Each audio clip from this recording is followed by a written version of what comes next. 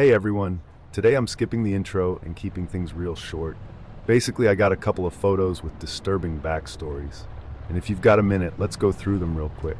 And also, I've reached 5,000 subscribers. So I want to thank all of you, especially those of you who are not like this guy. The first story we have is from 2010, and it's actually similar to many others we have already covered. A story where someone gets murdered by someone close. The same person, who under normal circumstances is someone you're supposed to trust and even rely on. And I don't know whether to be surprised by this at this point, but in this case, the boyfriend is the killer. The girl he killed was Rebecca Aylward, and here's how the story goes. Rebecca and Joshua met when they were 13, and their connection quickly deepened into a romantic relationship by the time they turned 14. To Rebecca's family and friends, Joshua appeared to be a typical teenager, polite, funny, and personable. However, his darker tendencies began to surface over time. He had a fascination with collecting knives and guns, a hobby that raised alarm bells for Rebecca's sister, especially after Rebecca mentioned that Joshua had playfully threatened her with a knife. Though Rebecca brushed it off as a joke, her sister sensed there was more to Joshua's behavior. After several months of dating, Joshua stayed with Rebecca's family for a weekend. But shortly after returning home, Joshua sent Rebecca a text abruptly ending their relationship. Rebecca, heartbroken and confused, pressed him for an explanation, but he refused to give one. Following the breakup, Joshua's behavior took a troubling turn. He began harassing Rebecca, spreading cruel rumors that she was pregnant. His friends later revealed that he often made disturbing comments about wanting to harm her, but they dismissed them as edgy teenage banter. One friend even jokingly promised to buy him breakfast if he followed through. Rebecca tried to move on, especially after seeing Joshua with another girl. Yet, when he reached out to her months later, expressing interest in rekindling their relationship, Rebecca still harbored feelings for him. Despite the pain he had caused her, she agreed to meet him on October 23, 2010, in a nearby wooded area. That morning, Rebecca got ready for what she believed was a chance to reconcile. She told her mother about the meeting, who was uneasy given Joshua's past behavior. Her mother called her while she was waiting for Joshua to arrive, staying on the line to ensure her safety. When Joshua showed up, Rebecca reassured her mother and hung up the phone. The two ventured deeper into the woods. As they walked, Joshua lagged behind, ensuring they were alone.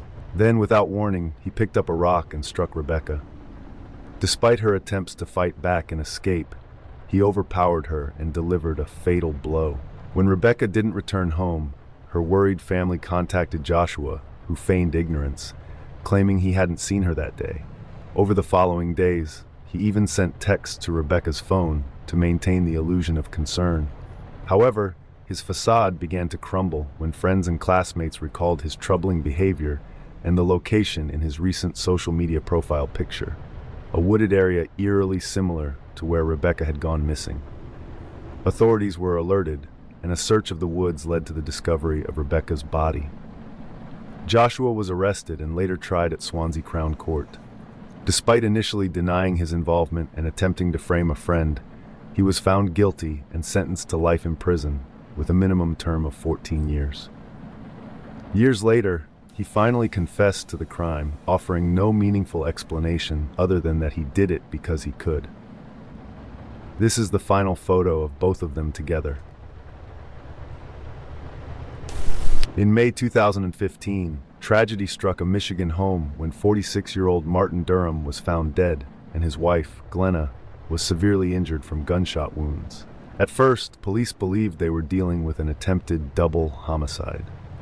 However, the truth emerged from an unexpected source, the couple's pet parrot. After the incident, Martin's parrot began repeating phrases that appeared to mimic his final words. The bird's chilling reenactment was caught on video and eventually became a key piece of evidence in the case. No! Shut up! Get your building now! Shut up!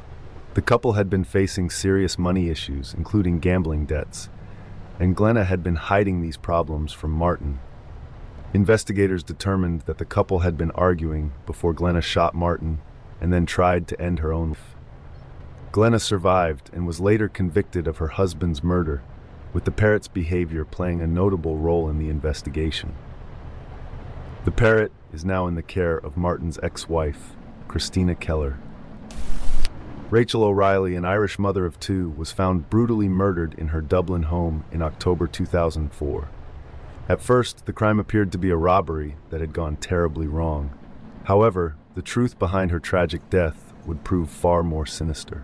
In the weeks following Rachel's murder, her husband, Joe O'Reilly, made a public appearance on Ireland's popular talk show, The Late Late Show. Accompanied by Rachel's grieving mother, Rose, Joe used this platform to appeal for information about Rachel's death. During the broadcast, Joe speculated that Rachel must have known her killer, saying, "My view, and again it's just my personal belief, is that she knew the person." Based on the situation you both found in the house, I mean, did you get the sense that she'd been taken unawares, that this was someone that perhaps she trusted, or... Yeah, I think so. Where the murder happened was in the bedroom, which is the very last room of the house. So it's the room where you're least likely to bring someone you don't know because you're cornered. My view as well would be, and again it's just my view, it's not a police theory, it's just my own personal belief, is that she knew the person, because why else would you kill her? If it's a violent robbery, why go to the extreme of murdering the person unless they can identify you? And that's why we've talked about this and practically nothing else for the last 3 weeks. We just feel it's someone she would have known or someone she could have identified. While Joe's public plea might have seemed heartfelt to some, others found his demeanor unsettling. Viewers noted that his behavior appeared unnatural and out of place for a grieving husband, raising suspicions about his sincerity. As the investigation progressed, police uncovered shocking evidence that implicated Joe in the crime. It was revealed that Joe had been having an affair with another woman and had murdered Rachel in order to pursue a new life with his mistress. His alibi quickly fell apart when investigators analyzed his cell phone records, which placed him at the scene of the crime around the time of Rachel's death. Faced with this damning evidence, Joe O'Reilly was arrested and charged with Rachel's murder. During his trial, the details of his betrayal and calculated actions horrified the public. Ultimately, Joe was convicted of the crime and sentenced to life in prison. In May 2012, a tragic house fire in Derby, England, claimed the lives of 6 children belonging to Mick Philpott. In the days following the incident, Mick and his wife, Mariad, appeared at a press conference, seemingly grief-stricken over the loss of their children. However, their behavior and body language raised suspicions among the public and investigators. As police delved deeper into the case, they uncovered a disturbing truth. Mick, Mariad, and their friend Paul Mosley had orchestrated the fire. The plan was to frame Mick's former mistress for starting the blaze, intending to gain custody of her children. This reckless and malicious scheme resulted in devastating consequences, leading to the deaths of Mick's own children. The 3 conspirators were arrested, charged, and eventually convicted of manslaughter for their roles in the tragedy. Who tried to help save our children, they couldn't. Excuse me a minute.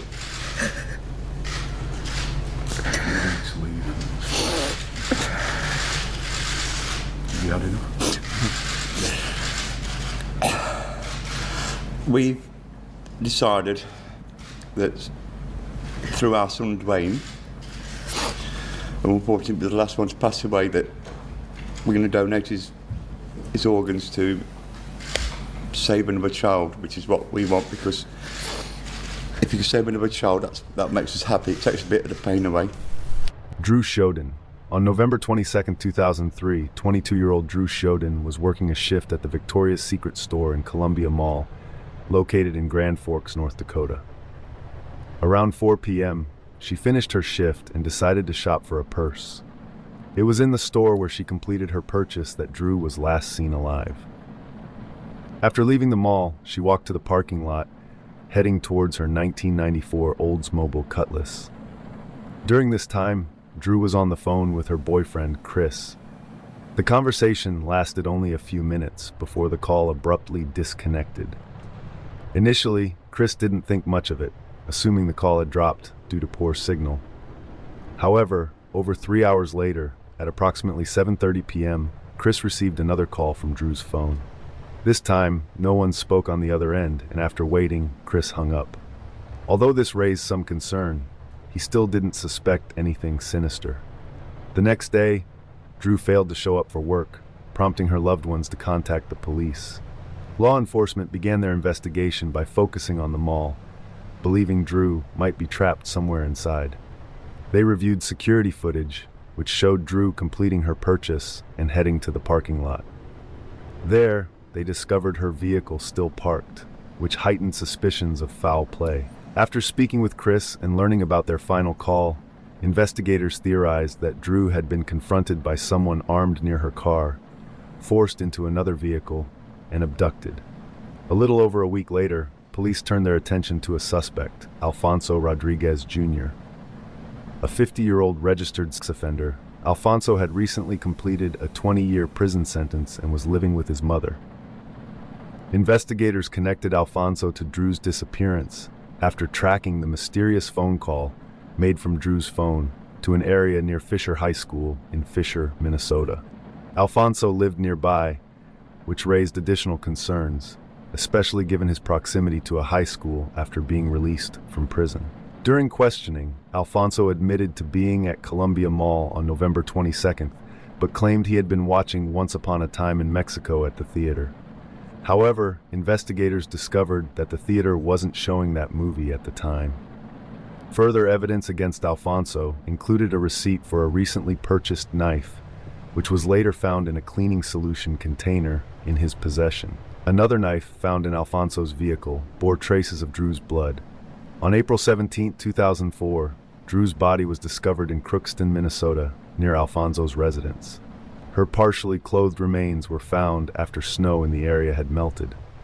Drew's hands were bound behind her back, and a shopping bag nearby suggested she may have been suffocated. Additionally, her body bore knife wounds, though medical examiners could not definitively determine her cause of death. They concluded she likely died from one of three possibilities: a neck wound, suffocation, or exposure to the elements. Alfonso's crime became a federal matter because he abducted Drew in North Dakota, but crossed state lines into Minnesota to commit the murder. While both states lack the death penalty, federal jurisdiction made it a potential outcome. On August 30, 2006, Alfonso was convicted of kidnapping and murdering Drew. He was sentenced to death on February 8, 2007. However, Alfonso's execution never took place. In 2011, his attorneys argued that he was mentally disabled, and in 2021, the judge who had sentenced him to death overturned the sentence. Finally, in March 2023, prosecutors dropped their pursuit of the death penalty. Alfonso was instead sentenced to life in prison without the possibility of parole on May 18th. In November 2011, the Quakers Hill nursing home in Sydney, Australia, was engulfed in a tragic fire that claimed the lives of 11 residents. As firefighters worked to extinguish the flames, the press arrived to cover the incident, conducting interviews with those involved. One interview was with Roger Dean, a nurse at the facility. Appearing shaken, Dean told reporters, "It's just overwhelming, but we got a lot of people out, so that's the main thing." What he failed to reveal, however, was that he was the one responsible for the fire. Earlier, Dean had stolen painkillers from the nursing home. To cover up his crime, he deliberately set the building ablaze. The truth came to light during the investigation, and Dean ultimately pleaded guilty to 11 counts of murder. He was sentenced to life in prison without the possibility of parole. In February 1999, a group of 3 decided to take a trip to Yosemite National Park. The group included 42-year-old Carol Sund, her 16-year-old daughter Julie, and Julie's friend, Silvina Palazzo, a 16-year-old exchange student from Argentina. Carol and Julie wanted to ensure Silvina experienced as much of the U.S. as possible during her short stay. After discussing several options, they settled on visiting Yosemite National Park as a highlight of their trip. Before heading to Yosemite, the trio visited several locations across California to take in the sights. After their sightseeing tour, they checked into Cedar Lodge, a motel just outside the park. Over the next 2 days, they explored Yosemite, captured beautiful moments in photos, and enjoyed each other's company. On the evening of February 15th, as it grew late, they returned to their motel to rest before their planned departure for the airport the next morning. Julie took one last photo of her mother and Silvina to commemorate the trip, unaware that tragedy was about to strike. 2 years earlier, a man named Cary Stainer had been hired as a handyman at Cedar Lodge. On the night of February 15th, he knocked on the door of Carol's motel room, claiming there was an issue with the bathroom that needed fixing. Unsuspecting of his intentions, Carol allowed him in. After entering, Cary produced a firearm, ordering the group to remain silent. He claimed he was only interested in their money and valuables, and promised to leave them unharmed once he got what he wanted. The three complied, and Cary used duct tape to immobilize them. However, his true intentions soon became clear. He killed Carol and Silvina, but kept Julie alive, intending to fulfill his dark desires. He placed Carol and Silvina's bodies in the trunk of their rental car and forced Julie into the front seat to ensure she wouldn't attempt to escape. The following day, Carol, Julie, and Silvina failed to check out of the motel as planned. Back home, Carol's husband, Jens, waited at the airport to pick them up, but they never arrived. He tried calling Carol, but all attempts failed. Fearing the worst, he contacted the authorities, reporting his wife, daughter, and their friend as missing. Initially, it was suspected they might have gotten lost in the Yosemite wilderness, prompting a search effort. Investigators interviewed people at the motel and hikers in the area, but no significant leads emerged. Hope began to wane until Carol's wallet was found near Modesto, nearly 100 miles west of the park. This discovery raised suspicions of foul play. On March 18th, searchers found the charred remains of Carol's rental car in Stanislaus National Forest, north of the motel. Inside the trunk were the burned bodies of Carol and Silvina. Julie remained missing, and authorities held out hope she was still alive. A handwritten note with a crudely drawn map was soon sent to police. Scrawled at the top were the chilling words, "We had fun with this one." The map led authorities to Julie's remains, discovered with the help of search dogs. She had been brutally assaulted and killed with a wound to her neck. Attention turned back to Cedar Lodge, and investigators questioned the staff thoroughly. Among them was Cary Stainer, who appeared cooperative and unassuming, deflecting suspicion. In reality, he had carefully planted misleading evidence, like leaving Carol's wallet in Modesto, to throw investigators off his trail. For months, the case went cold until July, when the decapitated remains of Joy Armstrong, a young naturalist, were discovered near her Yosemite cabin. Investigators learned Cary had ambushed her after wandering the woods, tying her up and eventually killing her when she tried to escape. Witnesses placed Cary's truck near Joy's cabin, leading authorities back to him. On July 24th, he was arrested at a nudist resort.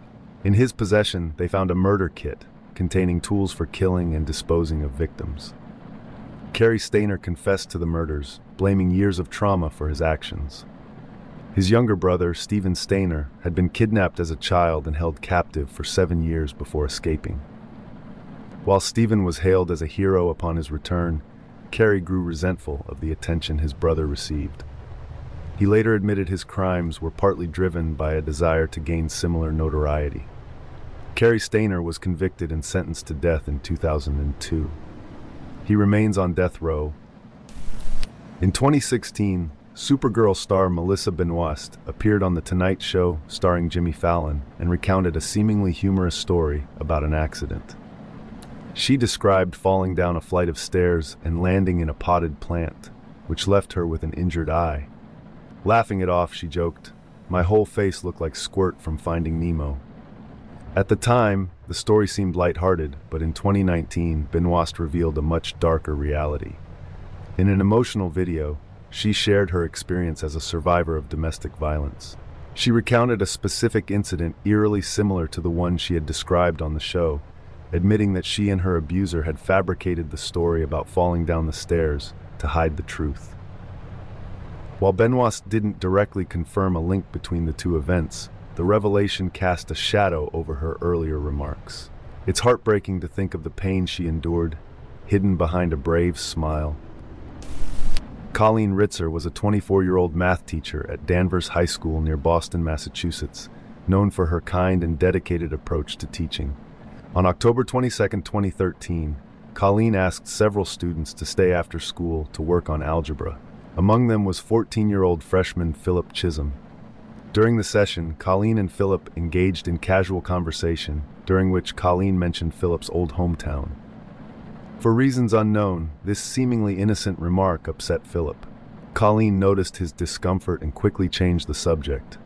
Later that evening, surveillance footage captured Colleen leaving her classroom to use the restroom. Moments later, Philip stepped out of the classroom, paused in the hallway, and hesitated. He returned to the classroom briefly, then re-emerged with his hood pulled up. Philip was seen putting on gloves before entering the women's bathroom where Colleen had gone. Inside, Philip brutally attacked Colleen, slashing her neck with a box cutter. After killing her, he further desecrated her body. Surveillance footage later showed Philip leaving the bathroom, carrying Colleen's black trousers. 11 minutes after entering, he was recorded dragging a large recycling bin into the bathroom. Moments later, he wheeled the bin back out, now containing Colleen's body. Philip then took the bin to a nearby wooded area, where he dumped Colleen's remains. He violated her body further with a tree branch, partially covered her with leaves, and returned to the school, behaving as if nothing had happened. Thanks to the school's surveillance footage, authorities quickly discovered Colleen's body and pieced together the sequence of events. Philip was apprehended shortly after. During the investigation, his defense team attempted to argue that he was hearing voices and not responsible for his actions. However, this claim failed to convince the court. Philip later confessed that he had been triggered by a word Colleen said during their conversation, though he never disclosed what the word was. Philip Chisholm was convicted of Colleen's murder and sentenced to a minimum of 40 years in prison. A celebration meant to be joyful turned tragic for Russian Instagram influencer Ekaterina Didenko during her 29th birthday party. Held at a pool complex, the event took a devastating turn when blocks of dry ice were added to the water, reportedly to cool it down. The dry ice created a striking visual effect, covering the pool's surface with thick white vapor, which was captured on video and shared on social media. Guests jumped into the steam-filled pool, unaware of the dangers. Dry ice is frozen carbon dioxide, and as it sublimates, it releases CO2 gas, which can cause severe breathing difficulties in confined spaces. Tragically, the toxic vapor led to multiple guests losing consciousness. 3 people, including Ekaterina's husband, Valentin, lost their lives in the incident. Trevor McSkillet Heitman, a popular YouTuber and video game enthusiast, rose to prominence through his content centered on the game Counter-Strike Global Offensive. Known for his expertise in trading in-game skins, Trevor amassed significant profits and a loyal following. By December 2017, his success enabled him to purchase a high-performance McLaren 650S sports car, which he proudly showcased in a video. Alright, what's going on, guys? McSkillet here with another video, but today I thought I would switch it up and just do a real-life video because I've been seeing plenty of new car videos on YouTube for the longest time, and people seem to like those videos. They seem to get a lot of views, so... In the video, Trevor marveled at the car's incredible speed, powered by its twin-turbo V8 engine. However, Trevor's career took a devastating turn when the developers of Counter-Strike banned him from the game, effectively cutting off his primary source of income. This ban stemmed from controversies surrounding the ethics and legality of skin trading and gambling, a highly scrutinized aspect of the gaming world. Struggling to cope with his financial and personal setbacks, Trevor made a tragic decision in August 2018. He drove his McLaren 650S in the wrong direction on a San Diego highway at extremely high speeds, ultimately crashing into an SUV. The collision was catastrophic, resulting in the deaths of Trevor as well as the SUV's occupants, a 43-year-old woman and her 12-year-old daughter. Many were left grappling with the stark contrast between his seemingly glamorous online persona and the deep struggles he faced in private. Akbar Salubiro. In March 2017, a shocking and tragic incident unfolded on the Indonesian island of Sulawesi. A 25-year-old man named Akbar Salubiro, who lived in a small village, made his living harvesting palm fruit from tall trees using a long pole with a hook at the end. Known for his hard work and dedication, Akbar often spent long hours in the forest. On March 25th, Akbar decided to stay out later than usual. Many of his family members were away, and he had no pressing reason to return home early. As night fell, he continued working alone, which was a departure from his typical routine of harvesting alongside other villagers.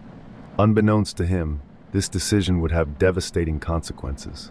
Indonesia is home to a diverse range of wildlife, including massive reticulated pythons that can grow up to 20 feet or more. These apex predators are known for their stealth, strength, and ability to ambush prey with precision. That evening, under the cover of the dense forest, one such python silently stalked Akbar. The enormous snake struck with terrifying speed and accuracy, sinking its sharp teeth into Akbar and wrapping its powerful coils around him. Pythons use their muscular bodies to constrict prey, cutting off blood flow and oxygen until their victim succumbs. Alone and with no one nearby to help, Akbar stood no chance. Once he was lifeless, the python began the process of swallowing him whole. Back at home, Akbar's absence initially went unnoticed. His family assumed he was working late and went to bed, unaware of the horror that had unfolded. By morning, when Akbar was still missing, his family grew concerned. When his co-workers arrived at the forest to resume their work, they too noticed his absence and began asking around. As no one had seen him, a search effort was organized. The search party concentrated on the forest where Akbar had last been seen. Hours later, they found unsettling signs of his presence. One of his boots and his fruit harvesting pole were lying abandoned. Nearby, a distinctive, large trail through the underbrush raised alarm among the villagers. Those familiar with the local wildlife immediately recognized it as the path of a massive python. Following the trail, the searchers soon came upon a giant, misshapen python weighing nearly 300 pounds. The snake's bloated midsection left no doubt about what, or who, it had consumed. Acting quickly, the group captured and killed the python to confirm their worst fears.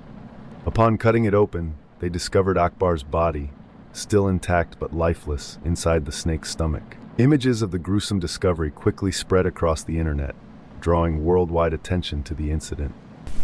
If you spend time on social media, you've probably seen a clip of former Ugandan dictator Idi Amin laughing on a boat.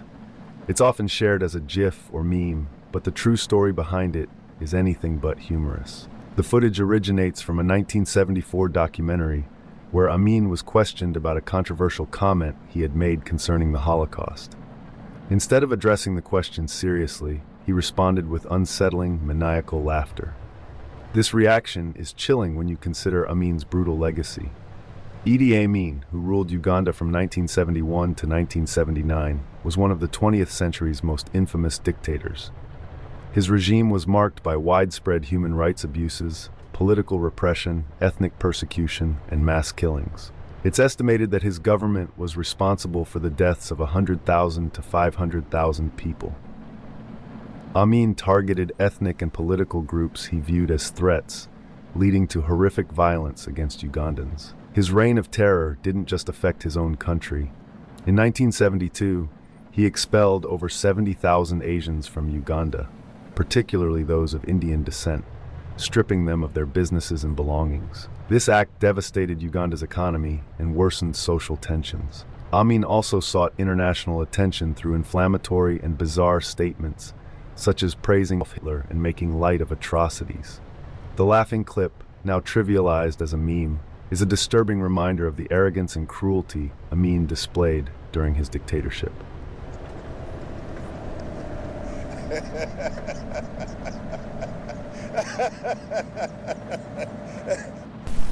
In 1986, NBC7 San Diego aired a segment aimed at educating viewers on what to do if stranded on a highway. The message emphasized the importance of staying inside one's vehicle rather than walking for assistance, as it was considered safer.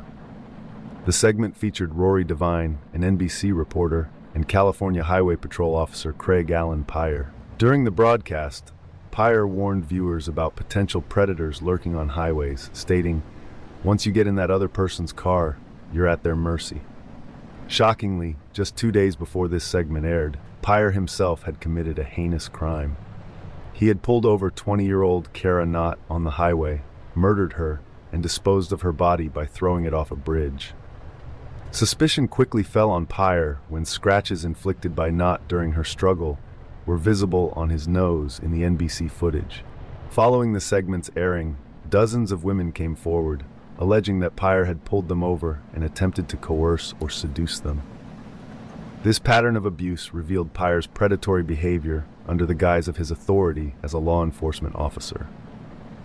Craig Pyre was ultimately found guilty of Kara Knott's murder. His conviction and life sentence highlighted the dangers of abuse of power by those in positions of authority. Being a female, you could be robbed if you're a male, all the way to where you could be killed. Once you get in that other person's car, you're at their mercy. Jeffrey Dahmer, one of the most infamous serial killers in American history, is known for the brutal murders of 17 people between 1978 and 1991. In a chilling home video from the early 1990s, Dahmer is seen interacting casually with his father while flipping through a magazine. During their conversation, they discuss mundane topics such as Dahmer's weight and his eating habits. Dahmer mentions that he had been relying heavily on McDonald's for meals and adds that he needs to start eating at home more often. He comments, "I've been surviving mostly on McDonald's. It's just so much easier to pop into the restaurant, but it gets too expensive." However, his seemingly innocuous remark about eating at home takes on a deeply sinister undertone when considering his later acts of cannibalism, in which he consumed parts of his victims. Well, you're looking good. Grandma was saying that she thought that you got quite a bit thinner, but you look fit. I don't know. Well, I've been surviving mostly on McDonald's food. It's just so much easier just to pop into the restaurant. But yeah, like I said before, it gets too expensive, and it does. I have to start eating at home more. Carmen Miranda, famously known as the Brazilian bombshell, rose to international stardom in the 1930s as a samba dancer, singer, and actor. With her vibrant costumes and lively performances, she became a beloved icon of Latin American culture. On August 4th, 1955, Carmen appeared on The Jimmy Durante Show, an NBC variety program, to film a performance with the host. For the staff and cast, it seemed like an ordinary workday. However, Carmen's health was failing. During one of her strenuous dance routines, she dropped to a knee, clutching her chest, and told Durante that she was out of breath. Despite this moment of apparent distress, Carmen laughed it off and carried on with the performance, maintaining her professional demeanor until the show's conclusion. Unbeknownst to everyone present, Carmen Miranda was in critical condition. She had been a heavy smoker, drinker, and regular user of amphetamines, which had taken a severe toll on her health. Tragically, Carmen suffered a fatal heart attack between 3 and 10 a.m. the following morning. She was just 46 years old. The episode of The Jimmy Durante Show featuring Carmen's final performance did not air until over 2 months after it was filmed. Sean Vincent Gillis is a chilling example of a serial killer who operated under the radar for years, preying on vulnerable individuals in Baton Rouge, Louisiana. Though his father's absence could have been a reprieve from potential negative influence, Sean's own trajectory was grim. Gillis's criminal history began in his teenage years, with arrests for DUI, drug possession, and other offenses. By his 30s, his violent fantasies escalated to brutal realities. Gillis later admitted to harboring dark thoughts for years, an obsession that ultimately manifested in his killing spree. Gillis's first known murder occurred in 1994. His victim, 81-year-old Ann Bryan, lived in a retirement home. Gillis entered her residence, intending to assault her, but panicked when she resisted and screamed. In a frenzy, he stabbed her over 50 times, leaving a gruesome crime scene. Despite the brutality, investigators initially didn't connect Gillis to the crime. For 5 years, he stayed dormant, though his morbid interests grew more explicit. His girlfriend, Terry Lemoyne, noticed his fixation with violent media but dismissed it as harmless fantasy.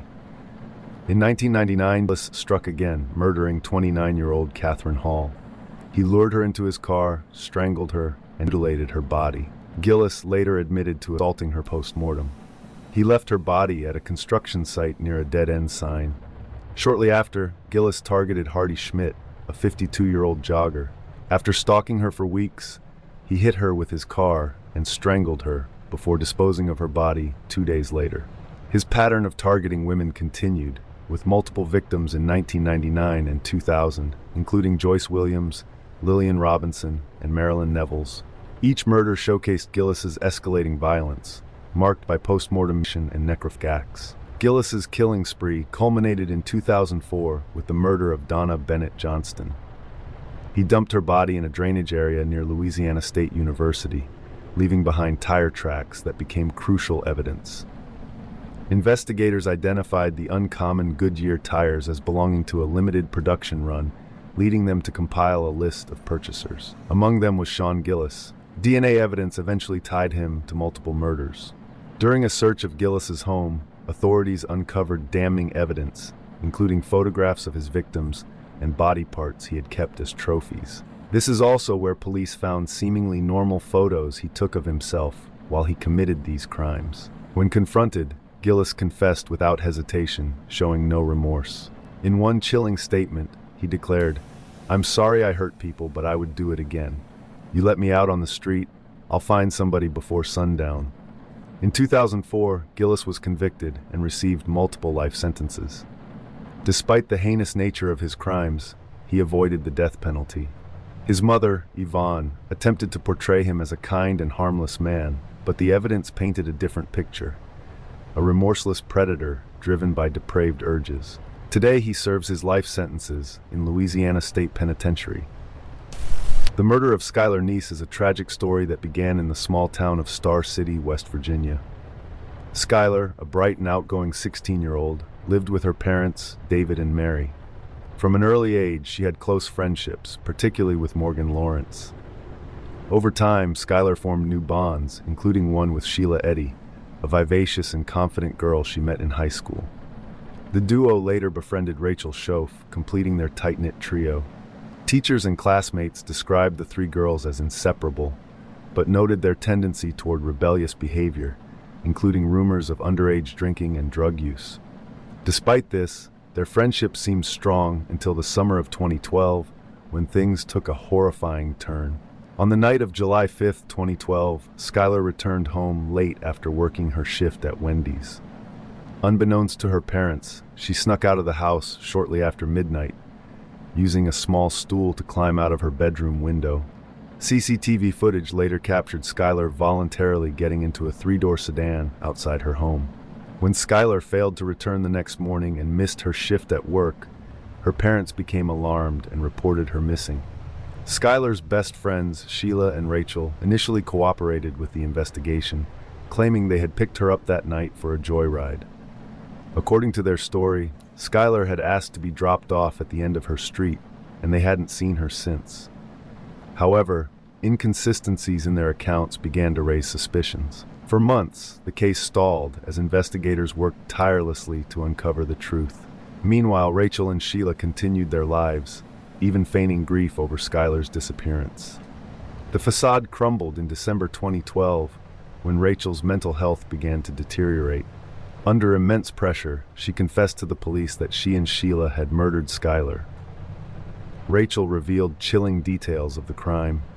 On the night of July 5th, the two girls lured Skylar into Sheila's car, driving her to a secluded wooded area in Greene County, Pennsylvania. Pretending it was just another late-night hangout, they waited until Skylar's back was turned before attacking her with knives they had hidden in their hoodies. Skylar fought valiantly, even managing to injure Rachel, but she was ultimately overpowered. After the murder, the girls attempted to bury Skylar's body but abandoned the effort and covered her with branches and debris instead. For months, they kept up appearances, with Sheila even posting tributes to Skylar on social media. The motive behind the murder remains unclear, though Rachel claimed they killed Skylar simply because they didn't like her anymore. There is speculation that Skylar may have known secrets about Rachel and Sheila's relationship, potentially including a romantic involvement, which the girls feared she might reveal. In January 2013, Skylar's remains were discovered, confirming Rachel's confession. Sheila was sentenced to life in prison, while Rachel, who cooperated with authorities, received a reduced sentence of 30 years. Two girls in Texas made headlines for all the wrong reasons when they stumbled upon the body of 25-year-old Marcus Adams. While their reaction to finding a deceased person could have been attributed to shock or grief, their subsequent actions were deeply unsettling and outright disrespectful. Rather than contacting authorities or showing any sign of concern, the girls chose to laugh and post videos of Marcus's body on Snapchat. One of them even admired the necklace Marcus was wearing and decided to steal it directly from his lifeless body. The entire ordeal, including the theft, was documented on their Snapchat accounts. Afterward, the girls returned home and continued their appalling behavior by making a TikTok video, seemingly using Marcus's tragic death as an opportunity for internet clout. Thankfully, their actions did not go unnoticed. Outraged followers who saw the Snapchat posts reported the girls to the police. As a result, both were arrested and charged with theft of a human corpse. The incident devastated Marcus's family, who had already lost someone they loved dearly. Seeing his body treated with such disrespect only added to their grief. In a statement, they described the girls' behavior as heartless and cruel, but vowed to continue honoring Marcus's memory despite the tragedy.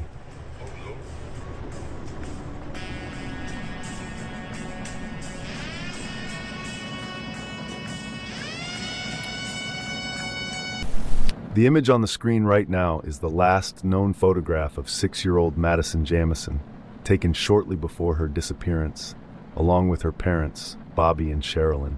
The Jamison family vanished in October 2009 after scheduling a visit to inspect a 40-acre plot of land near Red Oak, Oklahoma. Their disappearance remains one of the most puzzling and haunting cases in modern history. On the day they vanished, the family planned to view the rural property as part of their goal to relocate to a quieter, more remote area. Strangely, Bobby and Sherilyn requested the real estate agent not accompany them, though the reason behind this remains unclear. Despite their scheduled appointment, the family was not reported missing until approximately a week later. Friends and family noted that Bobby and Sherilyn were deeply religious and believed their home might be under threat from malevolent spirits. The couple faced personal struggles as well. Bobby suffered from chronic back pain following a car accident in 2013, and Sherilyn battled depression and bipolar disorder, often avoiding her prescribed medications.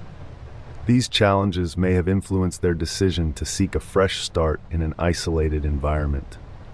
The Jamisons envisioned living in converted metal shipping containers on the property, adding an unusual aspect to their plans. On October 17, 2009, nearly a week after their disappearance, hunters discovered the family's abandoned truck in a remote area. Inside, authorities found puzzling clues: Sherilyn and Bobby's cell phones, a GPS device, maps, $32,000 in cash, and the family's malnourished dog, Maisie. The presence of such a large amount of cash raised suspicions, but the contents of the vehicle provided no clear answers. Nearby, investigators followed small footprints believed to belong to Madison. These tracks led to a hilltop, where it is believed the final photo of her was taken, discovered later on a recovered cell phone. This image has sparked debate. Some interpret Madison's expression as distressed or fearful, while others see it as neutral. Speculation arose that the person behind the camera might not have been her parents, though this remains uncertain. Authorities believe the family spent no more than 15 minutes in the woods before returning to their vehicle, but what happened after remains a mystery. Despite an extensive search involving over 100 volunteers, tracking dogs, and law enforcement, no trace of the Jamisons was initially found. An 11-page letter written by Sherilyn was discovered in the truck, in which she expressed frustration with her husband, describing him as reclusive and detailing her intent to seek a divorce. While this document hinted at marital discord, family and friends insisted Sherilyn deeply loved her husband and child. Years later, on November 16, 2013, the skeletal remains of Bobby, Sherilyn, and Madison were discovered 3 miles from their abandoned truck. Severe decomposition left medical examiners unable to determine a definitive cause of death, though a small hole in the back of Bobby's skull suggested a potential gunshot wound. Various theories emerged. Some speculated Sherilyn, struggling with her mental health and carrying a handgun, may have been involved, but her friends vehemently denied this. pointing out her devotion to her family. Others suggested foul play, perhaps linked to the $32,000 found in the truck, hinting at possible involvement with illicit activities.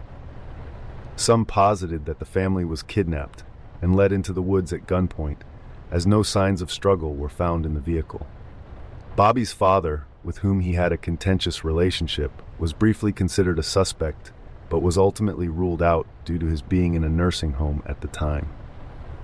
Despite years of investigation and speculation, the true fate of the Jamison family remains unknown.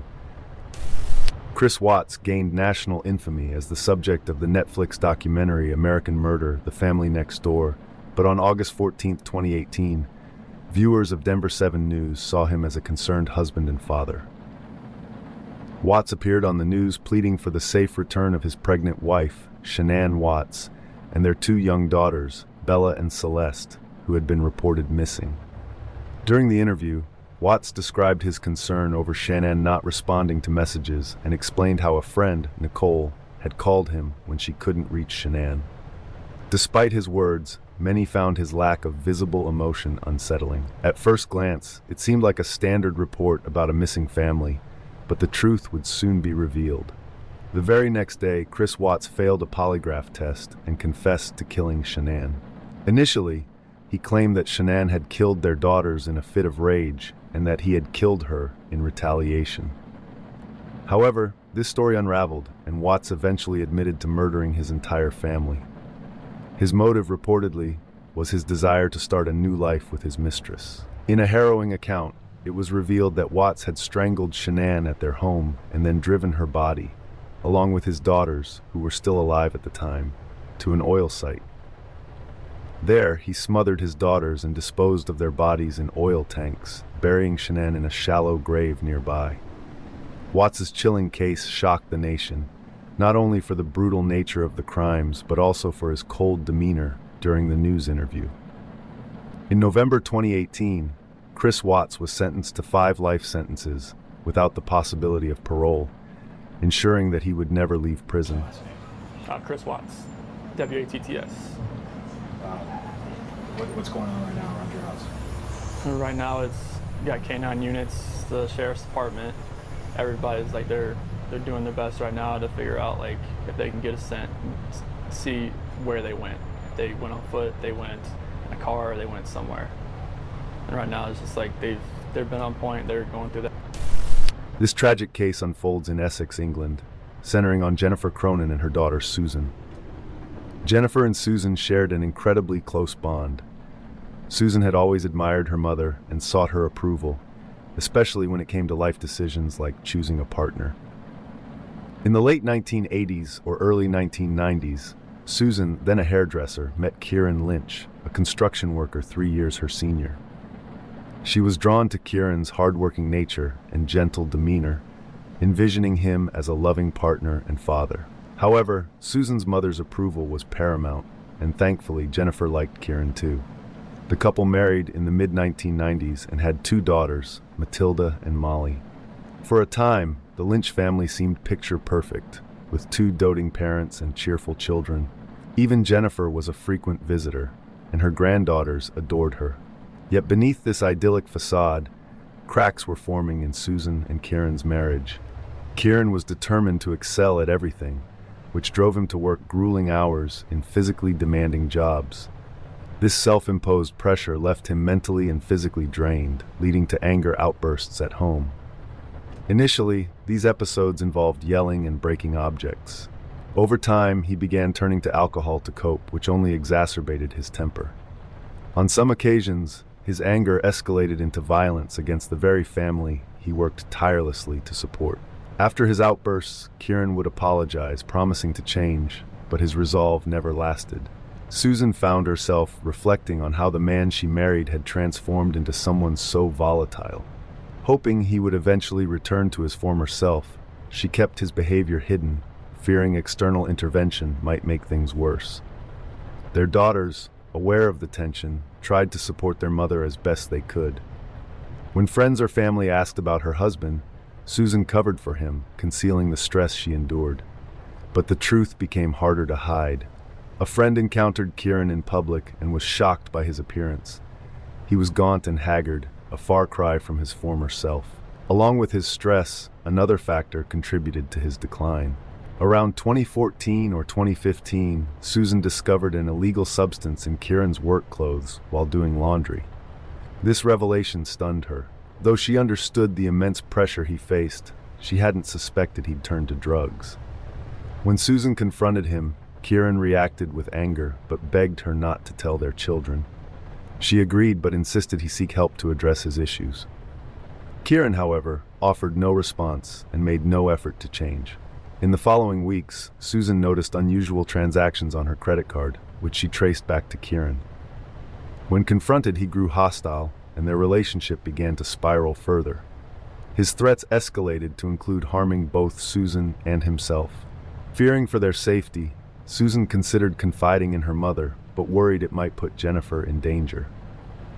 Eventually, she decided to leave Kieran after more than 2 decades of marriage. Despite their turbulent history, Susan still cared for him, and though Kieran resisted at first, he reluctantly agreed it was for the best. Susan and her daughters flourished after separating. Free from the constant fear of Kieran's temper, they began to rebuild their lives. Susan even found a new partner, Mike, whom her daughters grew fond of. Although they hadn't finalized their divorce, Susan contacted Kieran to discuss making it official. She shared her happiness with Mike and their children's acceptance of him. Kieran seemed supportive and agreed to sign the papers. However, this apparent peace was short-lived. On January 11, 2018, Kieran sent Susan a series of violent, angry messages, demanding $60,000 in exchange for his signature on the divorce papers. That same day, Kieran showed up at Susan's home, smashing items on her patio with a hammer. Terrified, Susan hid and called the police. While Kieran fled before their arrival, he later returned, leading to his arrest after a confrontation with the officers. Charged with weapon possession, property damage, and threatening behavior, he was granted bail under strict conditions to stay away from Susan and her family. Yet Kieran ignored these restrictions, repeatedly harassing Susan, her daughters, and even Jennifer through calls, messages, and visits. Despite Susan's repeated reports to authorities, little action was taken. The harassment escalated to the point where Kieran began tampering with Susan's home, cutting power, and leaving a mess in the yard. He also targeted Jennifer's house, knocking on her windows late at night. Susan's pleas for help were met with dismissive responses, with police downplaying the danger. On March 13, 2018, the situation reached its tragic climax. Susan had stopped by Jennifer's house to pick up Molly. As Jennifer tended her garden, Kieran appeared suddenly, dousing her in petrol while hurling insults. Susan, watching from a window, called the police and tried to flee with Molly. But unable to leave her mother, she returned, only to witness Kieran setting both Jennifer and himself on fire. Emergency services arrived to find both victims critically injured. Kieran and Jennifer were rushed to the hospital but succumbed to their injuries, Jennifer after 2 weeks of fighting for her life. Susan described her mother's final moments as peaceful, despite the horrific circumstances.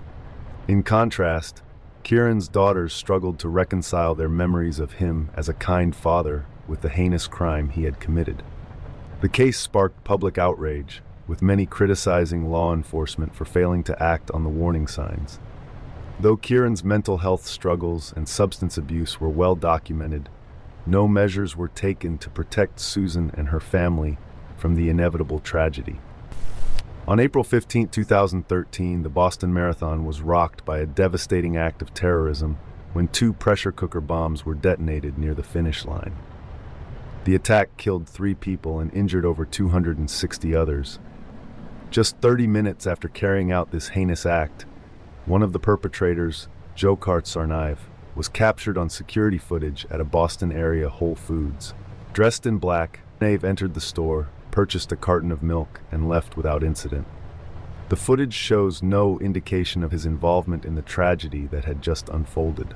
Remarkably, the milk was reportedly intended for his 2-year-old niece, adding a chilling layer of normalcy to his actions in the immediate aftermath of mass violence. Dzhokhar and his older brother, Tamerlan Tsarnaev, were identified as the masterminds behind the attack.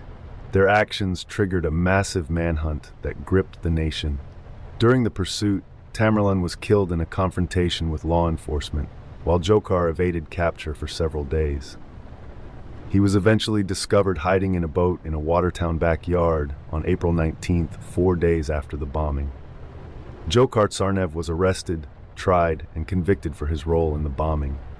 He received a death sentence, though legal appeals have kept the case ongoing. He is currently incarcerated at ADX Florence, a supermax prison in Colorado, where he remains under tight security. Roller coaster malfunction. On March 24, 2022, 14-year-old Tyree Sampson visited Icon Park in Orlando, Florida, with his two best friends. The trio was excited to ride the Freefall Drop Tower, a 430-foot-tall amusement ride advertised as one of the tallest freefall experiences in the world. But Tyree's experience would tragically end in disaster. As the group prepared for the ride, a photo was taken showing the boys seated and ready. In the image, Tyree's harness is visibly loose compared to those of his friends. This was the first clear indication that something was wrong. The ride's harnesses were equipped with sensors designed to alert operators of potential safety issues. However, while the sensors reportedly flagged Tyree's harness as unsafe, the ride still operated. Whether due to negligence, oversight, or miscommunication, the warning was ignored. As the ride began its ascent, Tyree quickly realized something was amiss. At over 400 feet in the air, he became visibly panicked. Sweating and terrified, he must have understood that there was no way to fix his harness at that height. In the moments before the drop, Tyree turned to his friends with heartbreaking words, "Tell my mom and dad I love them." When the ride plummeted toward the ground, Tyree slipped from his loose harness and fell to his death. Riley Goodrich and Anthony Barajas. Riley Goodrich, an 18-year-old recent high school graduate from California, had a bright future ahead of her. On July 26, 2021, she decided to spend an evening out with Anthony Barajas, a 19-year-old TikTok star with over 1 million followers. The pair seemed to be enjoying themselves, going on a date to see a movie at the Regal Edwards Theater in Corona, California. But their fun night would take a horrifying turn when they unknowingly crossed paths with 23-year-old Joseph Jimenez. Jimenez, who later claimed to hear voices commanding him to commit violent acts, entered the same movie theater. These supposed voices grew louder, tormenting him and driving him to commit an unthinkable crime. During the screening, Jimenez produced a firearm and fatally shot both Riley and Anthony. Riley died instantly, while Anthony was rushed to the hospital in critical condition. Despite the efforts of medical professionals, Anthony succumbed to his injuries a few days later. Jimenez was arrested and charged with the murders of Riley and Anthony. His defense attorney argued that he was mentally ill at the time of the killings, claiming he was suffering from auditory hallucinations. However, the court determined that Jimenez was fully aware of his actions and their consequences. The judge ruled that he had ample opportunity to stop, but chose to proceed with the murders. As a result, Jimenez was sentenced to life in prison without the possibility of parole, ensuring that he would remain behind bars for the rest of his life. This is the final TikTok on Riley Goodrich's account, uploaded just hours before the tragedy.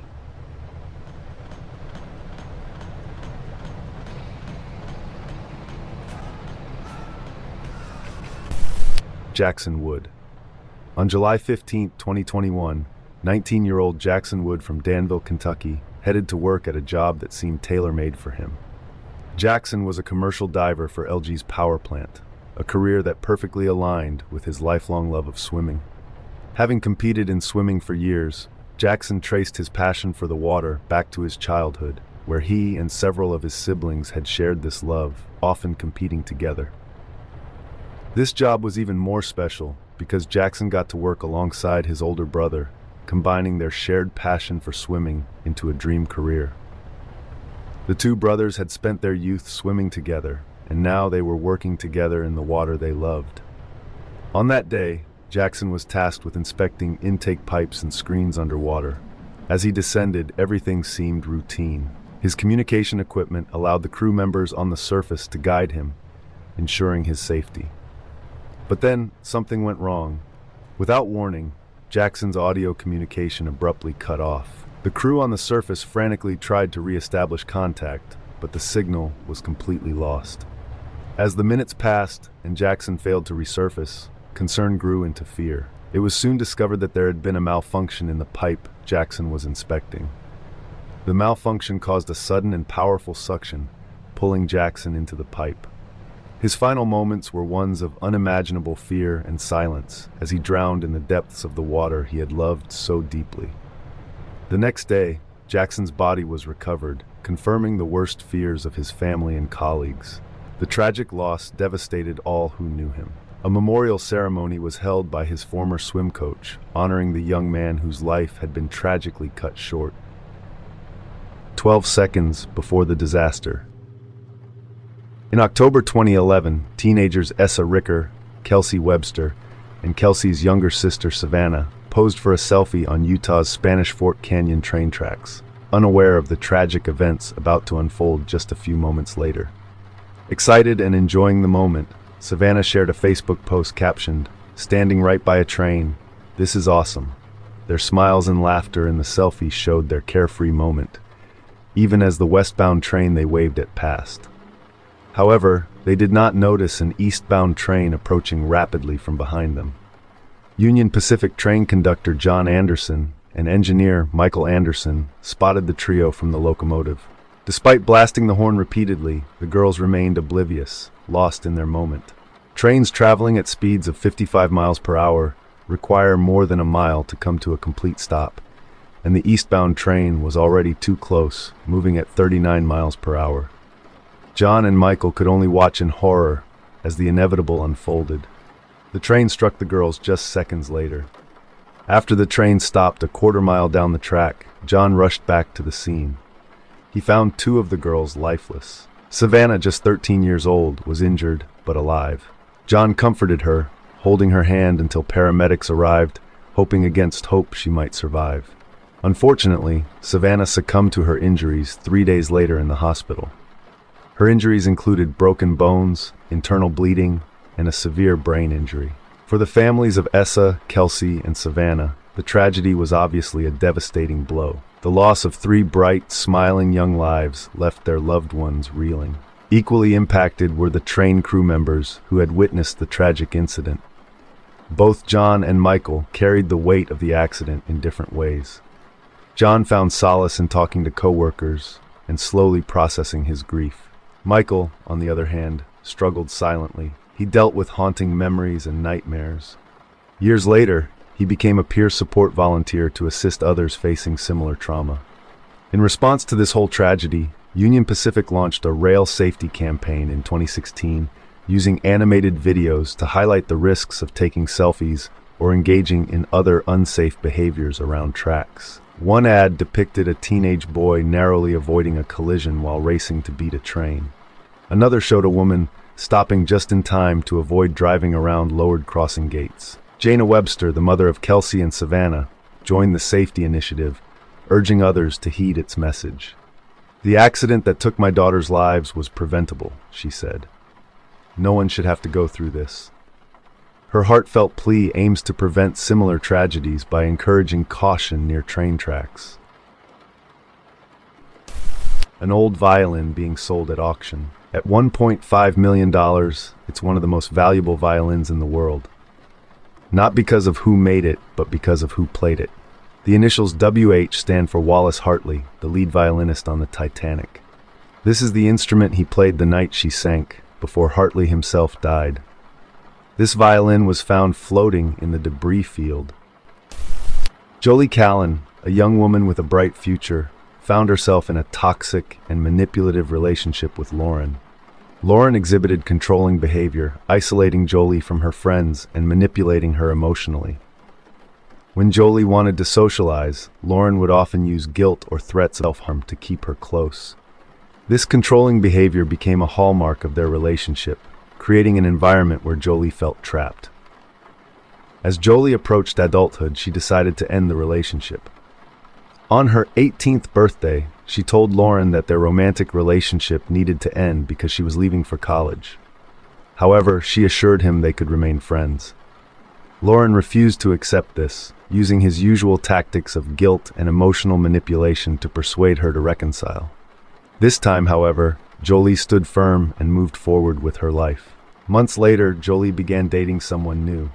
Despite her efforts to distance herself, Lawson continued to insert himself into her life, attempting to regain control.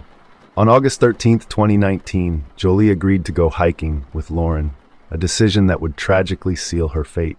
Lawson meticulously documented the hike on social media, posting several photos of Jolie, including one haunting image of her standing on the edge of a cliff, taking in the scenic view.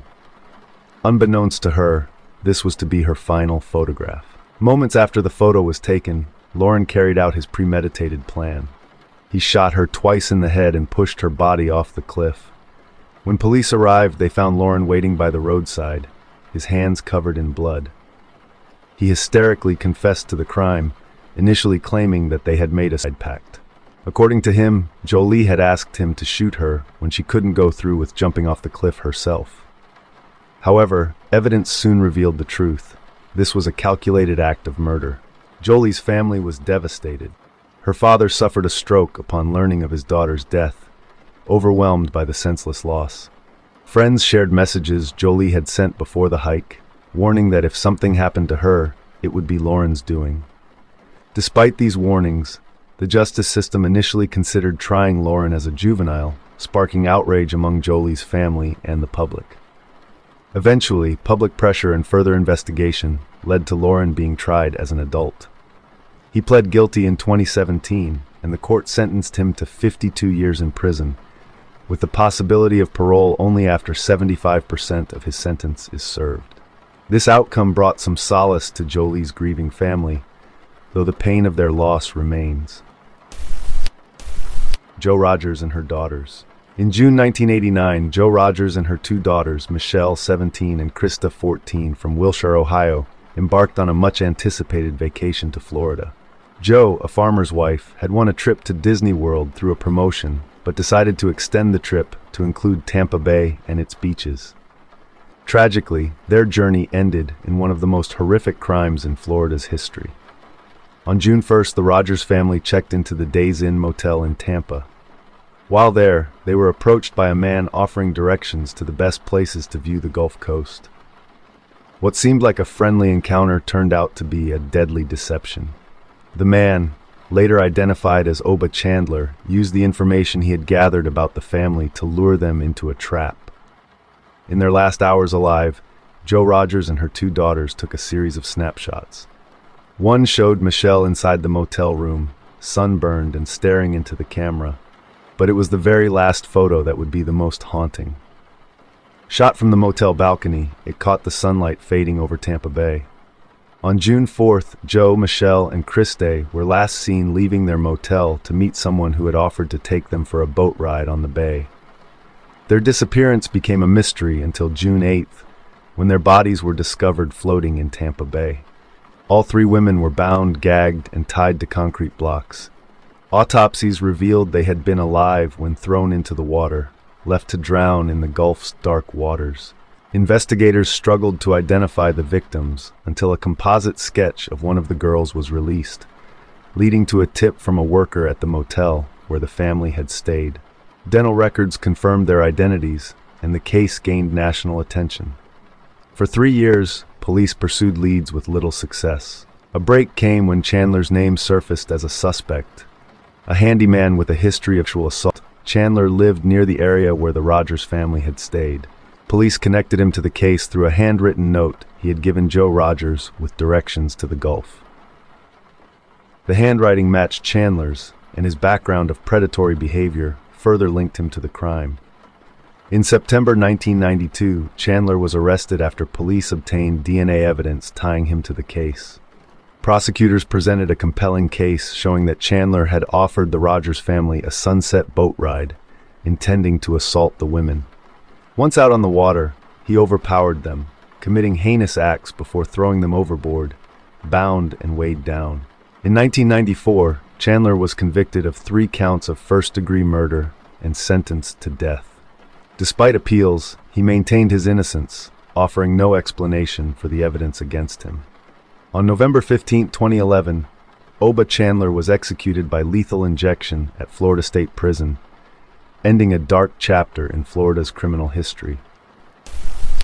This may just look like a soldier playing the piano, but he was actually captured on his way to Berlin, and he was forced to play the piano and was told he would be killed as soon as he stopped. He played for 22 hours straight before collapsing in tears, being congratulated, and then was shot. A photographer was asked to capture an image of a storm, so he headed to nearby Plum Island and walked out onto the beach. There, he noticed a lone figure standing by the ocean, gazing out at the stormy waters. She was drinking a beer, which isn't visible in the photo, and smoking a cigarette. Just moments after he snapped the picture, a wave struck the embankment beneath her, eroding the sand and causing her to slip and slide into the water. The photographer was at least 50 feet away, using a telephoto lens. From where he stood, he could see she was in the water, possibly stunned or intoxicated. It was hard to tell. For a brief moment, he contemplated whether he should step in to help. He already had the photograph he needed, so he looked around. About 100 feet away, he spotted a lifeguard and decided to keep photographing the unfolding situation. Someone accompanying the lifeguard reacted quickly, rushing to assist her. He approached, ready to grab her hand and pull her to safety. But at the very last moment, he hesitated. Something stopped him just as he was about to act. This is the last picture of Istvan Rainer. They put the uniform on him, took his photo, and they knew what his fate would be. Apparently, he was put to death in gas chamber 2 weeks later. This photo is from the 1988 Gladbeck hostage crisis in Germany. The guy on the left is a robber. The girl on the right is a hostage who was killed while the police was taking action to stop the crisis. On the morning of August 16, 1988, two armed robbers, Hans-Jürgen Rosner and Dieter Degowski, stormed a Deutsche Bank branch in Gladbeck, West Germany. They held bank employees hostage and demanded a getaway car and 300,000 German marks in ransom. The police complied, providing the robbers with a white Audi and the cash. Taking two hostages, they sped away, beginning a 54-hour ordeal that would shock the nation. During the journey, Rosner's girlfriend, Marion Loblich, joined them in the car. The next day, August 17th, the robbers escalated the situation by hijacking a bus with 32 passengers in Bremen. Media frenzy ensued as reporters recklessly pursued the crisis, even conducting live interviews with the robbers inside the bus. Rosner openly declared on camera that he didn't care about the outcome, stating he was prepared to die.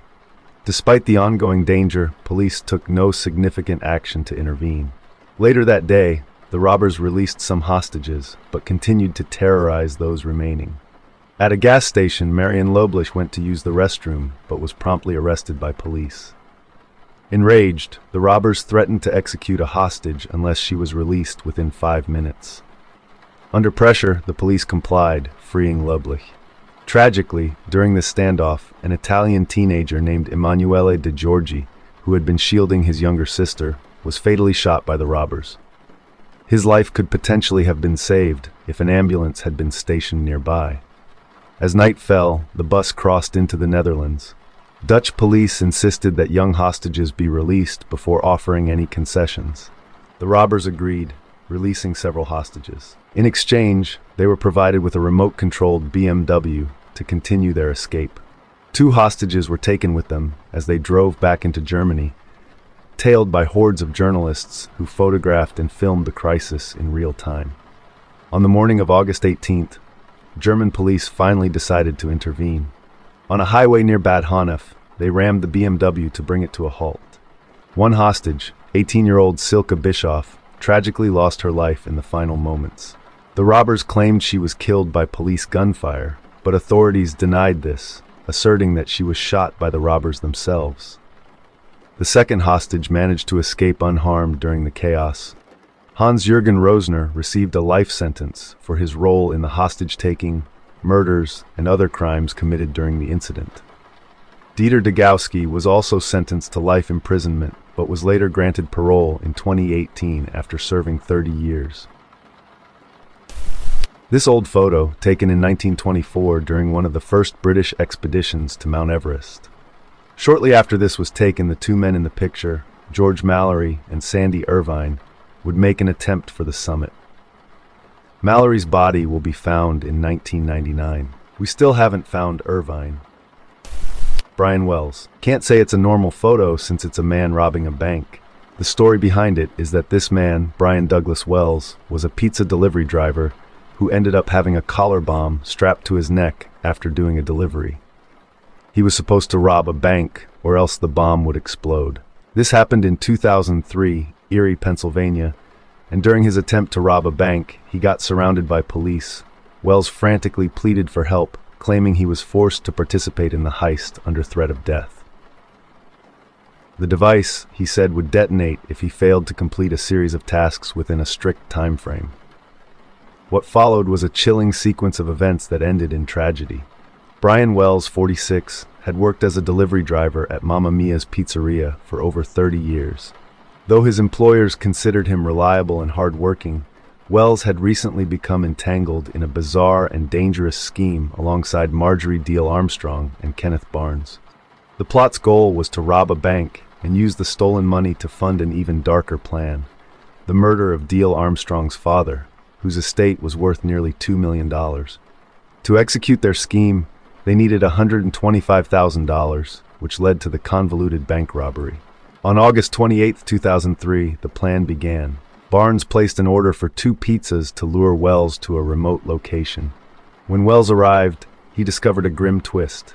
Instead of simply being part of the robbery, he would carry it out alone with a bomb collar locked around his neck. Wells resisted, but a shot fired into the air coerced him into compliance. The group strapped the device to his neck, handed him a shotgun disguised as a walking cane, and gave him a list of 4 tasks to complete, starting with robbing a bank. At around 2:30 p.m., Wells entered a PNC bank, visibly nervous, and handed a note to a teller demanding $250,000. The teller, unable to access that amount, gave him about $8,700 instead. Wells exited the bank, but police quickly apprehended him in a nearby parking lot. Panicked, he tried to explain his situation, showing the bomb around his neck and the list of tasks he had been given. Law enforcement, unsure of how to handle the situation, kept their distance and eventually called the bomb squad, but only after a 30-minute delay. By the time help arrived, it was too late. As Wells sat surrounded by police and news cameras, the device detonated, killing him instantly in full view of the media. The shocking scene horrified the nation and raised immediate questions about the crime's origins. Subsequent investigations revealed the full extent of the plot. In 2008, Barnes was sentenced to 45 years in prison, and in 2010, Deal Armstrong received a life sentence plus 30 years. Just a normal day with a family taking advantage of wildflower season and getting a wholesome photo. Just below the wife, a rattlesnake is in mid-strike towards her forearm. The wife was bitten and survived, but the dog did not. Yarnell Hill Fire. On June 30th, 2013, one of the most devastating wildfire tragedies in U.S. history unfolded in Yarnell, Arizona. The Yarnell Hill Fire, initially sparked by lightning on June 28th, seemed manageable at first. However, weather changes caused the fire to grow uncontrollably, fueled by dry brush and fierce winds. By June 30th, the blaze had spread rapidly, threatening the small community of Yarnell and putting firefighters on high alert. Among those battling the fire was the Granite Mountain Hotshots, an elite 20-man crew renowned for their bravery and skill. Based out of Prescott, Arizona, they specialized in creating fire breaks, cleared areas designed to halt advancing flames. On that fateful day, the Hotshots were positioned on a ridge, seemingly safe from the fire below. However, shifting winds created a deadly scenario, trapping the crew as the fire exploded toward them. Despite their training and experience, they found themselves overwhelmed by the blaze's speed and intensity. This is the last picture taken of the Granite Mountain Hotshots. In a desperate bid for survival, the crew deployed their emergency fire shelters, lightweight aluminum tents designed as last-ditch protection against flames and heat. Tragically, these shelters proved ineffective against the Inferno's 2,000-degree temperatures. 19 members of the Granite Mountain Hotshots perished, marking the deadliest wildfire incident for firefighters since 9/11. Only one crew member, Brendan McDonough, survived. Assigned as a lookout that day, McDonough escaped after warning his team of the fire's rapid advance.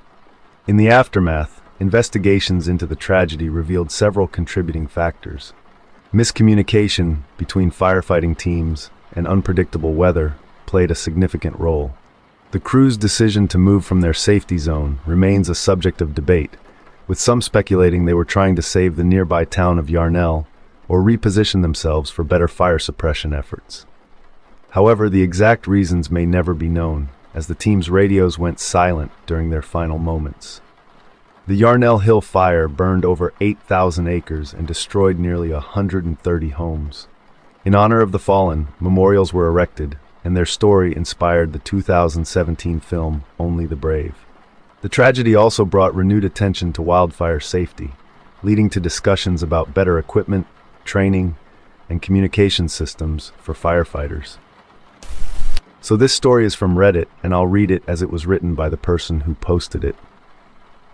This is the last image of a woman called Corey Van Vegel, who went missing on her descent of the Mardi Himal trek in Nepal in 2018. I was lucky enough to meet her in a hot spring a couple days before. She'd come to Nepal on her own to do some trekking and a yoga retreat. She only had 4 FETS days of trekking left, which included a hike up from the hot springs to Mardi Himal base camp, and then back down to the city Pokhara. I only knew she'd gone missing because I saw her missing person poster in the mountain village I was staying in a few weeks later. She was a lovely person, full of life and adventure, sociable and kind, and it's weird to think I was one of the last people she'd ever met. One of the last photos taken of Marilyn Monroe on her last photo shoot before she died of her suicide or murder. Some people have different opinions on what actually happened. All I see is the pain in her face in this photo shoot, even though there were other photos taken of her on the same day where she was smiling.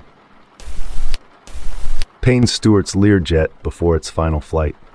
In 1999, professional golfer Payne Stewart, 3 other passengers, and 2 crew members took off from Orlando, Florida to Dallas, Texas, en route to the PGA Tour Championship practice rounds. Shortly after the start of the flight, rapidly lost cabin pressure, causing everyone aboard to succumb to hypoxia, lack of oxygen.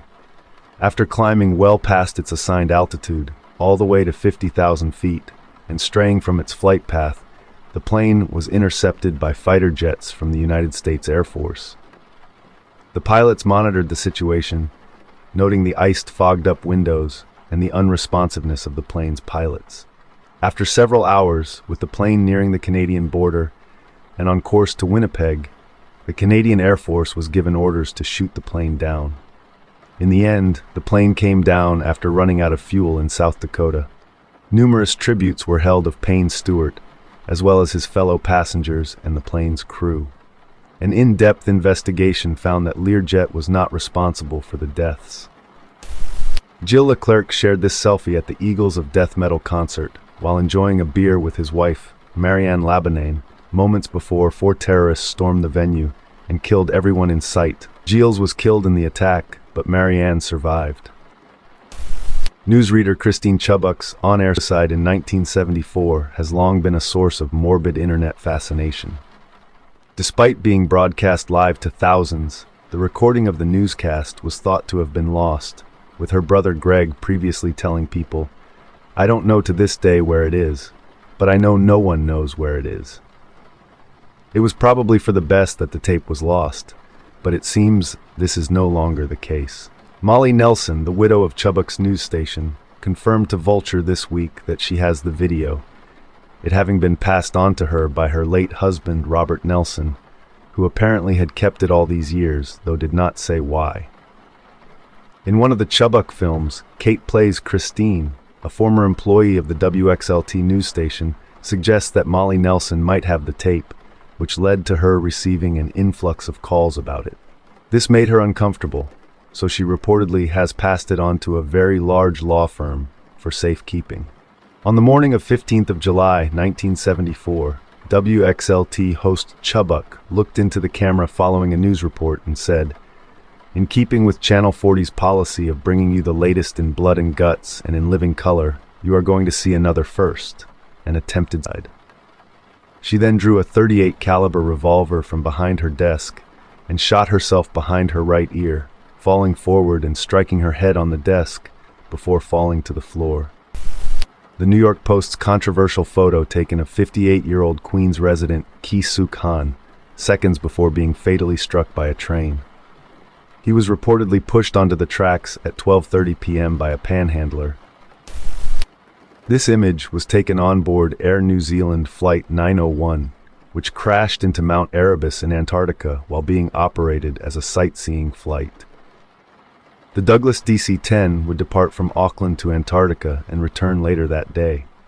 On board, the happy passengers could enjoy a spread of food and cocktails while happily snapping pictures and taking films of the view outside. This is a still from an 8mm home movie shot moments before the fatal impact. It was recovered from the wreckage. The last known picture of Christopher McCandless, whilst traveling around America, he traveled into the wilds of Alaska and was later found dead in an abandoned bus he had made into a home.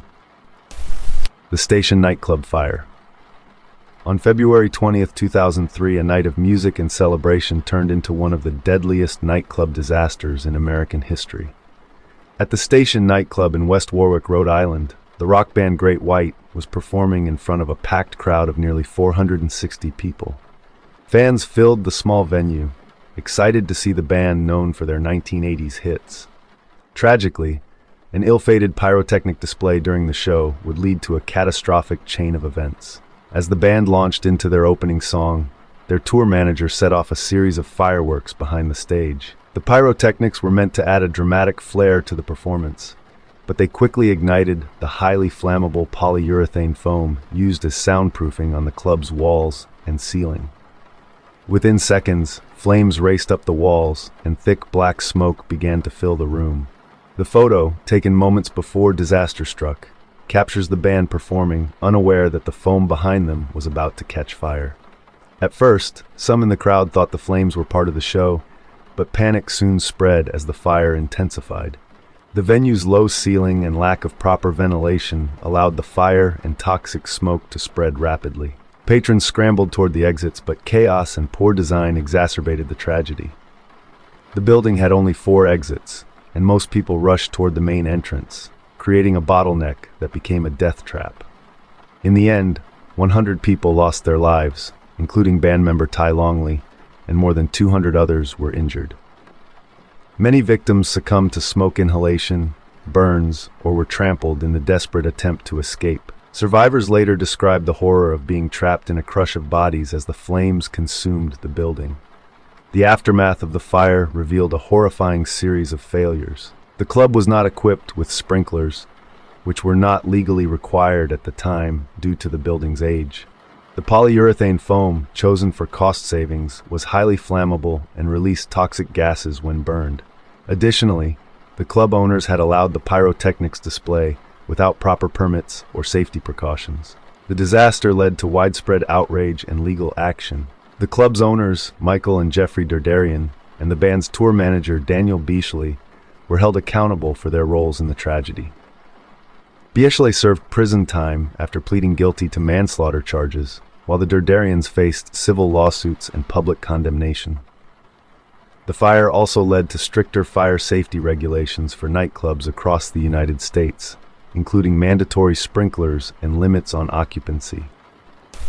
The diver shown, an instructor named Yuri Lipsky, was checking the red filter and lens on his helmet camera in preparation for a dive on the Blue Hole, a site near Dahab, Egypt. However, due to perhaps a malfunction with his buoyancy compensator or overweighting from to the camera and other equipment, he descended over 100 meters below the surface during the dive without a proper gas mix, succumbed to seizures from hyperoxia, and drowned. When Yuri's body was recovered from the bottom a few days later, it was discovered that his video camera had recorded the tragedy from the beginning of the dive, including his passing. This picture is of Paul Walker with a fan, just hours before his death. On January 8, 2020, a devastating tragedy claimed the lives of 176 passengers and crew aboard Ukraine International Airlines Flight PS-752. Among them were Sahar Hagju and her 9-year-old daughter, Elsa Jadidi, seen smiling in a poignant photo taken in their seats before takeoff. They were preparing to fly home to Toronto, full of anticipation after visiting family in Iran. Tragically, this image would become one of the last glimpses of their lives before the unthinkable occurred. Shortly after takeoff from Tehran's Imam Khomeini International Airport, the plane was struck by 2 surface-to-air missiles fired by the Iranian military. All passengers and crew aboard were killed, turning what should have been a routine flight into a horrific disaster. Sahar and Elsa, along with 54 other Canadian citizens, were among the victims. The crash left a profound scar, particularly on Canada's Iranian community, as many on board were students, professionals, and families with ties to both nations. The incident occurred amidst escalating tensions between the United States and Iran. Just hours before the tragedy, Iran had launched missile strikes on U.S. bases in Iraq in retaliation for the assassination of General Qasem Soleimani. In this heightened state of alert, Iranian defense systems mistook the passenger jet for a hostile aircraft. The Revolutionary Guard later admitted responsibility, citing human error. However, the admission came only after days of denial, leading to international outrage and demands for accountability. The final moments of those on board were marked by confusion and chaos as the plane was struck minutes after takeoff, bursting into flames and crashing near the village of Khalaj Abad. My deepest sympathy goes out to the families of Sahar and Elsa, and also the other 174 lives lost that day. Aeromexico Flight 498 after colliding with the Piper PA-28, showing its loss of tail fin. This was taken seconds before it crashed, killing all 64 occupants and 15 on the ground. On August 4, 2002, Holly Wells and Jessica Chapman, both 10 years old, attended a family barbecue in their hometown of Soham, England. That evening, they left the gathering to buy sweets from a nearby shop, dressed in matching red Manchester United shirts. A photo taken just hours earlier, showing the 2 best friends smiling happily, would tragically become their last. Holly and Jessica never returned home. Their disappearance sparked one of the largest manhunts in British history, with thousands of officers and volunteers scouring the countryside. Their parents made tearful public appeals, and the case dominated national headlines. The mystery surrounding their disappearance came to a chilling conclusion 2 weeks later when their bodies were discovered in a ditch near Lakenheath, Suffolk, about 10 miles from Soham. Investigators determined that Ian Huntley, the caretaker at the local secondary school, had lured the girls into his home before murdering them. Huntley's partner, Maxine Carr, who had worked as a teaching assistant in the girls' school, initially provided him with a false alibi, further complicating the investigation. What made the case even more horrifying was Huntley's behavior during the search.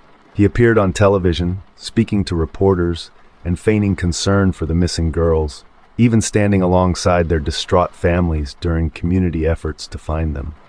His seemingly helpful demeanor masked his heinous crimes, but inconsistencies in his statements and forensic evidence eventually led to his arrest. During the trial, it was revealed that Huntley had a history of troubling behavior and allegations of misconduct that had gone largely unchecked. The murders of Holly and Jessica raised serious questions about the vetting processes for individuals working with children, leading to widespread reforms in the UK. Huntley was convicted of both murders in December 2003 and sentenced to life imprisonment, with the judge recommending that he never be released.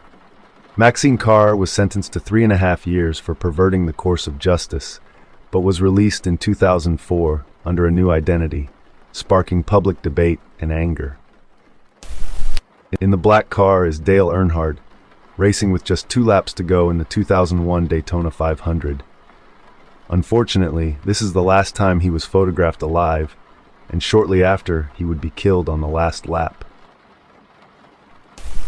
Alan Ruby, a former college student from Duncan, Oklahoma, committed a horrific crime on a Friday in October 2014 by murdering his parents, John and Joy Ruby, and his 17-year-old sister, Catherine. The next day, he drove down to Dallas for the OU-Texas football game, where he stayed in a hotel with his friends and posted this candid photo on Instagram in what I assume would be an attempt to build an alibi. Didn't work, as he quickly confessed and received multiple life sentences. Why he did all of this is because Alan was deeply in debt and addicted to a lavish lifestyle far beyond his means. As a student, he was known for flaunting designer clothing, expensive vacations, and a lifestyle fueled by money he did not have. His parents, who owned and operated a local newspaper, had tried to rein in his spending, even cutting him off financially at times. He had previously stolen his grandmother's credit card to fund a trip to Europe, which led to a criminal conviction. When his parents discovered this, they expressed frustration and concern over his behavior. However, this wasn't enough to stop Alan's obsession with maintaining his extravagant image. In the weeks leading up to the murders, Alan had racked up significant debt and was desperate for money. Believing he was the sole heir to his family's estate, Alan hatched a plan to kill his family, assuming he would inherit their money and property. Mike Hawthorne and Ivor Bube celebrating with champagne after winning the 24H Le Mans. Specifically the 1955 Le Mans, during which 84 people, mostly spectators, were killed in a crash. A crash which was at least partially caused by Hawthorne. This is Katie Plottle and her biological father, Stephen Plottle, and it does seem like an innocent or normal photo, but it's not. Katie was born in 1998 to Alyssa and Stephen Plottle, a young couple who had met online as teenagers. Due to difficult circumstances and a desire to give their baby a better life, Alyssa and Stephen decided to place Katie for adoption shortly after her birth. Although this isn't as simple as it seems, according to Alyssa, Stephen had temperament issues, and when Katie was just a little baby, Stephen was aggressive towards her and even hit and drowned her to the point where she was on the brink of losing consciousness. Anyway, so for whatever reason, after they put Katie up for adoption, she was quickly adopted and was welcomed into a loving home by her adoptive parents, Anthony and Kelly Fusco, in New York, where she grew up surrounded by care and opportunities. Katie's life as an adoptee was happy and stable. By the time she graduated from high school in 2016, she was a talented and ambitious young woman with dreams of studying digital advertising at college. However, like many adoptees, Katie felt a natural curiosity about her biological family. At 18, she decided to reach out to her birth parents, Alyssa and Stephen, reconnecting with them through social media. After reconnecting, Katie expressed a desire to meet her birth family in person and learn more about her roots. She moved to Virginia to live with her biological parents and her two younger half-sisters. Initially, this seemed like a positive step, a chance for Katie to bridge the gap between her past and present. However, tensions within the family soon surfaced. Alyssa, Katie's biological mother, decided to leave the household, citing difficulties in her marriage with Stephen. While Katie remained in the home, what began as a reunion meant to reconnect a family took an unfortunate turn. Over time, Katie and Stephen developed an unhealthy and inappropriate romantic relationship, which escalated to the point where they considered themselves a couple. This relationship caused immense strain on everyone involved, especially Alyssa, who became deeply concerned. In July 2017, Stephen and Katie married in Maryland despite their biological connection, which they kept hidden from public. They even welcomed a child together, a son named Bennett, shortly after. When Alyssa learned of the relationship, she contacted authorities, reporting their situation. Following an investigation, both Stephen and Katie were charged and ordered to avoid contact with each other. Their marriage was annulled, and Katie moved back to New York to live with her adoptive parents, who supported her as she tried to rebuild her life. Stephen remained in North Carolina, and their son Bennett was placed in the care of Stephen's mother. Sadly, this story took a devastating turn. On April 11, 2018, Stephen fatally shot 7-month-old Bennett at his home in Knightdale, North Carolina, before driving to New York to track down Katie and her adoptive father, Anthony Fusco. As Katie and Anthony were driving together in New Milford, Connecticut, Stephen ambushed them at an intersection, shooting them both to death. He then fled the scene, driving to Dover, New York, where he took his own life with a self-inflicted gunshot. This tragic sequence of events ended in the loss of 4 innocent lives, and what began as a hopeful family reunion turned into one of the most disturbing family tragedies. The man dressed as Santa Claus in the picture is Bruce MacArthur. He He was a landscaper for most of the year and worked as the Agincourt Mall Santa during the holiday season. Between 2010 to 2017, he would lure men to meet up via a dating app, murder them, and spread their remains among planters' boxes at properties he managed. He was found guilty of 8 counts of first-degree murder and is serving life in prison.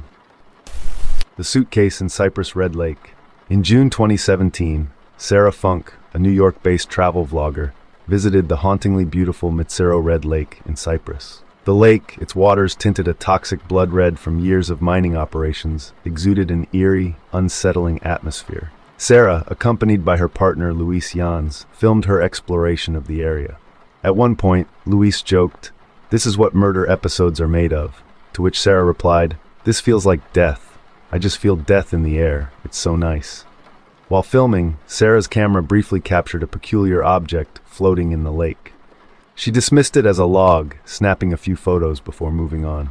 In retrospect, the object's boxy shape was unmistakable, something she wouldn't realize until years later.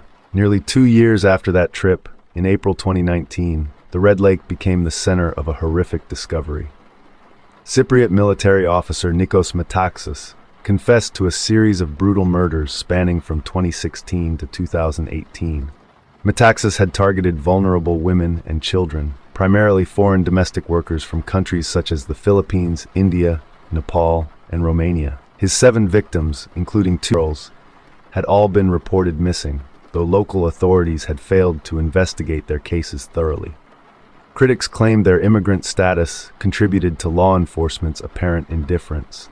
As part of his confession, Metaxas revealed that he had disposed of 3 of his victims by sealing their bodies in suitcases and dumping them into Mitsero Red Lake.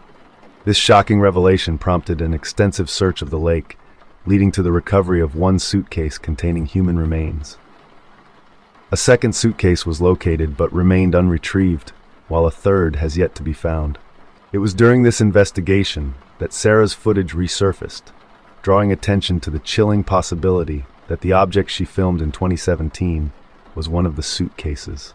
Although authorities have not officially confirmed using her video in their case, the resemblance between her footage and the recovered suitcases was undeniable. In the aftermath of the revelations, Sarah addressed the situation on her blog. She expressed profound sorrow for the victims' families and clarified that she had no knowledge of the object's significance at the time.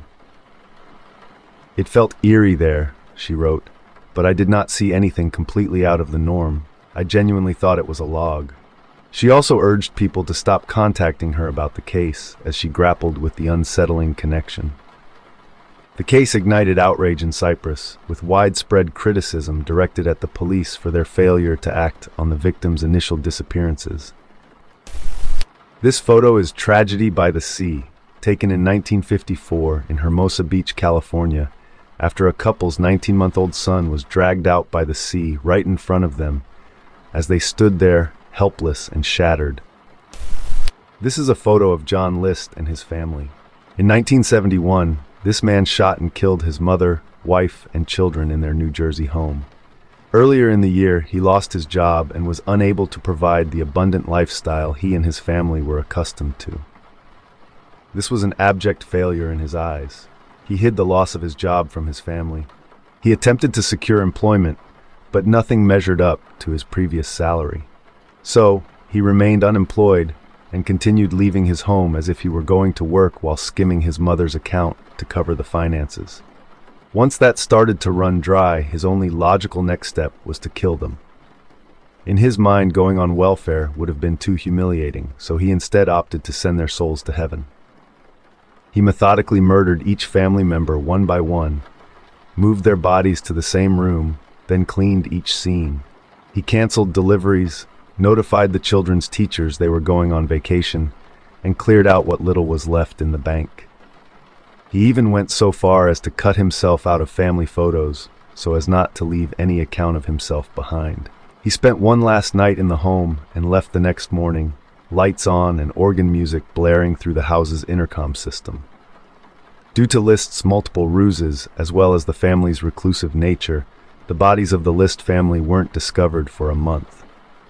By then, List was long gone. He managed to evade authorities for 18 years. It wasn't until prosecutors commissioned an excellent forensic artist to produce a physical bust of List with age progression that he was caught. A neighbor of List recognized him and contacted authorities. He was living under an assumed identity in Colorado. He had gained employment as an accountant and was remarried.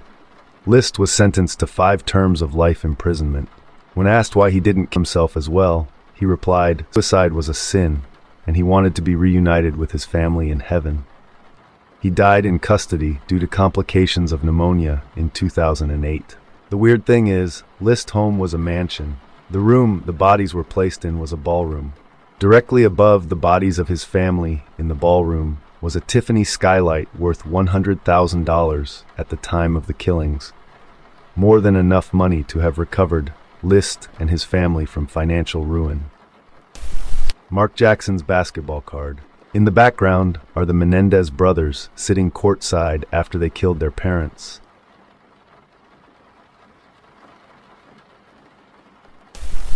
This is the photo of the young black boy hugging a police officer and crying that went viral during the BLM movements. That boy was Devonte Hart. He was killed alongside his 2 biological sisters and 3 adopted siblings because their abusive adoptive mother drove their minivan off a cliff. The photo is tragic when you realize that Devonte isn't crying in the photo out of some kind of respect for the police officer. He is crying because he was terrified of police.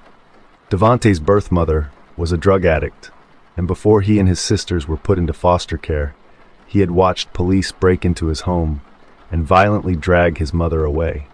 His adoptive mothers didn't care about his trauma around police officers and took him to a BLM protest and forced him to hug the policeman so they could get a cute "look at this black boy hugging an officer" photo for internet points. So the photo that looks like it's about the races getting along is actually about a boy who was being used and who would later be murdered by his abusers. This photo of Christopher Wilder. He was an Australian serial killer who abducted and raped more than 12 women. He was called the Beauty Queen Killer because he often abducted women from malls who were models or involved in pageants, etc. He wasn't believed to kill the woman in this photo, but still very unsettling to see that he's right there, just behind her. In March 2010, 4-year-old Paulette Jabara Farah disappeared under baffling circumstances in Huixquilucan, Mexico. Paulette, a young girl with physical and speech disabilities, was last seen alive on the night of March 21st.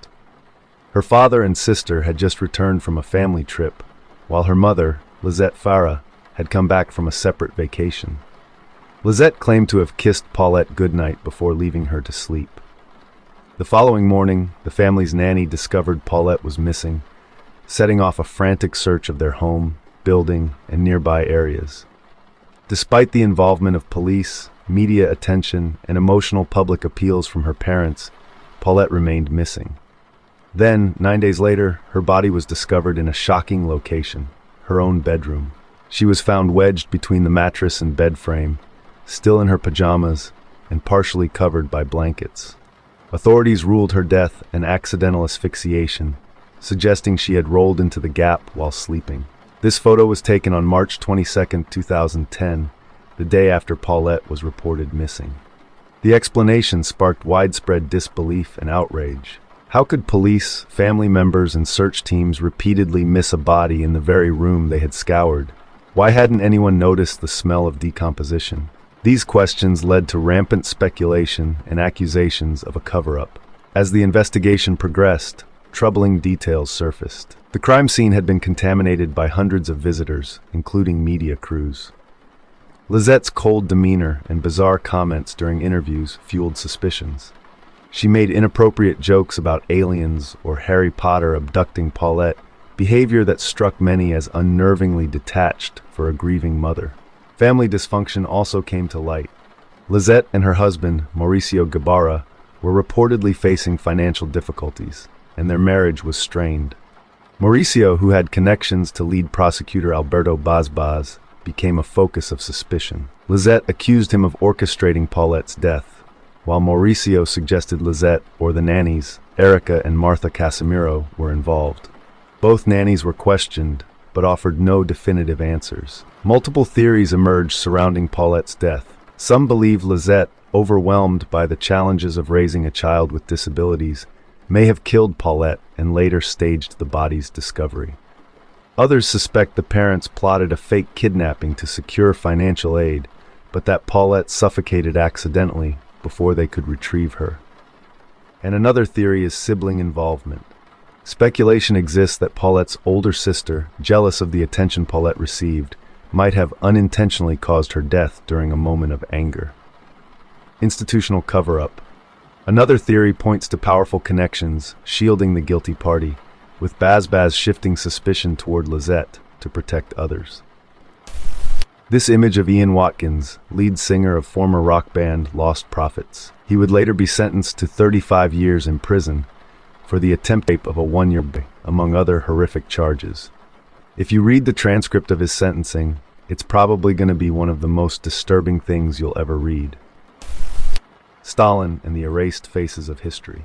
Joseph Stalin's reign over the Soviet Union was infamous not only for its brutal repression, but for its calculated effort to rewrite history, both figuratively and literally. Stalin wielded terror as a weapon to consolidate his power, eliminating not only political rivals, but also their very presence from the collective memory.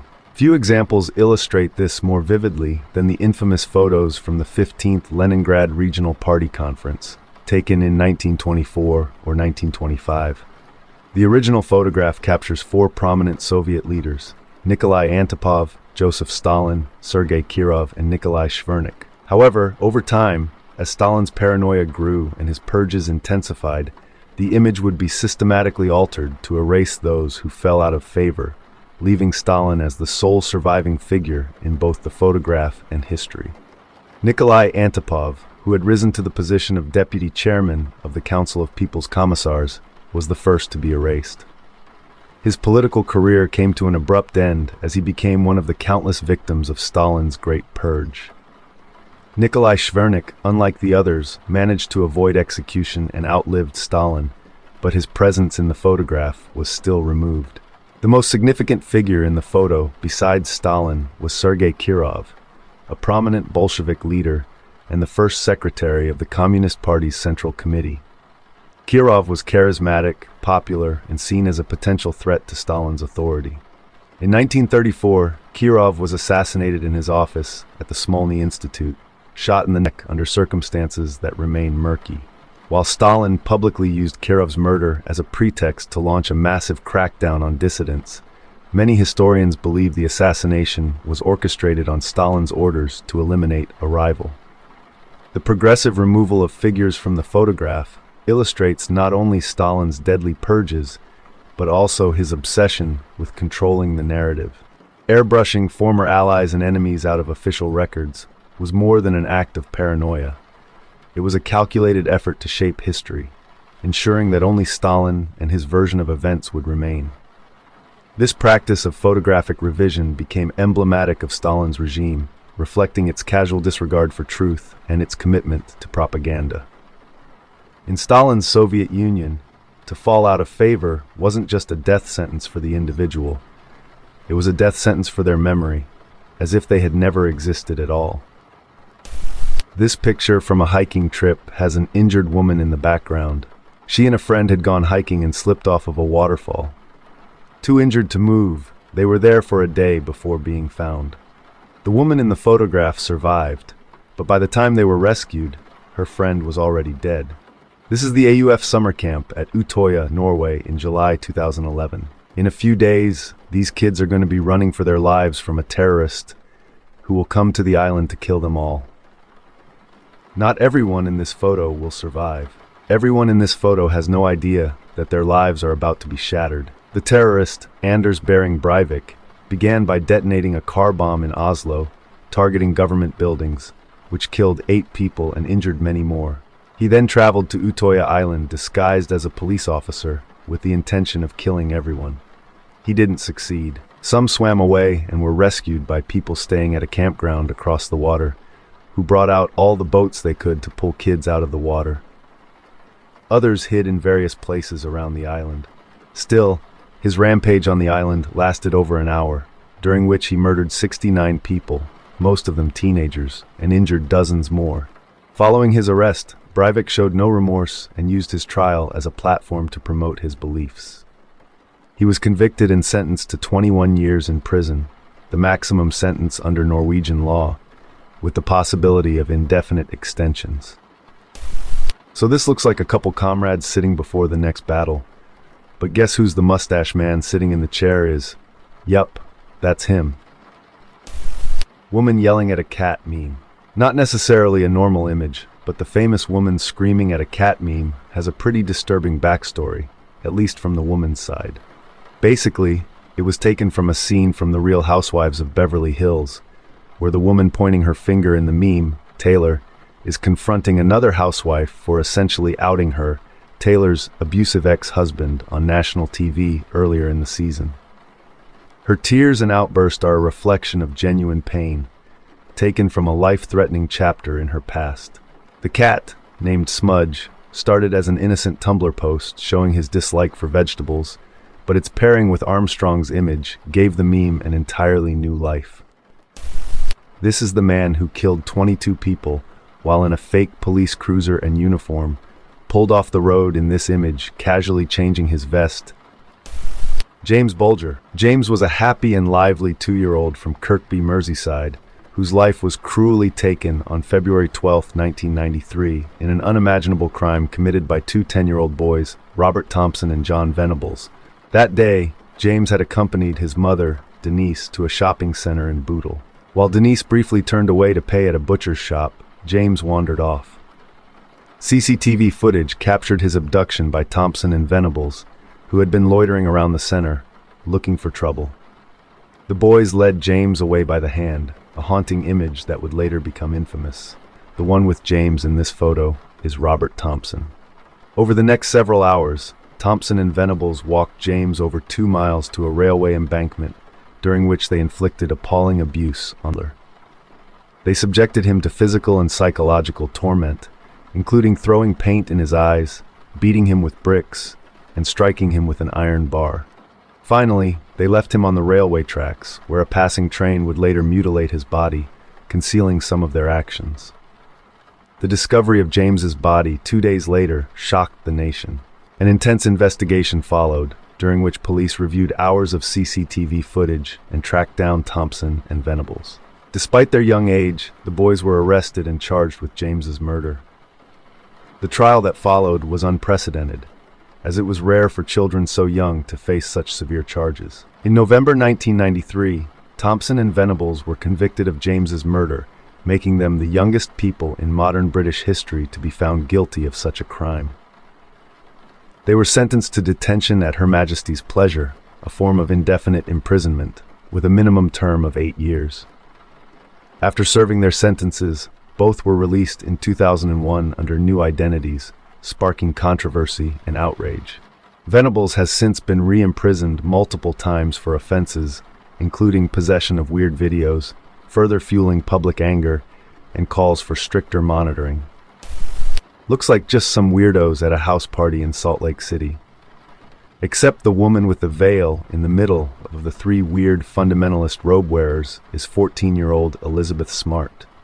Mitchell and Barzee, the other 2, had kidnapped her out of her bedroom a few months earlier. She was serially abused. I covered her entire story in my previous iceberg video. In fact, it's the very first entry if you want to check it out. But basically, she was eventually freed when the police caught this guy with the beard who kidnapped her.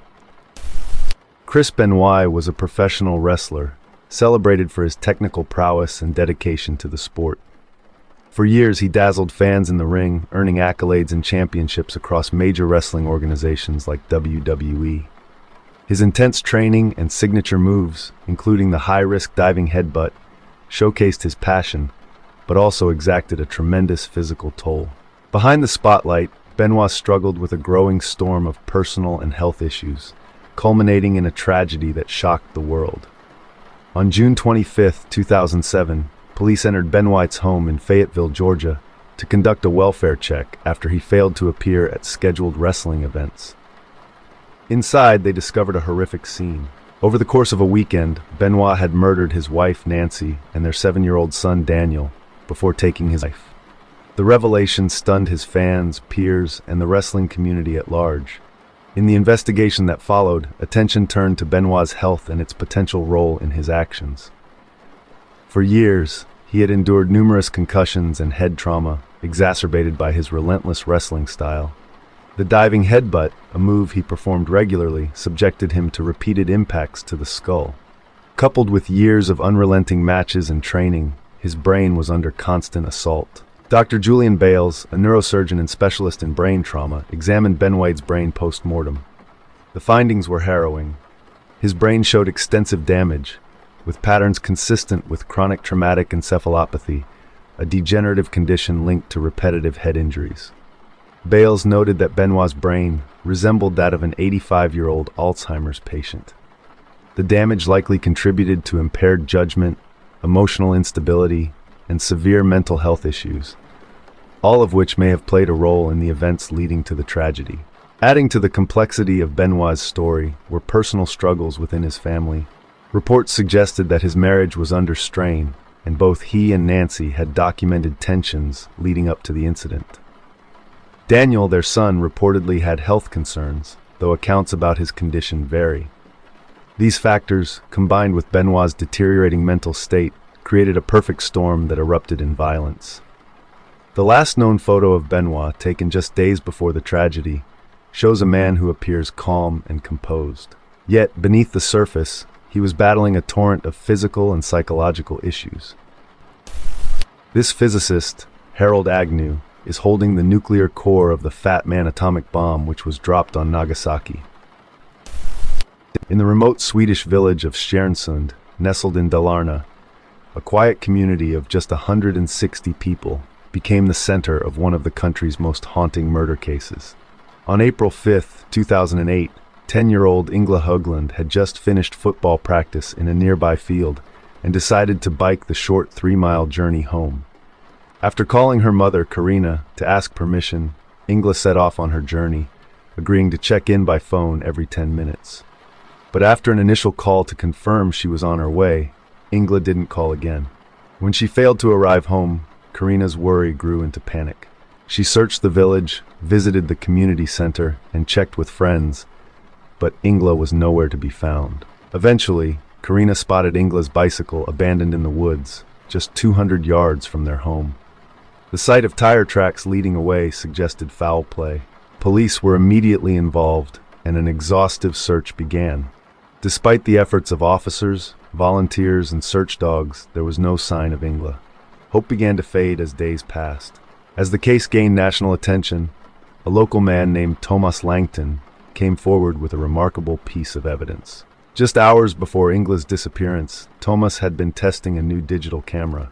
At 2:16 p.m., he captured a clear image of Ingela biking along the road.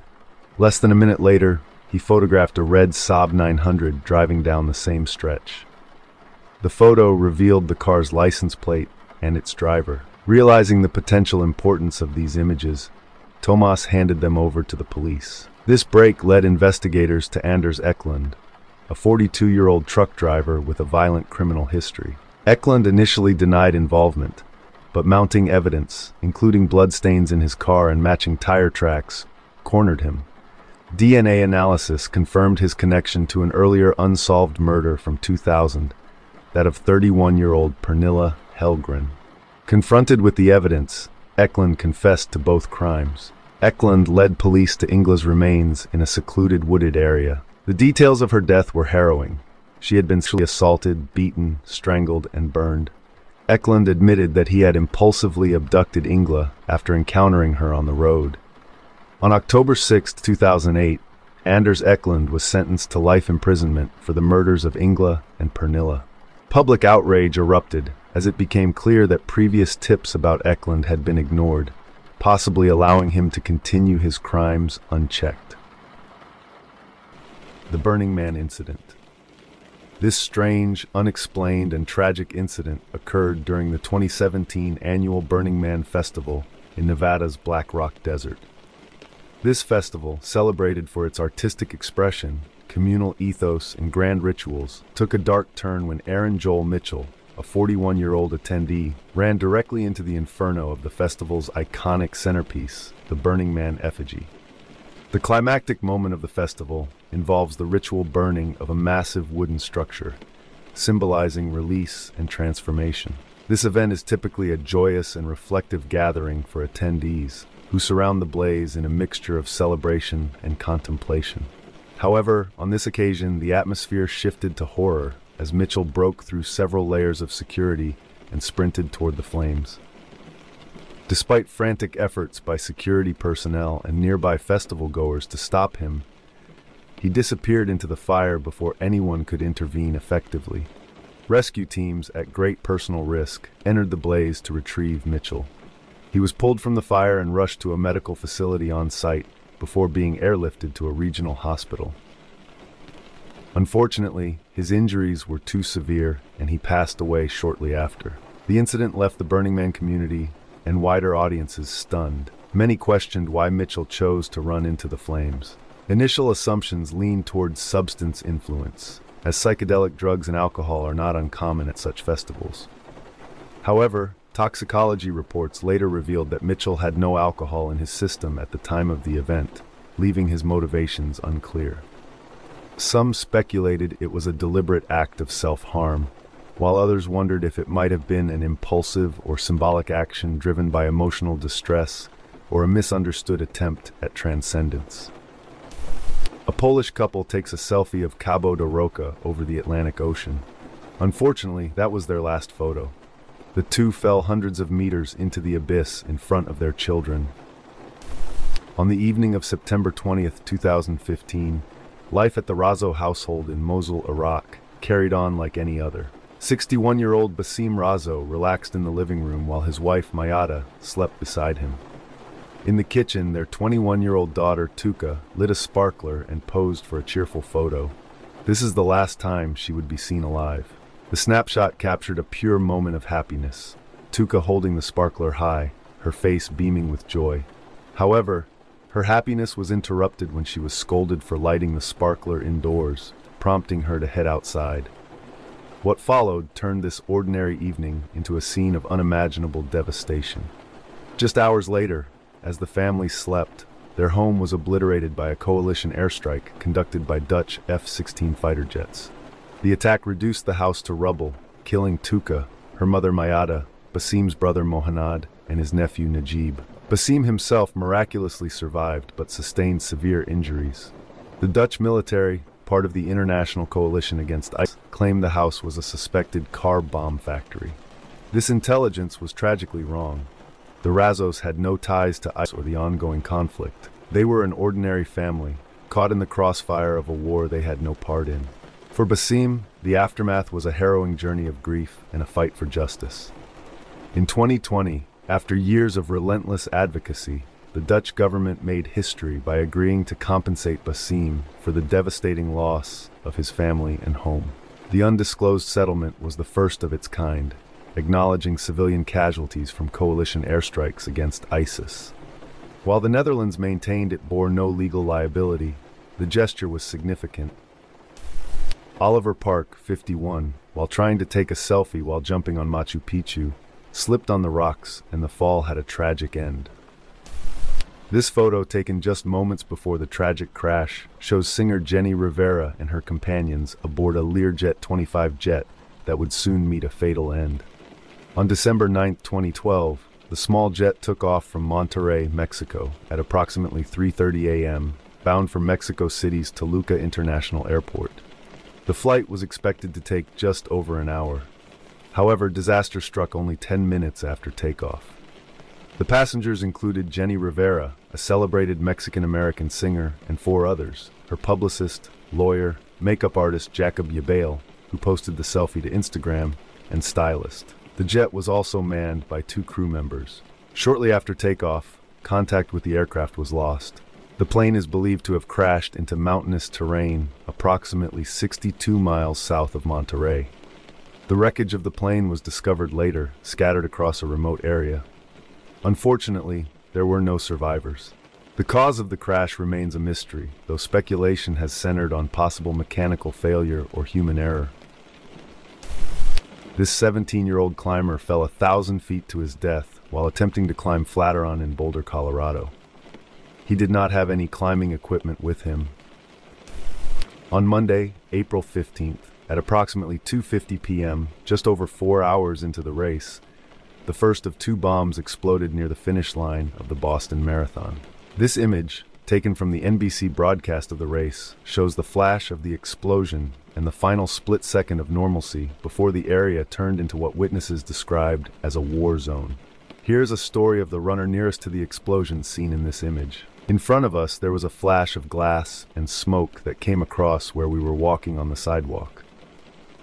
Miss Carmona and her husband, Paul, work on the organizing committee of the Austin Marathon. She ran the Boston Marathon in 2011, but this year was supporting Paul, who was raising money for Champions for Children to aid sick children in Central Texas. Despite their proximity to the blast, she and her friend Amy Birdie were barely injured. Soviet guerrillas executing a traitor behind German lines in 1944.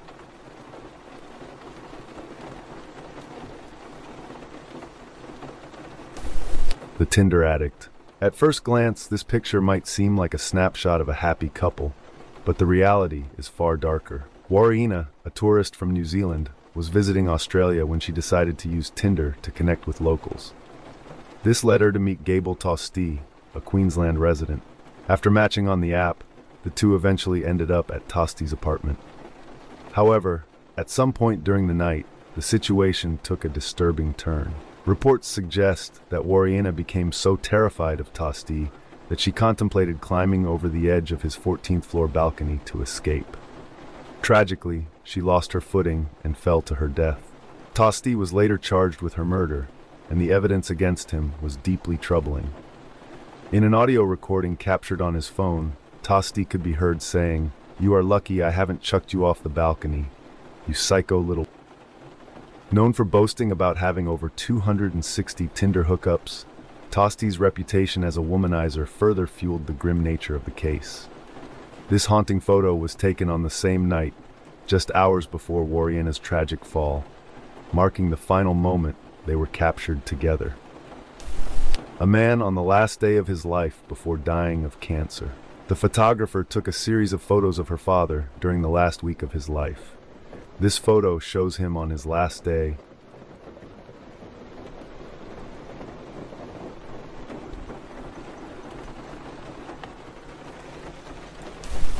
This striking photograph from 1853 captures a man named Joseph Avery clinging desperately to a log in the middle of the treacherous Niagara River.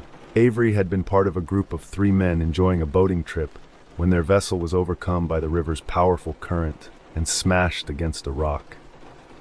Tragically, his 2 companions were swept away and plunged to their deaths over the waterfall. Avery, however, managed to cling to a log wedged between 2 rocks, holding on for an incredible 18 hours as the relentless current raged around him. Hope arrived in the form of a rescue boat, carefully maneuvered downriver, and Avery successfully climbed aboard. Sadly, his relief was short-lived. The rescue boat capsized almost immediately, hurling Avery into the raging waters. He was carried over the falls, meeting the same fate as his companions in one final, devastating moment. Shannon Nunez took this photo before jumping from a cliff. Nunez was not trying to commit suicide. She was in Hawaii on a popular cliff diving spot. After jumping off this cliff, she got caught in the current and drowned. Catherine, an Emmy award-winning editor known for her work on hit TV shows like Game of Thrones and movies such as Divergent, had a promising career ahead of her. In 2015, she traveled to South Africa to volunteer at a game reserve, dedicating her time to wildlife conservation. However, during a break from her duties, she decided to visit a nearby safari park, a decision that would sadly lead to her death. While on the safari, a seemingly calm female lion approached the vehicle Catherine was in. Reports suggest she rolled down her window to take a photo, believing there was no immediate danger. Witnesses observed the lion's approach with no cause for alarm. Then, without warning, the lioness lunged at the car, biting Catherine. Blood dripped from the predator's mouth as it initially walked away, leaving bystanders to believe the attack had ended. But the lioness turned back, leaped into the vehicle again, and launched a second fatal attack. Catherine had no chance of escape and tragically died at the scene. This haunting photo, taken by passengers in a car behind her, shows the moments before the horrifying event unfolded. The man on the left died of a drug overdose minutes after the photo was taken. He was found dead in the bathroom of the bar. On February 17, 2021, a young girl named Felicia Kononchuk posted a message to her TikTok profile. Usually, her account featured lighthearted, child-friendly content for a small audience. But on that day, her post carried a far more ominous tone, foreshadowing a tragic event. While Felicia's father was out running errands, an unsettling series of knocks began at their door. Felicia, home alone with her younger brother, refused to answer. The knocking grew more persistent and aggressive, leaving her frightened. In a desperate attempt to raise awareness and possibly seek help, she uploaded a TikTok video describing the situation. The knocking continued for over an hour. Maintenance workers were present at the property during this time, but they chose to ignore the disturbance, assuming it wasn't their place to intervene. Why Felicia didn't approach them for help remains unclear. Eventually, the knocking ceased, and Felicia received a message from a friend inviting her to the park. Seeking comfort and safety, she agreed to meet her friend. Shortly after, Felicia's father returned home. Moments later, there was a gentle knock on the door. Believing it to be her friend, Felicia opened it, only to find herself face to face with their neighbor. Fear overtook her as she tried to shut the door, but before she could, the man shot her multiple times. Her father rushed to her side, screaming for the maintenance workers to call for help. The neighbor, identified as 33-year-old Vasil Denet, was later revealed to have been on tense terms with the family following recent arguments over noise complaints.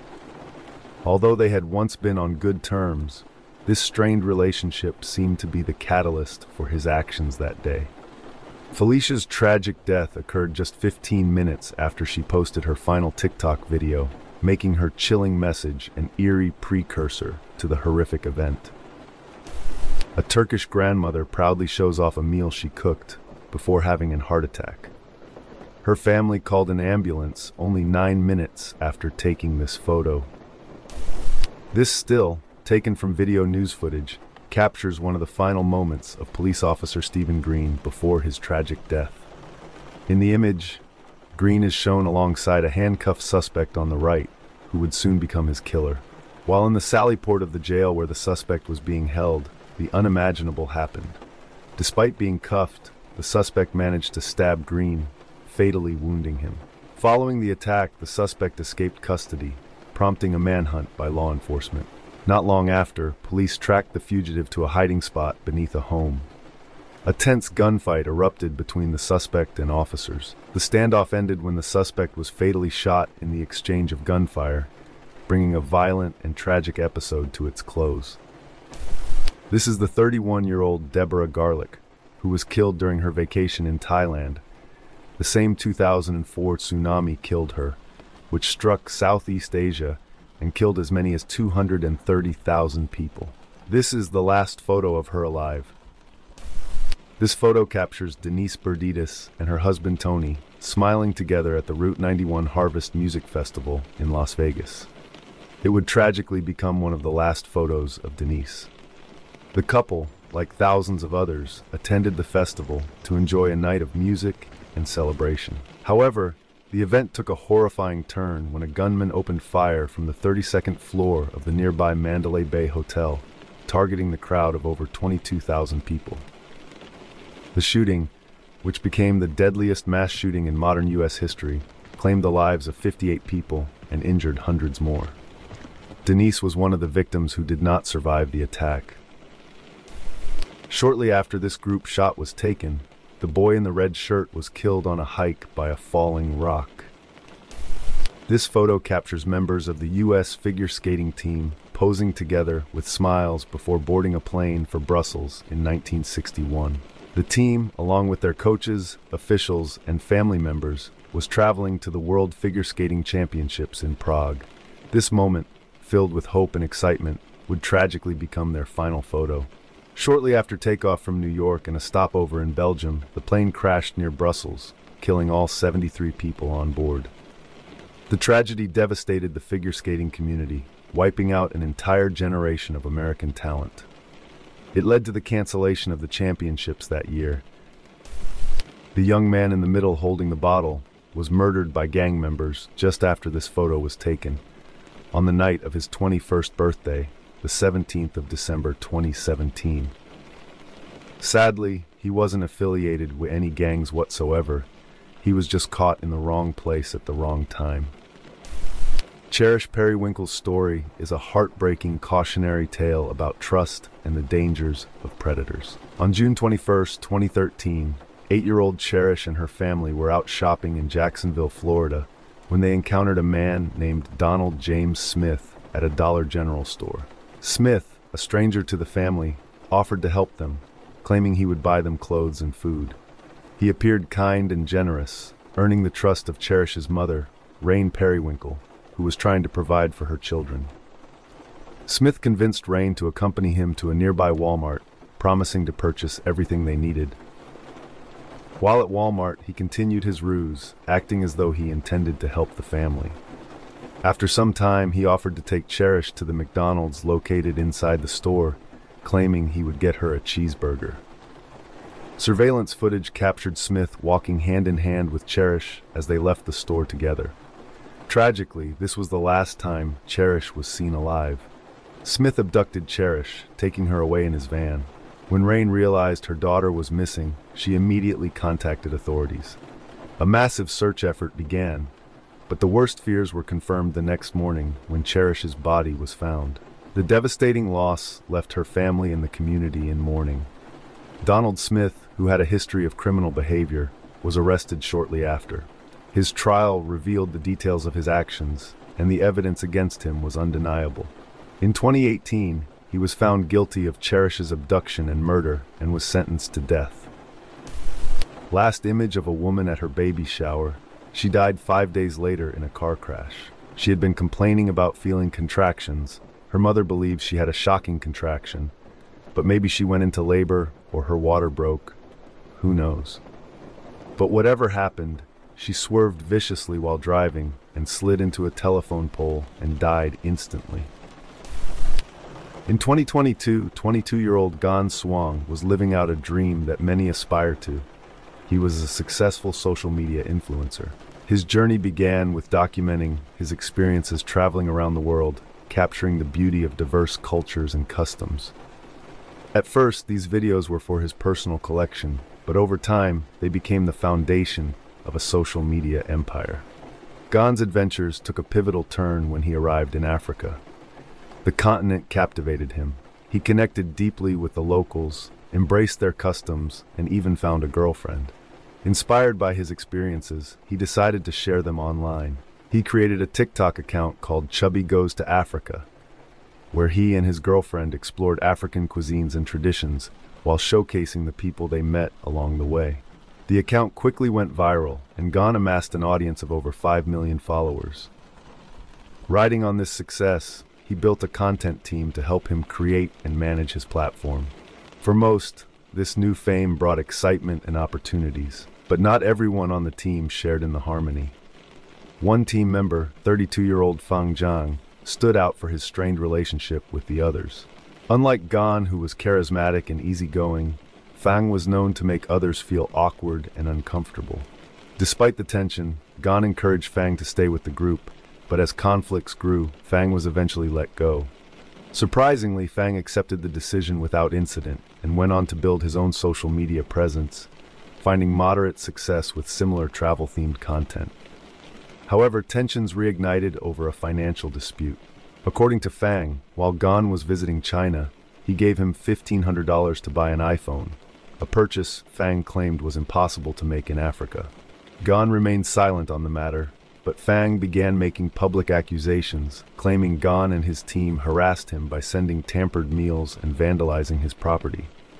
While these claims were unsubstantiated, Gan's cryptic remark during a trip to Nepal, "I've come to beat him up," raised suspicions. On December 4th, 2022, during Gan's visit to Nepal, he live-streamed himself walking through the streets of Kathmandu. Unbeknownst to him, danger lurked nearby. Seconds into the stream, screams echoed as Fang emerged from the shadows and attacked Gan, stabbing him repeatedly in the back and stomach. Gan collapsed on the street, his life slipping away. Fang didn't flee, but instead stood over Gan's dying body, berating him. He wanted to ensure that Gan understood who had won in the end. Following the brutal murder, Fang was arrested and taken into custody. The shocking event marked a tragic end to Gan's journey and left his millions of followers mourning the loss of a young man whose life was cut short by unresolved animosity. A Norwegian mountaineer couple photographed on K2 in the Himalayas. A few minutes later, an avalanche left his wife a widow. Next, we have Jane Wicker, an aviation daredevil with a deep passion for wing walking, performing stunts on airplanes mid-flight. Tragically, her enthusiasm for this thrilling yet perilous activity led to her untimely death. This photo captures Jane in what would be her final performance. Spectators initially noted that everything seemed to be going smoothly. Jane executed her stunts with her usual confidence and precision.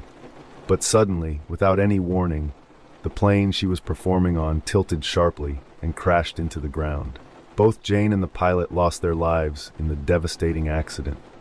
Before the event, Jane reassured the crowd that everything would go according to plan, expressing confidence in the safety of her routine. Sadly, her words proved hauntingly untrue as the day took a tragic turn, leaving onlookers in shock and grief over the unexpected catastrophe. Martin Luther King was killed on April 4, 1968, on the balcony of the hotel where he was staying. This photo was taken moments before the murder.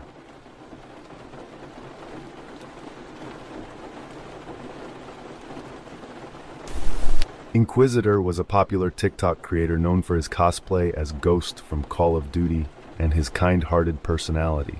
Unlike the stoic character he portrayed, Inquisitor brought warmth and positivity to his content, using his growing platform to inspire and spread kindness.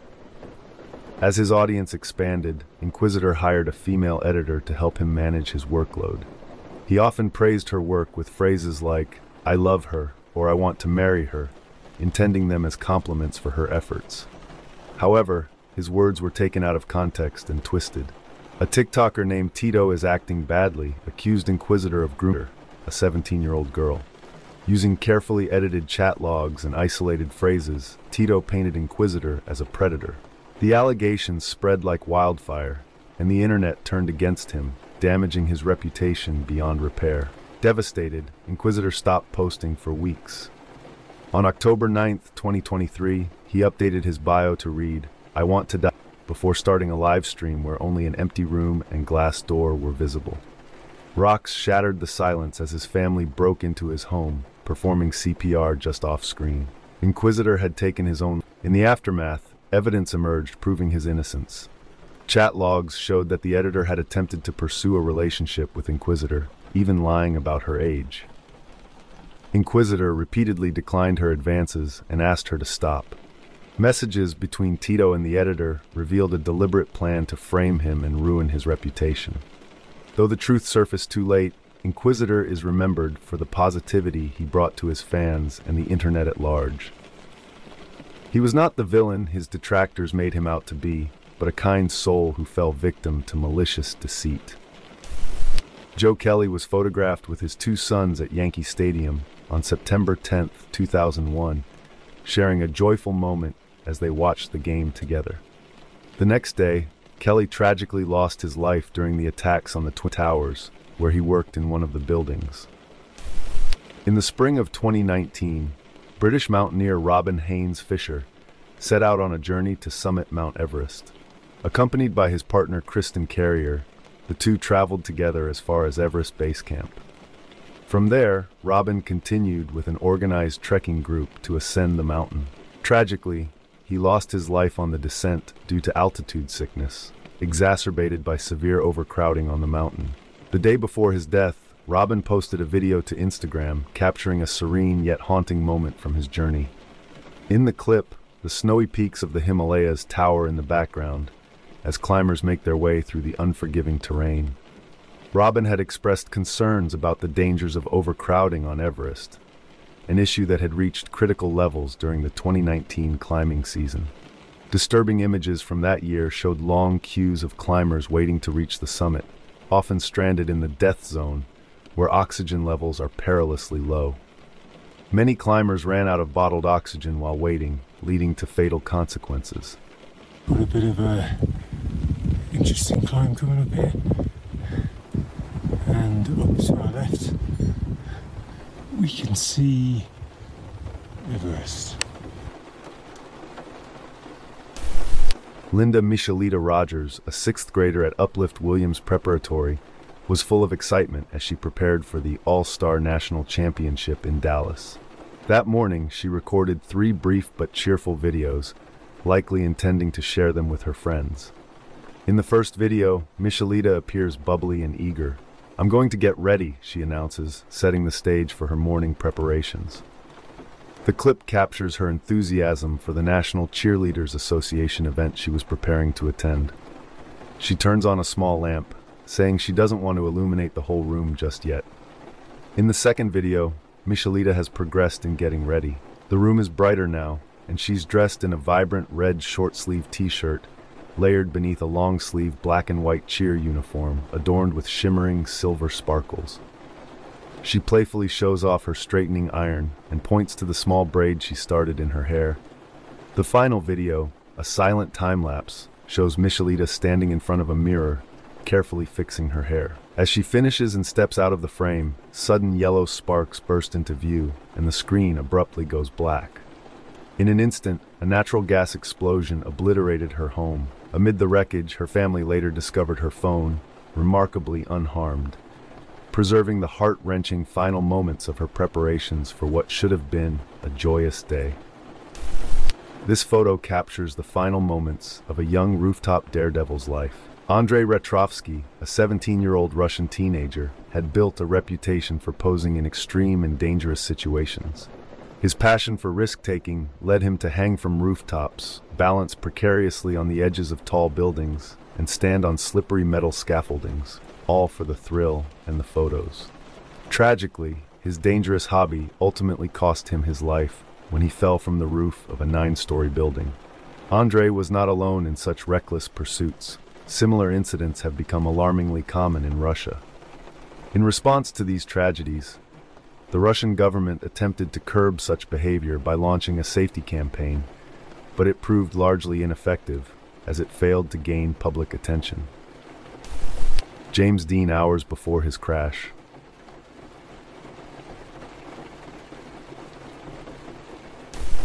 Benazir Bhutto, Pakistan's first female prime minister, was assassinated on December 27, 2007, after addressing a political rally in Rawalpindi. The final photo of her alive was taken moments before the attack, as she waved to her supporters from the sunroof of her vehicle. Shortly after, a gunman opened fire, followed by a suicide bombing. The attack claimed at least 20 lives and left dozens injured. This tragic moment occurred during Bhutto's campaign for the upcoming 2008 general elections, a pivotal time as she sought to restore democracy after years of military rule. The assassination raised global outcry and plunged Pakistan into political turmoil. Final footprints of Ifan. In a heartbreaking incident, a 4-year-old boy named Ifan Wedros Owen Jones drowned in a pond, and the coroner ruled it as a terrible accident. What makes this story particularly significant is his autism, which may have prevented him from fully grasping the potential dangers around him. The tragic event unfolded when his mother, Cian Owen, took a short nap on a cold August day in 2022. She could hear her son playing with his uncle on a trampoline, reciting the Fireman Sam theme song. But when she woke up, she realized that her son was nowhere to be found. Her search led to the heartbreaking discovery of her son's body in the pond, and despite the efforts of emergency services, he was pronounced dead. Mysterious L-8 blimp. L-8, later renamed America, and famously referred to as the Ghost blimp, represented a United States Navy L-class airship whose entire crew mysteriously vanished over the Pacific Ocean on August 16, 1942. The airship had taken off from Treasure Island, San Francisco, California, and a few hours later, at 11:15 a.m., it reappeared near Ocean Beach, close to Fort Funston. During this reappearance, L-8 briefly touched the ground at Ocean Beach, resulting in damage to the airship before it drifted over San Francisco and eventually crashed on Bellevue Avenue in Daly City. There were no traces of its crew members to be found, and their disappearance remained a baffling mystery. Crash of American Airlines Flight 191.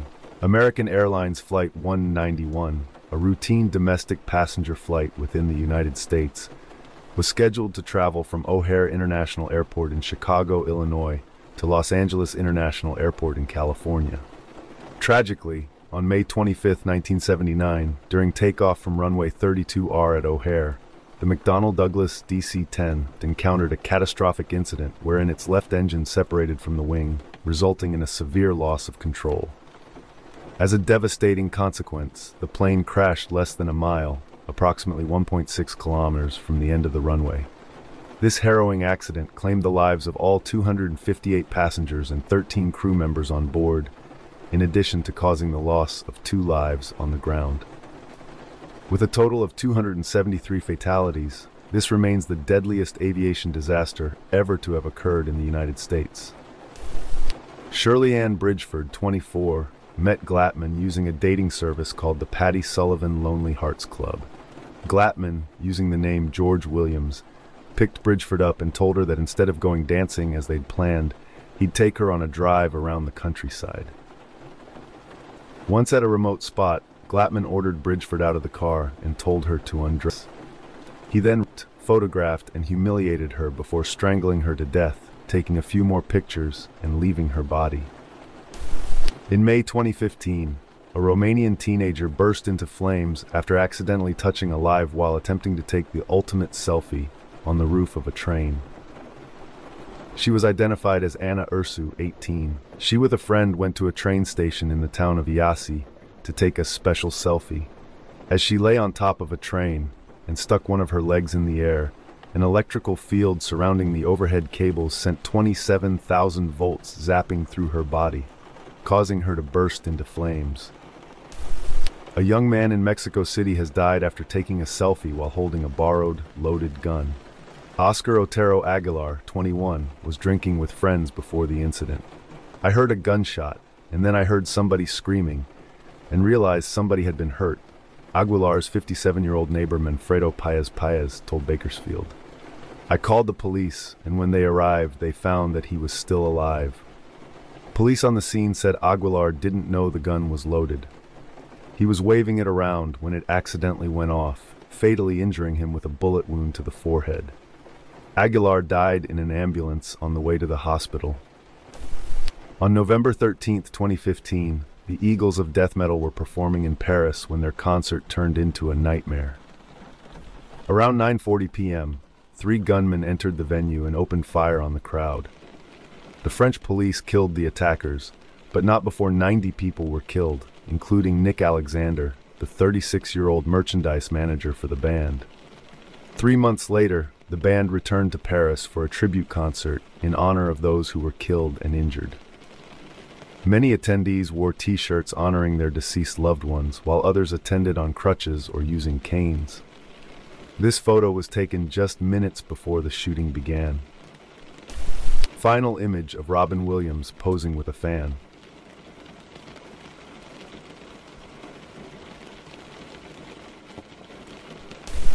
Harrison Gilkes, a teenager from Canada, faced a life-altering diagnosis at the young age of 16, a rare form of cancer called rhabdomyosarcoma.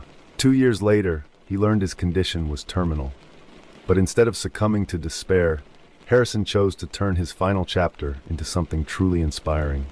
In March 2022, he shared his vision on TikTok, a bucket list series where he would pursue experiences he had always dreamed of. I'd like to make a little series, maybe skydiving, or just stuff I've always wanted to do. Harrison's heartfelt message resonated deeply with viewers, and his story quickly gained widespread attention. Donations and support poured in, enabling him to embark on incredible adventures. Over the next few months, Harrison lived life to the fullest. From thrilling experiences in the sky to memorable moments on the ground, he made every second count. Along the way, he kept his followers updated, sharing both good news, like periods of slowed tumor growth, and more challenging updates about his health. In August 2022, Harrison celebrated his 18th birthday, a milestone he had not been sure he would reach. His fans, who had been with him every step of the way, noticed his absence from social media that day and grew concerned when updates ceased for weeks. On November 17, 2022, Harrison returned to TikTok with difficult news. The chemo I did all summer didn't really work. The tumor kept progressing, and it spread to my hip too. Despite the grim prognosis, Harrison remained determined to complete as much of his bucket list as possible. In his final months, he traveled the globe, experiencing everything from mountain peaks to the beaches of Cancun. He spent meaningful time with loved ones and even met members of his favorite hockey team. On March 22, 2023, Harrison posted his last TikTok. In a heartfelt message, he shared his final thoughts. "The chances of me going home are very slim. I'll probably be in the hospital for the remainder of whatever time I have left. It's been a great ride with you guys on the bucket list. I love you all. Thank you for the support." Shortly after this post, Harrison passed away. Carl Williams was an Australian convict charged with drug trafficking and murder, and a central figure in a series of gangland killings in Melbourne. Williams was serving a life in prison when this photo was taken. The person sat down reading a newspaper is Williams himself, unaware of fellow convict Matthew Charles Johnson approaching from behind. Shortly after this CCTV footage still was taken, Williams was beaten to death by Johnson using the stem of an exercise bike. In November 2016, Chapecoense defender Felipe Machado, along with his teammates from Brazil's Chapecoense Football Club, boarded a flight that would tragically become their last. The team was traveling to Medellin, Colombia, to compete in the finals of the Copa Sudamericana, a historic moment for the small club. As the team settled into the aircraft, Machado turned on his smartphone's front-facing camera and began recording a video, capturing the upbeat atmosphere among the players. The footage shows the team joking and laughing, their spirits high as they prepared for takeoff. Unbeknownst to them, this would be their final flight. The plane, Lamia Flight 2933, was carrying 72 passengers and 9 crew members. Moments after takeoff, disaster struck. The aircraft lost radio communication and plummeted towards the ground, crashing into a hillside near Medellin. The crash claimed the lives of nearly everyone on board, with only a few survivors. Hiroshima, just before the bomb was dropped, on August 6, 1945, the U.S. flew the Enola Gay over the Japanese city of Hiroshima. The crew dropped a 5-ton nuclear bomb, nicknamed Little Boy. The bomb's immediate impact killed over 80,000 people within a 4-square-mile radius, and thousands more would later die from radiation poisoning.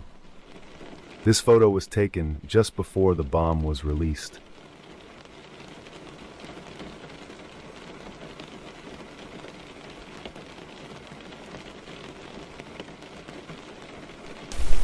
In Russia, a dangerous internet trend has emerged among teenagers, taking selfies in perilous locations. These thrill-seekers scale scaffolding, pylons, and bridges, risking their lives for a photo to share online. Xenia Ignatieva was one such teenager, pushing the boundaries of the extreme selfie craze, tragically, with fatal consequences. Just 1 month shy of her 18th birthday, ventured onto a railway bridge in Kresnogardensky to capture a daring selfie. As she positioned herself for the shot, she lost her footing and fell. In a desperate attempt to save herself, she reached out to grab onto the bridge's wires, unaware that they carried 1,500 volts of electricity. The powerful jolt electrocuted her before she plunged to her death. Xenia's story became a cautionary tale, highlighting the lethal consequences of prioritizing thrill-seeking over safety. The Hindenburg, moments before it exploded, took flight on May 6, 1937. At the time, it was the most luxurious airship and could carry 100 passengers. Powered by 7 million cubic feet of hydrogen, a gas leak led to its catastrophic explosion, resulting in 36 deaths. This photo was captured just minutes before the disaster. This photo, taken in 2002, captures a haunting moment as a group of Chechen villagers peer up from a pit they were forced to dig themselves. Tragically, this very hole was destined to become their burial site. The atrocity unfolded during a period of intense conflict involving Chechen rebels. Allegations suggest that soldiers raided nearby villages, abducting locals to be tortured, killed, or in some cases ransomed back to their families. The violence left a grim legacy, with multiple mass graves discovered in the region. Among these discoveries were pits filled with dismembered remains, many of which bore signs of being destroyed with explosives. Ramon Gonzalez, who went by the stage name Jadiel El Tsunami, was a Puerto Rican reggaeton singer. Particularly in South America, he had a large fan base, with millions of listeners worldwide. Early in 2014, he was involved in a motorbike crash with another vehicle, resulting in his death at age 27. The photo was taken by him only moments before the accident killed him. Curtis was only 23 years old when he became a famous figure in the post-punk scene. Joy Division had just released their first album, Unknown Pleasures, 1979, which talked about feelings of isolation, anxiety, and existential dread. Their music really connected with people, and it was all thanks to Curtis's poetic lyrics and his intense stage presence. But the very themes that define Joy Division's music also reflected Curtis's own mental health battles. He had epilepsy, a condition that got worse as the band became more popular, and he often had seizures, some of which happened on stage. Adding to the chaos was the pressure of balancing his growing career with his personal life. Curtis married his high school sweetheart, Deborah, at a young age, and they had a daughter named Natalie in 1979. While Curtis loved his family, his fame and demanding schedule started to put a strain on his relationship with Deborah. He became more and more distant, and his struggles with mental health and epilepsy made things even worse. And to make matters worse, he got involved in an extramarital affair, which added another layer of emotional conflict. By early 1980, Joy Division was getting ready for their first tour of North America, which was a big deal that could make them famous all over the world. But the thought of the tour was weighing heavily on Curtis, who was worried that his health would make it impossible to perform. His condition had gotten so bad that even everyday things were a struggle. On May 18, 1980, just hours before the band was supposed to leave for America, Curtis took his own life in his home in Macclesfield. His death shocked the music world, and it cut short the life of a man whose talent and vision were just starting to be realized. In this final photo of him, Ian Curtis is posing with his infant daughter 5 days before taking his life. In 1994, a tragic accident occurred at Fairchild Air Force Base involving a B-52 Stratofortress. The aircraft, piloted by Lieutenant Colonel Arthur Bud Holland, was performing risky aerial maneuvers over Washington state. During one such maneuver, Holland attempted an abrupt and sharp turn at a dangerously low altitude. This action caused the massive plane to lose lift and stall mid-air, leading to a catastrophic crash. The disaster claimed the lives of all 4 crew members on board. On the night of March 8, 1997, Christopher Wallace, better known to the world as the Notorious B.I.G., attended a party at the Peterson Automotive Museum in Los Angeles. It was a celebration for the Soul Train Music Awards, and the venue was packed with industry heavyweights, fans, and friends alike. For Biggie, life was at a crossroads. At just 24 years old, he had already cemented himself as one of the greatest rappers of all time. His debut album, Ready to Die, had skyrocketed him to fame, and his second album, Life After Death, was set to drop in just weeks. Yet he was no stranger to tension. The East Coast-West Coast rivalry, amplified by the media and fueled by his complicated relationship with Tupac Shakur, loomed large. Still, Biggie seemed optimistic that night, cracking jokes and brushing off concerns about his safety. As the party began to wind down in the early hours of March 9th, Biggie and his entourage decided to call it a night. He climbed into the passenger seat of a black GMC Suburban, his friends following in other vehicles. The convoy pulled onto Wilshire Boulevard, heading back to their hotel. It was a quiet night, and the streets of Los Angeles were mostly empty. But that calm would be shattered in moments. While stopped at a red light on Fairfax Avenue, a dark Chevrolet Impala pulled up alongside Biggie's vehicle. The window rolled down, and within seconds, a barrage of bullets ripped through the night air. 4 shots struck Biggie, and his friends frantically rushed him to Cedars-Sinai Medical Center. Despite their efforts, the doctors were unable to save him. Christopher Wallace was pronounced dead at 1:15 a.m. The world had lost one of its brightest stars. In this photo, Biggie is seen alive for the last time, minutes before he was killed in a drive-by shooting. Jim Morrison was the lead singer of The Doors, a band famous in the 1960s for its unique sound and hit songs like Light My Fire and Riders on the Storm. Known for his wild lifestyle, he was both admired and troubled.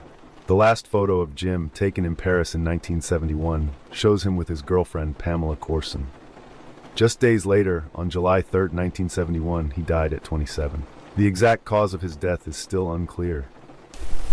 This photo reportedly captures a joyful moment at Sandy Hook Elementary School, showing children and staff participating in what appears to be a school activity. The scene is one of innocence and normalcy, with children seated along a hallway, smiling, interacting, and clapping. The teacher stands in the center, guiding the activity. At first glance, it's an ordinary school day filled with youthful energy.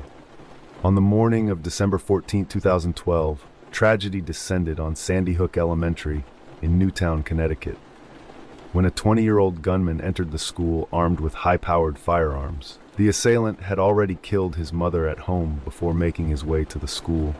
In the span of just a few minutes, he opened fire in the classrooms and hallways, killing 26 people, including 20 first-grade children aged 6 and 7, and 6 adult staff members who tried valiantly to protect their students. The massacre ended when the gunman took his own life as law enforcement arrived at the scene. Patrick Swayze, a Hollywood icon known for his roles in Dirty Dancing and Ghost, was diagnosed with stage 4 pancreatic cancer in early 2008. Despite the grim prognosis, he fought the disease with determination, undergoing treatment while continuing to work on his TV series, The Beast. Swayze's resilience and optimism inspired many, but his illness took a visible toll. The last known photo of Patrick Swayze, taken in 2009, shows him wearing a cap and earpiece, looking noticeably thin and frail. His once vibrant and robust appearance had been deeply affected by the aggressive cancer and treatment. Just a few months later, on September 14, 2009, Swayze passed away at the age of 57. The world was stunned and heartbroken when news broke of Liam Payne's untimely death. The 31-year-old former member of One Direction fell from his third-story room at the Casa Sur Hotel in Buenos Aires, Argentina. Despite emergency services arriving quickly, Liam's life ended tragically at 5:11 p.m. While the exact events leading to his death remain unclear, an unsettling picture has emerged from the accounts of witnesses. Among them is a 28-year-old hotel guest, identified only as Rebecca, who may have been one of the last people to speak to Liam. Rebecca, an IT consultant from Washington, D.C., described their brief but chilling interaction and the erratic behavior Liam displayed in his final moments. Rebecca recalled noticing the singer in the hotel lobby around 4:26 p.m., just over half an hour before emergency services were called. Liam, who had been due to check out that morning, seemed agitated. Hotel staff were visibly tense, and Rebecca soon realized why.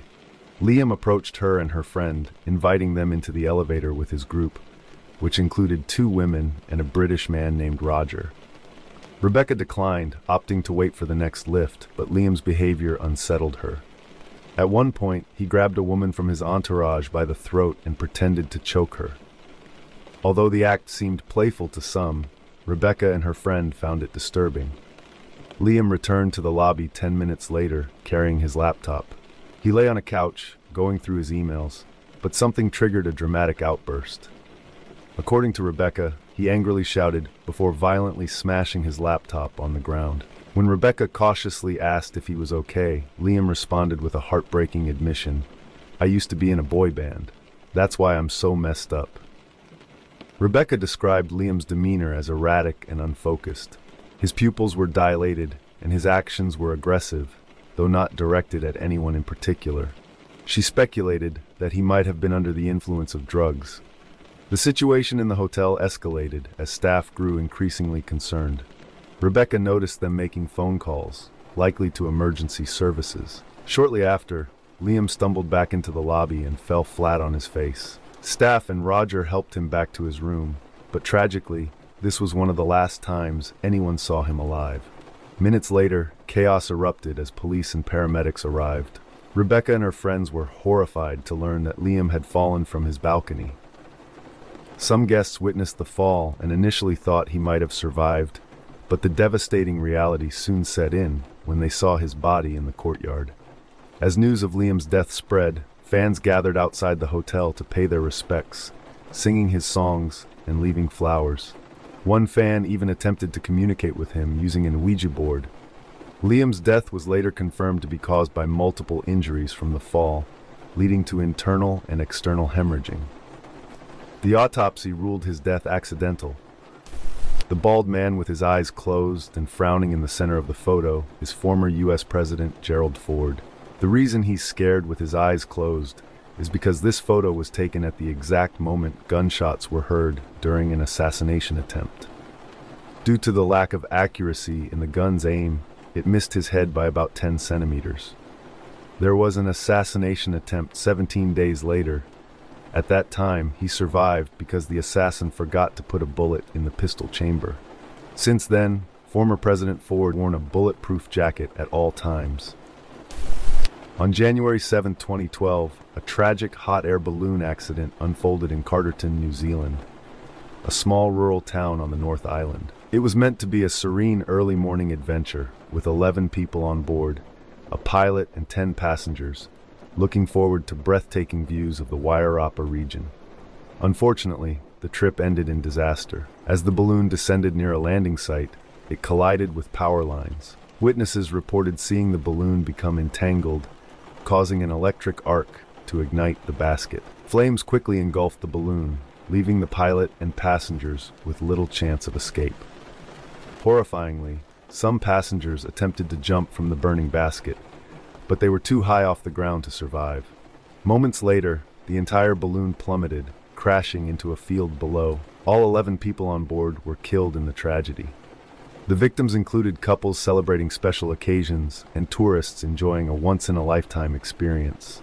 The pilot, Lance Hopping, was a highly experienced balloon operator with a good safety record, adding to the shock and heartbreak of the incident. Investigations by New Zealand's Transport Accident Investigation Commission revealed that the balloon had likely struck the power lines due to the pilot's misjudgment during the landing. It was also discovered that the pilot had traces of cannabis in his system, which raised concerns about whether this impaired his judgment. On September 7, 1996, Tupac Shakur was in Las Vegas, sitting in the passenger seat of a white Cadillac, with Suge Knight driving.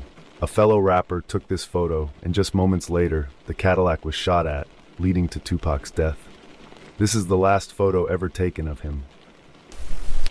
Reagan Kelly, a 28-year-old building surveyor from Selsdon, South London, embarked on a month-long adventure to Thailand at the end of December 2024. He had always been an experienced traveler, known for his sociable nature and easy ability to make friends. Reagan arrived in Thailand on December 30th, excited to explore the country, and was staying at the popular Mad Monkey Hostel on the island of Phuket. On January 3rd, Reagan went missing under mysterious circumstances. He had been seen in a bar at the hostel, engaging in a long conversation with an unknown man who appeared to be a fellow tourist. However, CCTV footage shows the situation taking a turn when the conversation became heated, with Reagan visibly upset. In the footage, he abruptly stands up, leaves the bar, and heads towards Patong Beach, with the other man following close behind. The next morning, at around 10 a.m., a water sports instructor discovered a naked body in the sea. Reagan's family was devastated to confirm it was his body. The sudden disappearance and the lack of answers left his loved ones desperate for closure. His sister, Lori Blackall, traveled to Thailand along with their father to investigate further and to meet the mysterious man who was last seen with Reagan. Lori expressed deep concern over the circumstances, noting that while the police suggested it might have been an accident, the situation didn't sit right with her. Reagan had been wearing shorts, a Mad Monkey Hostel t-shirt, a black baseball cap, and a crossbody bag when he was last seen running towards the beach. When his body was found, however, he was naked, and none of his belongings, including his phone, were present. The family has been in constant contact with Thai authorities, hoping to find more clues to piece together what happened in those final hours. Lori described her brother as a sociable and calm person who wasn't prone to reckless behavior. She described the argument with the mystery man as more verbal than physical, suggesting the two could have been having an intense but not violent conversation. Lori is now calling on the man to come forward with more information about their conversation and why Reagan seemed so upset. She fears that the case may be brushed aside as an accident without further investigation. A Just Giving fundraiser has been set up to help bring Reagan's body back to the UK for a second post-mortem, as Lori and her family seek the truth. The tragedy has left Reagan's family, friends, and loved ones in shock as they try to make sense of what happened to the happy and loving man who had so much left to experience in life. Reagan had messaged his sister and dad regularly since he landed on December 30th, sharing pictures of what he was getting up to. Judith Dull, an aspiring model, was murdered by glamour girl killer Harvey Glattman. Glattman moved to Los Angeles, where he posed as a professional photographer to lure girls into his hotel room with the promise of work. There, he tied them up, photographed them, and eventually killed them and dumped their bodies. Judith, 19 and divorced, showed up at Glattman's under the premise that she would pose for a crime fiction magazine. Dan Wallach, a 41-year-old Air Force lieutenant colonel, was an experienced hiker and family man who tragically lost his life after summiting two 14,000-foot peaks, Kit Carson Peak and Challenger Point, in southern Colorado. Wallach, who spent part of his youth in Colorado and was stationed in Colorado Springs with his wife and two young children, went missing on Wednesday after contacting his family to inform them he had successfully reached the summits. It was the last time they heard from him. Search efforts were launched when Wallach failed to return, with multiple agencies, including Custer County Search and Rescue, CCSAR, and Fremont Search and Rescue, joining ground and aerial operations.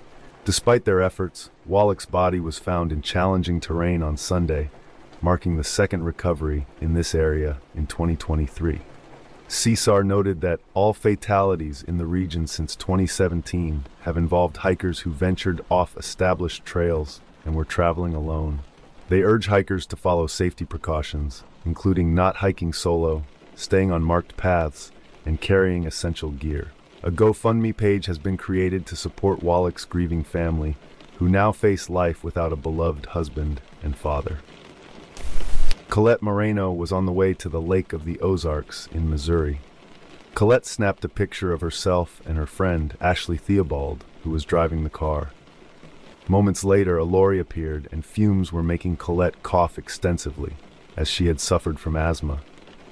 Ashley knew about her friend's medical condition, so she attempted to pass the truck, but another truck was coming and she ended up hitting it. Ashley lived through the ordeal, but the bride-to-be did not survive. Heartbroken Chinese girl on a rooftop. In the 10 photos that Jojo Tsai posted to her Instagram account before going to the roof of a building, she accused her boyfriend of lying to her and about his sincerity towards their relationship. She accused her boyfriend of lying to her and about his sincerity towards their relationship. On her Instagram photos, she wrote how her boyfriend lied about saying that he wanted to marry her and have children with her, but later backed out, saying that his mother would never agree to their marriage. In another post, she also wrote, "After I'm gone, I will haunt you. I will never be apart from you again." Her final photos also included a photograph of her ex-boyfriend, as well as a photo of her burning stuff from their relationship on her bed.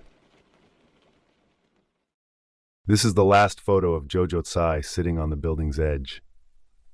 Andrei Emelianov, an 18-year-old student at the Western Complex of Continuous Education in Moscow, Russia, Andrei was far from a typical student. The vocational school was designed for those who had trouble adjusting to regular educational settings, often due to behavioral issues, and Andrei fit this profile. Having been transferred there after chronic absenteeism at his previous school, he didn't care much for his studies. Instead, he was drawn to video games, where he found solace and friendship in online gaming communities. Here, his virtual friends knew him as an ordinary, good-humored guy, someone who seemed normal, at least on the surface. But Andre's interests weren't limited to harmless gaming. He was particularly captivated by the character Walter Sullivan from Silent Hill 4, a villain infamous for killing his victims before taking his own life. This morbid fascination hinted at a deeper, more disturbing side to Andre that most around him failed to see. His frustrations mounted in 2017, particularly with one of his teachers, Sergei Danilov. A former military officer, Danilov taught health and safety with a firm hand, which only intensified the strained relationship between him and Andre. Danilov's strictness, combined with Andre's rebellious behavior, led to escalating tensions, with Danilov even considering expelling Andre from the school. Andre often joked with his online friends about killing Danilov, but no one took these remarks seriously. They were dismissed as the kind of dark humor typical of internet culture. However, there were signs that something more sinister was coming.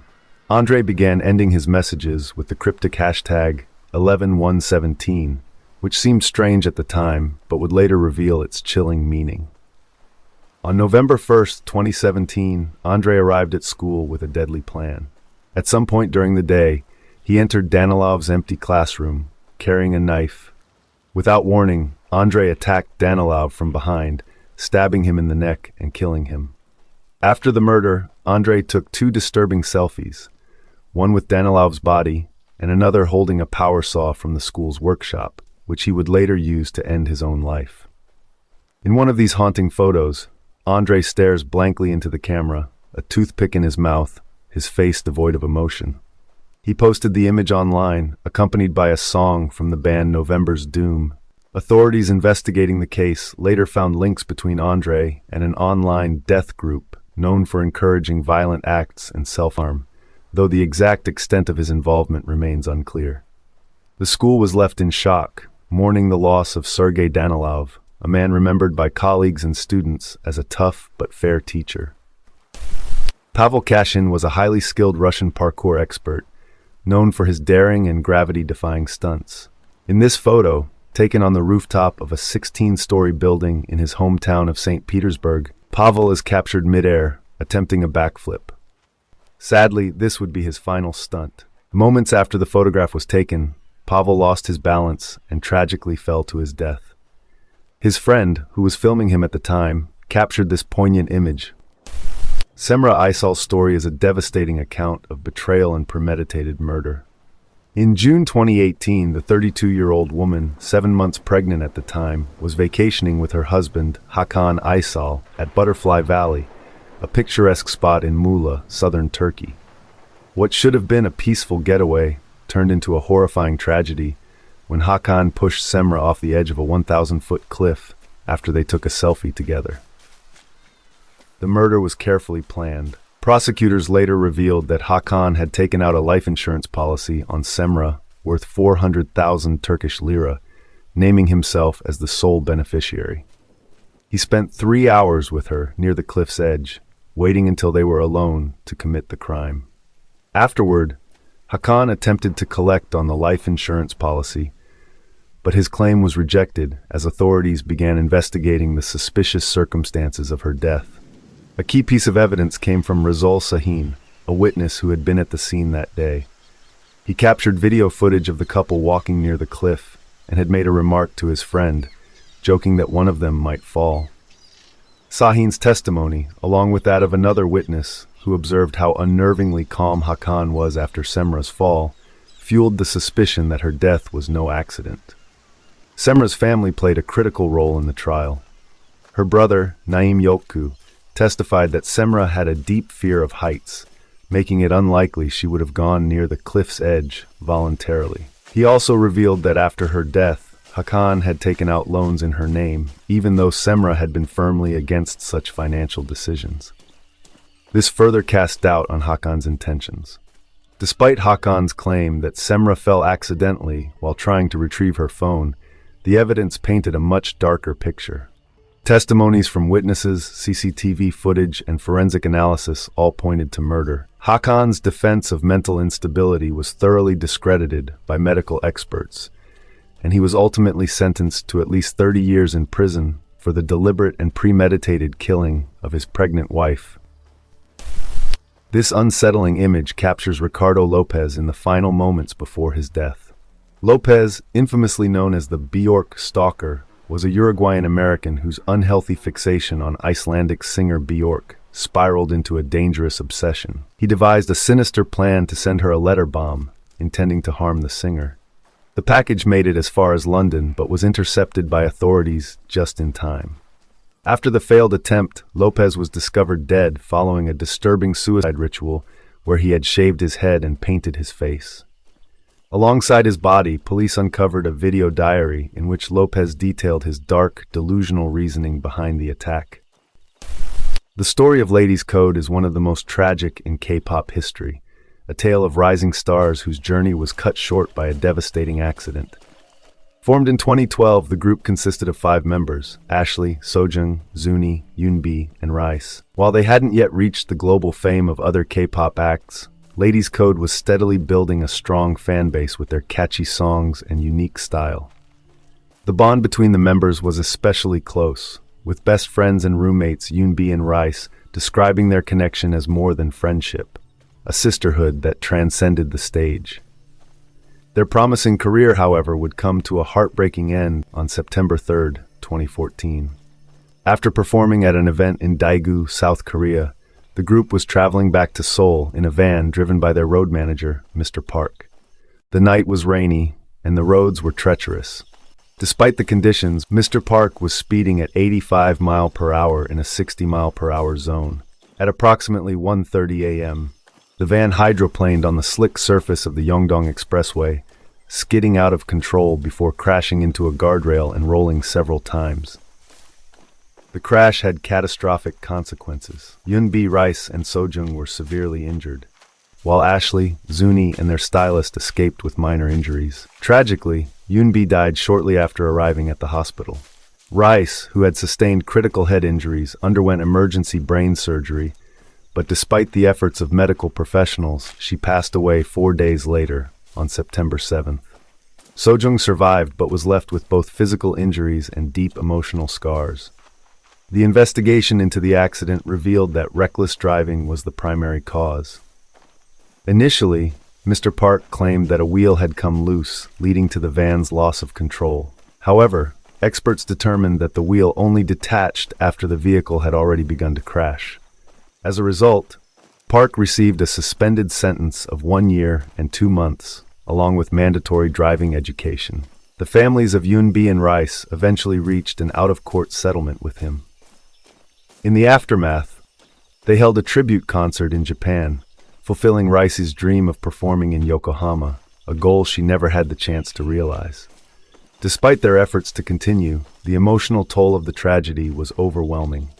By 2020, with their contracts with Polaris Entertainment having expired, the surviving members decided to step back from the public eye, placing Ladies' Code on an indefinite hiatus. Though Yoonbi and Rice are no longer with us, their legacy lives on through the music they created and the impact they had on their fans. This photo shows 2 best friends, Cheyenne Rose Antoine and Brittany Gargle, getting ready for a night out. But it's far more than just a casual snapshot. It would later become a critical piece of evidence in a shocking crime. Cheyenne, pictured on the left, would eventually strangle Brittany using the very same belt she was wearing in this image.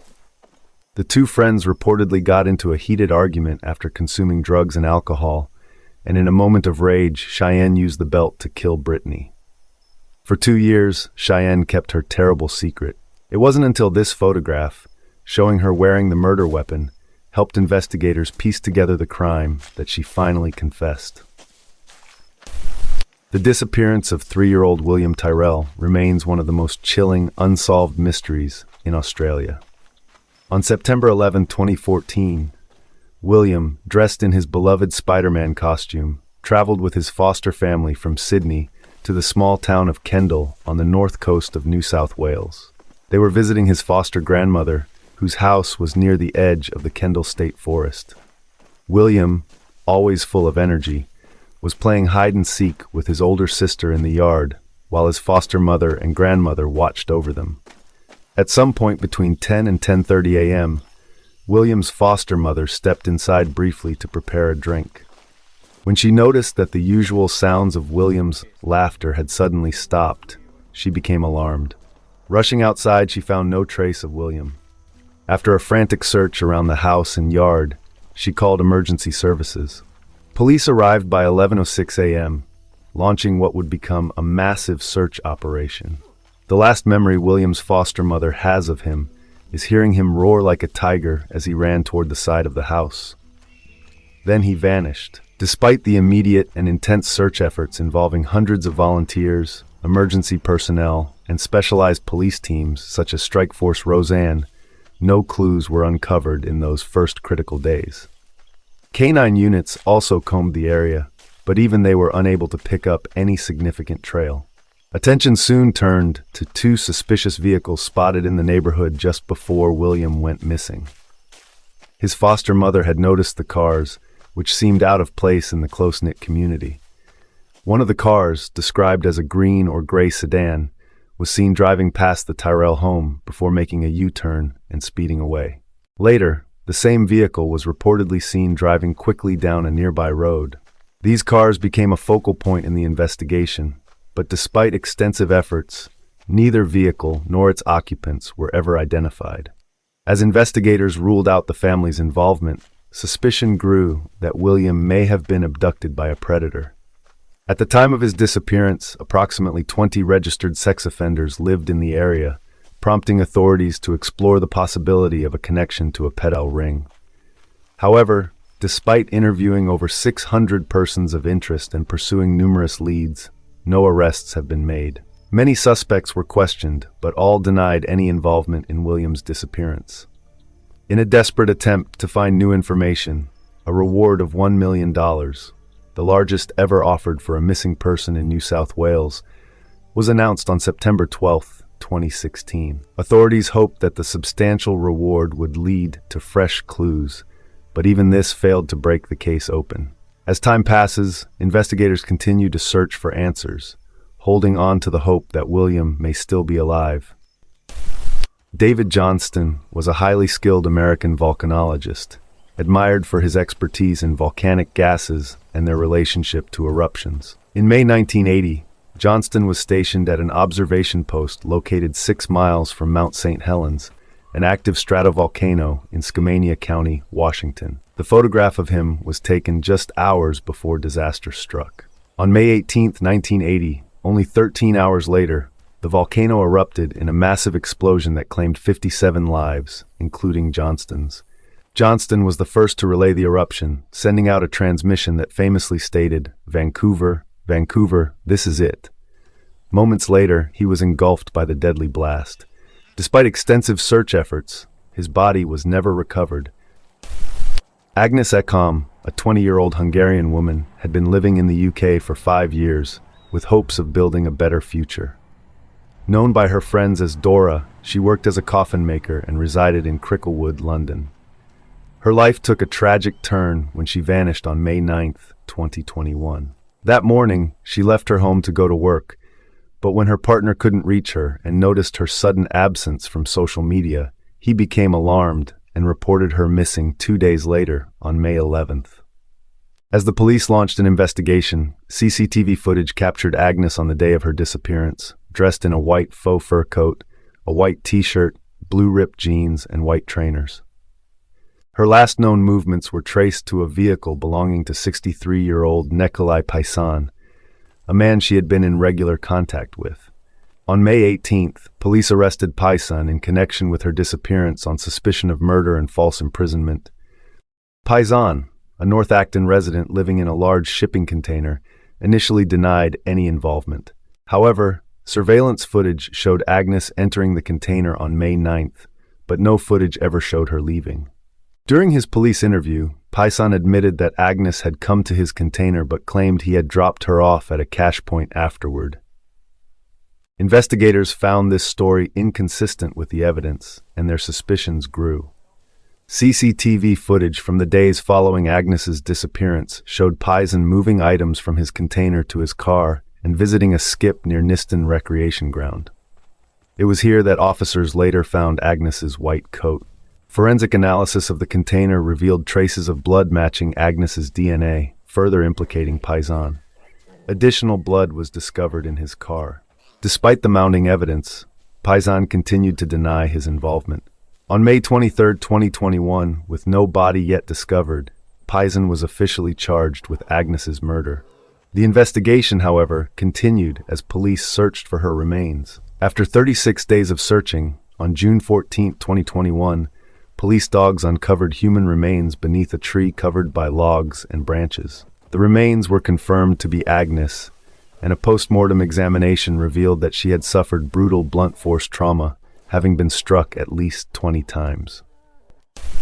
On August 16, 1977, Robert Cole and his 4-year-old daughter stood outside Elvis Presley's Graceland mansion, hoping for a brief encounter with the legendary singer as he returned home. At around 12:38 a.m., Elvis, accompanied by his girlfriend, drove through the gates and waved to the little girl. Cole seized that moment to capture a photograph of the star. Tragically, just hours later, Elvis was discovered unresponsive in the bathroom of his Graceland home by his girlfriend, Ginger Alden. Despite efforts to revive him, he was pronounced dead at Baptist Memorial Hospital later that afternoon at 3:30 p.m. He was just 42 years old. The Concorde, once the crown jewel of luxury air travel and a marvel of aviation technology, saw its legacy forever tarnished by a catastrophic event that no one could have foreseen. This supersonic passenger plane, renowned for its extraordinary speed and safety, made its first transatlantic flight on September 26, 1973. It seemed almost invincible, a masterpiece of engineering that defied the limitations of commercial aviation. That illusion of invincibility shattered on July 25, 2000. Air France Flight 4590 was set to fly from Charles de Gaulle Airport in Paris to New York City, carrying 100 passengers and 9 crew members. As the aircraft sped down the runway, disaster struck. A piece of debris, left behind by another plane, punctured one of the Concorde's tires. The resulting tire blowout sent fragments flying into the underside of the wing, causing catastrophic damage. A punctured fuel tank ignited a fire that quickly spread, engulfing one of the engines in flames. Despite the crew's efforts, the plane struggled to gain altitude. Just 2 minutes after takeoff, Concorde plunged into a hotel in the nearby town of Gonesse, France. The devastating crash claimed the lives of all 109 people on board, as well as 4 people on the ground. The fiery aftermath, captured in haunting photographs, depicted the smoldering wreckage of a plane once synonymous with safety and grandeur. The world was stunned, not only by the tragic loss of life, but by the fact that it was Concorde, the plane thought to be impervious to disaster, that had met such a fate. Though this was the only fatal incident in Concorde's operational history, it proved to be a fatal blow to its reputation. Just 3 years later, in 2003, Concorde was retired, bringing an abrupt close to an era of supersonic passenger travel. Victor Barrio, a 29-year-old Spanish bullfighter, tragically met his end during a bullfight on July 9, 2016. While facing a 529-kilogram bull, the animal's horn tragically pierced through Barrio's chest. The incident, which was witnessed by a live audience and broadcast on television, left spectators in shock. Horrific photos from the event captured the exact moment, showing the anguish on Barrio's face as the bull's horn struck. Nicholas McAuley was a passionate freediver, dedicated to mastering one of the most extreme sports on the planet. Freediving pushes the boundaries of human endurance by challenging divers to descend deep into the ocean on a single breath, without the aid of breathing apparatus. Nicholas became obsessed with this dangerous pursuit, training relentlessly in bathtubs, pools, and even running while holding his breath, all in the quest to push his limits.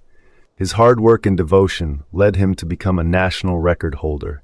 On November 17, 2013, during an international competition in the Bahamas, Nicholas attempted a demanding dive in the constant weight no fins (CNF) category, aiming to reach a depth of 72 meters, 236 feet. This type of dive is notorious for its difficulty, as it requires divers to descend and ascend without any fins, relying solely on their own strength and lung capacity. Nicholas began his dive with confidence, plunging into the ocean's dark depths. At 68 meters, 223 feet, he hesitated for a brief moment, turning back toward the surface, only to change his mind and push himself further into the abyss. After an astonishing 3 minutes and 38 seconds underwater, Nicholas resurfaced. The last known photograph of him alive was taken moments after this resurfacing. He appeared to have made it, initially looking calm and in control. However, the triumph was short-lived. Suddenly, Nicholas collapsed backward, losing consciousness. He was rushed to the Vid Sims Memorial Health Center, where doctors diagnosed him with pulmonary edema, a condition where fluid builds up in the lungs. This is often caused by the intense pressure changes experienced during deep dives. Despite their efforts, Nicholas McAuley did not survive, becoming the first athlete to die in an international free diving competition. This seemingly ordinary photo captures a couple posing in front of Niagara Falls, but the image holds a tragic story in the background. Behind the couple, a woman dressed in red can be seen. Her name was Aino Tokumasu. Shortly after this picture was taken, Tokumasu, in an attempt to get a better view of the iconic falls, climbed over the protective railing. Unfortunately, as she stood up, she lost her balance and fell into the river below. Swept away by the powerful current, the incident ended in tragedy, forever linking this innocent snapshot to an unforeseen disaster. On August 31, 2024, Fabio Cioni, a dedicated family man, proudly shared a photo of his wife and 2 sons on social media, marking a joyful moment of celebration. It was his 51st birthday, and the family, living in Paderno Dugnano near Milan, northern Italy, had spent the day together in happiness. As they went to bed that evening, they had no inkling of the horror that was about to unfold within their home. At approximately 2 a.m., the peaceful household was torn apart by an unimaginable act of violence. Fabio's younger son, just 12 years old, was the first to be attacked while he lay in bed. He was repeatedly stabbed in a vicious assault. His screams of agony awoke the family, and Fabio rushed to his aid. Tragically, in his attempt to save his son, he too was brutally stabbed in the neck and throat. Moments later, Fabio's wife, who had also rushed to the scene, suffered the same horrifying fate. All 3 died almost instantly from the ferocity of the attack. The family's older son, a 17-year-old, made a frantic call to the police in the midst of the chaos. In the initial call, he claimed to have killed his father in self-defense, saying that his father had attacked his mother and brother. However, when law enforcement arrived at the scene, they were met with a shocking twist. This teenager admitted to having killed his entire family. His sudden confession left both the police and the local community in disbelief, as no one had suspected any serious issues within the family that could have foreshadowed such a horrific event. In the aftermath, investigators began probing the 17-year-old's life, hoping to uncover a reason for his shocking actions. They searched through his social media, his personal history, and his mental health background, but found no concrete explanation. The boy expressed feelings of isolation and a sense of detachment from his surroundings, yet these emotions seemed too vague and disconnected to justify such a brutal crime. There were no significant signs of conflict or deep-rooted issues within the family that could have hinted at this tragic outcome. The case is still under investigation, with the 17-year-old in custody, facing charges of murder with aggravating factors, including premeditation. Gary Slock and his mother, Petra, were among the passengers on board Malaysia Airlines flight MH17, which tragically ended in disaster. This photo, taken just before their flight took off from Amsterdam in June 2014, captures a poignant moment as they embarked on a vacation to the South Pacific. A few hours later, their plane was shot down over eastern Ukraine while flying over a conflict zone. All 298 people on board, including Gary and Petra, perished in the crash. On May 11, 2011, a seemingly normal day began for 6-year-old Timothy Pitson, who was dropped off at Greenman Elementary School in Aurora, Illinois, by his father, James Pitson. His mother, Amy Pitson, arrived shortly afterward, unexpectedly checking him out of class, claiming a family emergency. That decision triggered a series of bizarre and tragic events that would leave a haunting mystery in its wake. Amy and Timothy spent the next 2 days visiting various locations, beginning with a stop at a repair shop where Amy left her car. While it was being serviced, an employee drove them to the Brookfield Zoo, where they spent the afternoon. From there, they traveled to the Key Lime Cove Resort in Gurnee, Illinois, for an overnight stay. On May 12th, they headed to the Kalahari Resort in Wisconsin Dells, Wisconsin, another vacation destination. Security footage captured them checking out the next morning. This would be the last confirmed sighting of Timothy. That same day, Amy called several family members, reassuring them that both she and Timothy were fine. Her calls were traced to an area near Route 40, northwest of Sterling, Illinois. Timothy's voice was faintly heard in the background, mentioning that he was hungry. Oddly, Amy never contacted James, who had already begun desperately searching for his missing son. Later on May 13th, Amy appeared alone at a Family Dollar store in Winnebago, Illinois, purchasing a notebook, pen, and envelopes. 30 minutes later, she was seen at a grocery store, still by herself. That evening, she checked into the Rockford Inn. It was here that the tragedy took its darkest turn. Sometime that night or the following morning, Amy took her own life, slashing her wrists and neck and overdosing on antihistamines. Her body was discovered by a maid, but Timothy was nowhere to be found. In the hotel room, investigators found a suicide note from Amy. It included an eerie message. She apologized for the mess and stated that Timothy was safe but would never be found. Photographs of Timothy were laid out on the bed, but no other clues pointed to his whereabouts. Despite thorough investigations, no signs have ever surfaced to suggest Timothy was in the hotel with her, nor has any trace of him been found since. Family members acknowledged that Amy had been struggling with mental health issues, and her relationship with James had been troubled. However, they insisted that she deeply loved Timothy. This makes the case all the more perplexing. Did Amy truly ensure her son's safety before her suicide, or did something far more sinister happen during those final days? Adding another layer of mystery, the clothing Amy wore when she checked into the Rockford Inn was never found. Some have speculated that she may have changed after harming Timothy, but no hard evidence supports this theory. Whether Timothy is still alive remains unknown, but the fact that he has never made contact with his family leaves many to suspect the worst. If Timothy were alive today, he would be 19 years old. His disappearance remains one of the most disturbing unsolved mysteries, especially given the unsettling last photos of him from the Wisconsin resort. This photo shows Thomas Bart Whitaker on the left and his younger brother Kevin on the right, taken just hours before Thomas planned to have his family killed.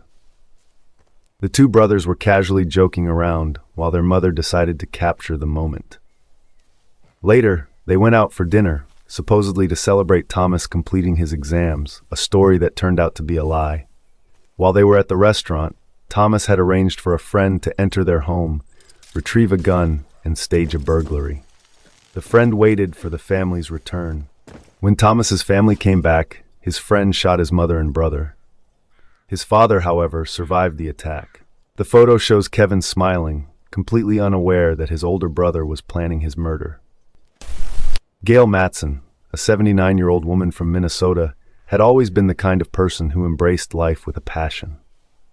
Her spirit of adventure had taken her many places, but in March 2024, she embarked on what she called her last big adventure, a safari through Zambia's Kafue National Park. This journey had been a dream for Gail, a chance to immerse herself in the heart of Africa's untamed wilderness. The trip was a culmination of her lifelong love for nature and wildlife, a final grand experience she had looked forward to for years. On that fateful day, Gail joined 5 other tourists for a game drive across the vast sun-soaked expanses of the park. They were seated in an open-top safari vehicle. Kafue National Park, with its sprawling landscapes and rich biodiversity, offered a glimpse into nature at its rawest. It should have been an unforgettable day filled with awe, but as the group moved deeper into the park, the unexpected happened. A massive bull elephant appeared in their path. Though safaris like this one are typically safe, the wildness of Africa's creatures is never fully predictable. In a sudden, terrifying turn, the elephant charged at the vehicle. Bull elephants, especially in times of distress or agitation, can become dangerously aggressive. The group watched in frozen horror as the animal closed in. Without warning, the elephant collided with their truck, its powerful body tipping the vehicle with a bone-rattling force. In the chaos that followed, Gail was tragically killed on impact. The force of the elephant's charge was too much, and she did not survive the attack. One of her fellow travelers sustained severe injuries and was quickly rushed to the nearest hospital, while the other 4 passengers escaped with minor wounds. The dreamlike excitement of the day shattered in an instant, turning into an unimaginable nightmare for everyone on that trip. Millions of people go on safaris each year, drawn by the allure of adventure and the chance to witness nature up close. While it's a rare occurrence for an elephant to attack a vehicle, incidents like these remind us that no matter how organized or well-prepared an experience might be, nature remains unpredictable. For all its beauty, the wild also carries an element of danger that cannot be entirely controlled. Gail's family and friends were left reeling from the tragedy. What was supposed to be the fulfillment of her dream had turned into their worst nightmare. On November 14, 2017, Sydney Loof agreed to a first date with Bailey Boswell, who was using the alias Audrey on Tinder. The following day, Sydney went on another date with Boswell, and before leaving, posted a photo of herself with the caption, "When Sydney failed to show up for work the next day, she was reported missing." Tragically, after 3 weeks of searching, her dismembered remains were discovered along a gravel road 60 miles from where she had gone on the date. Bailey Boswell and her partner, Aubrey Trail, were later convicted of Sydney's murder. Boswell was sentenced to life in prison, while Trail received the death penalty. One explanation Trail gave was that he and Boswell were part of a lifestyle involving the recruitment of women for what he described as a cult-like group that engaged in criminal and sadistic activities, including trafficking and witchcraft rituals. However, it's believed much of this was a constructed fantasy to control and manipulate others. In the end, it seemed that Trail and Boswell intended to use Sydney Loof as a victim in a broader scheme involving violence and sadistic pleasure. Trail claimed her death was accidental during sexual fantasy, but prosecutors argued that Sydney was selected, lured, and killed as part of a deliberate and heinous plan. Molly LaRue and Jeff Hood were a young couple full of dreams and a love for adventure. Their journey along the Appalachian Trail in 1990 was meant to be a transformative experience, one that would bring them closer to nature and to each other. Both in their mid-20s, they had met in Kansas at a church-sponsored program for vulnerable youth, where their shared compassion and zest for life brought them together.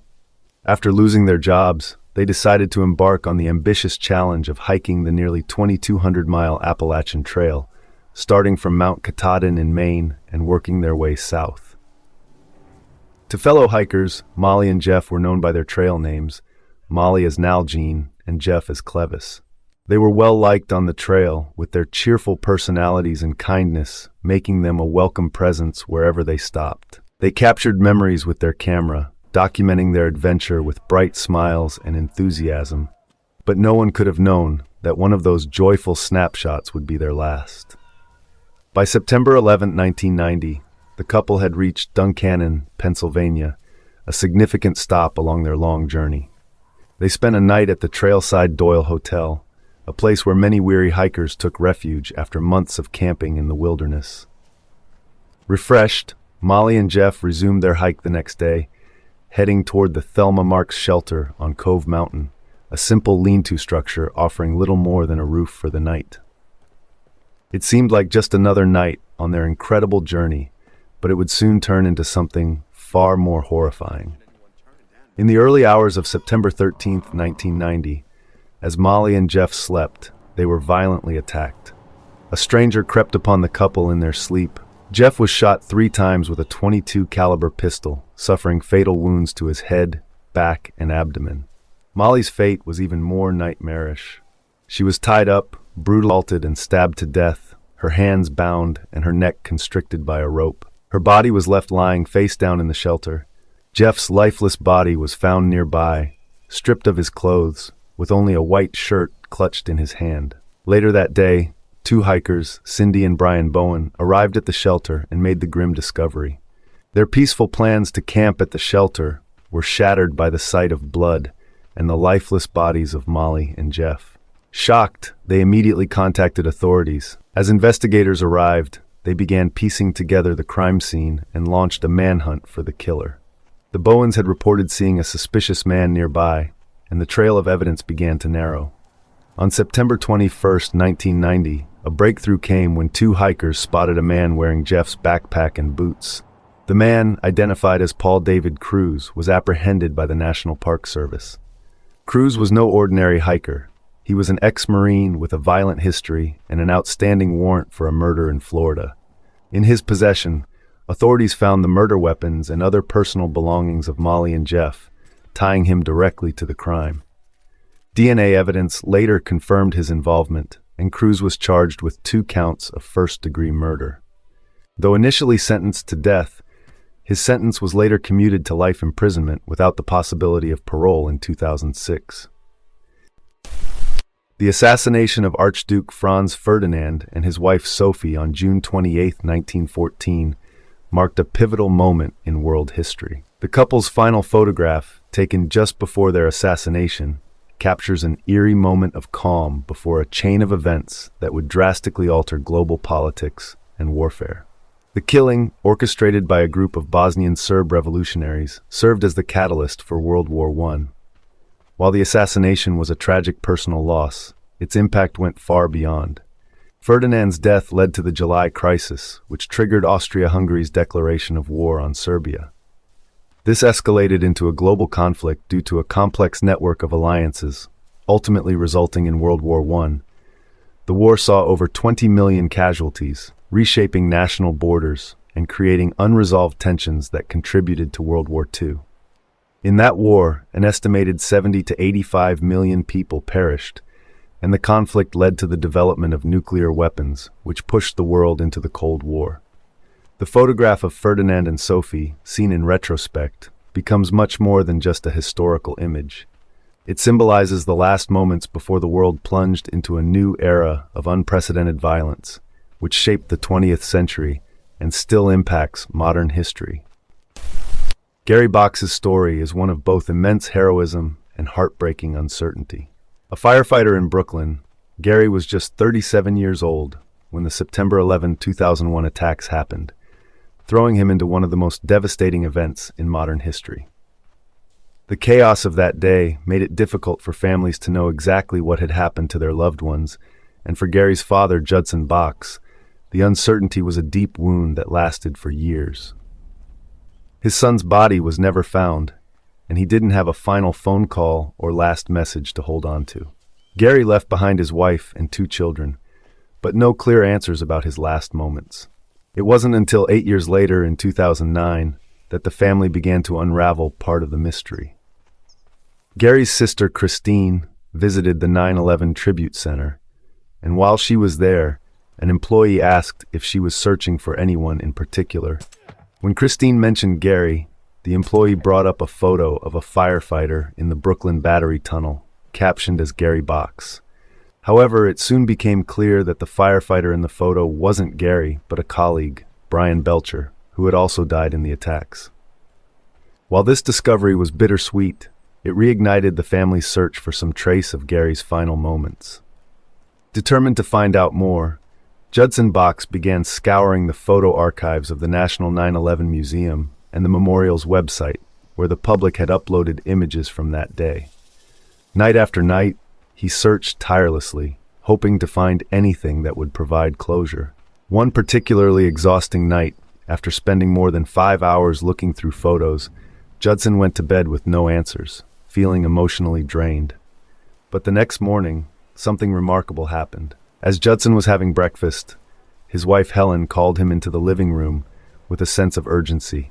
She had found a photo, a firefighter running through the Brooklyn Battery Tunnel, passing by cars stuck in traffic, heading toward the burning towers.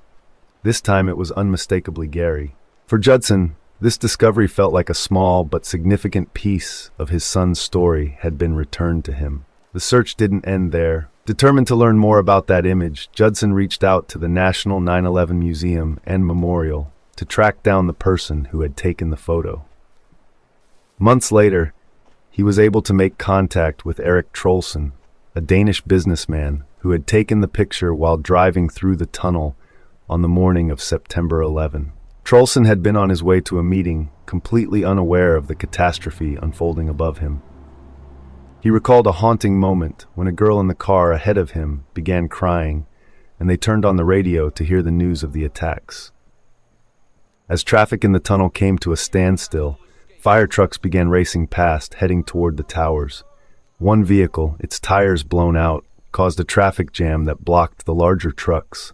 As the minutes ticked by, the firefighters, including Gary, abandoned their trucks and started running past the cars, rushing on foot toward the towers to help in any way they could. For Judson, that photo was a gift, a glimpse into his son's heroic last moments as he ran toward danger, determined to save lives. It gave the family something they had been missing for so long, a fragment of Gary's final day, an image of him in action, selflessly doing his duty.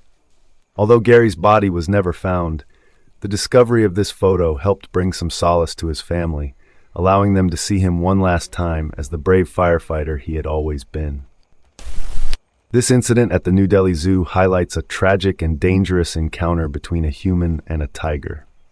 A 20-year-old man, reportedly seeking to get a closer look at the tiger exhibit, managed to breach multiple barriers before falling 18 feet into the moat surrounding the tiger's enclosure. The tiger, curious about the commotion, approached the man. Unfortunately, the circumstances that followed were horrific, leading to the man's death. Zookeepers faced a significant challenge in safely coaxing the tiger back into its cage, which took a couple of hours. Emma Brown's story is a chilling and heartbreaking reminder of the darkness that can sometimes emerge in even the most seemingly ordinary lives. At just 12 years old, Emma was like many girls her age, attending school at Peaster Elementary and living with her father, Daniel, in the quiet town of Poolville, Texas. Her family life appeared normal on the surface. Emma had recently gone to a father-daughter dance with Daniel, and their home was filled with the comfort and familiarity of rural life. But behind the scenes, something far more troubling was brewing in Emma's world. On September 20th, 2022, just hours after what seemed like a peaceful moment between father and daughter, Emma's life took a dark and violent turn. In a shocking act, she shot her 38-year-old father in the abdomen and then turned the gun on herself, a decision that would end her life 2 days later in the hospital. The tragedy left their small Texas community reeling, but as more details emerged, the story became even more disturbing. Authorities soon discovered that this was not a spontaneous act of violence. Emma had been part of a premeditated murder plot, a pact she had formed with another 12-year-old girl from Lufkin, Texas, over 200 miles away. Together, the two girls had planned to kill their entire families and pets before running away. Although Emma followed through with the plot, the exact role of her accomplice remains murky. Due to Texas laws protecting minors, the other girl's identity remains confidential, but she was charged with conspiracy to commit murder. The case finally reached a resolution on March 14, 2023. Emma's access to firearms played a critical role in the tragic events of that night. Her father, Daniel, held an FFL license, which allowed him to legally store and sell firearms from their home. Growing up around guns was a normal part of Emma's life, and her familiarity with them may have made the horrific act more possible. But what drove her to such an extreme decision remains unclear. Investigators were left with more questions than answers, especially when they learned that after the killings, Emma had planned to drive 230 miles to pick up her boyfriend and then flee to Georgia. On the night of the shooting, Emma left her father gravely injured inside their home, walking a few hundred yards down the driveway before ending her own life. Her body was found on a dirt road, the handgun she used still beneath her. Daniel, despite his life-threatening injuries, was later released from the hospital and is expected to make a full recovery. His survival, though a relief to many, was bittersweet as it came at the cost of his daughter's life. Emma's parents had no idea about the other girl's involvement until after the fact. Rosario Charo Endrinal's life was a story of promise, pain, and tragic loss. Born in 1954, she was once full of potential, known for her intelligence, charm, and her fluency in multiple languages. For a time, Charo lived a life that seemed secure, working for the Spanish retail giant El Corte Inglés, a prestigious position that reflected her talents. She had a family, a husband named Luis and a daughter, Santal. But despite this seemingly stable life, her world began to unravel in the mid-1990s. The turning point came when Charo left her family for a Frenchman named Jean. This decision led her down a path that spiraled out of control. After separating from Luis and leaving her stable life behind, Charo began using cocaine, an addiction that would have devastating consequences. As her drug habit grew, Charo lost her job and Jean abandoned her, leaving her with nothing. By the end of this painful journey, she found herself homeless in Barcelona. For years, Charo lived on the streets of the city, a harsh reality far removed from the life she had once known. She often sought shelter in a CaixaBank ATM vestibule located in the affluent Sarrià Sant Gervasi neighborhood. This space, though offering some protection from the elements, made her a target for cruelty. Other homeless individuals and drunken passersby harassed and abused her regularly. She was vulnerable, left to face the daily dangers of life on the street alone. The most horrific of these encounters came in the early hours of December 16, 2005. On that night, 18-year-olds Ricard Pinilla and Oriol Plana came across Charo sleeping in the ATM vestibule. What began as verbal torment quickly escalated into physical abuse. They hurled insults at her, kicked her, and threw objects at her, but when Charo managed to lock them outside, she thought she had escaped the worst of the attack. Unfortunately, it wasn't over. Hours later, 16-year-old Juan Jose joined Ricard and Oriol, and the trio returned to the ATM booth. Pretending to need access to the ATM, they convinced Charo to let them back inside. Once inside, the situation turned deadly. Ricard and Juan Jose poured industrial paint thinner over Charo, while Oriol watched, and then they set her on fire with a cigarette. The flames engulfed her body, leaving her with burns that covered 70% of her body. Despite fighting for her life for the next 28 hours, Charo eventually succumbed to her injuries. The brutality of the attack was captured on the bank's security cameras, a piece of evidence that would spark widespread outrage across Spain. The public was horrified by the senseless violence and the vulnerability of Charo, who had already suffered so much. The attackers were quickly arrested and brought to trial. Ricard and Oriol were sentenced to 17 years in prison for their roles in Charo's death, while Juan Jose, who was a minor at the time, received 8 years in juvenile detention and an additional 5 years of supervised release. Though justice was served in some form, the consequences for Charo's family were devastating. Her daughter, Santal, spoke openly about the pain of her mother's death, sharing that she had long held out hope for reconciliation. She believed that one day her mother might turn her life around, and Charo's violent death had robbed them of that possibility. The early release of Ricard, who served just 11 years of his 17-year sentence, only deepened the wound for Santal and others who felt that the attackers hadn't fully paid for their crime. Ricard, upon his release in 2016, expressed remorse for his actions, attributing them to his insecurity and low self-esteem. However, for many, these words did little to heal the scars left by Charo's death.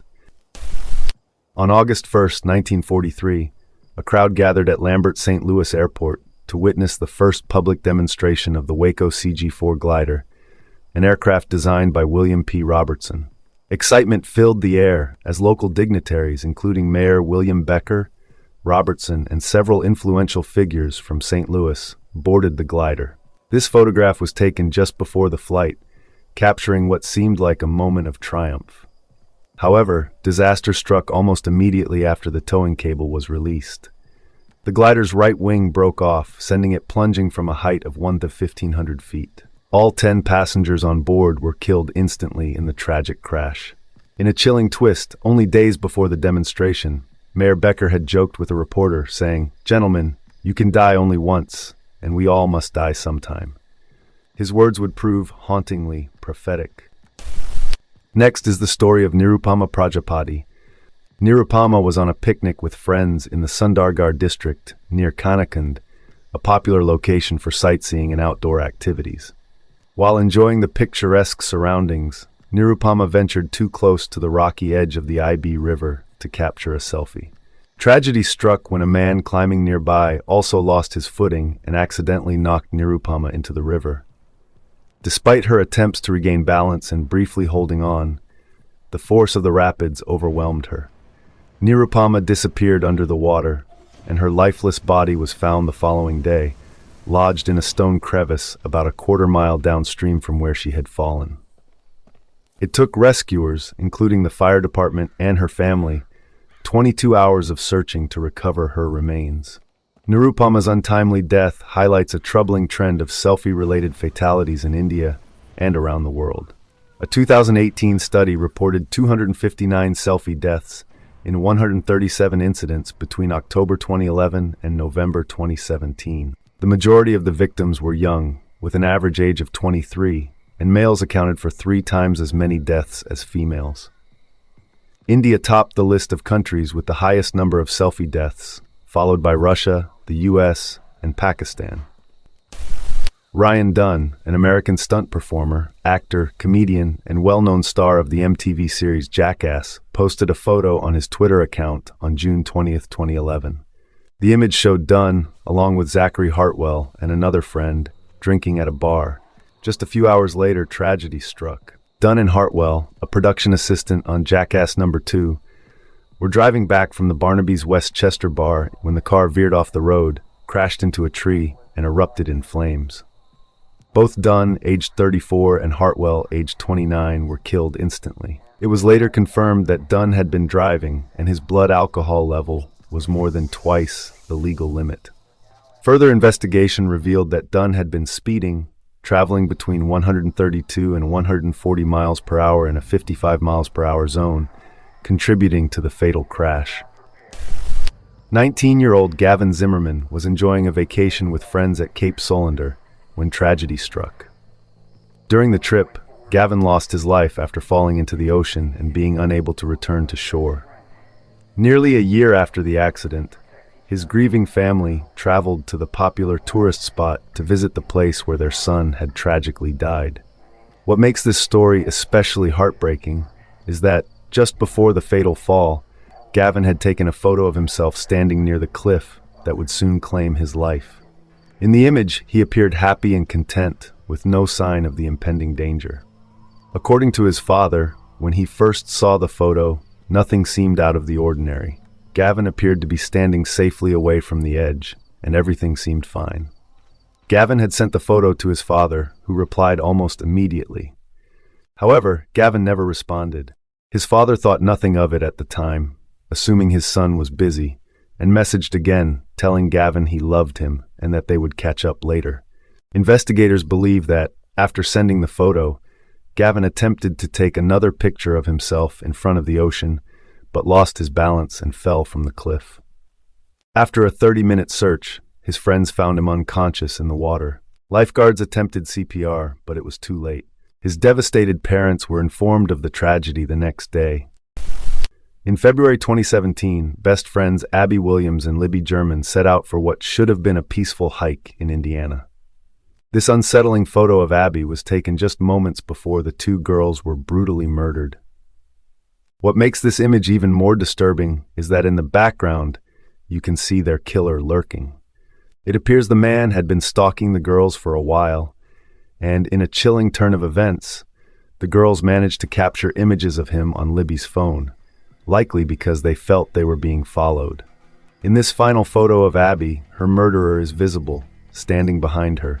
The man responsible for their deaths has never been caught. Though there is a reward for any information leading to his identification, justice remains elusive.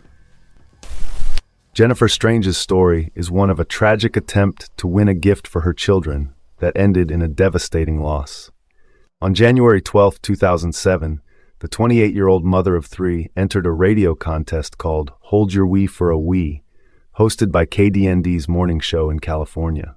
The contest promised a highly sought-after Nintendo Wii gaming console to the contestant who could drink the most water without urinating. Jennifer joined, hoping to secure the prize for her kids. At 6:45 a.m., the competition kicked off with around 17 to 20 participants gathered at the radio station. Each contestant was given 240 milliliters of water to drink every 15 minutes, and as time passed, the amount of water increased. Although it seemed like a fun, light-hearted challenge, danger loomed behind this reckless competition.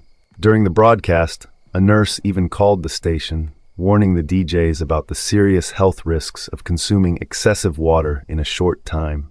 However, the station's staff dismissed her concerns, choosing instead to press on with the event. After about 3 hours of participation and consuming a staggering 7.6 liters of water, Jennifer finished second in the contest.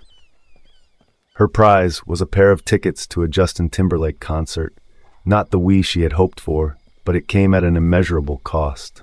Before leaving the station, Jennifer reported feeling unwell, complaining specifically about a severe headache.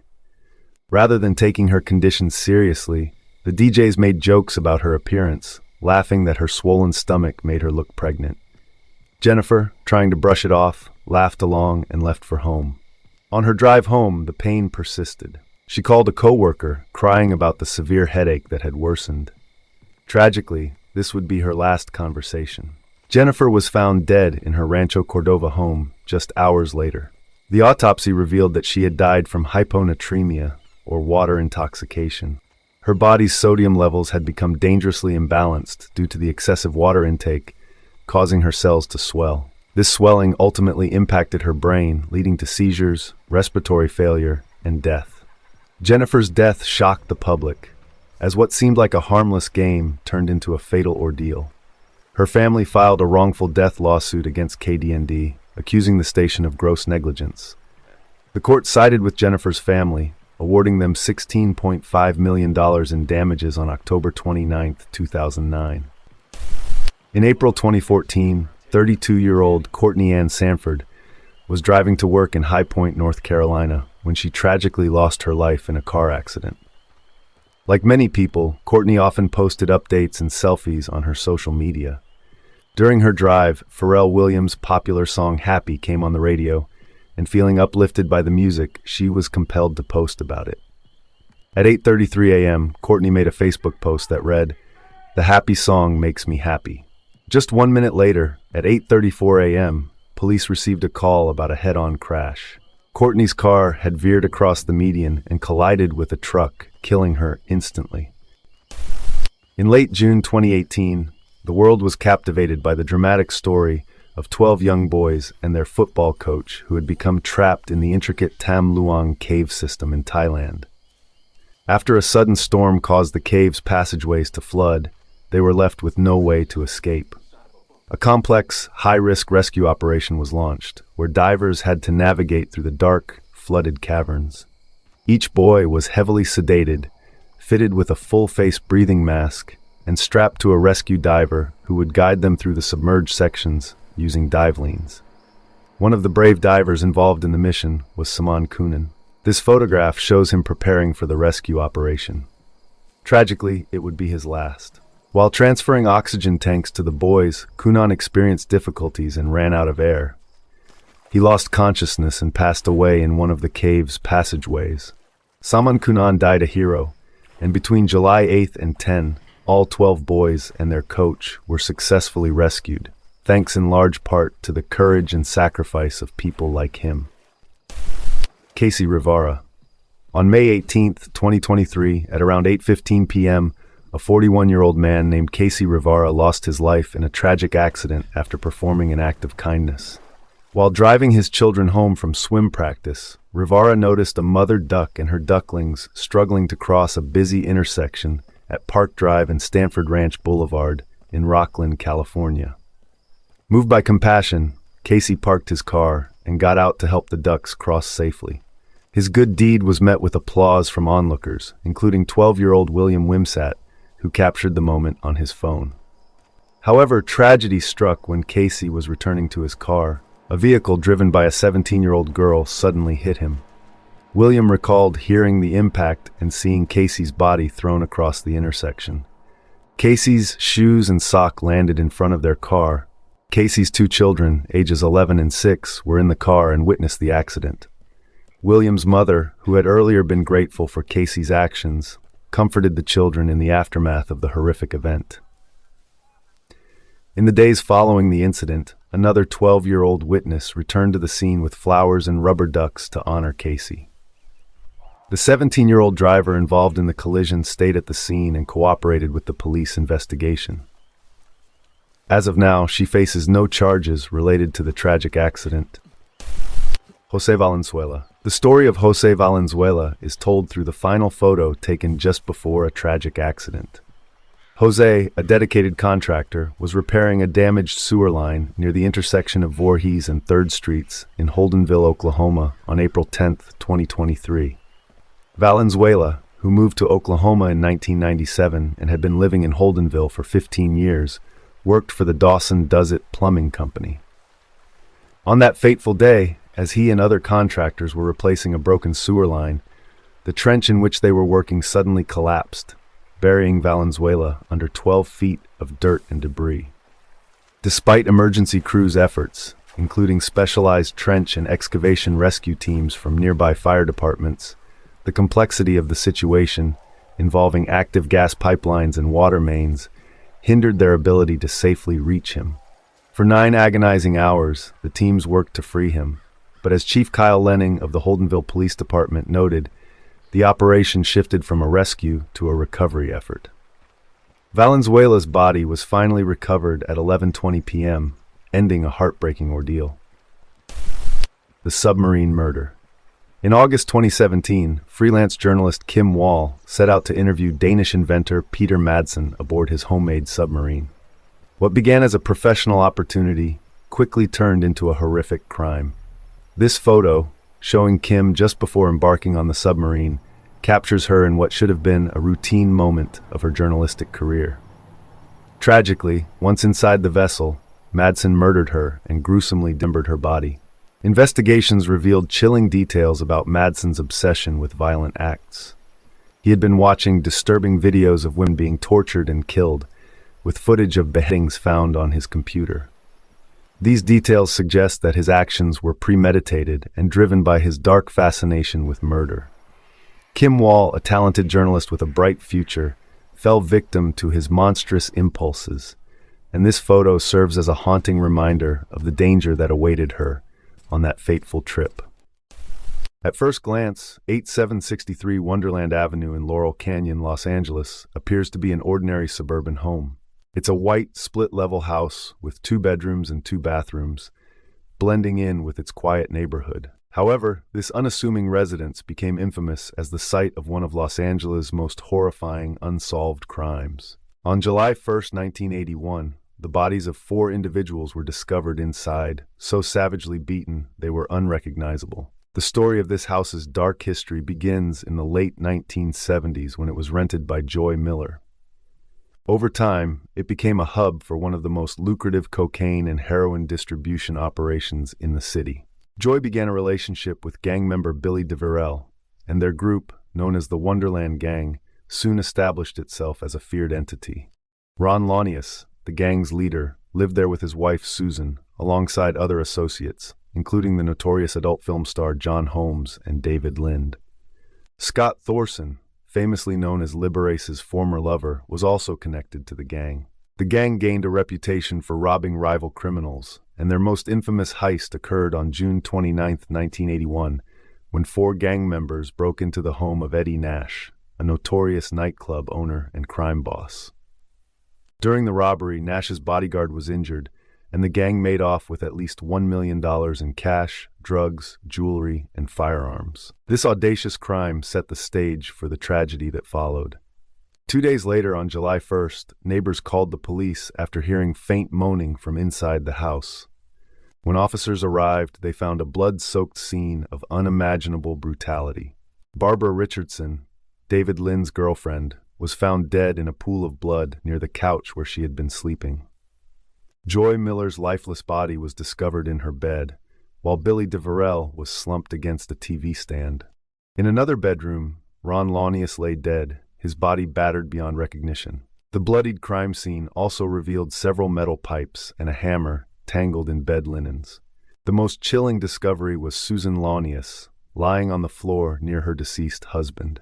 Despite her skull being shattered, she was still alive, groaning in agony. Miraculously, she survived the attack, but suffered severe brain damage, leaving her with permanent amnesia and unable to recall the events of that night. Investigators later determined that she had likely been lying there for 12 hours before help arrived. A bloody handprint at the scene linked John Holmes to the murders, leading to his arrest and trial on 4 counts of murder.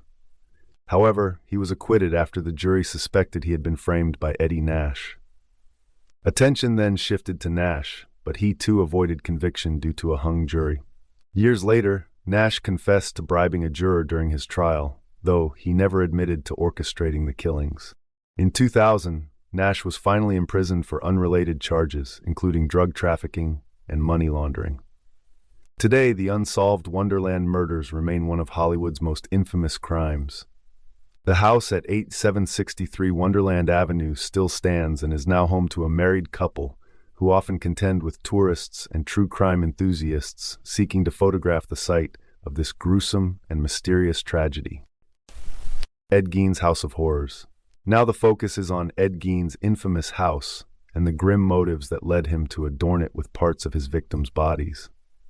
Located in the secluded farmlands of Plainfield, Wisconsin, the farmhouse was purchased in 1914 by Gein's mother, Augusta. At the time, Ed was just 8 years old. Augusta, a devout Lutheran, intentionally chose this isolated property to shield her sons from external influences, which she viewed as corrupting. Ed and his brother Henry rarely left the house except to attend school and were forbidden from forming friendships.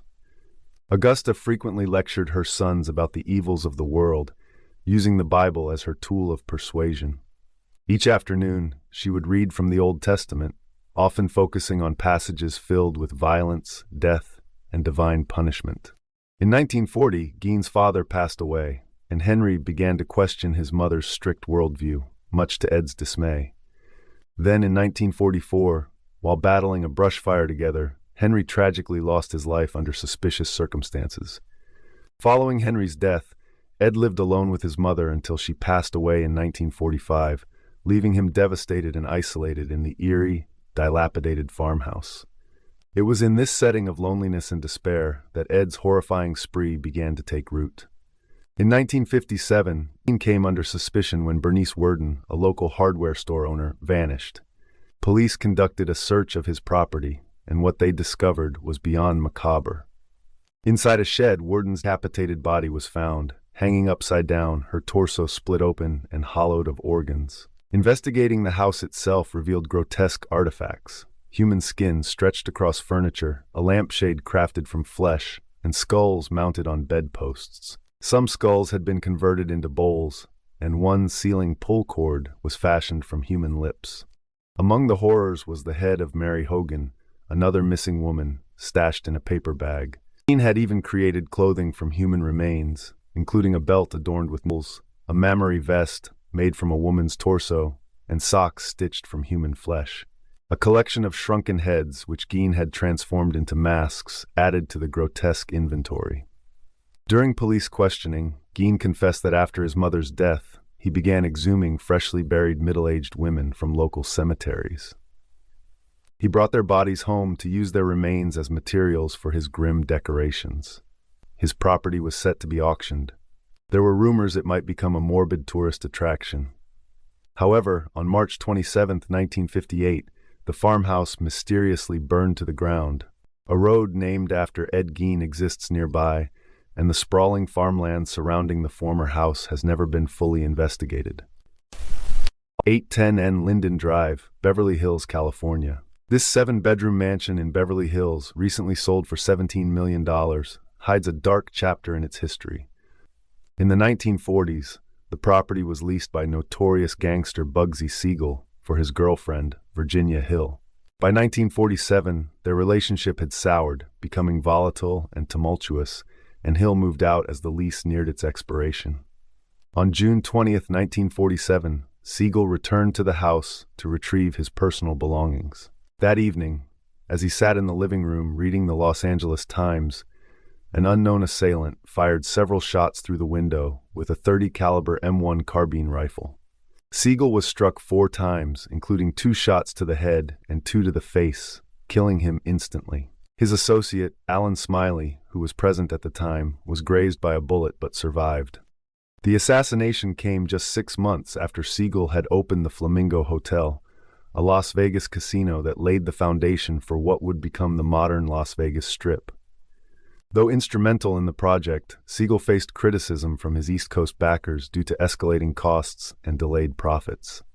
His death marked the end of his tumultuous and violent career in organized crime. The murder shocked the public, but the case has remained unsolved. Theories about the motive abound. Some speculate that the East Coast crime syndicate, frustrated with Siegel's mismanagement of their investment, ordered the hit. Others suggest personal motives, such as retaliation by Virginia Hill's brother for Siegel's mistreatment of her. Given Siegel's long history of violent outbursts and numerous enemies, pinpointing a single perpetrator has proven impossible. The case remains open with the Beverly Hills Police Department, though it's unlikely the mystery will ever be solved. Today, the house continues to attract curiosity seekers, with visitors frequently stopping by to photograph the infamous location. While the living room where Siegel was killed has been renovated, it retains much of its original layout from that fateful night. La Isla de las Muñecas. Located about half an hour south of Mexico City in the wetlands of Xochimilco, lies a small peninsula called La Isla de las Muñecas, the Island of the Dolls. While now a curious tourist destination, it holds a chilling legend that unnerves even the locals. Some boatmen eagerly ferry visitors to the island for a fee, while others refuse outright, citing deep-seated superstitions. What frightens them isn't the water or the swamp, it's what hangs from the trees. The island is part of a traditional agricultural system known as chinampa, where crops are grown on rectangular plots of fertile land built atop shallow lake beds. In the 1950s, this particular chinampa was owned by Don Julian Santana Barrera, a farmer who grew fruits and vegetables to sell at local markets. After a long day's work, he often relaxed by the lake with a bottle of pulque, a fermented agave drink. One evening, as he rested by the lake, he heard a little girl scream, "I want my doll," followed by splashing nearby. Too weary and intoxicated to investigate, he ignored it. Later, he found the girl's lifeless body at the water's edge, her doll nowhere in sight. Overcome with guilt and grief, Don Julian kept silent about the incident to avoid suspicion. Days later, while tending his crops, Don Julian heard a faint voice whispering, "Quiero mi muñeca, I want my doll." At first, he dismissed it as his imagination. But when the voice grew louder and seemed to follow him, he became terrified. That evening, he spotted a doll floating in the lake, eerily close to where the girl had drowned. Believing it to be a message from her restless spirit, he retrieved the doll and tied it to a tree as a peace offering. This marked the beginning of Don Julian's obsession. Haunted by the girl's voice and plagued by unrelenting guilt, he began collecting dolls, hanging them throughout the island to appease her spirit. Over the years, the island transformed, with hundreds of decaying, weathered dolls suspended in the trees, giving it an eerie and macabre appearance. Despite his efforts, the hauntings never ceased. Locals say Don Julian himself was later found dead near the same spot where he discovered the girl's body and her doll decades earlier. Some speculate he sought to tether his spirit to the island, hoping for eternal connection to the mysterious energy that lingered there. Iowa Axe Murder House. For skeptics of the supernatural, this might be the place to challenge your doubts. Spending just one night here could turn even the most skeptical into believers of the paranormal. The site in question is the infamous Villisca Axe Murder House in Iowa, the location of one of the most brutal murder cases in American history. On the night of June 10, 1912, Josiah Moore, his wife Sarah, their 4 children, and 2 young house guests, Lena and Ina Stillinger, were all mercilessly bludgeoned to death with an axe. Evidence found at the scene suggests that the killer may have hidden in the attic, biding their time while the family and guests fell asleep. 2 cigarette butts discovered in the attic hint at the killer's eerie patience before carrying out the massacre. The murders were committed with such force that the axe left gouges in the ceilings. In a downstairs guest room, investigators discovered a strange detail: a large slab of bacon placed near the bloody murder weapon and a broken keychain. In the kitchen, there was a chilling scene: a plate of food sitting next to a bowl filled with bloody water. Even more unsettling, the murderer draped clothing over the faces of the victims and covered every mirror and exposed window with cloths. Despite numerous suspects being investigated, the case remains unsolved to this day, and the killer lived out their life in anonymity. The house has since been preserved as a tourist attraction, meticulously restored to reflect how it appeared on that tragic night. It lacks modern amenities like electricity and running water. Paranormal investigators have frequently visited the property, and those brave enough to spend the night often report a heavy, oppressive feeling, particularly on the staircase leading to the bedrooms. Whether or not you believe the paranormal stories, the house's grim history and chilling atmosphere are undeniable. Sedlec Ossuary. Beneath the cemetery Church of All Saints in Sedlec, Czech Republic, lies the Sedlec Ossuary, a Roman Catholic chapel adorned entirely with human bones. Its haunting beauty stems from a history of piety, plague, and an unparalleled fascination with mortality. In the late 13th century, the abbot of Sedlec Monastery was sent to the Holy Land by King Ottokar of Bohemia. Upon his return, he brought back a pouch of earth from Golgotha, the site traditionally believed to be where Christ was crucified. He scattered the soil over the abbey cemetery, making Sedlec a sought-after burial site in Christendom. This sanctified land drew countless burials, but the Black Death in the mid-14th century and the Hussite Wars of the 15th century brought unprecedented waves of death. By 1511, the cemetery was overwhelmed. To address the space shortage, a half-blind monk began the grim task of exhuming skeletal remains, stacking them in the ossuary below. For centuries, these remains lay in disordered heaps, until 1870. That year, a woodcarver named František Rindt was commissioned to transform the ossuary into something extraordinary. Using thousands of bones, Rindt meticulously decorated the chapel, creating chandeliers, candelabras, and even a replica of the Schwarzenberg family crest, honoring his patrons. To ensure his macabre work would be remembered, Rindt signed his creation, using bones, of course.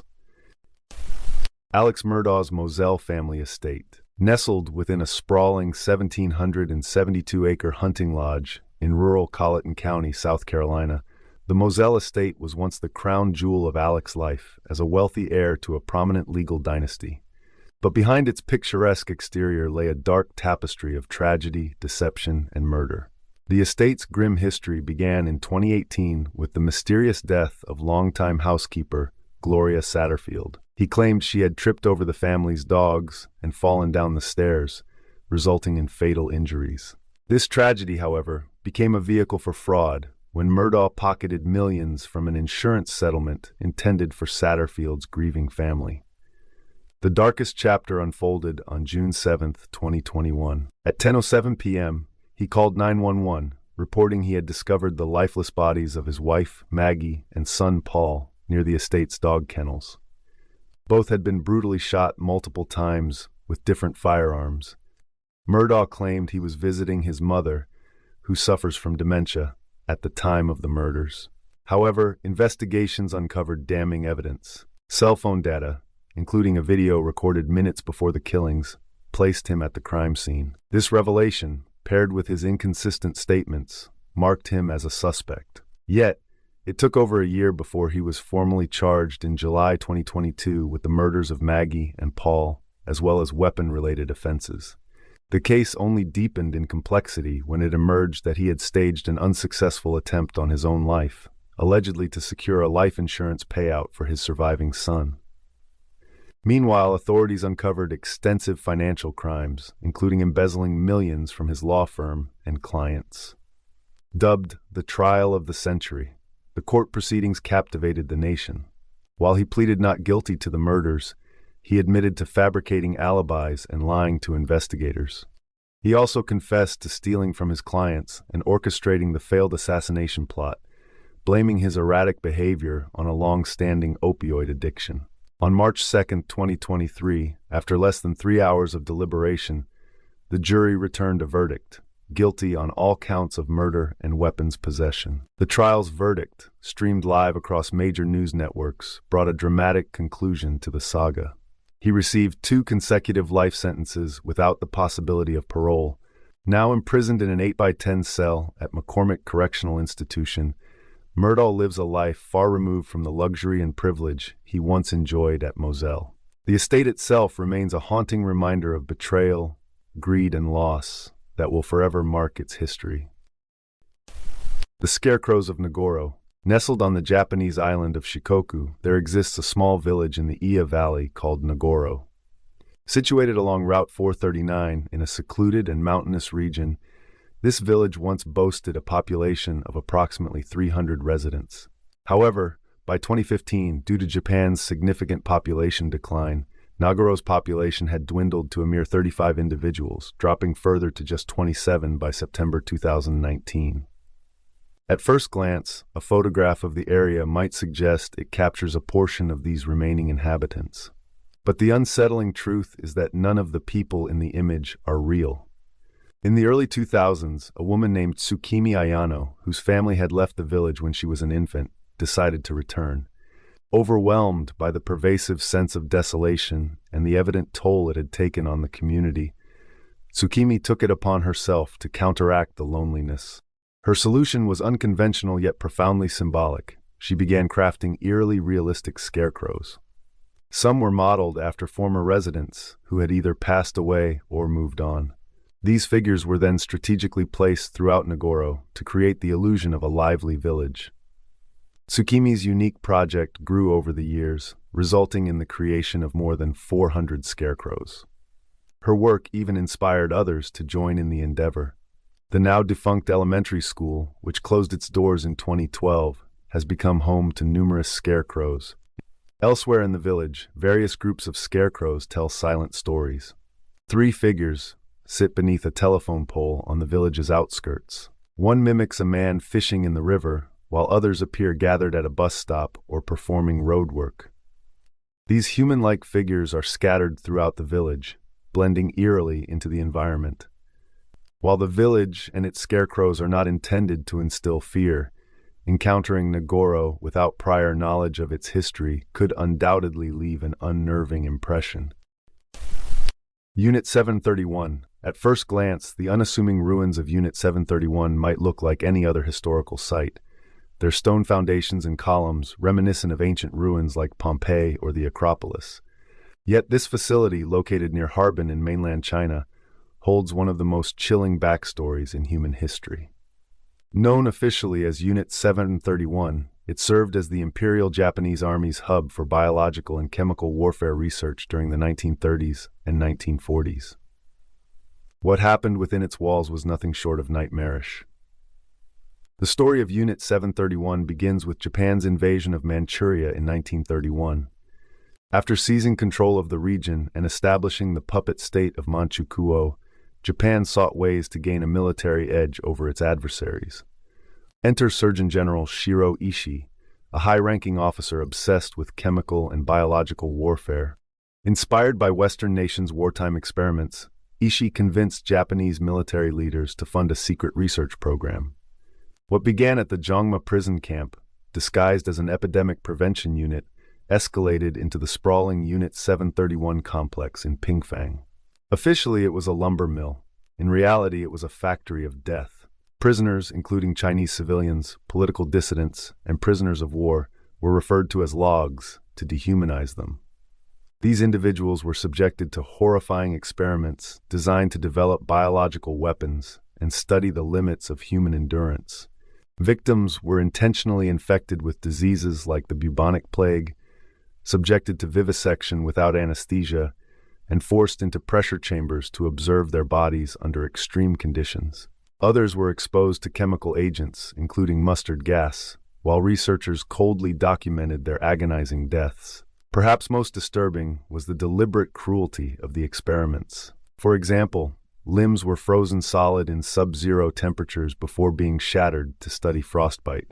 Infected fleas were bred and dropped over Chinese cities, causing deadly outbreaks of plague. Food rations laced with paratyphoid germs were distributed to starving populations, leading to mass fatalities. Unit 731's research even extended to the development of flea bombs and plans to unleash biological attacks on the United States, including a scheme to infect San Diego with the plague. While these plans were never realized, the atrocities committed in the name of scientific progress were staggering. When Japan surrendered in 1945, many involved in Unit 731 escaped justice.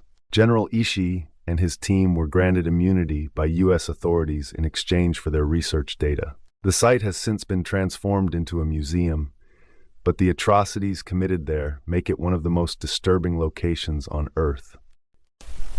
St. Mark's Road. The haunted house of St. Mark's Road in Bangalore, India, is one of the most talked-about buildings in the country for its eerie reputation. Built in 1943 by E.J. Voss, the house was gifted to his two unmarried daughters, Vera and Dolce. The sisters lived peacefully in the home for decades, but tragedy struck on the morning of September 4, 2002, when Dolce was sadly killed by an unknown intruder in front of her sister. Heartbroken, Vera had her sister's final resting place within the property. Since then, many locals have claimed that strange happenings began to occur around the house. Passers-by reported hearing unexplained screams and experiencing unsettling sensations when walking near the property. Some even described being pushed or feeling an invisible force around the building. Despite being listed for sale, the house remained unoccupied due to its haunted reputation. Eventually, the property was demolished, but even the land where it once stood is said to carry an air of mystery. Many people believe it continues to hold negative energy, making it nearly impossible to sell. One account, shared by a nearby resident, adds to the intrigue. While heading to a restaurant with friends on St. Mark's Road, she had to pass by the site of the former house after being separated from her group. At first, nothing seemed unusual. However, upon arriving at the restaurant, her friends noticed a large red mark on her back that hadn't been there earlier. She believes the experience might be tied to the unsettling history of the house. 942 Beachcomber Lane. On the surface, 942 Beachcomber Lane in Clear Lake, Houston, appears to be an unassuming suburban home, but its tragic history reveals a far darker story. This house became infamous as the site of one of the most horrifying family murders in American history, where Andrea Yates, a mother of 5, drowned her children in the family bathtub. Andrea Kennedy married Russell Yates, a NASA engineer, in 1993. The couple shared deeply religious beliefs and vowed to have as many children as God would allow. Over the next several years, they welcomed 5 children into their family, despite Andrea's increasingly severe battles with postpartum depression and psychosis. Following the birth of their 4th child, Andrea's psychiatrist strongly advised against having more children due to her fragile mental state. Tragically, this warning went unheeded, and in March 2000, Andrea gave birth to their 5th child. Initially, she seemed to be coping well, but the death of her father in March 2001 triggered a downward spiral. Grieving deeply, Andrea stopped taking her prescribed medication and began experiencing suicidal thoughts and worsening psychosis. She was hospitalized multiple times, and her medical team urged Russell to provide constant supervision, a recommendation that was unfortunately ignored. On June 20, 2001, Russell left for work as usual, leaving Andrea at home with the children. His mother was expected to arrive within the hour to help. In that brief window, Andrea's psychosis overtook her, and she drowned all 5 children in the bathtub. Her first victims were John 5, Paul 3, and Luke 2. After killing them, she laid their bodies on her bed. Next, she drowned her 6-month-old daughter Mary and placed the infant in the arms of her eldest son, 7-year-old Noah, whom she killed last. Noah attempted to flee, but tragically did not escape. Andrea left his body floating in the water. After the murders, Andrea calmly called 911, requesting police but refusing to explain why. She then phoned her husband, urging him to return home immediately. When officers arrived, they found the devastating scene. Andrea confessed to the killings without hesitation, describing how she had prepared by filling the bathtub in advance and locking the family dog in a kennel to prevent interference. Her actions revealed a chilling level of premeditation. During psychiatric evaluations, Andrea explained her belief that she was saving her children from eternal damnation. Influenced by her mental illness and the teachings of a radical preacher, Michael Woroniecki, she believed killing them before they became sinful would secure their salvation. Furthermore, she thought her own death would defeat Satan. In her 2002 trial, Andrea was convicted of capital murder and sentenced to life in prison, with parole eligibility in 2041. However, the conviction was overturned in 2005 after false testimony from a prosecution expert was uncovered. In a retrial, she was found not guilty by reason of insanity and committed to the Kerrville State Hospital, a mental health facility. Although her case is reviewed annually, Andrea has consistently declined release, stating she wishes to remain institutionalized. It is likely she will spend the rest of her life in care, haunted by the events at 942 Beachcomber Lane. The Cursed Mansion. In the affluent neighborhood of Los Feliz, Los Angeles, a multi-million-dollar mansion has sat largely abandoned for decades. This reputation of being cursed traces back nearly a century to the home's first residents. The home's original owners, Harold and Florence Schumacher, moved in full of hope, but within just 3 years, both had tragically passed away. This marked the beginning of the home's dark legacy. The subsequent owner, magazine editor W. Ford Beaton, also suffered misfortune when his son died in the house shortly before his 21st birthday. Within a year, Beaton himself declared bankruptcy, and the house changed hands once again. By 1959, the mansion was home to Dr. Harold Perelson, his wife Lillian, and their 3 children. On the night of December 6, 1959, this seemingly normal household became the scene of a horrific crime.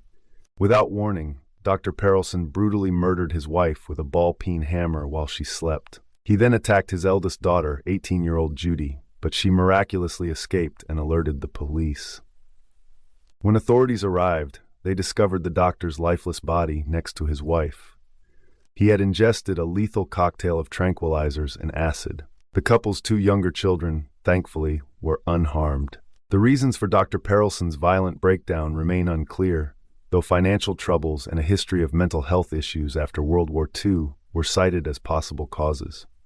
Following the murder suicide, the mansion was sold to Emily and Julian Enriquez in the 1960s. However, the couple never moved in, nor did they alter the house in any way. After their passing, their son inherited the mansion in 1994, but like his parents, he left it untouched. For decades, the house became a source of morbid curiosity for neighbors and visitors. Its dusty, decaying interior was a time capsule, seemingly frozen in the 1950s. Through its grime-covered windows, onlookers could spot eerie remnants, a vintage television, a Christmas tree, and wrapped presents still sitting as if waiting for a family gathering that never came. In 2016, the mansion was purchased by prominent civil rights attorney Lisa Bloom, known for her controversial work with Harvey Weinstein. Although she had the property completely renovated, there's no evidence she ever lived there. She eventually sold the house in 2020 for $2.4 million to a real estate investor. Despite its makeover, the mansion's dark past has continued to haunt it. At the time of writing, the property is reportedly at risk of foreclosure and scheduled for auction. Oradour-sur-Glane, the village left frozen in time. In the quiet countryside of France, many small towns bear the scars of World War II, their streets rebuilt and their lives slowly restored in the post-war years. But one village stands untouched, its ruins preserved as a haunting memorial. This is the story of Oradour-sur-Glane, a place forever marked by one of the most horrific massacres of the Nazi occupation. On the morning of June 10, 1944, an SS officer, Adolf Diekmann, was informed by French collaborators that a fellow officer was allegedly being held prisoner by the French resistance in the nearby village of Oradour-sur-Vayres. However, Diekmann and his troops mistakenly targeted Oradour-sur-Glane, sealing the fate of its unsuspecting residents. By midday, the village was surrounded. The SS ordered everyone, men, women, and children, to gather in the village square under the pretense of having their identity papers checked. What followed was a carefully orchestrated massacre. The men were separated from the women and children and led to 6 barns and sheds around the village. Without warning, hidden machine gun nests unleashed torrents of gunfire aimed at their legs to immobilize them. Once the men were unable to move, the SS doused them with fuel and set them ablaze. In total, 190 men perished in the inferno. Meanwhile, the women and children, locked inside the village church, faced an equally horrific fate. The SS placed an incendiary device in the church, and when it ignited, flames consumed the building. As the fire spread, the trapped women and children desperately tried to escape through doors and windows, only to be met by SS gunfire. Over 450 women and children were killed, with only one survivor, a 47-year-old woman named Marguerite Ruffanche. Marguerite managed to escape through a sacristy window and hid in nearby bushes overnight, wounded but alive. The SS spent the remainder of the day razing the village, determined to erase it from existence. The scale of the atrocity left a profound impact, with reports emerging of its barbarity. One particularly harrowing account came from Raymond J. Murphy, a young American navigator whose plane had been shot down weeks earlier. Murphy, who visited the site shortly after the massacre, described seeing the aftermath, including the body of a crucified baby. Though this detail remains debated, it underscores the profound horror witnessed at Oradour-sur-Glane. After the war, General Charles de Gaulle made a poignant decision.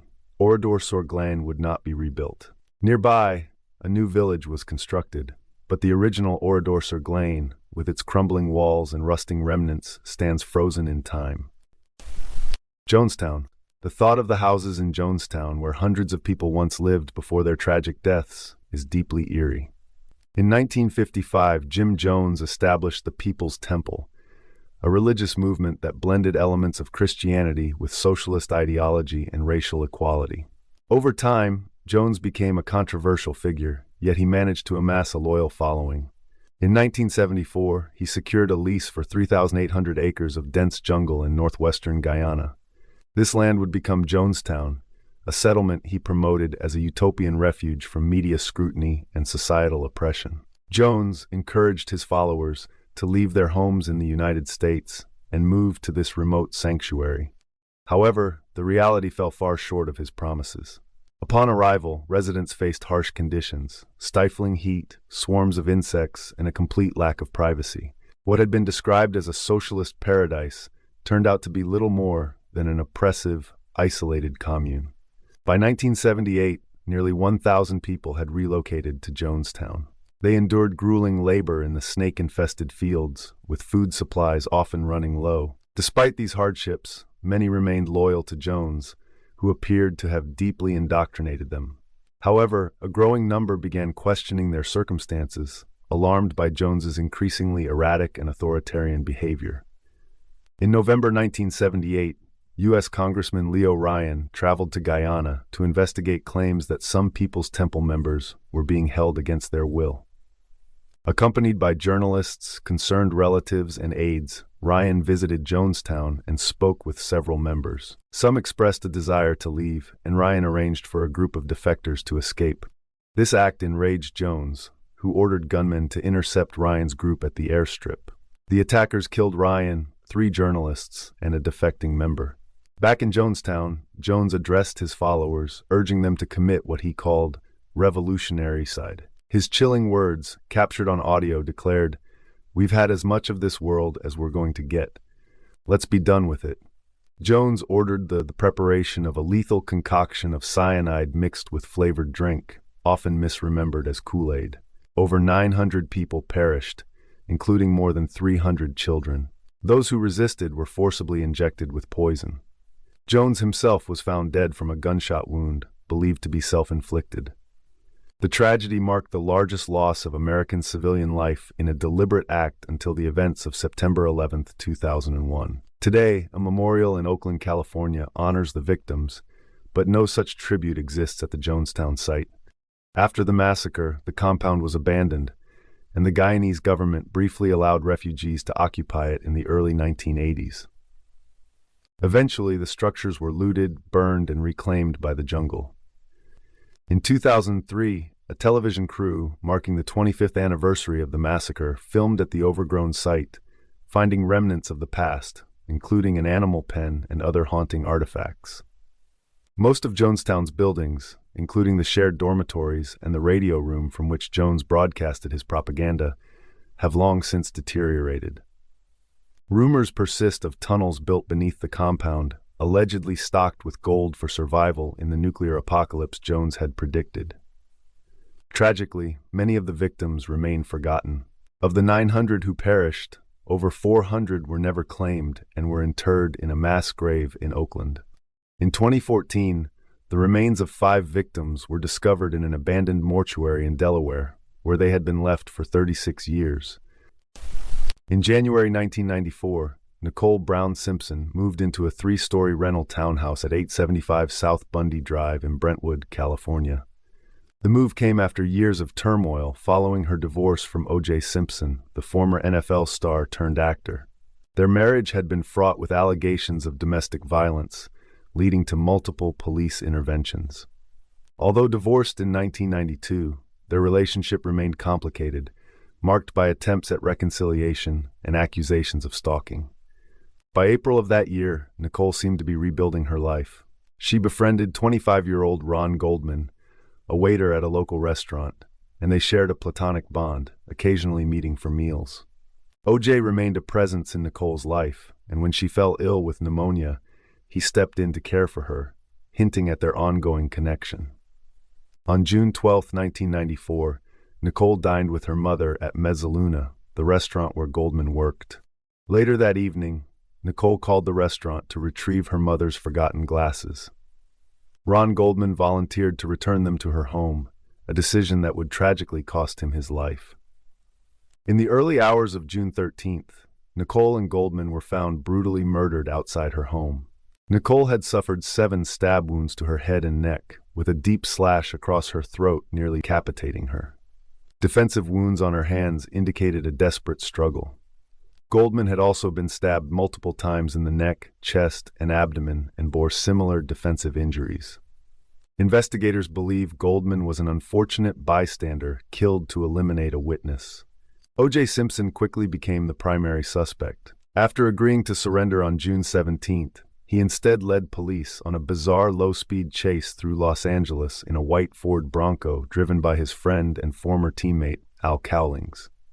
During the pursuit, Simpson reportedly held a gun to his head, threatening death.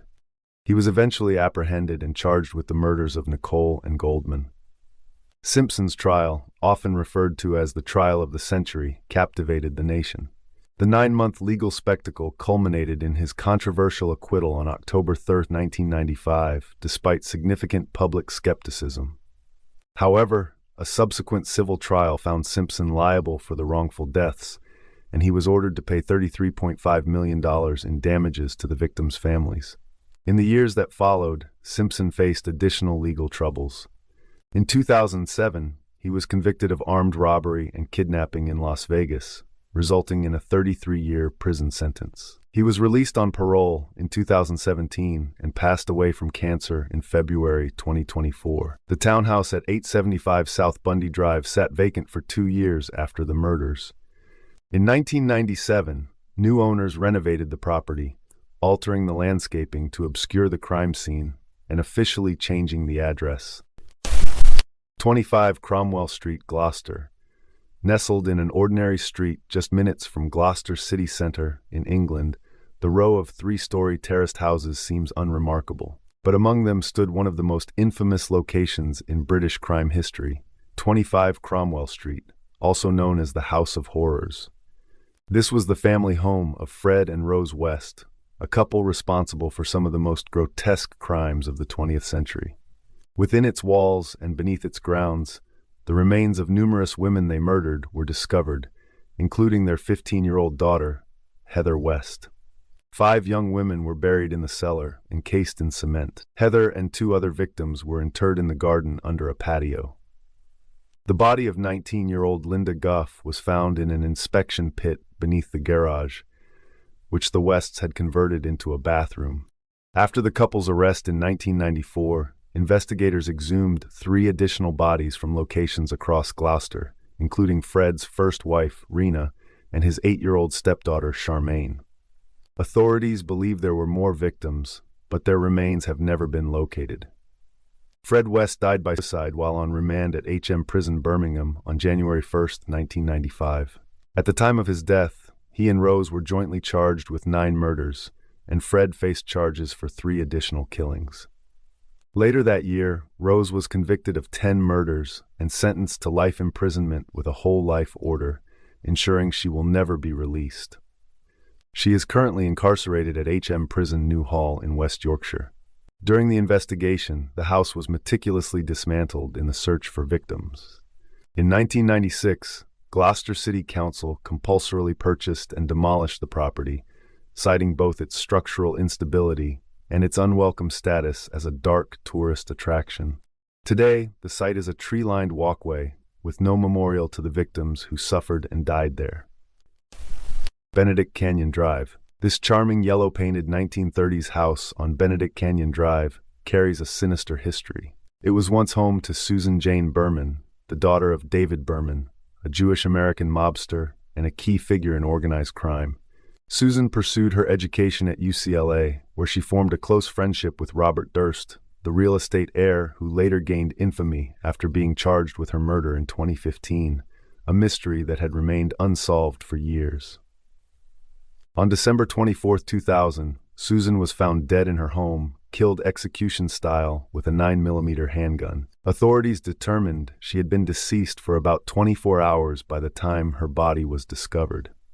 Despite the grim circumstances, the investigation into her death stalled and remained cold for over a decade. In 2015, the case was revived when Robert Durst, her longtime friend who had walked her down the aisle at her wedding in 1984, was arrested and charged with first-degree murder. Durst had come under scrutiny not only for Susan's death but also for the disappearance of his first wife, Kathleen McCormack, in 1982, and the killing of his neighbor Morris Black in 2001.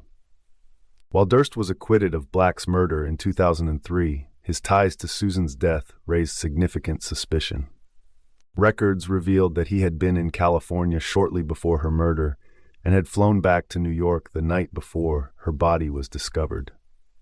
The motive for Susan's murder is believed to involve her knowledge of Kathleen McCormack's disappearance. As one of Durst's closest confidants, Susan is thought to have known critical information about Kathleen's fate. Earlier in 2000, New York State Police reopened their investigation into Kathleen's case. Friends of Susan had urged authorities to contact her for information, but just weeks after the case gained renewed attention, Susan was killed.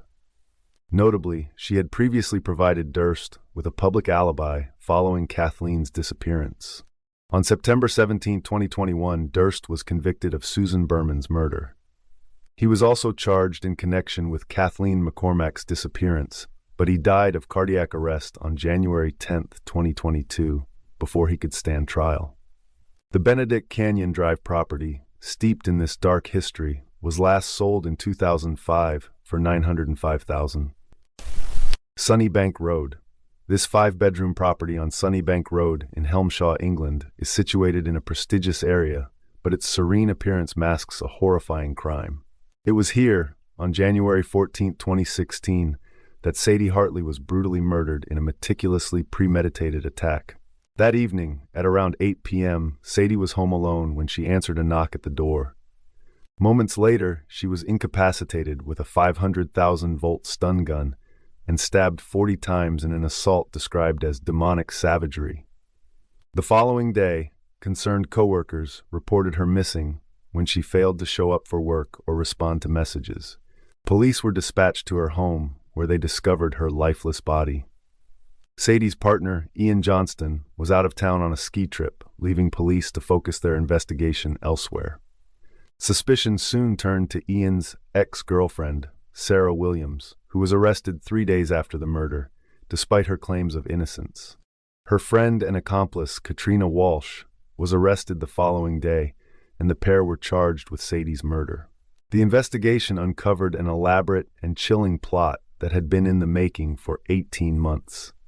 Williams and Walsh tracked Ian's movements by placing a GPS tracker on his car to locate his new home with Sadie. They conducted surveillance trips using vehicles with false plates and went to extreme lengths to avoid detection, including purchasing oversized boots to disguise their footprints. The stun gun used in the attack was imported from Germany, adding another layer of premeditation to their crime. Walsh kept detailed diaries documenting their plans, which proved damning in court. Surveillance footage, number plate recognition data, and mobile phone records cemented the case against the two women. Both were convicted of Sadie's murder and sentenced to life in prison. Sadie's home, once a scene of unspeakable violence, was placed on the market later that year and sold in 2016 for £500,000. 16 Wardlebrook Avenue, Manchester. Nestled in Hattersley, near the Cheshire town of Hyde, 16 Wardlebrook Avenue once appeared to be an unremarkable council house. Yet beneath its ordinary exterior lay a chilling history tied to two of Britain's most infamous murderers, Ian Brady and Myra Hindley. By June 1963, Brady and Hindley had already killed 3 children, 16-year-old Pauline Reed, 12-year-old John Kilbride, and 12-year-old Keith Bennett, burying their bodies on Saddleworth Moor. In 1964, they moved to 16 Wardlebrook Avenue as part of Manchester's post-war slum clearances. Hindley eagerly decorated their new home, but what unfolded within its walls was nothing short of a nightmare. On December 26, 1964, Brady and Hindley attended a funfair in Ancoats and noticed 10-year-old Leslie Ann Downey, who seemed to be alone. They lured her into their car under the pretense of needing help with shopping bags and brought her back to Wardlebrook Avenue. There, they subjected her to unspeakable abuse, recording her cries for her mother during the attack. After killing her, they buried her body in a shallow grave on Saddleworth Moor.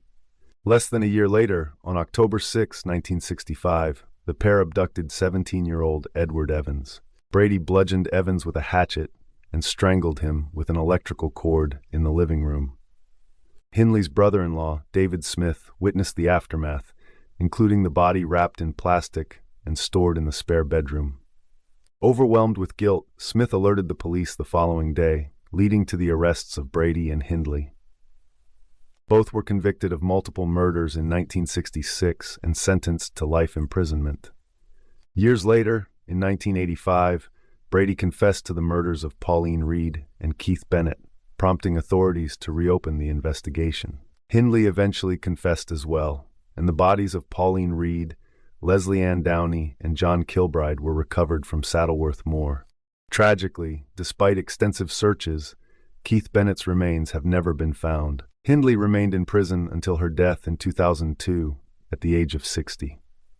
Brady, diagnosed as a psychopath in 1985, died in 2017 at age 79 after serving 51 years in custody. Following the trial, Manchester City Council struggled to find tenants for 16 Wardlebrook Avenue. The property was frequently vandalized, with messages scrawled on its windows. In response, the council demolished the house, leaving the land vacant. Today, the site is part of the garden of a neighboring property, house number 14. Despite the house's absence, curious visitors still come to glimpse the plot where one of Britain's most infamous murder houses once stood.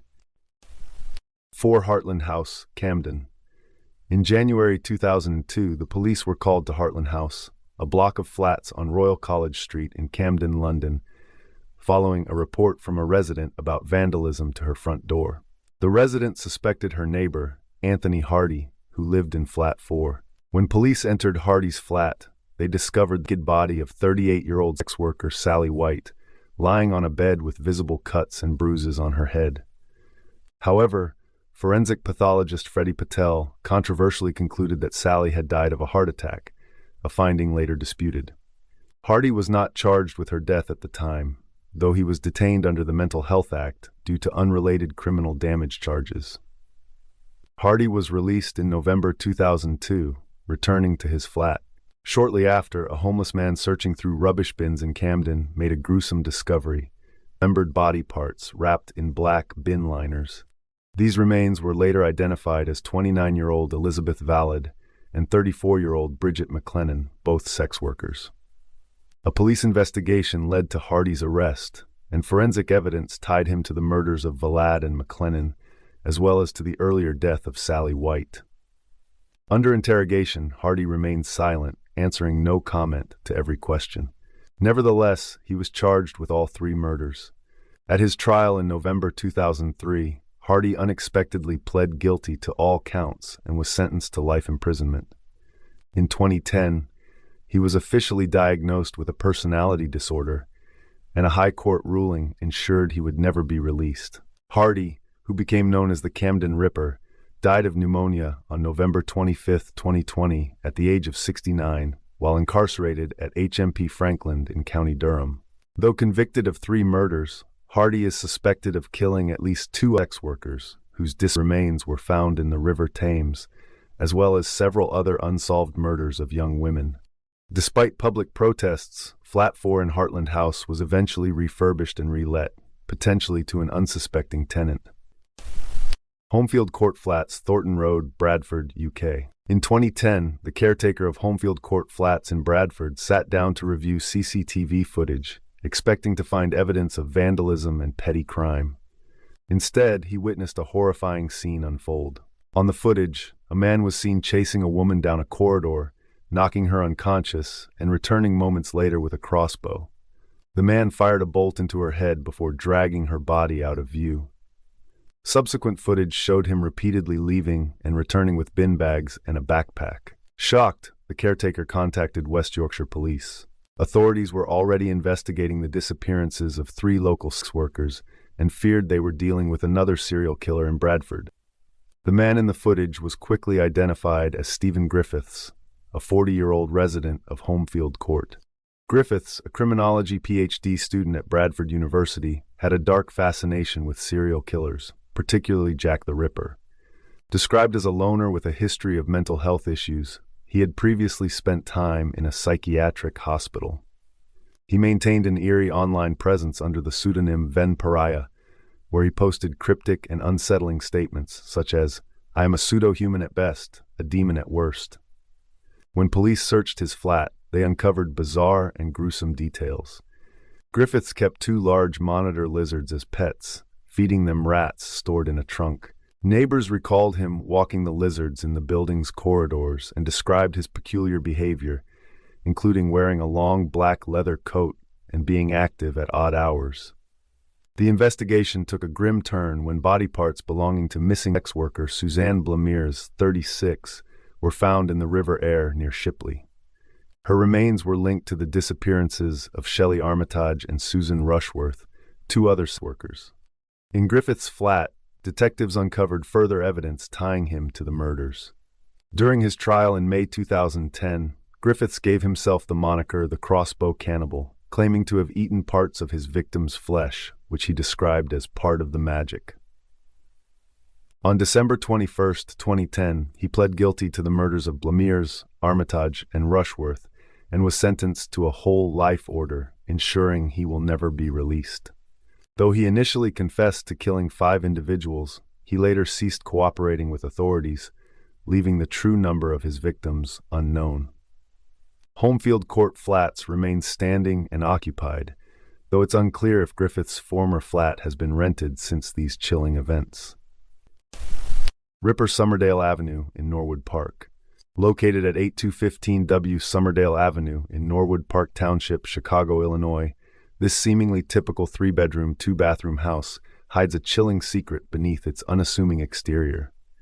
Built in 1996, the property sits on a site that once housed one of the most infamous locations in American criminal history, the former home of serial killer John Wayne Gacy. Between 1972 and 1978, Gacy, known as the Killer Clown for his performances at children's parties, orchestrated a reign of terror that resulted in the deaths of at least 33 young men and boys.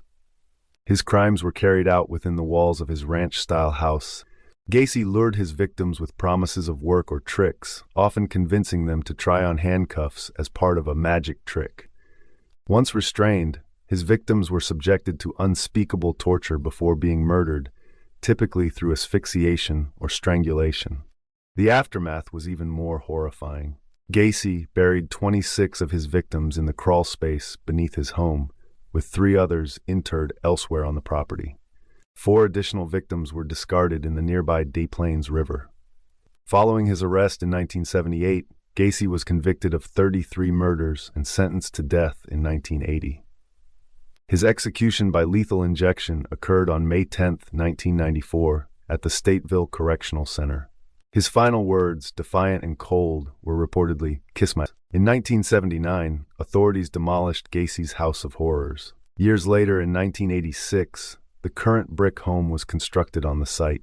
Living on the grounds of one of America's most notorious murder sites is an unsettling prospect for many. Interestingly, the address of the new house differs slightly from its predecessor, switching from 8213 to 8215 W. Summerdale Avenue. Columbia Boulevard. This 1936 colonial-style home on Columbia Boulevard in Silver Spring, Maryland, boasts 3 bedrooms and a spacious backyard, making it an ideal family residence, except for its chilling history. Nicknamed the Homicide House, the property was the site of 3 murders between 2002 and 2010. The home's infamy began on August 6, 2002, when Greg Russell and his 9-year-old daughter Erica Smith were killed in a brutal home invasion. The attacker, Anthony Kelly, broke in disguised with a wig and fake beard, shooting Erica and Greg, who was hit 6 times, before fleeing with only a $3 copy of the New Testament. Kelly was later convicted and sentenced to life imprisonment. Years later, in April 2010, Brian Betts, the home's next owner, was murdered in the same house. Brian had unknowingly purchased the property where the double homicide occurred and had reportedly tried to back out of the deal upon learning of its past.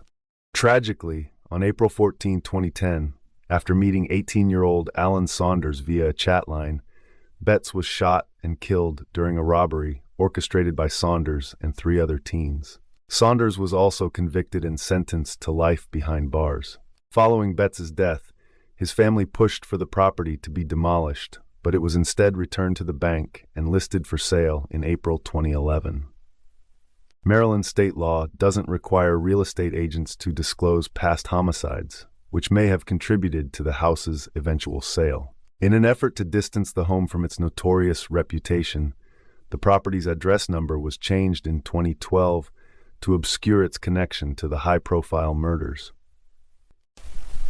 At first glance, the white duplex at 12205 Imperial Avenue in Cleveland, Ohio, seemed unremarkable. Anthony Sowell, the man who had lived there since 2005, was a former Marine. Neighbors often saw him sitting on the front steps with a beer in hand, occasionally accompanied by women or hosting barbecues. Despite being described as down on his luck, Sowell was known as polite and non-confrontational.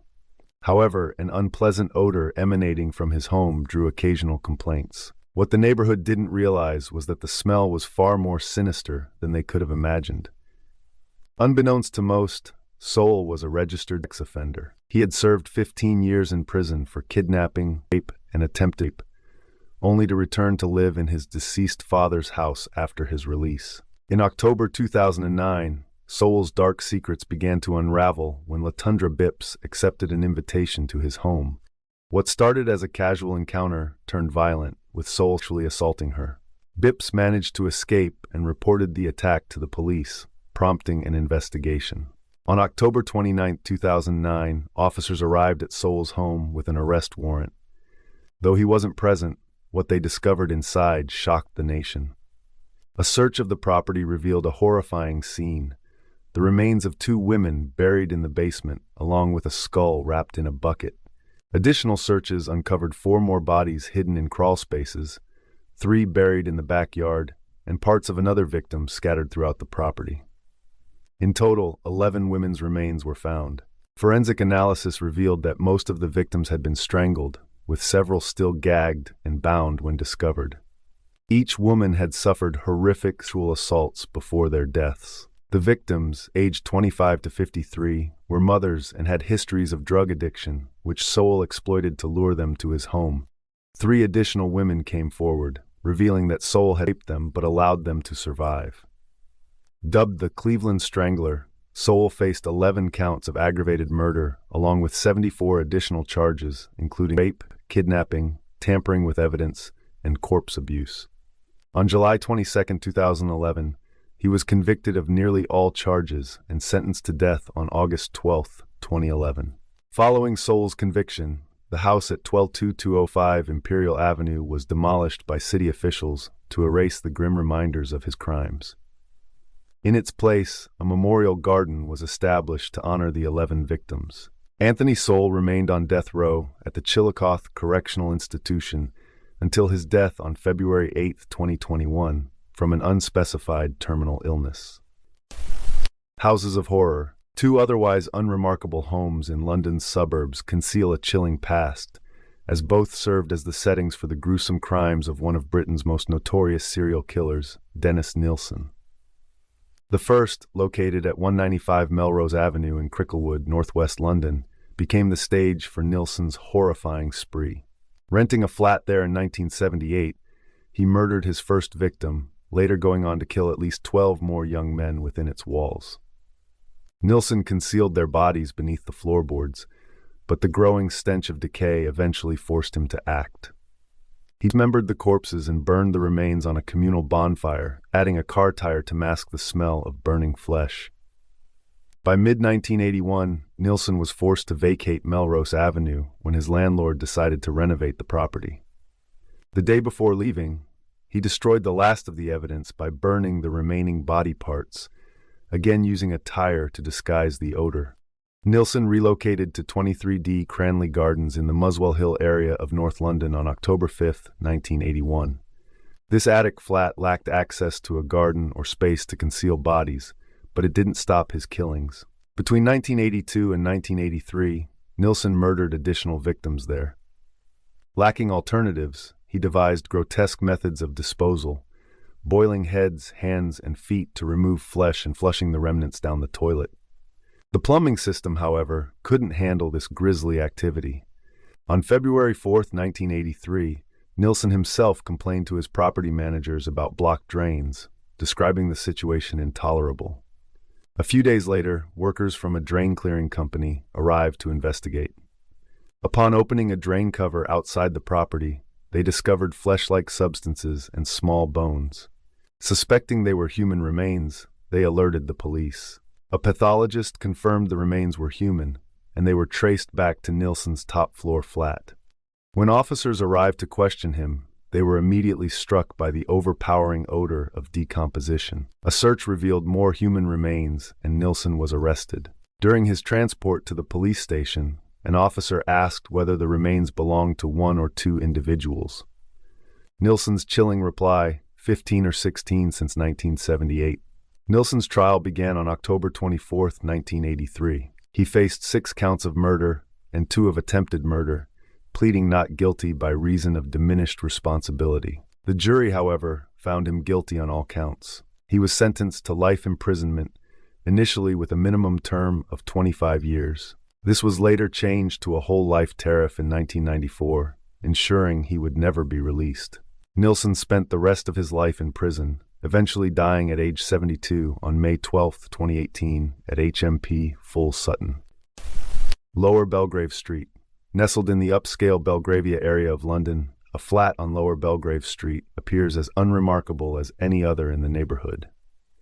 However, its history is far from ordinary, as it became the backdrop for one of Britain's most enduring mysteries, the disappearance of Lord Lucan. Lord Lucan married Veronica Duncan in 1963, and the couple had 3 children together. However, their relationship deteriorated, and they divorced in 1972 after 9 years of marriage. A contentious custody battle followed, which Lord Lucan ultimately lost. This loss is thought to have fueled his obsession with reclaiming his children, setting the stage for the tragic events of November 7, 1974. On that fateful night, Veronica and the family's nanny, Sandra Rivet, were attacked in the basement of the house. Sandra was tragically killed, while Veronica, though injured, managed to escape and later identified Lucan as the assailant. Before authorities could apprehend him, Lucan fled. He was last seen driving a borrowed car to a friend's house. The car was later found abandoned, containing a lead pipe similar to the weapon used in the attack and bearing traces of blood. Despite these clues, Lucan himself had vanished. Speculation about Lucan's fate has run rampant ever since. Many believe he took his life shortly after the incident, while others suggest he fled abroad. Over the years, alleged sightings have been reported in countries such as France and New Zealand. In the late 1970s, Scotland Yard even investigated the possibility that he was living in South America, supported financially by a friend. Despite these leads, Lucan's whereabouts remain a mystery to this day. Though he disappeared, Lucan has never been cleared as the prime suspect in Sandra's death. His ex-wife, Lady Lucan, passed away in 2017 at the age of 80. The flat on Lower Belgrave Street, where Sandra Rivet lost her life, is now estimated to be worth between £4 million and £5 million, but its current ownership and status remain unclear.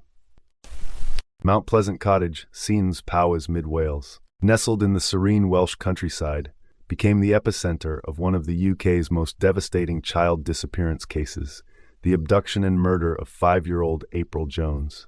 On the evening of October 1, 2012, April begged her parents for permission to play outside with friends, despite the late hour. Reluctantly, her mother allowed her to go, with the instruction not to stay out too long. Around 7:15 p.m., April was last seen playing at the Brynigog estate in Machynlleth. Shortly after, a young witness reported seeing her willingly climb into a gray van. When April failed to return, her mother raised the alarm, and a massive search effort ensued.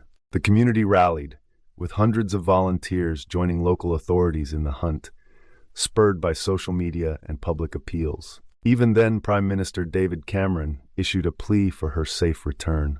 The search quickly became the largest missing person operation in UK history. Attention soon turned to Mark Bridger, a local man who matched the description of the individual last seen with April.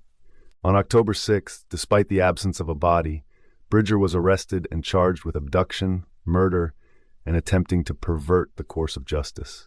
During the investigation, Mount Pleasant Cottage, Bridger's home, revealed chilling evidence.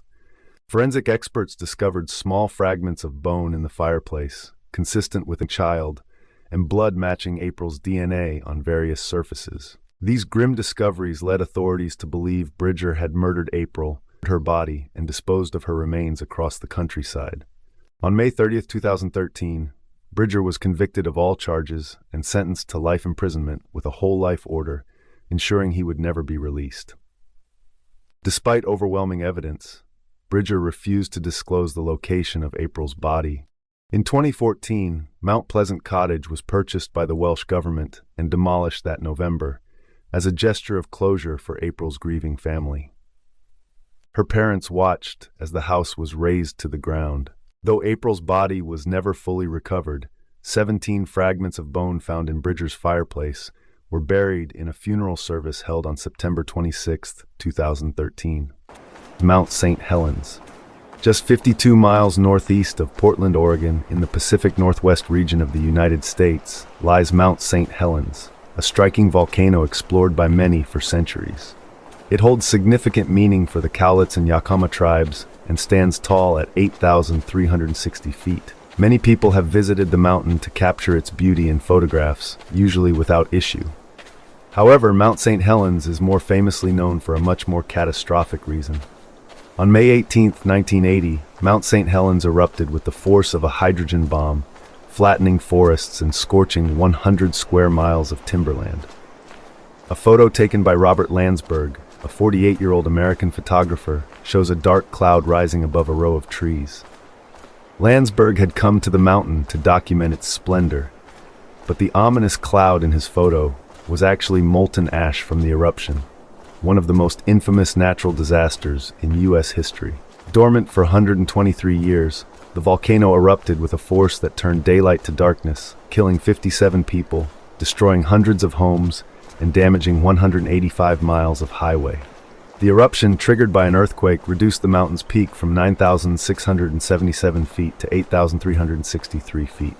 Landsberg, realizing he wouldn't survive, heroically protected his photographic equipment by placing it in his backpack and laying on it to preserve the film for future researchers. Rest in peace to Robert Landsberg and all the others lost in the Mount St. Helens eruption.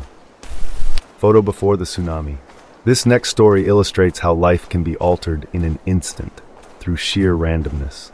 It's about John and Jackie Mill, a couple from Vancouver, Canada, who tragically died when a tsunami hit the beach where they were vacationing in Thailand. This occurred on December 26, 2004, the day after Christmas. The photo you see here is the last one they took before being swept away. To fully grasp the gravity of this event, we need to talk about Christian P. Christian and his wife Nicole, missionaries from Washington State, heard about the devastating tsunami and traveled to Thailand with colleagues to offer help.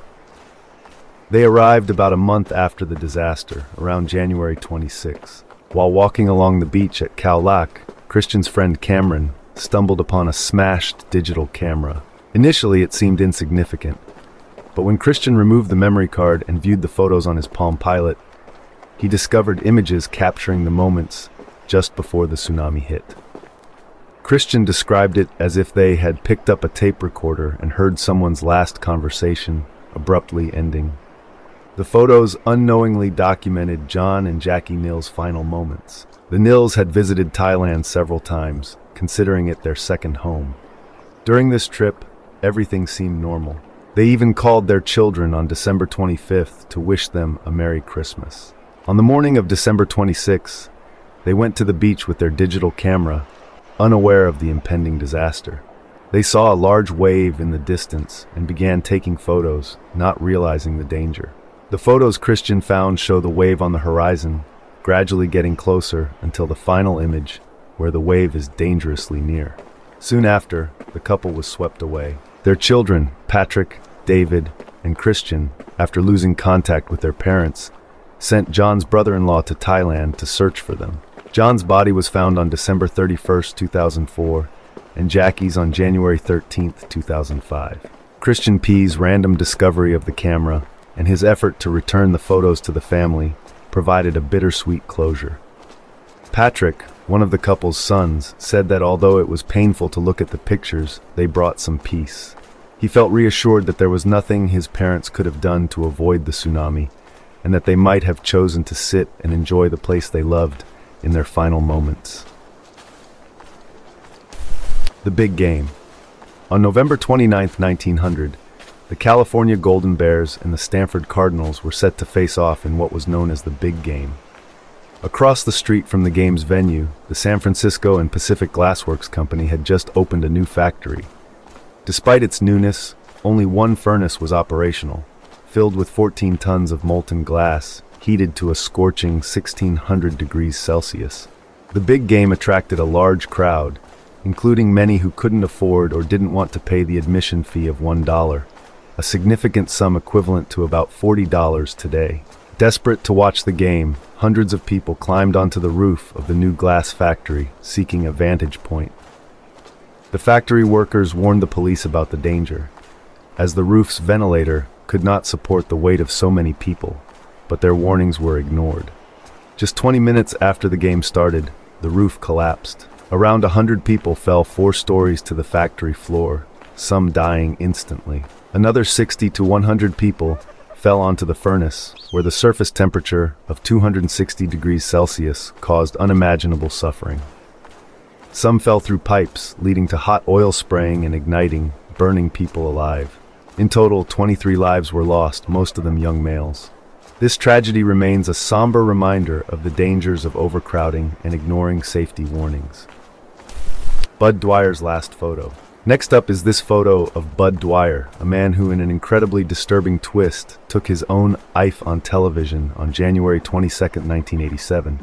Burdened by a case of corruption and bribery, Dwyer shot himself on live TV. The photo shown was taken moments before he did that.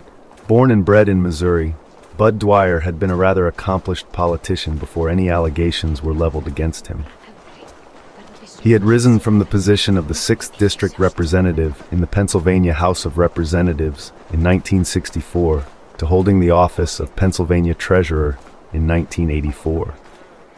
His journey saw him get re-elected for some of the positions, and of course, his name grew bigger with each election cycle, thanks to his tenacious spirit and sheer commitment to public service. This, however, took a drastic turn for him in 1984, when it was revealed that public employees in Pennsylvania from 1979 to 1981 had overpaid millions of dollars in taxes following an error that had caused tax deductions even when employees were on sick leave. In a bid to fix the mess and recover up to $40 million in Social Security taxes, Dwyer hired Computer Technology Associates, CTA, a small data processing company operating in Newport Beach, California. CTA would get paid $4.6 million for the work. It was fishy, though, that such a big contract went to a firm with only 3 full-time employees, and the competitive bidding process wasn't done.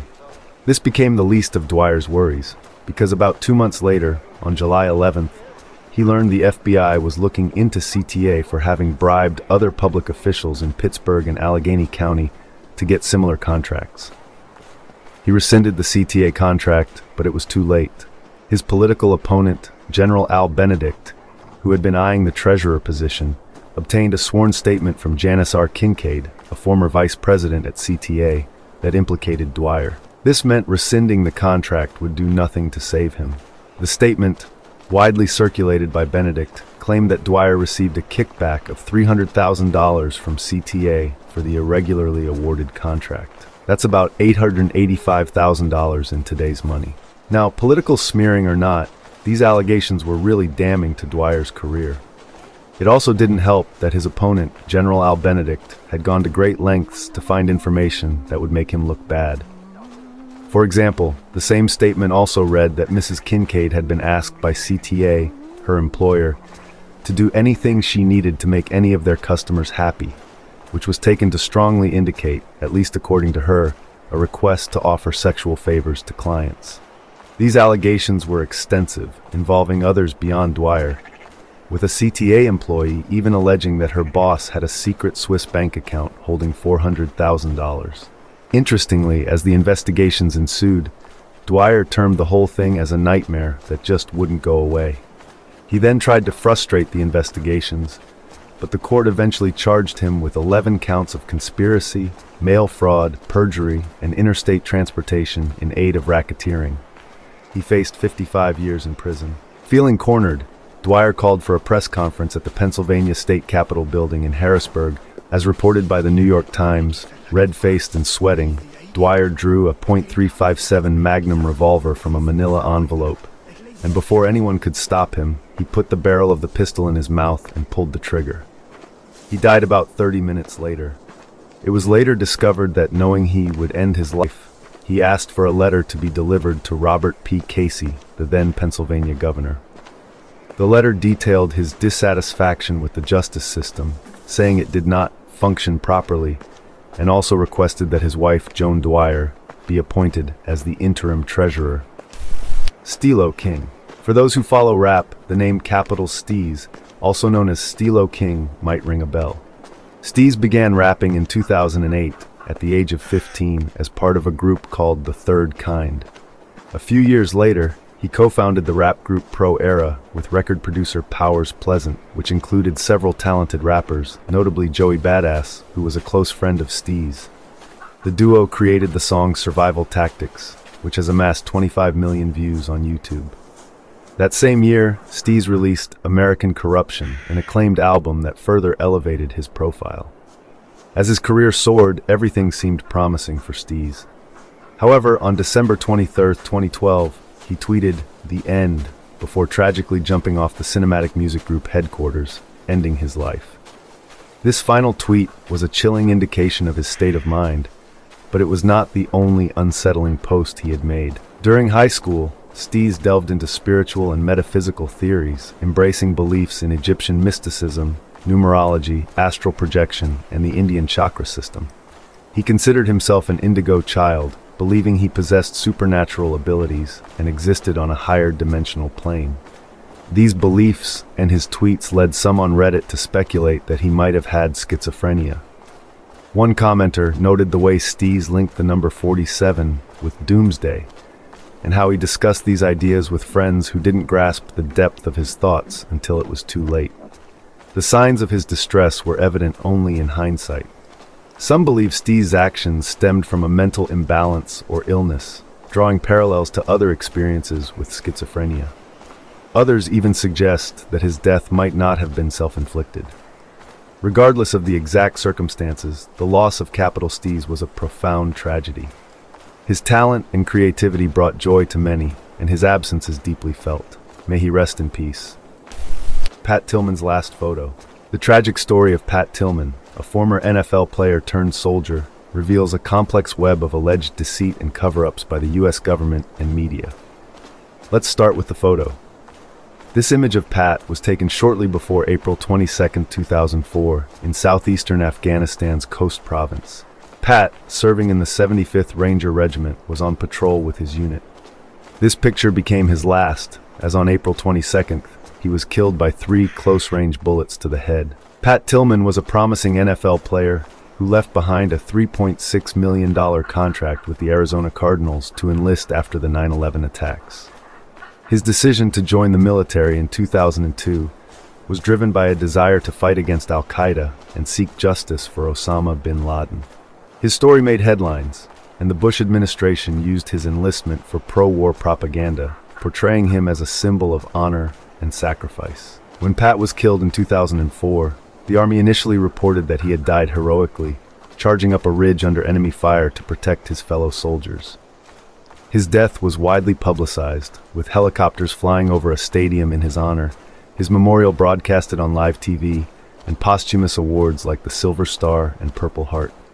However, the truth soon began to unravel. It was later revealed that Pat had been killed by friendly fire, not enemy action. This shocking revelation came after Army doctors noted that his wounds were suspicious due to their close proximity. The Army was forced to admit a month later that Pat had been killed by his fellow soldiers, not enemy forces. Disturbingly, as his comrades took aim, Pat reportedly shouted, "I'm Pat f***ing Tillman," trying to stop them. These were his last words. Pat's family endured a grueling journey to uncover the truth, facing 7 official investigations and 2 congressional hearings. Pat's mother, Mary Tillman, expressed her frustration, stating the Army had no regard for him as a person, exploiting his virtue and then abandoning him. Pat's brother, Kevin Tillman, who served in the same unit, testified before Congress that an alternative narrative was constructed to avoid public embarrassment.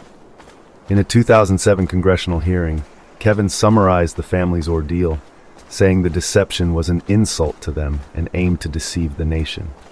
Knowing all this, Pat Tillman's last photo carries profound depth, symbolizing not only his sacrifice, but also the tragic reality of his untimely death. Overworking is a common issue, whether it's for school or a job. While some people struggle to work consistently for a few hours, others can push themselves for days without rest.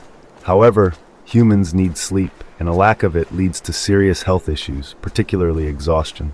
Coffee and energy drinks can temporarily stave off fatigue, but overconsumption can have severe consequences. Mita Diran, an Indonesian copywriter, highlighted this problem in a tweet on December 14, 2013. Her heavy workload and excessive energy drink intake soon took a toll on her health. Her social media posts reveal the extent of her overwork, with comments about working over 12 hours a day at the office. Tragically, the relentless pace and reliance on energy drinks led to her untimely death. Following her passing, her company tweeted their condolences, sparking a backlash. The situation is a sobering reminder of the dangers of overworking and the lack of choice many people have in such circumstances. Rest in peace, Mita Diran. Stairway to Heaven. The Stairway to Heaven is an illegal hike in Oahu, Hawaii, consisting of 3,922 steps and typically taking 2 to 5 hours to complete. Its illegal status stems from funding and cost disputes, but this hasn't deterred many from sneaking in to experience the challenging yet rewarding trail. However, for Dalan Pua, this hike turned into a nightmare. On February 27, 2015, Dalan took a bus to hike the infamous trail, capturing photos and texting friends and family along the way. Initially, everything seemed fine, despite the risk of being charged with criminal trespassing, but by evening, Dalan was nowhere to be found. His family launched a search involving firefighters, which continued until March 3rd, when the efforts were officially called off. Undeterred, his family continued searching, analyzing his texts for clues. They discovered his final photo, which at first appeared normal. Upon closer inspection, however, they noticed a mysterious man crouching in the bushes behind Dalan. This led many, including his family, to suspect foul play. The man has never come forward, and Dallin remains missing to this day, 8 years later. Despite the eerie photo, not everyone believes foul play was involved. Reddit user DC Landry recounted hearing cries for help while hiking the same trail, prompting multiple 911 calls, but no one was found. Another Reddit user claimed the man in the photo was their friend who contacted the police and was simply passing by. It's also noted that a severe storm weeks before Dalin's hike had made the stairs even more dangerous. Regardless of the circumstances, Dalin Pua did not deserve to vanish this way. If he is alive, we can only hope he returns home. In the more likely event of his passing, may he rest in peace. Ayrton Senna's last photo. Ayrton Senna is one of the most revered figures in Formula One, his legacy enduring from the 90s to today. This image, taken just moments before his fatal crash, holds a profound significance. Research reveals that despite the accolades of modern heavyweights like Lewis Hamilton and Michael Schumacher, many F1 fans still consider Senna the greatest driver ever due to his unmatched skills and daring maneuvers. Senna's reputation for ruthless and risky maneuvers on the Grand Prix circuit made him stand out even among the fastest drivers. His talent saw him quickly ascend the ranks, earning 41 Grand Prix titles and 3 World Championships in 1988, 1990, and 1991. Hailing from São Paulo, Brazil, Senna set multiple records, including being one of only 3 Brazilian drivers to win the World Championship. Notably, his record for the most pole positions remained unbroken for 17 years, from 1989 to 2006. A pole position, achieved by setting the fastest speed during qualifying trials, grants the most advantageous starting point in a race, showcasing Senna's incredible speed. However, Senna's exceptional speed ultimately contributed to his tragic demise. On May 1, 1994, during the San Marino Grand Prix at the Autodromo Enzo Edino Ferrari in Italy, Senna crashed into a concrete barrier while leading the race. The crash occurred on the 7th lap at the Tamburello corner, where his car veered off the racing line and struck the unprotected barrier. Data from the wreckage showed Senna was traveling at 190 miles per hour before the corner. He braked hard, shifting down twice, but still hit the wall at 130 miles per hour. The impact tore off the right front wheel and the nose cone. Tragically, the wheel struck his helmet, causing fatal head trauma as part of the suspension assembly penetrated his helmet. Despite immediate medical attention, including efforts by Sid Watkins, head of the on-track medical team, Senna succumbed to his injuries. Watkins recalled, "We lifted him from the cockpit and laid him on the ground. As we did, he sighed, and although I'm not religious, I felt his spirit depart at that moment." Investigations later attributed the accident to a hastily adapted steering column. Senna's tragic death led to significant safety reforms in Formula One, including changes to speed regulations, track layouts, runoff areas, and crash tests. Understanding this context makes Senna's last photo even more poignant. It serves as a reminder of his incredible talent, the risks of the sport, and the lasting impact of his untimely death on driver safety standards. Andrew McAuley. The Tasman Sea, a vast 2,000-kilometer expanse of water between Australia and New Zealand, has seen many travelers cross its treacherous waters, but none had attempted the journey by kayak until Andrew McAuley. In January 2007, Andrew, an experienced sea kayaker with numerous expeditions under his belt, set off on his second attempt to conquer the Tasman Sea by kayak. His previous try had been abandoned, but his determination remained unwavering. Over the next month, he braved the challenging conditions of the sea, capturing photos to document his journey. One of these photos, featuring him covered in sunscreen, may seem eerie, but it likely captured him in good spirits, despite the daunting task ahead. Throughout his voyage, Andrew faced severe weather conditions that often capsized his kayak, forcing him to right it repeatedly. His resilience and skill kept him going as he inched closer to his destination. It seemed he was on track to accomplish what many deemed impossible. However, in February 2007, just 34 miles from his goal, Andrew sent out a distress call, realizing he couldn't reach his destination. A search operation was launched, but after days of searching, only his partially flooded kayak was found. Andrew's body was never recovered, leaving his fate a mystery. Though he likely perished, it's widely believed that he did indeed kayak across the Tasman Sea. May he rest in peace. Garrett Miller. Garrett Miller's final moments were captured in 2 photos that now hold a heartbreaking significance. His father, Dave Mills, expressed his grief to the press, saying he felt an immense sense of loss, as if something precious had been taken from him. Garrett, just 15 years old, died on May 12, 2017, at King Street Park in Napanee, Ontario, Canada, after a tragic and preventable accident. Earlier that day, Garrett had left school and was spending time at the park with his girlfriend and best friend.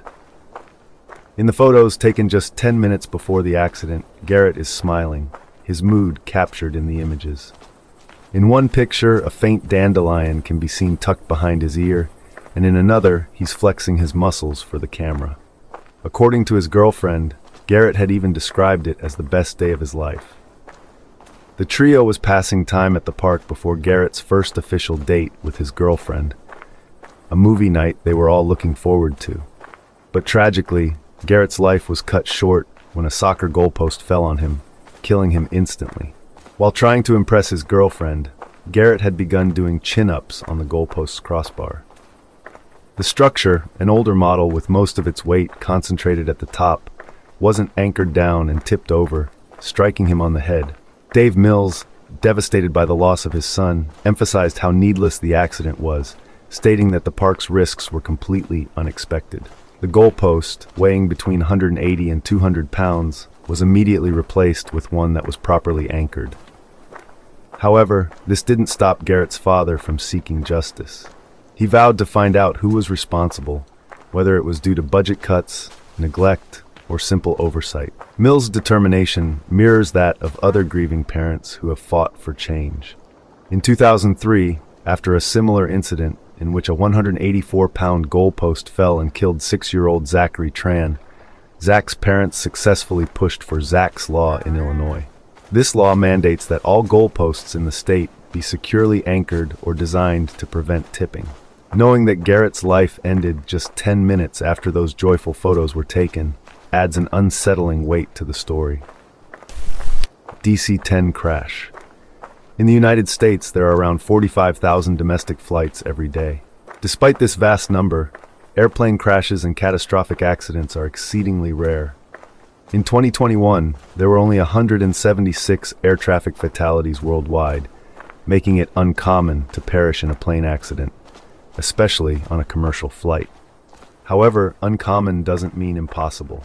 A United Airlines DC-10 carrying 293 people crashed while attempting an emergency landing in Sioux City, Iowa. Astonishingly, 184 people survived. The incident left many asking why the plane crashed in the first place. During a routine flight from Denver to Chicago, the DC-10 made a shallow right turn, something it had done thousands of times. However, this time was different due to a microscopic flaw in the titanium alloy fan disc, which had developed into a significant crack over the years. During the turn, the fan disc disintegrated, causing extensive damage to the aircraft, including the No. 2 hydraulic system and supply hoses, making the plane nearly impossible to control. Despite this, the crew, including Alfred Haynes, Bill Records, Dudley Vorak, and Dennis Fitch, didn't give up. After experimenting, they discovered they could somewhat control the plane by idling the left wing mounted engine and applying maximum power to the right one, allowing them to level the aircraft. The plane entered phugoid cycles, a phenomenon where it would repeatedly climb and descend, losing about 1,500 feet of altitude with each cycle.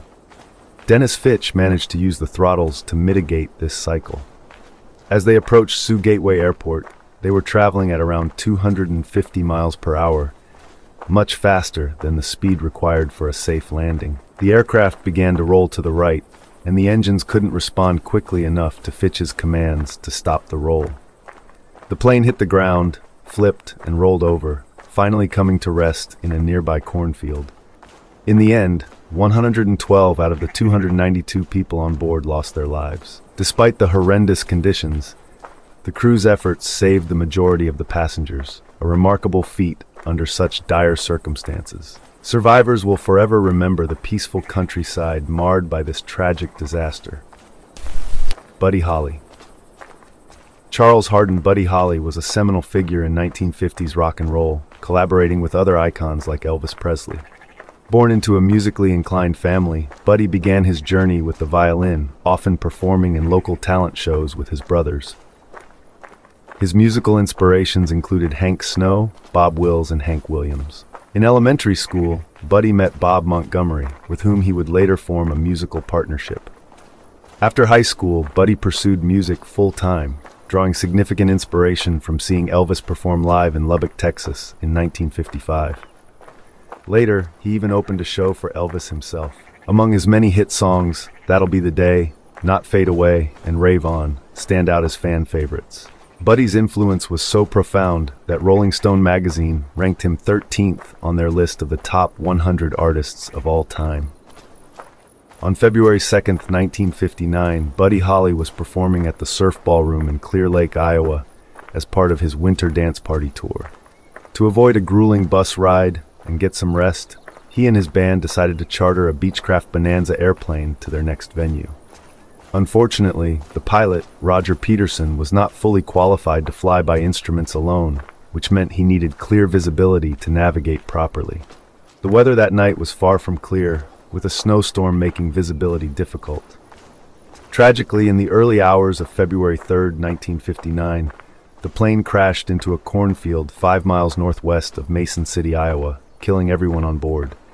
The other victims of the crash were fellow musicians Richie Valens, J.P. the Big Bopper Richardson, and pilot Roger Peterson. This devastating event marked a significant loss in the music world, often referred to as the day the music died. Buddy Holly's legacy, however, continues to live on, influencing countless artists and delighting fans with his timeless music. Titanic. This image is one many of you are likely familiar with. To give you some context, I'll take you back over 100 years to 1909, when the construction of the Titanic began. During the 26-month building process, over 200 injuries were incurred by workers, and 6 people died during construction. Definitely not a good omen for what would come in the future. When it was finished, the Titanic boasted features like a saltwater pool, a gymnasium, and even a Victorian-style Turkish bath. The allegedly unsinkable Titanic was finally launched for the first time on May 31, 1911, at 12:12 p.m. Almost 1 year later, on April 10, 1912, the ship left on its maiden voyage with 920 passengers aboard, not including the crew. It narrowly avoided a collision with the SS City of New York and the Oceanic, and then successfully made its way across the Atlantic to Cherbourg, France. There it picked up 274 passengers and let off 24. They then headed to Ireland, arriving at Cork Harbour on April 11th, picking up 123 more passengers and letting off 7. One of the passengers that disembarked the voyage, Kate Odell, took the photo you saw earlier. On April 13th, the Titanic began to head back across the Atlantic to return to New York by April 17. During this time, a fire was noticed on the ship that had apparently been burning for some time, which wasn't uncommon for steamships at the time. According to Wikipedia, this was due to the spontaneous combustion of the coal used to fuel the ships. As they continued their journey, the Titanic received several warnings from other ships about drifting ice, but these were ignored by Captain Edward John Smith, as such warnings were typically taken as advisories. On top of this, no vessel had ever been capsized by ice before, and any head-on collisions that did happen hadn't ended in tragedy. Unfortunately, at 11:40 p.m. on April 14th, an iceberg was spotted ahead of the Titanic, which was moving at full speed. Although the first officer of the ship, William Murdoch, attempted to instruct the ship to avoid the iceberg, it was already too late. After slamming into the iceberg on the starboard side, the hull of the ship was dented in such a way that the structural integrity was compromised, allowing water to rush through the formerly watertight compartments. Out of the 2,223 people on the ship, only half could be put on lifeboats, as the ship was considered virtually unsinkable, and therefore didn't have enough lifeboats for everyone. Women and children were rushed onto the lifeboats first, which drastically helped the survival rate of those groups. By 2:20 a.m., the ship was on its way to the depths of the ocean. In the darkness and water that was below freezing temperature, many people struggled to survive. Of those in the water, only 5 were helped into the lifeboats, despite there being a capacity for 500 more people. It took until 4 a.m. for another boat to arrive on the scene, the RMS Carpathia. After everything was said and done, 1,517 people died, with only 706 making it back to New York. Rest in peace to everyone lost in this tragedy. The Kursk. On August 12, 2000, the Russian Navy submarine Kursk participated in a naval exercise in the Barents Sea. This massive submarine, with 9 compartments capable of holding over 100 people, was considered unsinkable and reportedly able to withstand a direct torpedo hit. During the exercise, the Kursk was to launch 2 dummy torpedoes at a battlecruiser. At 11:29, the crew loaded the first torpedo, immediately followed by seismic detectors recording an event measuring 1.5 on the Richter scale. Initially, this was thought to be part of the exercise, and though one crew reported it, the warning was ignored. Just 2 minutes and 14 seconds later, a second, much larger explosion measuring 4.2 on the Richter scale occurred. This explosion, equivalent to 2 to 3 tons of TNT, was so powerful it sank the submarine 354 feet to the seafloor before it detonated, showing the initial explosion's deadly force. Initial rescue efforts were unsuccessful, with the Kursk not being discovered until August 14th. The Navy downplayed the incident, with some officials claiming the exercise was successful and others citing minor technical difficulties.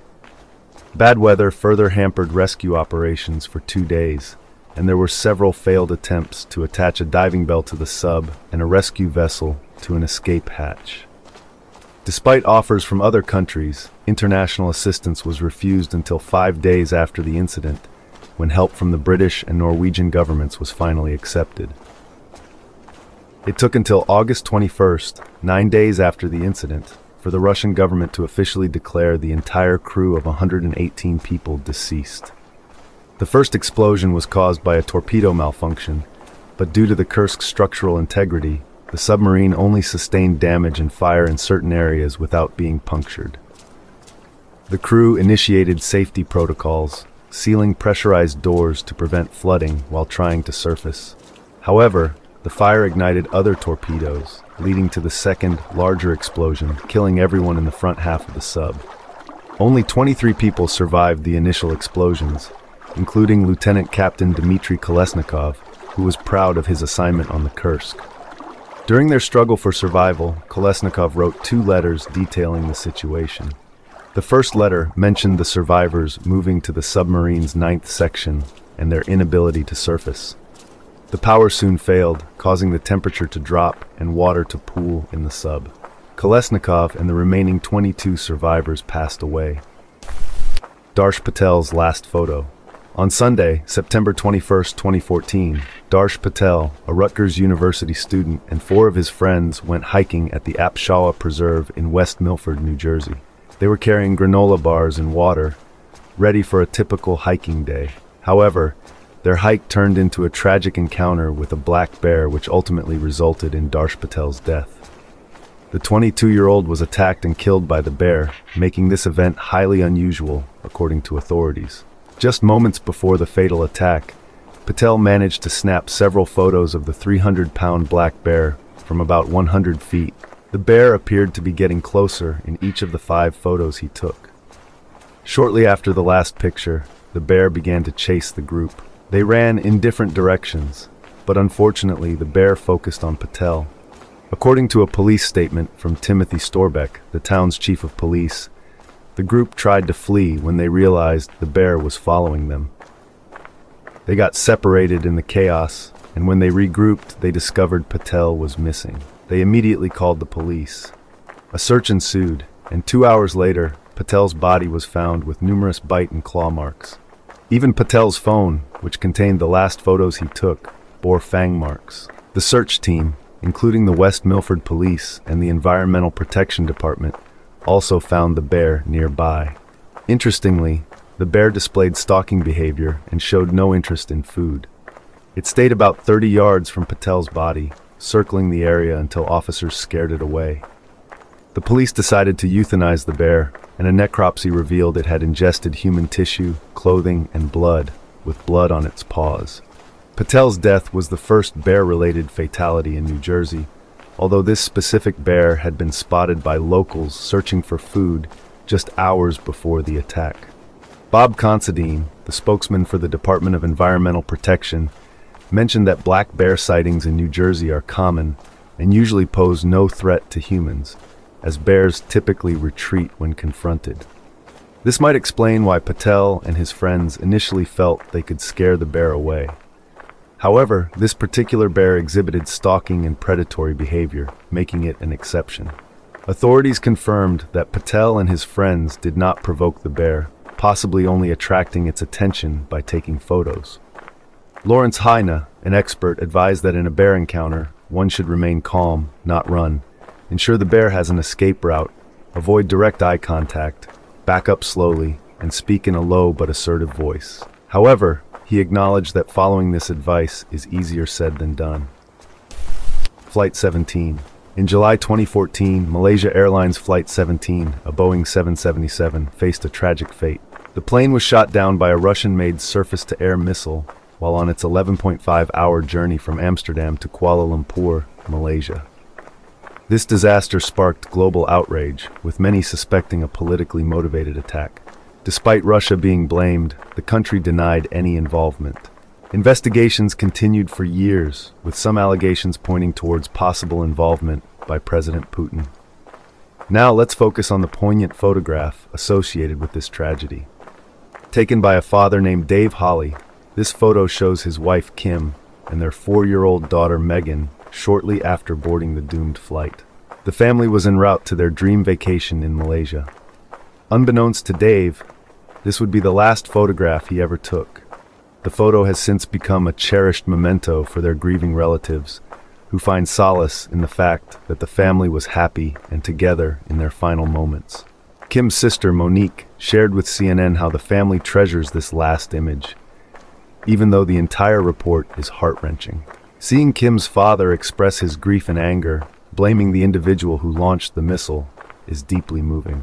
The investigation into the incident led to the prosecution of Igor Gurkin, a military officer, Sergei Dubinsky, an intelligence officer, and Leonid Karchenko, a military commander. All were found guilty and sentenced to life imprisonment in November 2022. Despite strong indications that President Putin might have approved the missile launch, the evidence was insufficient, and the investigation concluded in February 2023, much to the disappointment of the Netherlands.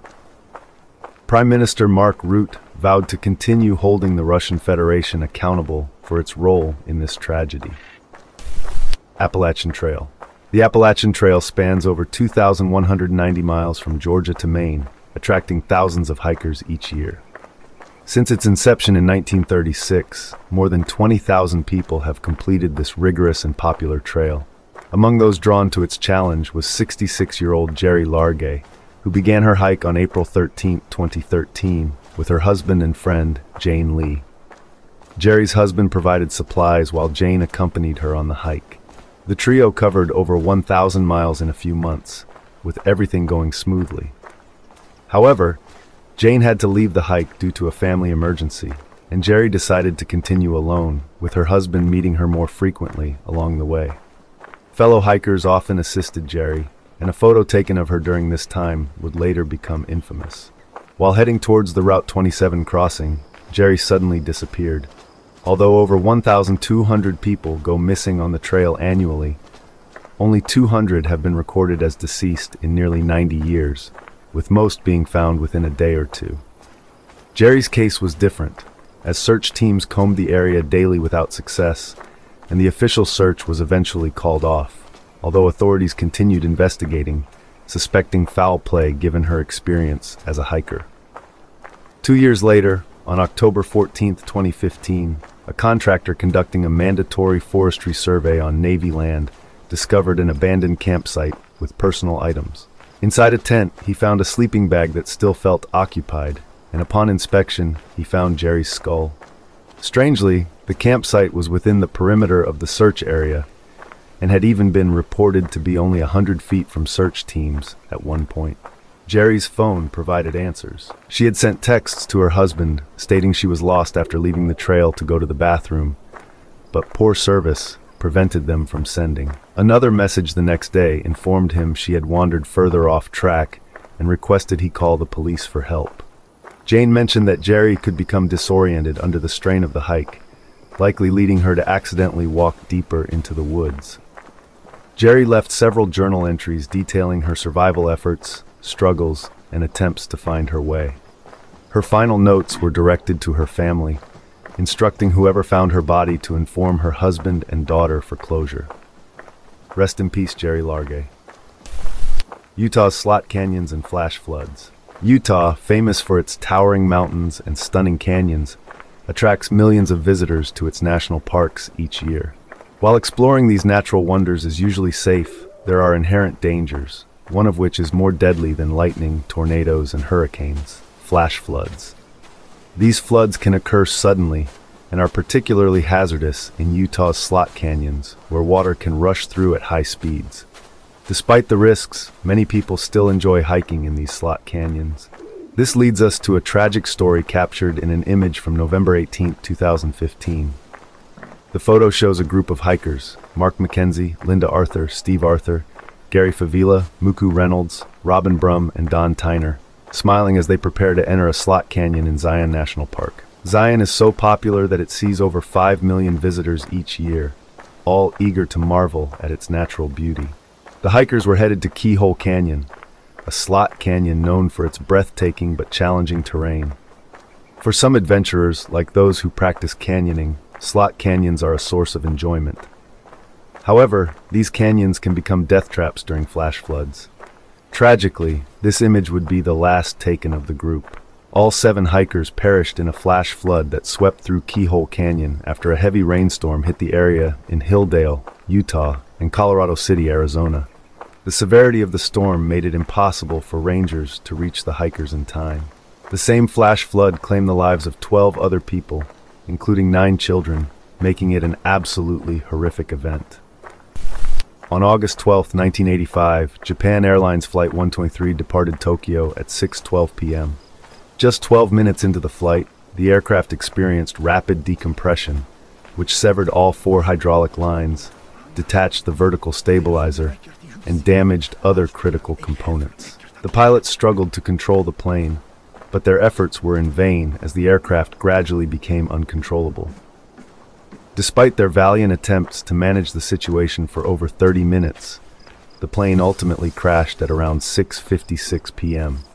The aircraft hit multiple locations and flipped over before coming to a halt in a state forest in Gunma Prefecture. Although the nearby Yokota Air Base was informed about the crash 20 minutes after it happened, the Japanese government never requested their assistance, even though they had a helicopter ready to deploy. It wasn't until after nightfall that another helicopter spotted the wreckage, and rescue teams only arrived the following morning. Out of the 524 people on board, only 4 survived. One of the survivors, Yumi Ochiai, recalled hearing other survivors making noise, but these sounds faded as the night went on. It is believed that more lives could have been saved if rescue efforts had not been delayed. During the investigation of the wreckage, a haunting image was found, showing passengers presumably putting on their oxygen masks as the plane decompressed. Rest in peace to all those who lost their lives. On December 26, 2004, a chilling photo captured a wave engulfing the land, towering over palm trees. This wasn't just any wave, it was part of one of the most catastrophic natural disasters in modern history. A powerful 9.1 magnitude seaquake struck off the coast of Sumatra Island, creating a 900-mile fault line where the Indian and Australian tectonic plates meet. The seafloor was thrust upward by as much as 40 meters, 131 feet, triggering a colossal tsunami. The massive waves soon slammed into Indonesia, devastating the island of Aceh and claiming the lives of 100,000 people. The tsunami's destruction didn't stop there. It continued to ravage Thailand, India, Sri Lanka, and even reached as far as South Africa. By the time the waves receded, 230,000 lives had been lost. This haunting photo leaves us wondering about the fate of those captured in the moment. likely caught off guard and unable to escape. Most of them probably didn't survive, given the staggering death toll. They were likely going about their daily lives, unaware of the impending catastrophe that would plunge them into unimaginable peril. Rest in peace to all those who perished, and heartfelt condolences to those affected by this tragic event. Vicki Weaver's last photo. Vicki died from a gunshot in August 1992 at her family's cabin in Ruby Ridge, Idaho. This happened when an FBI sniper, Lon Horiuchi, during a standoff with Vicki's husband Randy Weaver, fired a shot aimed at Kevin Harris, Randy's friend, only for it to end up hitting and killing Vicki. As argued in court by Jerry Spence, the Weaver's attorney, the sniper didn't need to fire the shots because, first, firing at an armed adult without warning them to surrender is unconstitutional. Second, the shots were fired while Randy and Kevin, the primary targets, were in retreat. And third, the sniper placed Vicki and her children at risk by firing at the cabin door without knowing who was behind it. As a matter of fact, the court upheld these charges, leading to the U.S. government incurring hefty fines. Randy and his 3 daughters were awarded $3.1 million despite the tragic loss of Sammy, their teenage son, and Vicki. Just an insert here. Sammy, aged 14, had actually been shot after allegedly firing at FBI agents who had killed the family's dog that had charged at them. It would later be highly contested as to who actually fired first. Anyway, moving on. Kevin was also awarded compensation, receiving $380,000, though this was in part to encourage him to drop the $10 million lawsuit he had mounted against the government. What's really unhinged about this whole case is that it all started with a refusal by Randy to show up for a court hearing where he had been accused by ATF agents of making and keeping illegal weapons. Apparently, he had missed a court hearing in February 1991 and also in March of that same year. So the entire incident was set in motion due to not showing up to court, escalating to a disturbing shootout that led to multiple deaths. It also didn't help that Randy had been a self-proclaimed white separatist and religious fundamentalist who didn't trust the government at all. In fact, the entire reason he was living in a cabin with no electricity or running water was to seclude himself from what he saw as corrupt civilization. His religious beliefs also made him believe that the world was coming to an end. The standoff might have continued if it weren't for civilian negotiator Bo Gritz, who convinced Randy to let Vicki's body be taken out of the cabin, for the critically injured Kevin to get medical help. Ebola outbreak in 1976. Many of us are all too familiar with the uncertainty and fear that comes with a disease outbreak. One particularly infamous virus is Ebola, remembered by most for the outbreak in West Africa from 2013 to 2016. However, to understand the origins of this deadly virus, we need to go back to 1976, when the first outbreak occurred in what is now the Democratic Republic of the Congo. The outbreak began in Yambuku, a village in northern Congo. Patient 0 was Mabalo Lokela, a school headmaster who had returned to the village after a tour with the Yambuku mission in August, which included a trip along the Ebola River. Initially, Lokela's illness was thought to be malaria, and he was treated with quinine, a common malaria medication. He was first admitted to the Yambuku Mission Hospital on September 1st with a high fever, but was sent home to rest. By September 5th, his condition had deteriorated significantly, presenting symptoms such as profuse bleeding, vomiting, acute diarrhea, chest pains, headache, fever, agitation, and confusion. Sadly, Lokela passed away on September 8th. After Lokela's death, more people who had been at the mission hospital began to fall ill. The World Health Organization noted that nearly all subsequent infections were among those who had received injections at the hospital or had close contact with another case. Tragically, of the friends and relatives who prepared Lokela's body for burial, 21 fell ill, and 18 of them died. The remote mission hospital lacked the necessary equipment to diagnose this new disease, and as the number of cases increased, the Minister of Health sent out an international commission to investigate. The first doctor to arrive reported that none of the treatments being used on the patients were effective. This marked the first official description of the disease. The international commission team, in an effort to understand how the disease was spreading, asked the nurses to survey the patients and gather basic information. They created a control group to compare against other Ebola patients, desperate to find a solution as the virus continued to spread. To limit the spread, authorities began to quarantine the most affected areas, despite some resistance from the local population. It was later discovered that the virus had spread through the hospital because nurses were giving pregnant women vitamin injections without properly sterilizing the needles, washing them in warm water between uses, and boiling them only at the end of the day. In the end, 318 cases were identified with 280 fatalities and 88% mortality rate. Another unrelated outbreak resulted in 284 cases and 151 deaths, a 53% mortality rate. The majority of the original mission hospital staff died, and several visiting nurses also succumbed to the virus. One such nurse was Mainga Nseka, who contracted the virus while treating a nun named Sister Farina. Nseka died while trying to return to Belgium for a formal diagnosis. This image shows two nurses standing beside Mainga as she is treated for the virus. She was only 22 years old and had planned to study advanced nursing in America on a scholarship. Rest in peace to Mainga and all those who lost their lives in this outbreak. The tragic crash of Pacific Southwest Airlines Flight 182. On September 25, 1978, Flight 182 departed Sacramento for San Diego, with a stop in Los Angeles. According to Wikipedia, the crew consisted of Captain James E. Jim McFerrin, First Officer Robert E. Bob Fox, Flight Engineer Martin J. Wayne, and 4 flight attendants, each with over 10,000 hours of flying experience. At 8:34 a.m., the flight left Los Angeles with First Officer Fox piloting. The plane carried 128 people, including 29 employees of Pacific Southwest Airlines. 25 minutes into the flight, the crew was alerted by the approach controller about a nearby Cessna 172 aircraft, piloted by Martin Casey Jr. and David Boswell.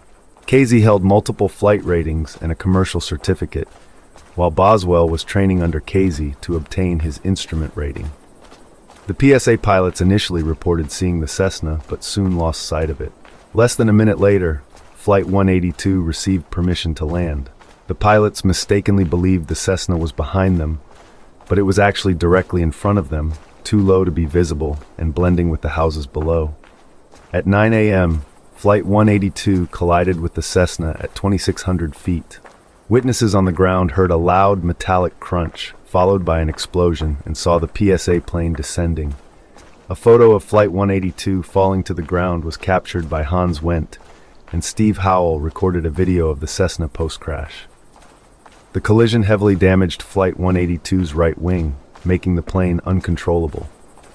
Cockpit transcriptions reveal the crew's realization of the collision and their acceptance of the inevitable crash, with an unknown crew member saying, "Ma, I love you," moments before impact.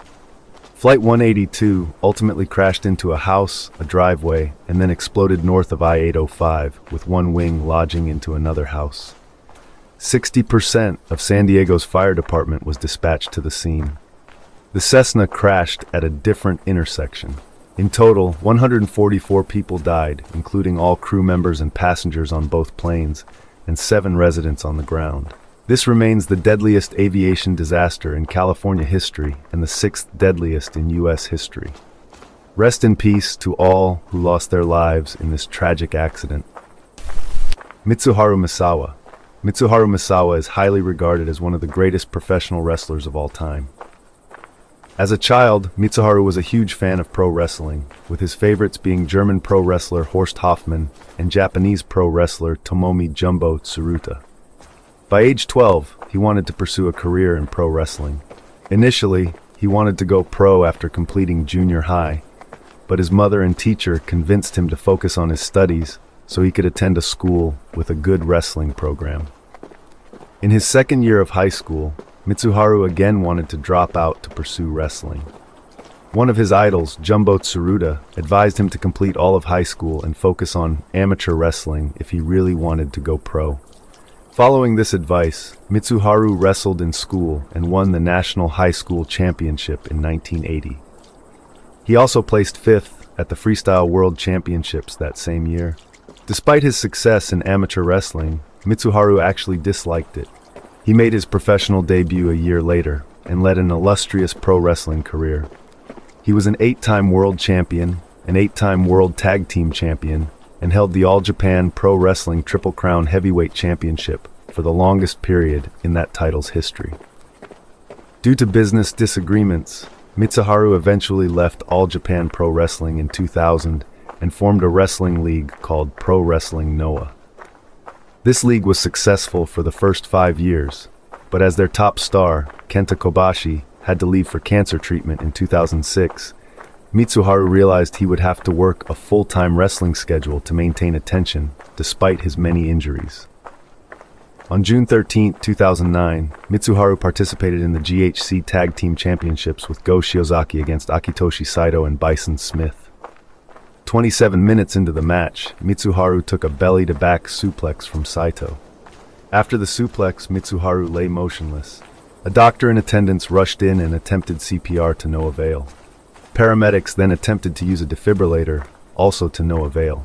Mitsuharu was later pronounced dead at age 46, with the cause of death being atlantoaxial dislocation. Japanese sports publications covered this event heavily. However, mainstream news barely reported on the matter. His private funeral had 100 people in attendance, many of them wrestlers. Rest in peace, Mitsuharu Misawa. Sophie Lionnet. This image shows Sophie Lionnet, who looks emaciated and distraught. Over a year before this, she had moved from a rural area northeast of Paris to London to work as a nanny for a couple named Sabrina Cuider and Wissem Medouni. This move turned out to be a horrific mistake, as the couple, especially Sabrina, were extremely abusive. Sabrina had a history of obsessive and volatile behavior, including harassing ex-partners and physical assault. One of her exes was Mark Walton, a founding member of the Irish boy band Boyzone and a successful figure in the music industry. Sabrina was particularly obsessed with Mark and felt that he had stolen her chance at a luxurious life. After he left her and moved to Los Angeles, Sabrina became consumed by delusions and paranoia. When Sophie Lionnet responded to Sabrina's ad for a nanny position, she unknowingly walked into a nightmare. Sabrina, convinced that Sophie was involved with Mark and was spying on her, subjected Sophie to relentless abuse. Sabrina recorded numerous videos in which she, along with Wissem, tried to force Sophie to confess to these baseless accusations. They threatened her with imprisonment and even dragged her to the police, but for some reason, authorities failed to recognize Sophie's desperate situation. Unable to escape and without the means to return to France, Sophie reached out to her mother, expressing her unhappiness. Her mother promptly booked a flight for her to return to Paris, but Sophie never made it. Despite her deteriorating condition, she was denied medical treatment. On September 20th, 2017, neighbors reported a foul smell coming from a bonfire in Sabrina and Wissem's backyard. When firefighters arrived, they found Wissem grilling chicken, but the smell persisted. Upon extinguishing the bonfire, they discovered charred human remains, including fingers and a nose. Wissem tried to claim the remains were from a lamb carcass, but this was quickly disproven. The couple was arrested, and an investigation revealed the extent of Sophie's suffering. Her personal belongings, including the plane ticket her mother bought, were confiscated. She endured physical abuse, starvation, confinement in a dark room, and relentless interrogations until she made a false confession. Tragically, her life was taken in the couple's bathtub. Sabrina Cuider and Wissem Medouni were sentenced to life in prison with a minimum of 30 years.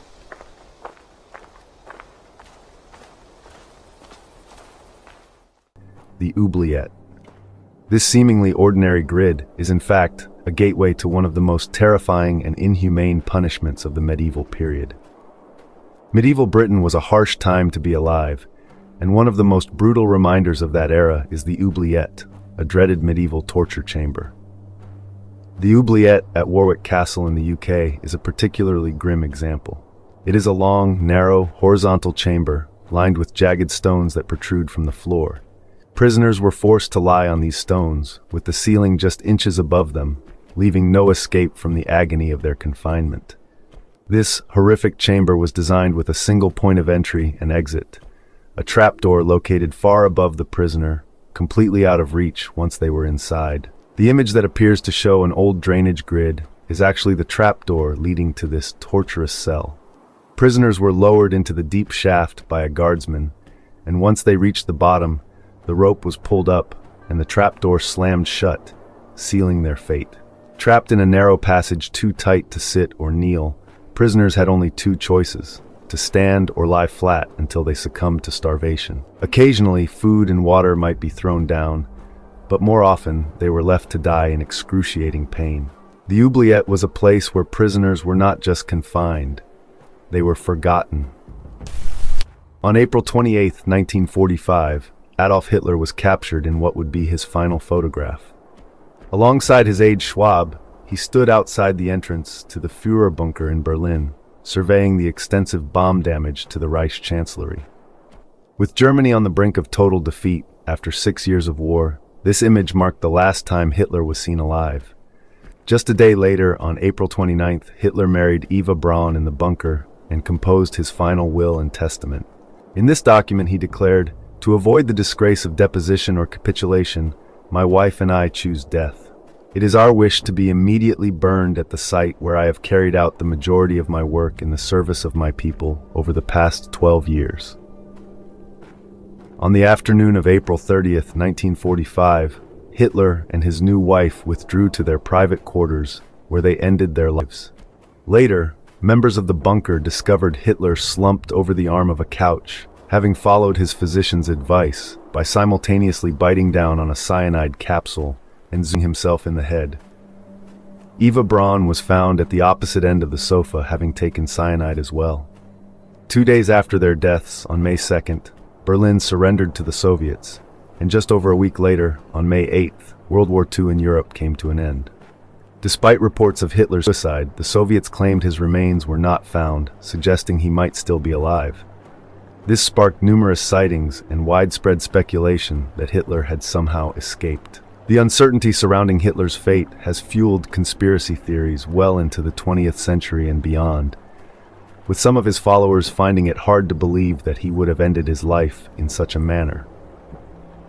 The photograph taken on April 28th serves as a chilling reminder of the final days of the Third Reich and the demise of one of history's most infamous figures. The Moors murders stand as one of the most harrowing chapters in British history, casting a long, dark shadow over the nation. The heinous acts committed by Myra Hindley and Ian Brady are still deeply unsettling, not only due to their brutality, but also because many questions remain unanswered. Myra Hindley was born on July 23, 1942, in Crumpsall, Manchester. Her childhood was troubled, shaped by a strict and sometimes abusive father. Despite being a bright student, her life took a tragic turn when she met Ian Brady in 1961. Ian Duncan Stewart was born on January 2, 1938, in Glasgow. His early life was marked by poverty and instability, and he developed a disturbing fascination with Nazi ideology and sadistic literature.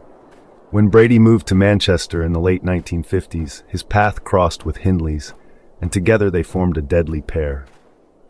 They met while working at Millward's Merchandising, quickly progressing from casual colleagues to something far more sinister. Brady drew Hindley into his warped worldview, and deeply in love with him, she adopted his twisted beliefs.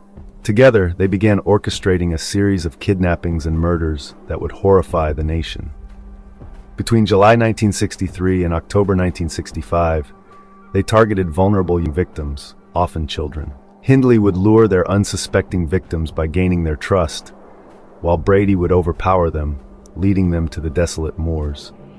There, they subjected their victims to unspeakable horrors, capturing their final moments in photographs and recordings. Their reign of terror came to an end in 1965 when David Smith, Hindley's brother-in-law, witnessed Brady attacking a young man named Edward Evans. Shocked by what he saw, Smith alerted the police, leading to Brady and Hindley's arrest. During the investigation, a photograph surfaced showing Hindley crouching on the moors, holding her pet dog. At first glance, the photo seemed innocent, perhaps taken during a walk or to mark a spot of interest. However, when the police compared the image with the landscape, they realized it marked the burial sites of their victims. Hindley is seen crouching over the exact spot where one of their victims was buried. The discovery of these graves was both a breakthrough and a heartbreak. On October 10, 1965, the police unearthed the body of 12-year-old John Kilbride from a shallow grave, right where Hindley had been photographed. The search continued, and in July 1987, more than 2 decades after her murder, the remains of 16-year-old Pauline Reed were discovered, identified with the help of Hindley's photographs. Their trial began on April 19, 1966, lasting 14 days. By that time, the death penalty had been abolished, so Brady and Hindley were sentenced to life in prison. Brady received 3 concurrent life sentences, while Hindley was given 2. In 1989, Brady admitted to 2 additional murders, but he was never tried for them. He died in 2017 at the age of 79, while Hindley, who became infamous as Britain's most evil woman, died in prison in 2002 at the age of 60. One of the most tragic aspects of the Moores murders is the unresolved case of Keith Bennett, one of their victims, whose body was never found. Despite the passage of time, Brady and Hindley never revealed the location of his remains. As John Ainley, the solicitor for Keith's mother Winnie Johnson, pointed out, searching for his body on Saddleworth Moor without precise information is like trying to find a needle in a haystack. Although the remains of Pauline Reed, John Kilbride, Leslie Ann Downey, and Edward Evans were eventually recovered, Keith Bennett's body remains lost. Winnie Johnson passed away in August 2012, never knowing where her son was buried, a devastating lack of closure that haunts the case to this day. In August of 2011, Steve Jobs stepped down as CEO of Apple, a position that had been central to his career and his impact on the tech industry. He remained involved with the company until just before his passing on October 5, 2011. A photograph taken 2 months before his death outside his California home shocked many, as it showed a frail and visibly weakened Jobs, reliant on a friend's support due to his ongoing struggle with cancer. Steve Jobs is widely regarded as one of the most innovative and influential figures of our time.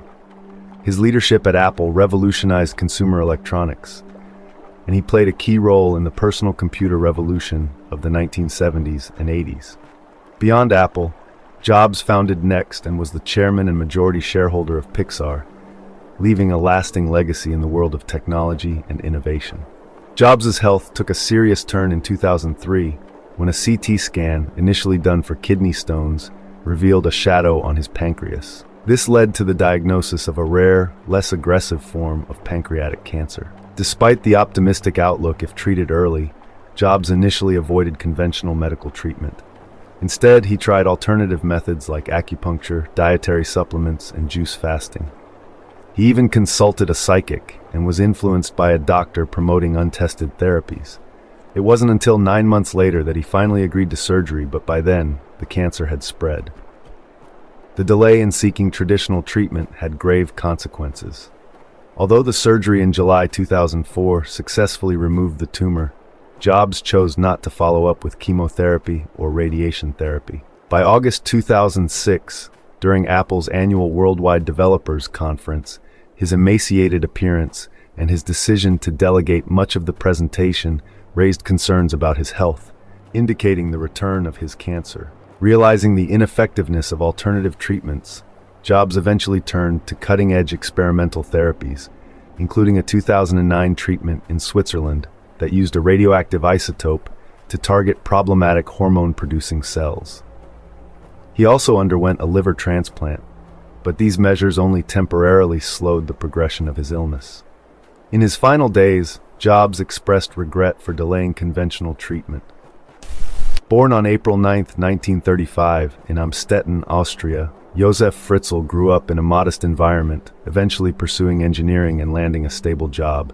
He married Rosemary, and together they had 7 children, presenting the image of a perfect family in their large, well-maintained home. But beneath this seemingly ideal life, Fritzl concealed a horrifying nature, one that would only come to light in the most shocking way imaginable. The first signs of his true character emerged in 1967, long before the world knew his name. At 32, Fritzl broke into the home of a 24-year-old nurse in Linz, assaulting her while her husband was away, threatening her with a knife. This wasn't an isolated incident. That same year, Fritzl was implicated in another attempted assault and had a history of indecent exposure. Despite these serious offenses, he only served 12 months in prison. Fritzl's criminal activities didn't end there. His name has been linked to several unsolved deaths. In 1986, a 17-year-old girl named Martina Claudia Pasch vanished on her way to catch a bus. Her body was discovered days later on the shore of Lake Mondsee, wrapped in tarpaulins. She had been strangled shortly after her disappearance. Fritzl and his wife operated a guest house near where her body was found, and Martina bore an eerie resemblance to Fritzl's daughter, Elizabeth. Although Fritzl was investigated, there was insufficient evidence to charge him. There were other unsettling cases too. In 1966, another 17-year-old, Anna Nair, was killed with a captive bolt pistol near Fritzl's workplace. In 2007, a 42-year-old prostitute named Gabriela Supakova was found dead near the Austrian-Czech border around the time Fritzl was vacationing there. Despite these connections, Fritzl was never charged, leaving behind a trail of suspicion and unanswered questions. However, these crimes pale in comparison to what Fritzl did next. On August 28, 1984, he set into motion a plan he had been preparing for years. His daughter Elizabeth had just turned 18, an age when most young adults begin to explore their independence. But Fritzl had other plans. For years, he had been converting the basement of their family home into a hidden prison. On that day, Fritzl asked Elizabeth to help him carry a door down to the basement. She had no reason to suspect anything sinister. This was her father, after all. But as soon as she held the door in place, Fritzl attacked her, pressing an ether-soaked towel to her face. Moments later, she was unconscious. When Elizabeth awoke, she found herself in a small, dark chamber deep underground with no way out. Her sudden disappearance did not go unnoticed. Her mother, Rosemary, reported her missing, desperate for answers. A month later, Fritzl handed a letter to the police, a letter he had forced Elizabeth to write. In it, she claimed to have run away and didn't want to be found. Fritzl even suggested to the police that she might have joined a cult, and shockingly, they believed him, closing the case. What Fritzl did to Elizabeth is almost beyond comprehension. After luring her into that basement, he didn't just imprison her, he turned her life into a nightmare that lasted nearly a quarter of a century. For 24 years, Elizabeth was trapped in a small dark space, no bigger than most living rooms. There were no windows, no sunlight, no fresh air. The walls were cold, the air thick and stale. This was a prison in every sense, designed to keep her hidden from the world. And it worked. For over 2 decades, no one outside those walls had any idea she was there, except for Fritzl. In the early years, Elizabeth was completely isolated, her only contact with the outside world coming through her father, whose visits were far from comforting. Fritzl would regularly descend into the cellar, not to check on her well-being, but to assault her repeatedly, crushing any hope she might have had for rescue. As the years passed, Elizabeth gave birth to 7 children in that dark, oppressive space, all of them fathered by Fritzl. 3 of these children were forced to live with her in the cellar, growing up in the same squalid conditions. They never saw the sun, never felt the breeze, never knew what life outside those 4 walls was like. Their entire world was confined to that cellar, a place of unimaginable horror. Meanwhile, Fritzl maintained a twisted facade of normalcy above ground. He took 3 of the children upstairs, raising them with his wife Rosemary, who had no idea where they really came from. Fritzl told everyone that Elizabeth had abandoned these babies, leaving them on his doorstep because she couldn't care for them. And shockingly, people believed him. Even the authorities never questioned his story. A key question arises: how did Fritzl manage to adopt these children, given his criminal history? Austrian law dictates that criminal records are expunged after 15 years. As a result, when Fritzl applied to adopt Elizabeth's children, the local social service authorities had no knowledge of his past offenses. The contrast between the 2 worlds Fritzl created is staggering. Upstairs, the children led relatively normal lives. They went to school, played outside, and were cared for by their unsuspecting grandmother. But downstairs, life was a daily struggle for survival. The space was cramped, the air thick with the smell of mold and waste. Elizabeth and the children who remained with her lived in conditions unfit for any human being. They had a makeshift kitchen, a rudimentary bathroom, and a few mattresses on the floor where they slept. The cellar was soundproofed, ensuring that no one could hear their cries for help. The heavy, reinforced door that sealed them in was a constant reminder of their imprisonment. Despite this hellish environment, Elizabeth did everything she could to create some semblance of normal life for her children. As a result, she taught them to read and write using the few materials Fritzl provided, and she tried to protect them from the full horror of their situation, though there was only so much she could do. The toll this existence took on all of them was unimaginable. At times, Fritzl would punish them by shutting off their lights or simply refusing to deliver food for days. He also told Elizabeth and the children that they would be gassed if they tried to escape, even threatening to electrocute them if they tampered with the cellar door. While Elizabeth and her children endured this nightmare, Fritzl continued to live his life as if nothing was wrong. He was calm, composed, and utterly ruthless in maintaining his double life. He controlled everything, what they ate, how they lived, every moment of their lives. He held all the power and never let them forget it. Perhaps the most chilling aspect of this story is how Fritzl divided his life. In 1998, while his daughter and grandchildren were trapped in the cellar, Fritzl was on holiday in Pattaya, Thailand. The photo from that trip shows him smiling, relaxed, as if he didn't have a care in the world. But knowing what we know now, that image takes on a whole new meaning. While he was enjoying the sun, Elizabeth and her children were locked in darkness, cut off from the world with no hope of escape. For a whole month, they had no contact with anyone, not even Fritzl. This is the reality behind that image. A man on holiday, appearing to be a normal tourist, while his daughter and grandchildren suffered in silence, hidden away in a basement no one knew existed. In April 2008, the unimaginable finally began to unravel. Not because of a heroic rescue, but because Elizabeth's oldest daughter, Kirsten, became gravely ill. After 24 years in that suffocating cellar, the conditions had taken a severe toll on everyone, but now Kirsten's life was in imminent danger. She was unconscious, and Fritzl knew he had no choice but to take her to the hospital. It was a move he likely agonized over, knowing it could expose everything, but ultimately he had to act. When Fritzl walked into the hospital with Kirsten, the doctors immediately sensed something was wrong. This wasn't just a sick teenager. There was something off about her appearance and condition. She was severely undernourished, and her skin was almost translucent from years without sunlight. Fritzl tried to spin a story, claiming that Elizabeth had dropped Kirsten off and then vanished into a cult. But the doctors weren't buying it. They called the police, and that's when the walls really started closing in on Fritzl. Back in the cellar, Elizabeth must have realized that this was it.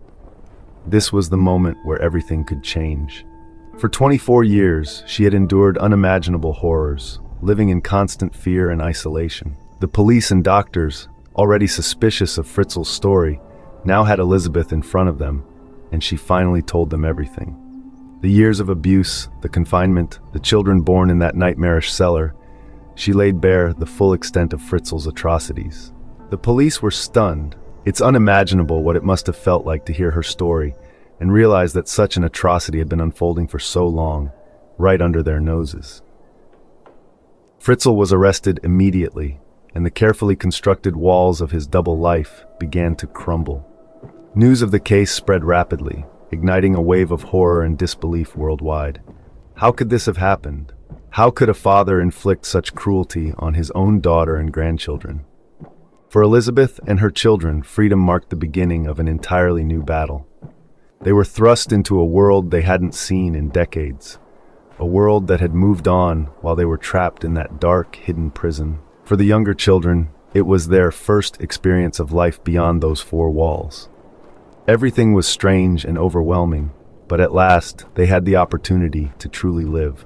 Fritzl's days of deception and manipulation were over. He was charged with a litany of crimes: assault, incest, false imprisonment, enslavement, and the murder of one of the newborns who didn't survive the brutal conditions in the cellar. In March 2009, after a brief trial where Fritzl attempted to paint himself as a victim of his own compulsions, he was found guilty on all counts. The judge didn't hesitate. Fritzl was sentenced to life in prison, where he remains to this day. It's difficult to reconcile this grim reality with the image of Fritzl smiling on a boat in Pattaya, Thailand, taken in 1998. The sun is shining, the water is calm, and it looks like a typical vacation snapshot, the kind you'd find in any family album. But knowing what we do now, Elizabeth and her children were locked in that cellar, completely cut off from the world. They didn't even know if he would ever return. For an entire month, they were left to survive on their own in that hellish space, while Fritzl played the part of a carefree tourist. With Fritzl now behind bars and Elizabeth and her children finally free, the world is left to grapple with the chilling reality of what happened in that house in Amstetten. The story stands as a stark reminder that evil can hide in plain sight, cloaked in the guise of ordinary life.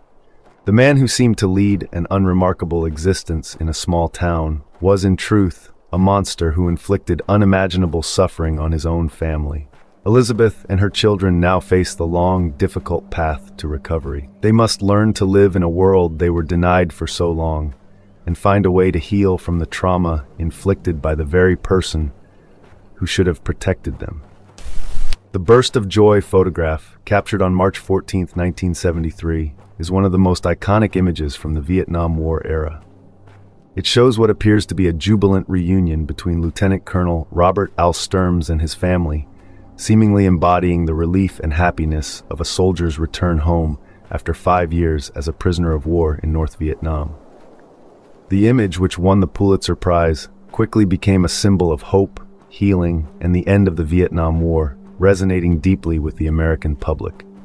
However, the story behind the photograph is much more complex and far less joyful than the image suggests. Just 3 days before this picture was taken, Robert received a letter from his wife, Loretta, informing him that their marriage was over.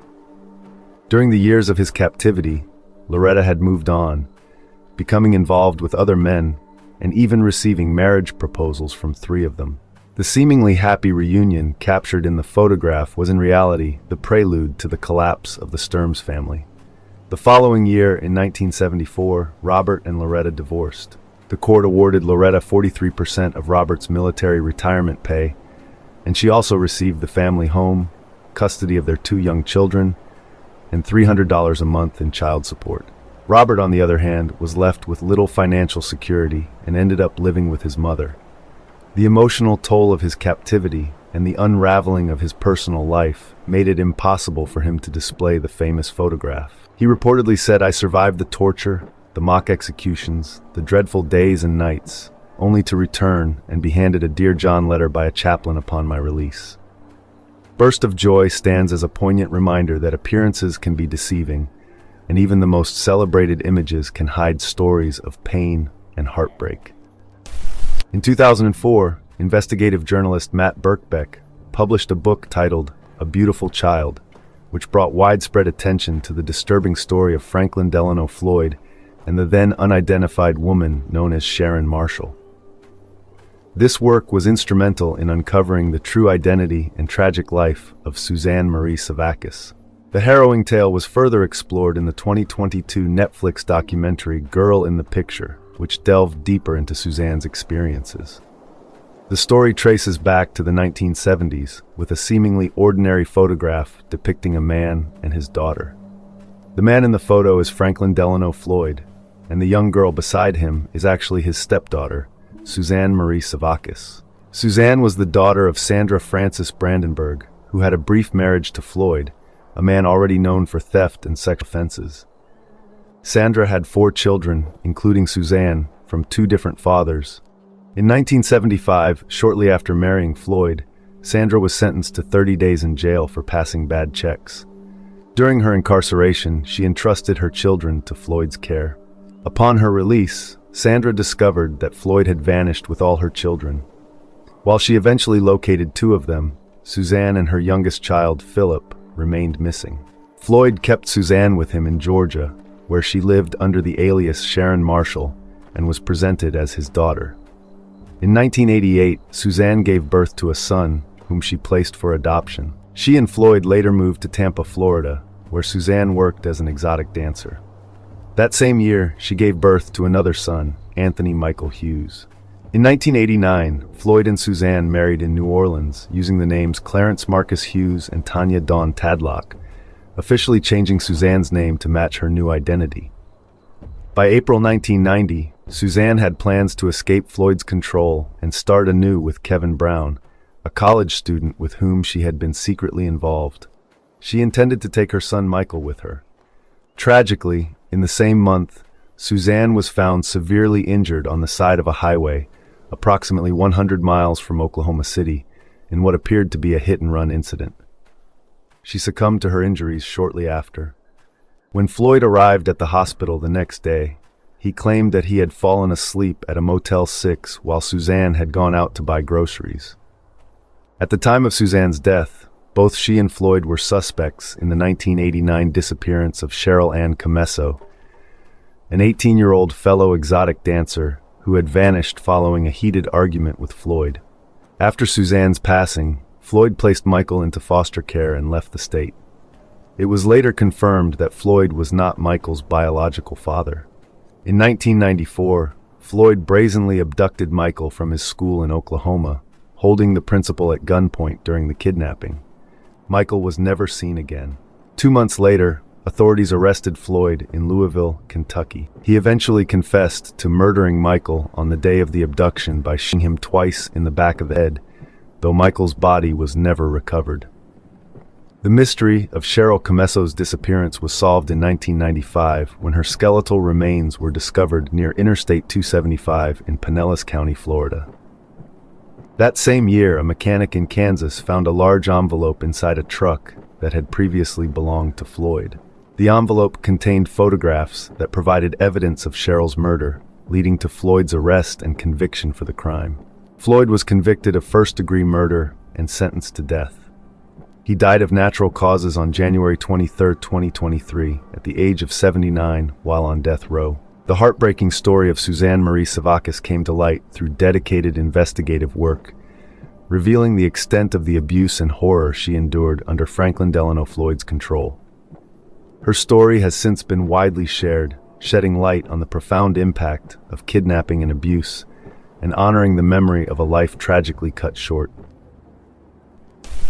The case of MacArthur Wheeler and his accomplice Clifton Earl Johnson is a notorious and almost comedic example of the Dunning-Kruger effect in action. This psychological phenomenon occurs when individuals with limited knowledge or skills in a particular area greatly overestimate their own abilities. Wheeler's story is particularly memorable for the sheer absurdity of the plan he concocted. On April 15, 1995, Wheeler and Johnson set out to rob 2 banks in Pittsburgh, Pennsylvania.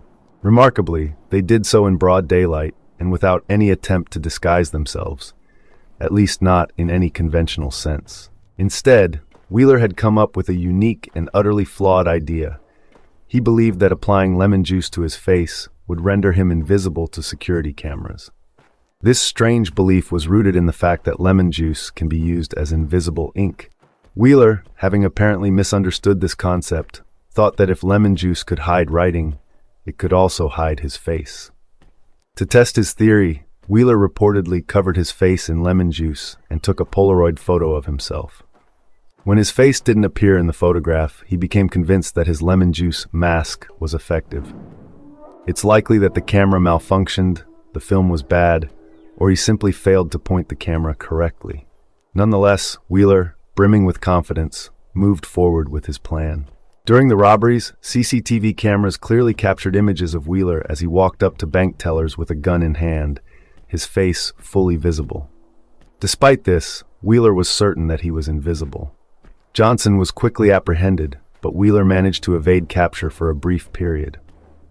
His delusion was shattered when the surveillance footage was broadcast on Crime Stoppers, leading to his arrest within an hour. This bizarre incident not only led to their capture but also attracted the attention of psychologists David Dunning and Justin Kruger. Their subsequent research into this phenomenon led to the formal identification of the Dunning-Kruger effect, which illustrates how people with low ability in a certain area often lack the self-awareness to accurately assess their own competence. Wheeler's misguided belief in the power of lemon juice perfectly exemplifies how a lack of understanding can lead to grossly overestimating one's abilities, sometimes with laughable and criminal consequences. Two young women are seen posing cheerfully inside what seems to be the remains of an old crane machine. What they likely don't realize is that they are sitting in one of the most radioactive objects within the Chernobyl exclusion zone, the site of the infamous 1986 nuclear disaster in Pripyat, Ukraine. This object, known as the Death Claw, still emits dangerously high levels of radiation despite the many years that have passed. In 2019, archaeologist Rob Maxwell used a Geiger counter to measure the radiation levels of the claw and found them to be more than 100 times higher than the highest standard levels of background radiation.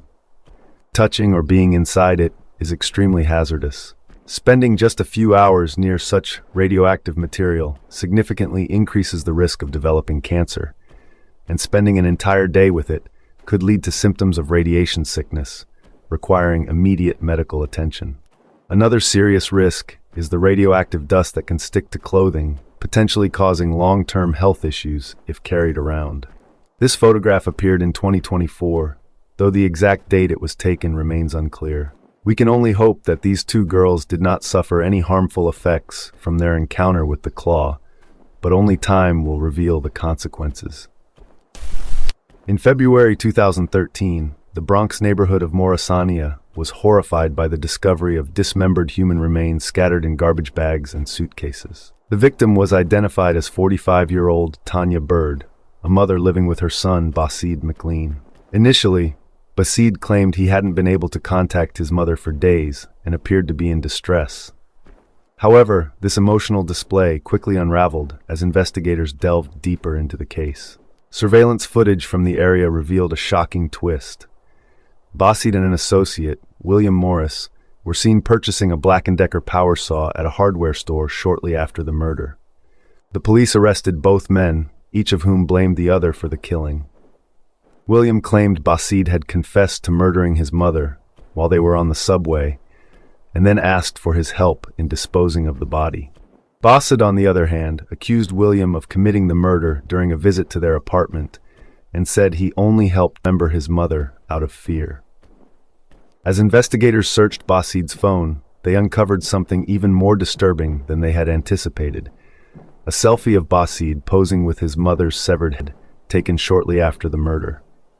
The image, which eventually went viral, suggested that Basid had taken the photo as a twisted trophy or as a way to intimidate others. This gruesome evidence, along with the discovery of the power saw and other tools in the apartment, left no doubt about Basid's involvement. He eventually confessed to the murder, chillingly stating in a video, "If you can kill somebody, you should be able to cut them up too. If you can't do that, if you don't have the stomach to cut them up, then you're a coward." Authorities believe that Basid's motive stemmed from his mother's pressure on him to grow up, move out, and become independent. Basid's defense team tried to argue that he was hearing voices at the time of the murder and was not fully responsible for his actions. However, this defense was rejected, and Basid was sentenced to 25 years to life in prison. Tragically, the violence in this family did not end with Basid's crime. His ex-wife, Zara Coombs, later killed their 4-year-old son, Zamer, after he accidentally dropped an egg on the floor. Zara knocked him unconscious with a broom, and then placed him, still alive, in a plastic container filled with water. For this crime, she was sentenced to 17 years in prison. The series of events surrounding Tanya Bird's murder and its aftermath left a haunting legacy of violence and tragedy in the family. At 6:30 a.m., Filippo Barry, a 28-year-old from Malo, Italy, shared a cheerful selfie with his brother, accompanied by the words, "Look where I am." Barry, an avid mountain hiker, was ascending the Marmolada, the largest glacier in the northern Italian Dolomites, located on the border between the Trentino and Veneto regions of Italy.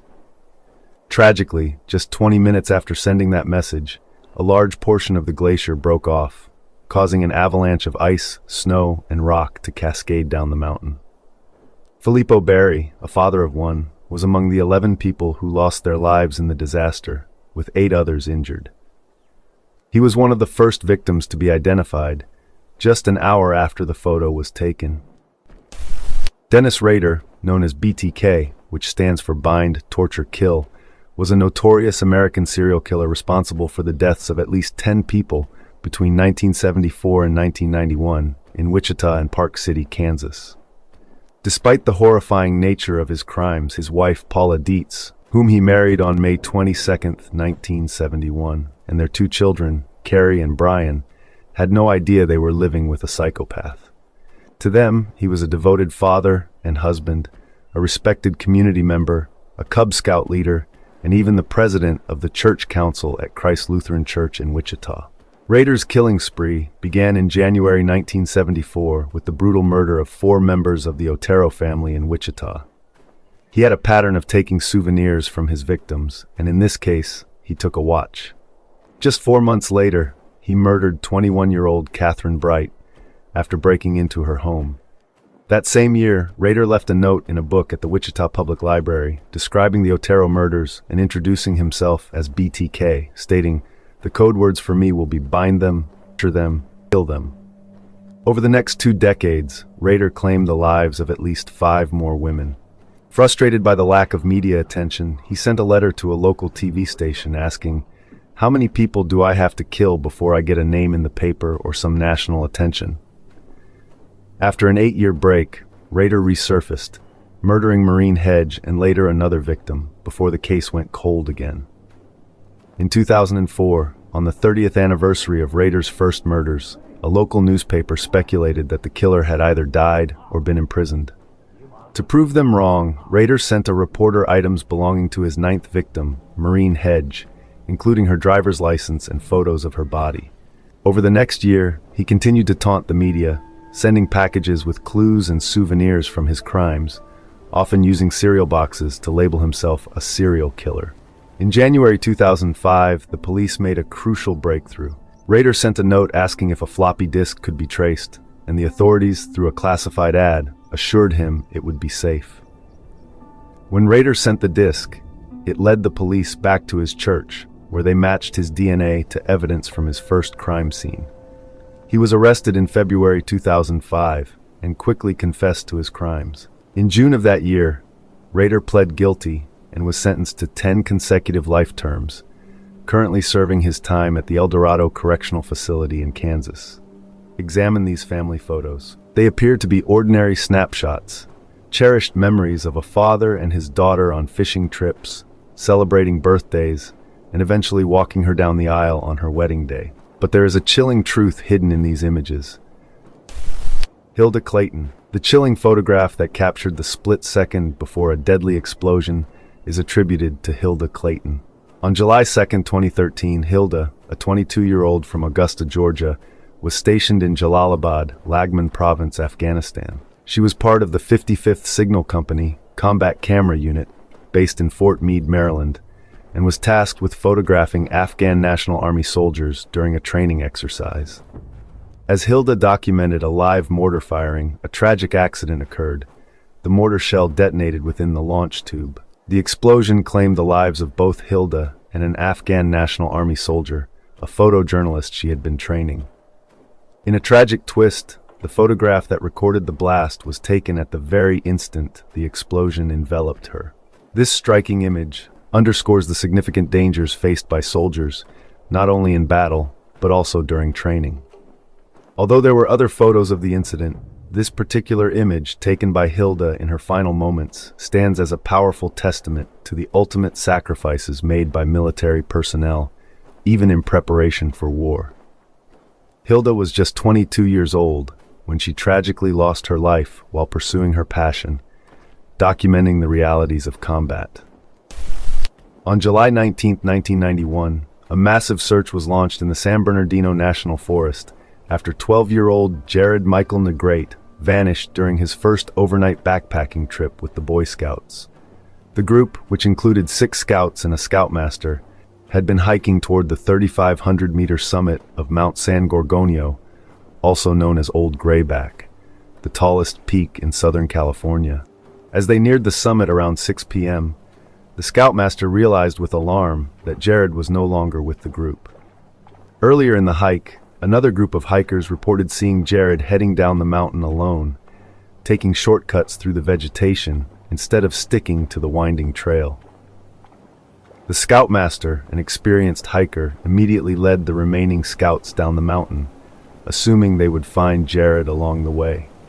However, when they reached the designated meeting point at the base, Garrett was nowhere to be found.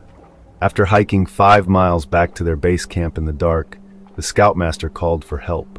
A large-scale search effort ensued, involving multiple law enforcement agencies, search and rescue teams, and thousands of volunteers. They combed through a 50-square-mile area, dedicating 45,000 hours to the search. After 3 days, searchers found a few clues. A footprint that matched one of Jared's high-top tennis shoes, along with beef jerky and candy wrappers. The most significant discovery was Jared's camera, which contained 12 photos. The last photo on the roll was a close-up of Jared's eyes and nose, taken in the dark with the camera's flash. It is believed that this photo was taken the night he disappeared. Despite decades of searching, no trace of Jared's remains has ever been found, leaving his disappearance an enduring mystery. Many have questioned the scoutmaster's decision to allow Jared, a first-time camper, to hike alone while the rest of the group continued their ascent. Usually in such hikes, the slowest members are positioned in the middle to ensure no one gets left behind. Regarding what might have happened to Jared that night, 3 main theories have emerged. The first theory suggests that Jared got lost during his descent. As night fell, he may have used his camera's flash to navigate, similar to the tragic case of Chris Kremers and Lawson Froon, 2 Dutch hikers who got lost in Panama and used their phone cameras to find their way in the dark. Jared might have slipped and fallen over one of the steep drop-offs on San Gorgonio, with his remains possibly hidden in dense brush or carried away by a river. The second theory is that Jared was attacked by one of the black bears known to inhabit the mountain. However, this is considered unlikely since no one reported hearing any cries for help. The third, and most unsettling theory, is that Jared was picked up by someone, either as he descended the mountain alone or when he reached the roadside at the bottom. Given that every inch of the mountain has been thoroughly searched over the past 32 years, some believe this could be the only explanation for why no trace of his body has ever been found. Yet there is no evidence to support foul play or any other scenario. To this day, the fate of Jared Negrete remains a mystery, with the final image on his camera serving as the only clue left behind. This photograph of Douglas Hegdahl, taken after his release, shows a man who looks frail and worn, a stark contrast to the sailor who once served aboard the USS Canberra. Yet his story is one of remarkable cleverness and survival. On April 6, 1967, during the Vietnam War, Petty Officer 2nd Class Douglas Hegdahl was aboard the USS Canberra in the Gulf of Tonkin when a blast from a 5-inch gun mount knocked him overboard. After hours of swimming, he was rescued by Vietnamese fishermen who handed him over to local militiamen. Suspecting him to be a high-ranking officer or spy, the militiamen beat him severely before imprisoning him in the infamous Hoa Lo prison. Understanding the peril he faced, Douglas quickly devised a plan to make himself seem insignificant to his captors. He pretended to be unintelligent, earning the nickname, the Incredibly Stupid One, from the Vietnamese. He claimed he couldn't read or write and fumbled through their attempts to teach him. His performance was so convincing that his captors eventually gave him more freedom within the prison. In reality, Douglas was anything but stupid. Using his newfound freedom, he gathered crucial intelligence.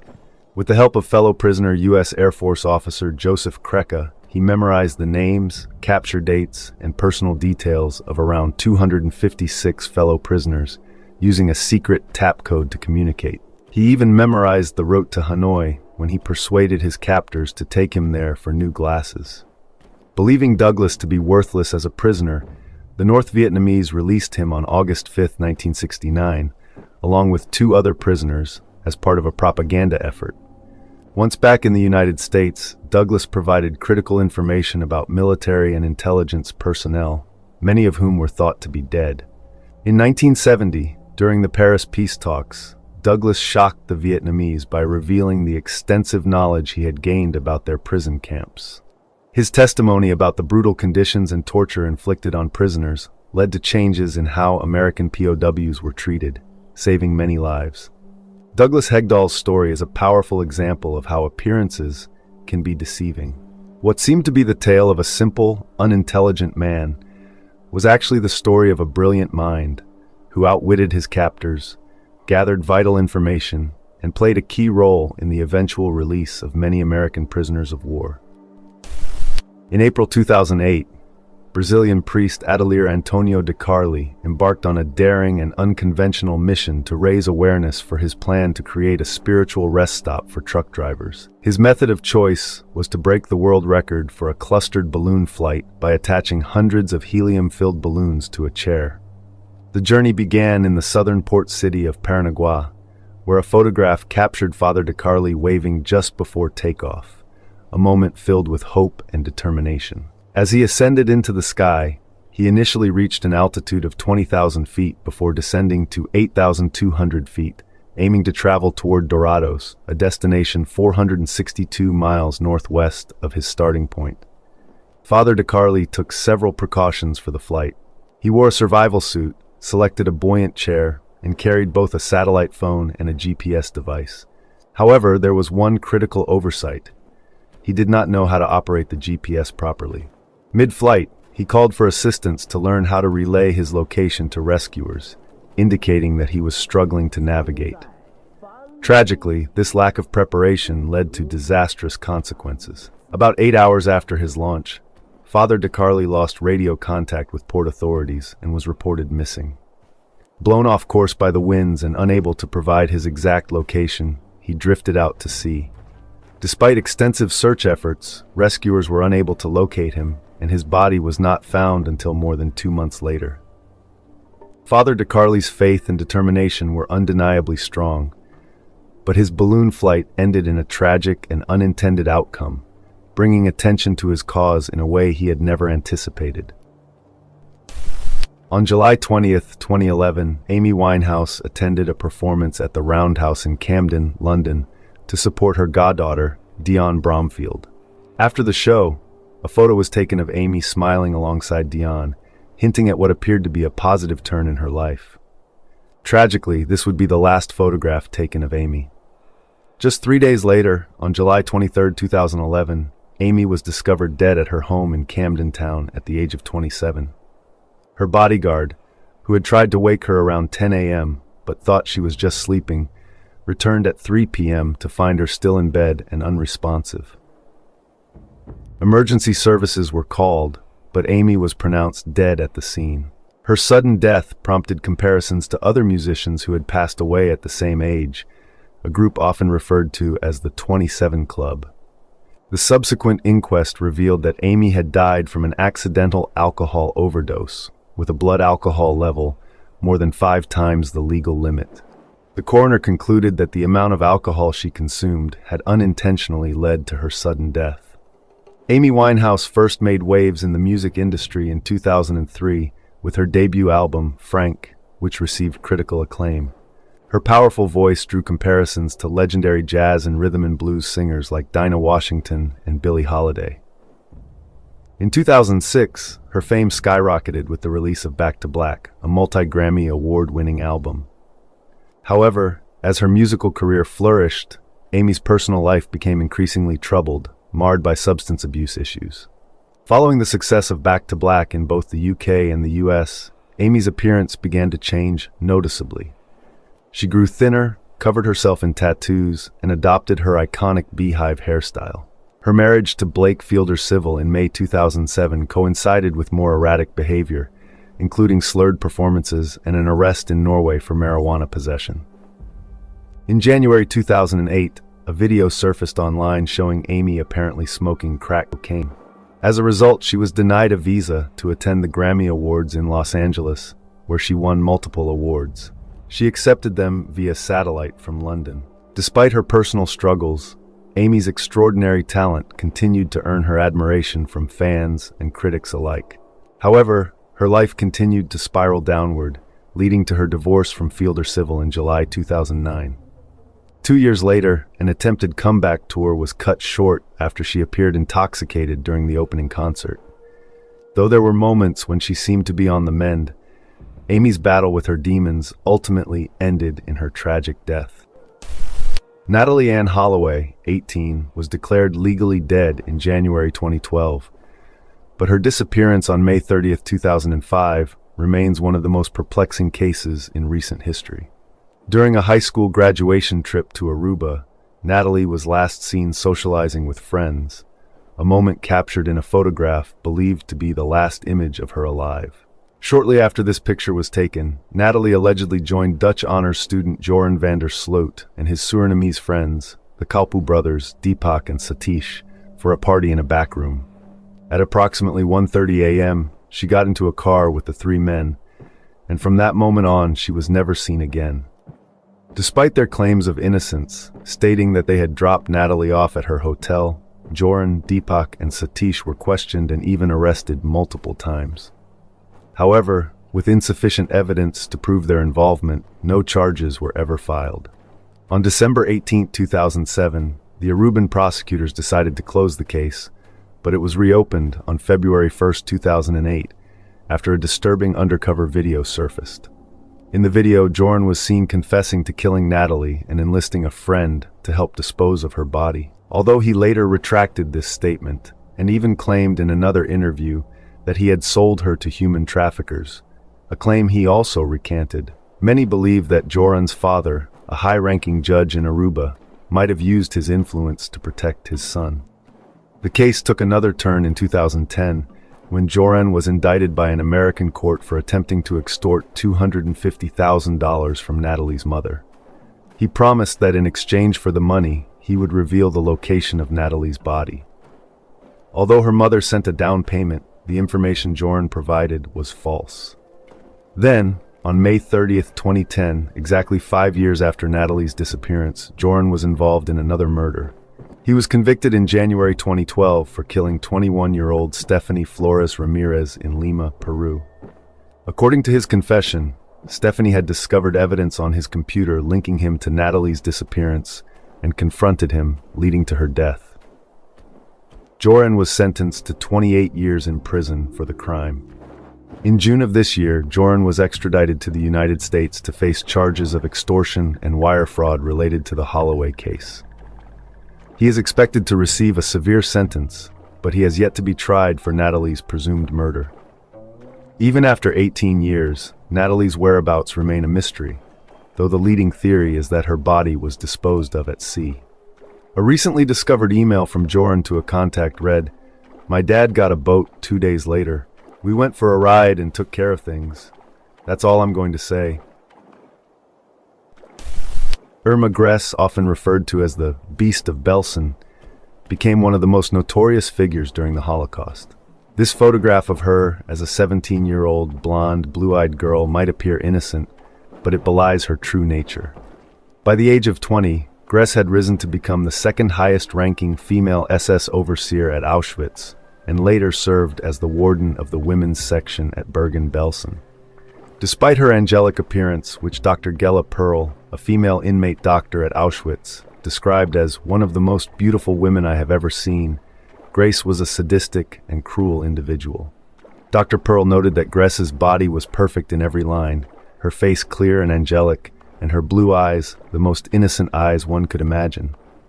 However, this outward beauty concealed a vicious and perverted nature that terrified the prisoners under her control. Gracie's cruelty was boundless. She patrolled the women's camps at Ravensbrück, Auschwitz, and Bergen-Belsen, constantly seeking out female victims to torment. Known for her heavy boots, whip, and pistol, she inflicted brutal punishments on the prisoners.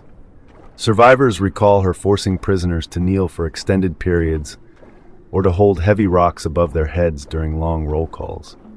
In the freezing conditions of snow, ice, and rain, she would mercilessly beat those who faltered with a rubber truncheon until they lost consciousness. At Bergen-Belsen, Grace's brutality reached new heights. She significantly increased the death toll by ordering selection parades, much like she had done at Auschwitz.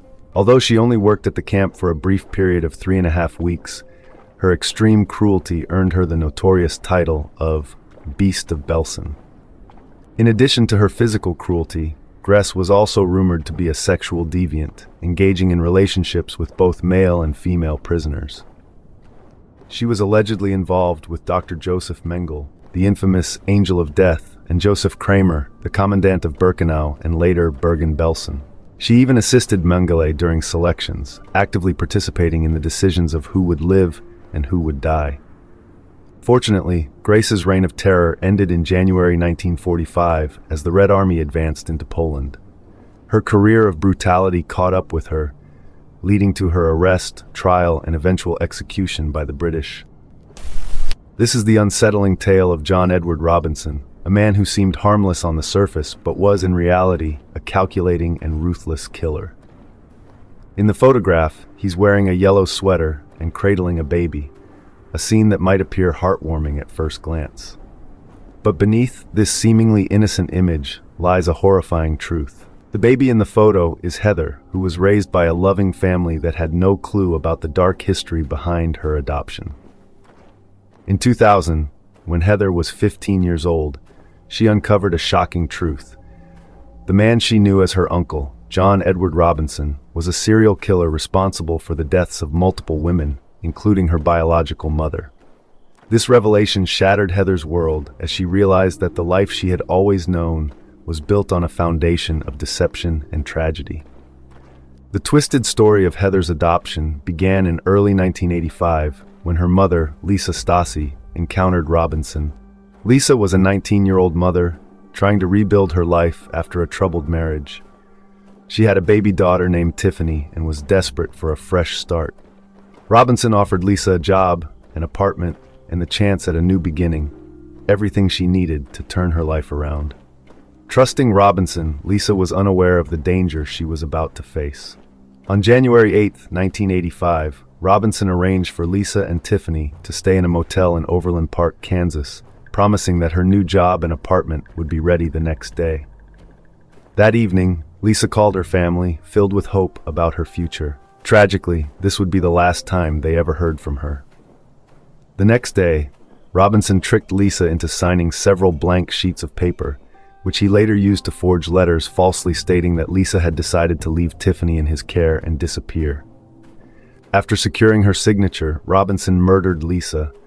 Although the exact details of her death remain unknown, it is believed that he strangled her and then disposed of her body, which has never been found. Just a few days after the murder, Robinson contacted his brother and sister-in-law, who had been struggling to adopt a child. He told them that he knew of a baby whose mother had committed suicide and offered to arrange the adoption for $5,500 in legal fees. Using the forged papers, Robinson facilitated the adoption of Tiffany, who was renamed Heather by her new family. They had no idea about the horrific events that had led to her becoming part of their lives. The photo of Robinson holding Tiffany, surrounded by smiling relatives, was taken just days after he had brutally murdered Lisa Stasi. It's chilling to see him smiling in that image, knowing the gruesome acts he had committed only days before. Robinson's crimes extended far beyond this one heinous act. His criminal activities began in the 1980s with various scams, including embezzlement and forgery. Posing as a successful businessman, he used his charm to manipulate those around him while hiding his sinister intentions. By the late 1980s, Robinson had escalated to even darker deeds, preying on vulnerable women by offering them jobs or financial assistance. Once he gained their trust, he would exploit and ultimately kill them, meticulously covering up their disappearances. In 2002, Robinson was tried in Kansas for multiple murders and was found guilty on all charges. He was sentenced to death for 2 of the murders and received a life sentence for the killing of Lisa Stasi. He remains on death row at the El Dorado Correctional Facility in Kansas. The case of John Edward Robinson is a profoundly disturbing story of deceit, murder, and unspeakable cruelty. What makes it even more chilling is Robinson's belief that taking the life of an innocent woman to give her baby to his brother and sister-in-law was somehow justifiable. His actions not only destroyed the lives of his victims and their families, but also deeply affected those who unknowingly raised the child of a murdered woman.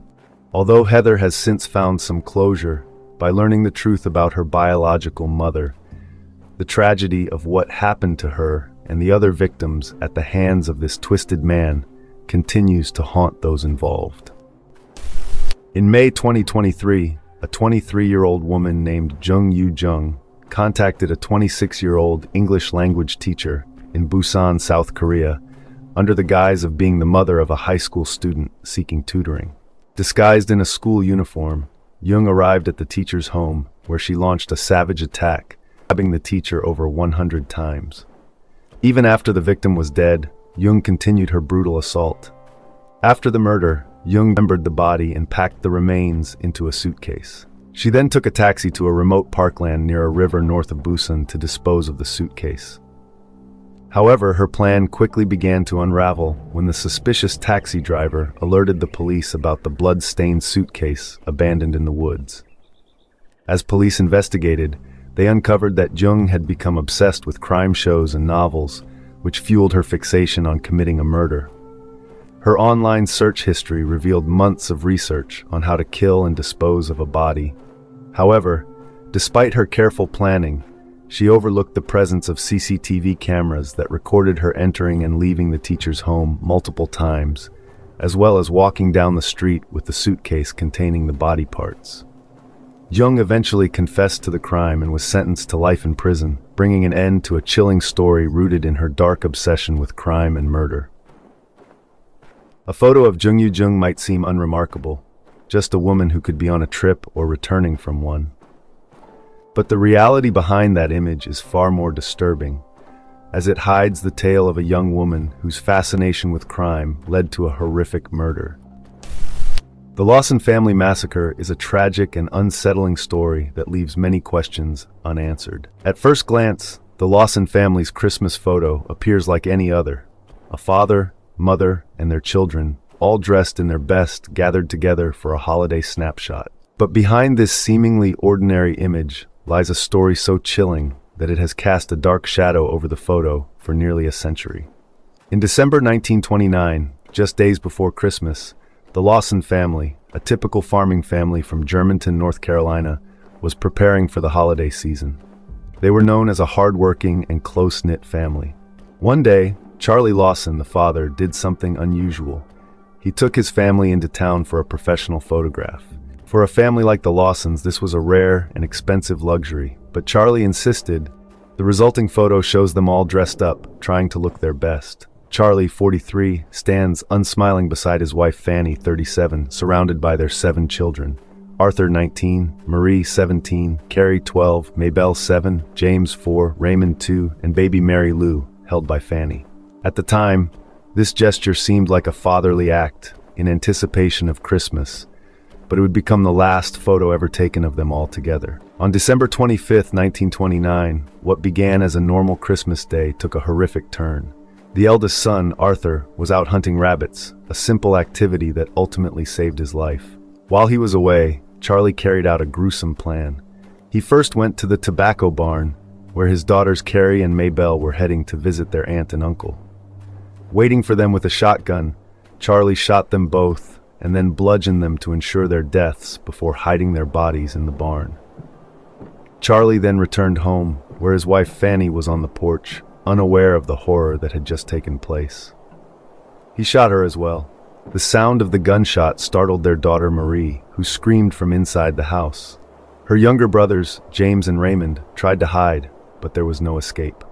Charlie entered the house, found Marie, and shot her before killing James and Raymond. Finally, he turned to his youngest child, 4-month-old Mary Lou, and bludgeoned her to death. After committing these brutal murders, Charlie walked into the nearby woods, pacing around a tree for hours. What went through his mind during that time remains a mystery, but eventually he used his shotgun to end his life.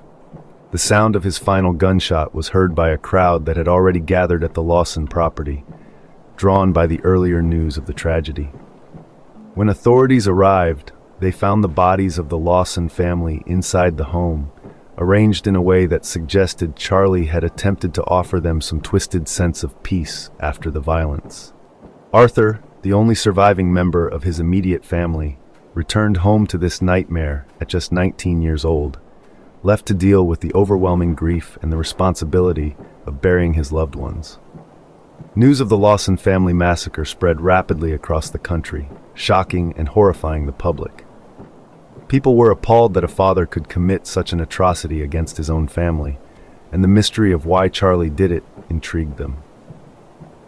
The Lawson home even became a grim tourist attraction, with visitors taking pieces of the property as macabre souvenirs. Over the years, many theories have emerged about what might have driven Charlie Lawson to commit such a horrific act. Some suggest that his mental health had deteriorated in the months leading up to the massacre, possibly due to a head injury or a mental breakdown.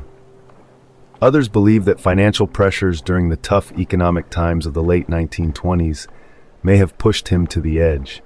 The darkest theory hints at a terrible secret within the family.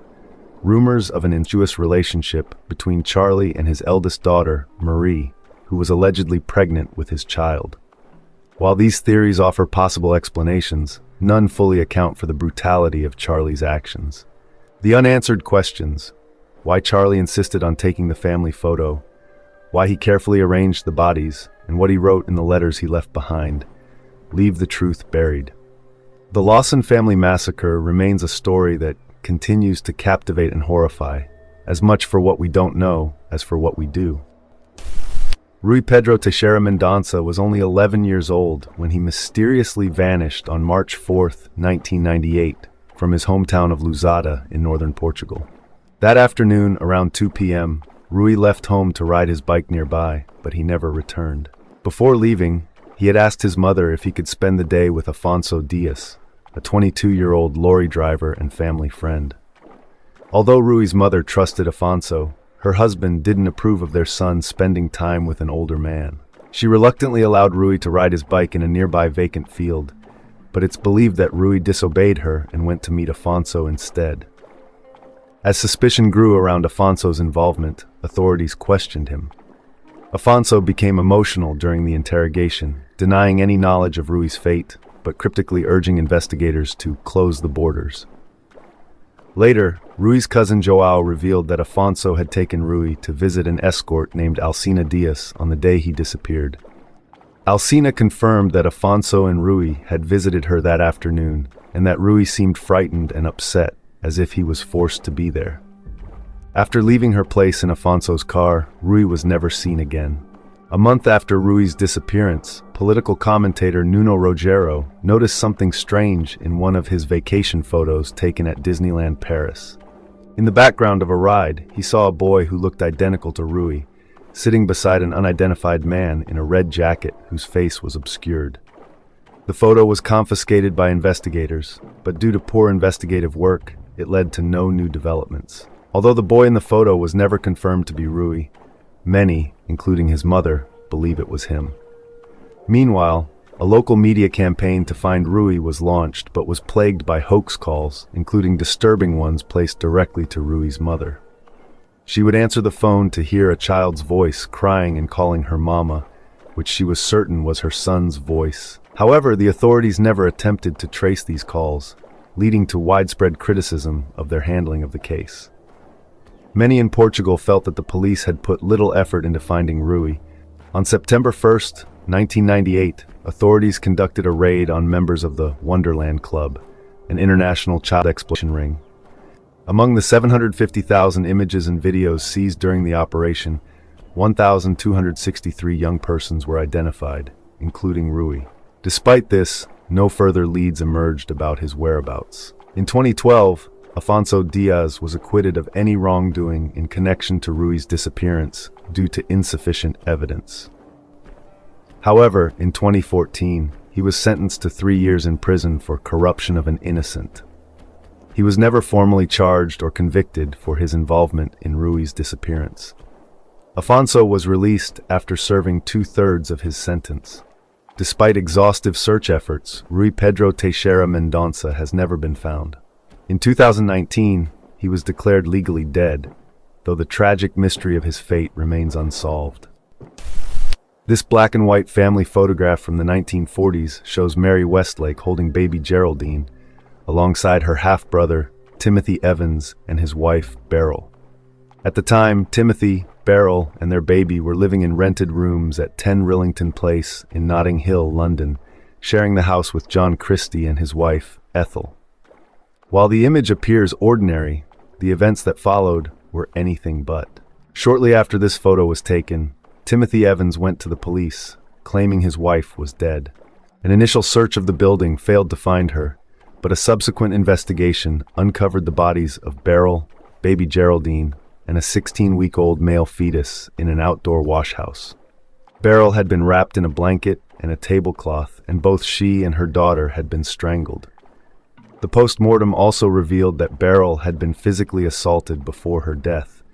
Evans initially accused John Christie of killing his wife during a botched abortion, but under police pressure, he confessed to the murders. However, he later retracted this confession and again accused Christie of both killings. Despite his retraction, Evans was put on trial for the murder of his daughter, with the prosecution choosing not to pursue a charge for Beryl's murder. Christie testified against Evans, detailing the couple's quarrels, which likely influenced the jury's decision. Evans was found guilty and, after a failed appeal, was executed at HM Prison Pentonville on March 9, 1950. In 1953, after Christie moved out of 10 Rillington Place, the bodies of 3 people were found hidden in a wallpaper-covered alcove in the kitchen. 2 more were discovered in the garden, and Christie's wife's body was found under the floorboards in the front room.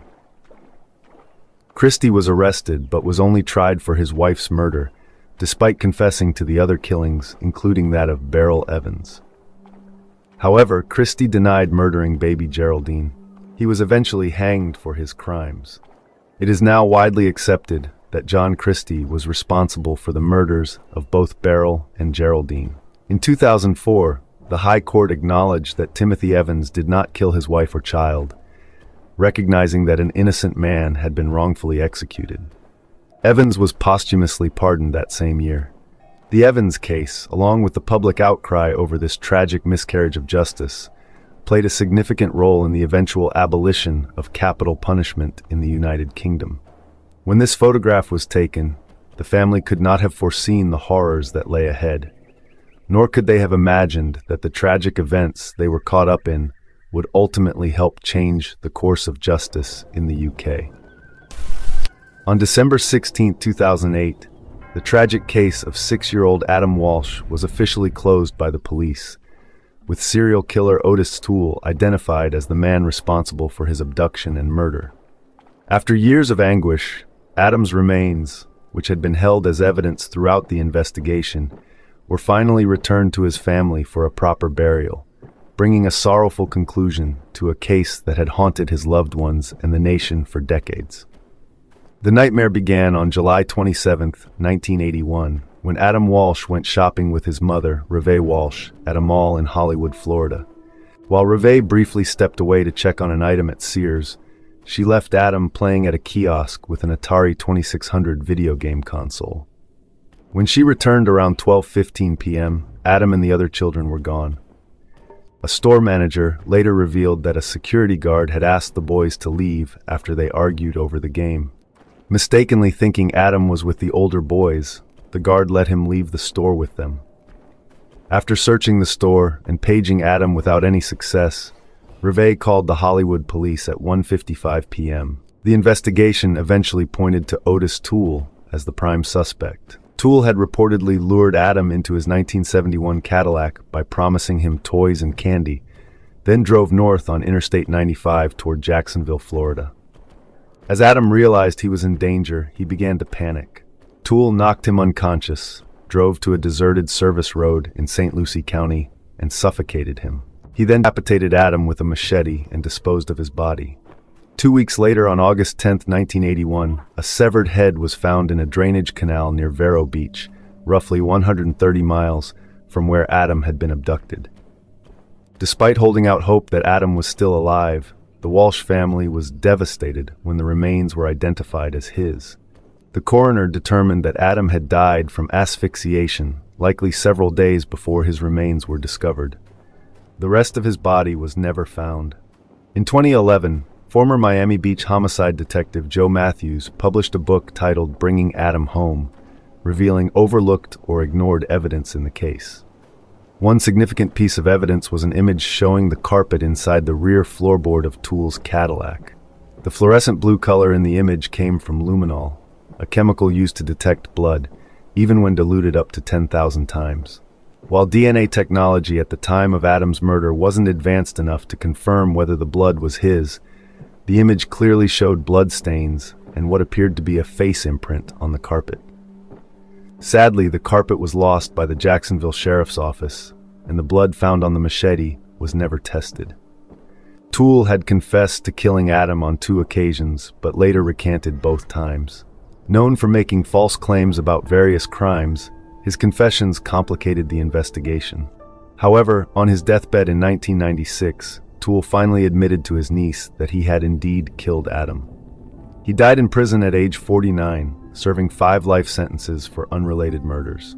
The abduction and murder of Adam Walsh remained deeply tragic, compounded by the frustration and heartbreak his parents felt over the mishandling of the investigation. The loss of critical evidence and Toole's conflicting confessions only intensified their pain. With the case now closed, the Walsh family can only hope to find some measure of peace after such an unimaginable ordeal. Joseph DeAngelo, the Golden State Killer. Joseph DeAngelo began his sinister activities in Sacramento, California between 1974 and 1975 by breaking into homes and stealing small, seemingly insignificant items, likely as trophies. This escalated in the summer of 1976 when DeAngelo grew tired of mere burglary. He started murdering. His method was chilling. He would break into homes while the occupants were away, disable their security systems, unload any firearms, and return at night to find his victims asleep. His victims would wake to the terrifying sight of DeAngelo standing over them, flashlight in hand. Frustration and fear gripped Sacramento as the police struggled to capture this elusive criminal. In November 1976, law enforcement held a community meeting to address concerns about the still unknown assailant. During the meeting, a man stood up, ridiculing DeAngelo as a coward who only attacked defenseless women. The crowd joined in, mocking the unknown predator. Shockingly, this man and his wife became DeAngelo's next victims. Following this, DeAngelo shifted his focus to married couples, attacking when the husbands were present.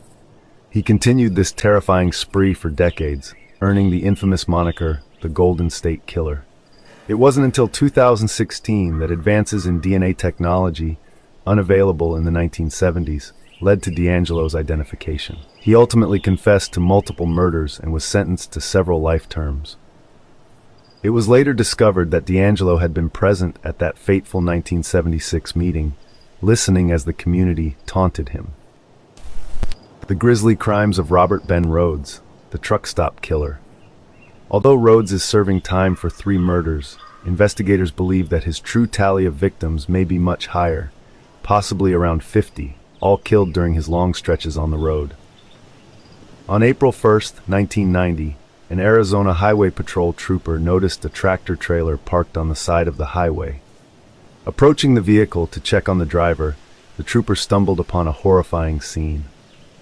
Inside the truck, a young woman was discovered naked, gagged, and chained, her eyes wide with terror. Rhodes, the driver, attempted to pass off the situation as a consensual act. Between 1975 and 1990, this man, who had become known as the truck stop killer, is believed to have committed upwards of 50 murders.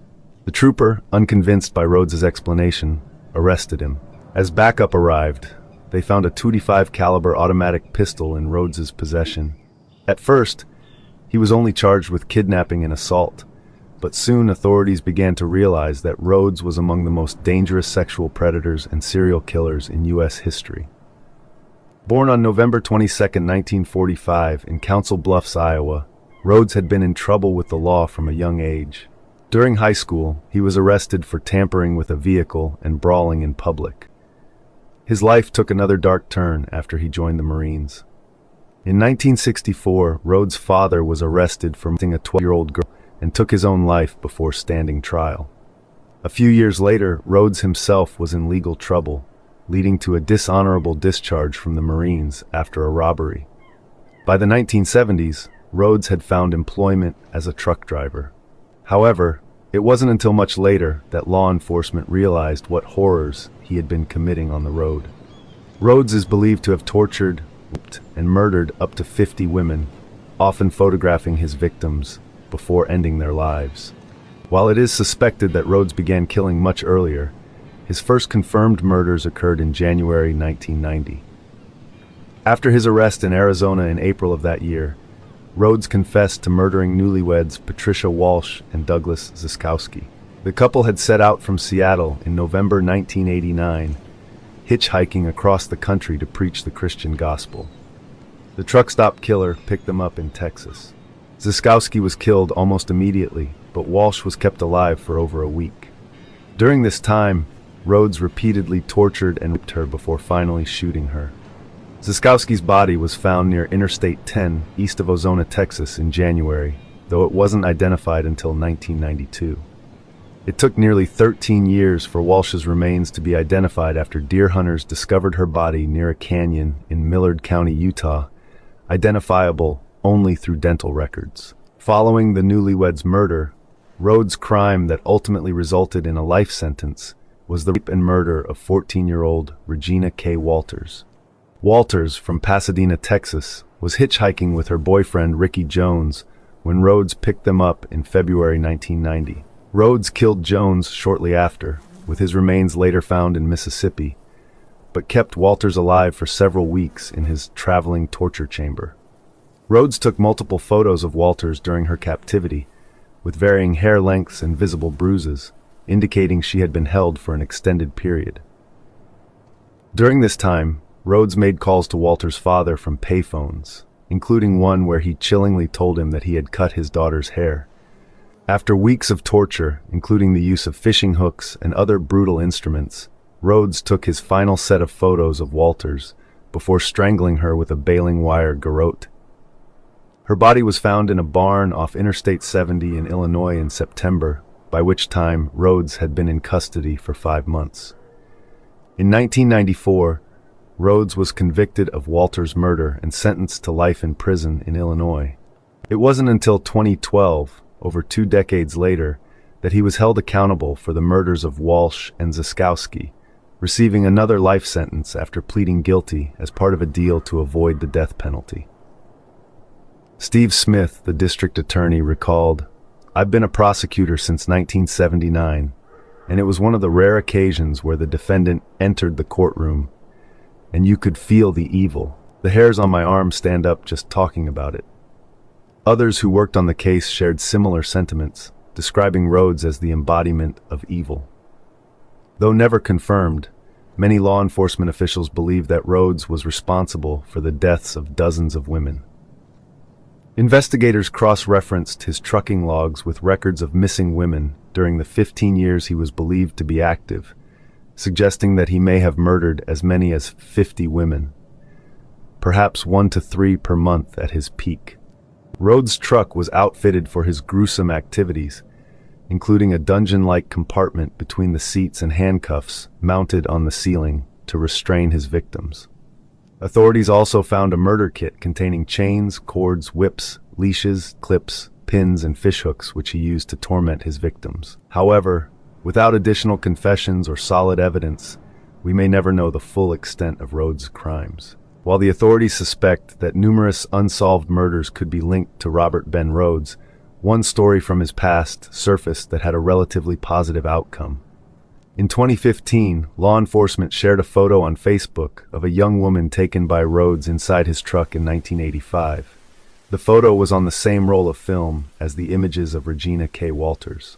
They suspected the woman might have been another of Rhodes' victims and sought to identify her. To their surprise, a woman from Saskatchewan, Pamela Milliken, recognized the young woman as herself. Milliken recounted hitchhiking to Winnipeg to find her brother when she accepted a ride in Rhodes' truck. After he took her photo, she asked why, and he claimed it was for protection in case a passenger ever robbed him. Rhodes told her he was heading to Florida and invited her along. At one point, Milliken noticed a sign on the dashboard reading, "Cash, grass, or no one rides for free."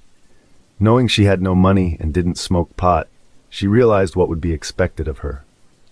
Milliken described the encounter as consensual and said Rhodes eventually dropped her off at a bus depot in Winnipeg.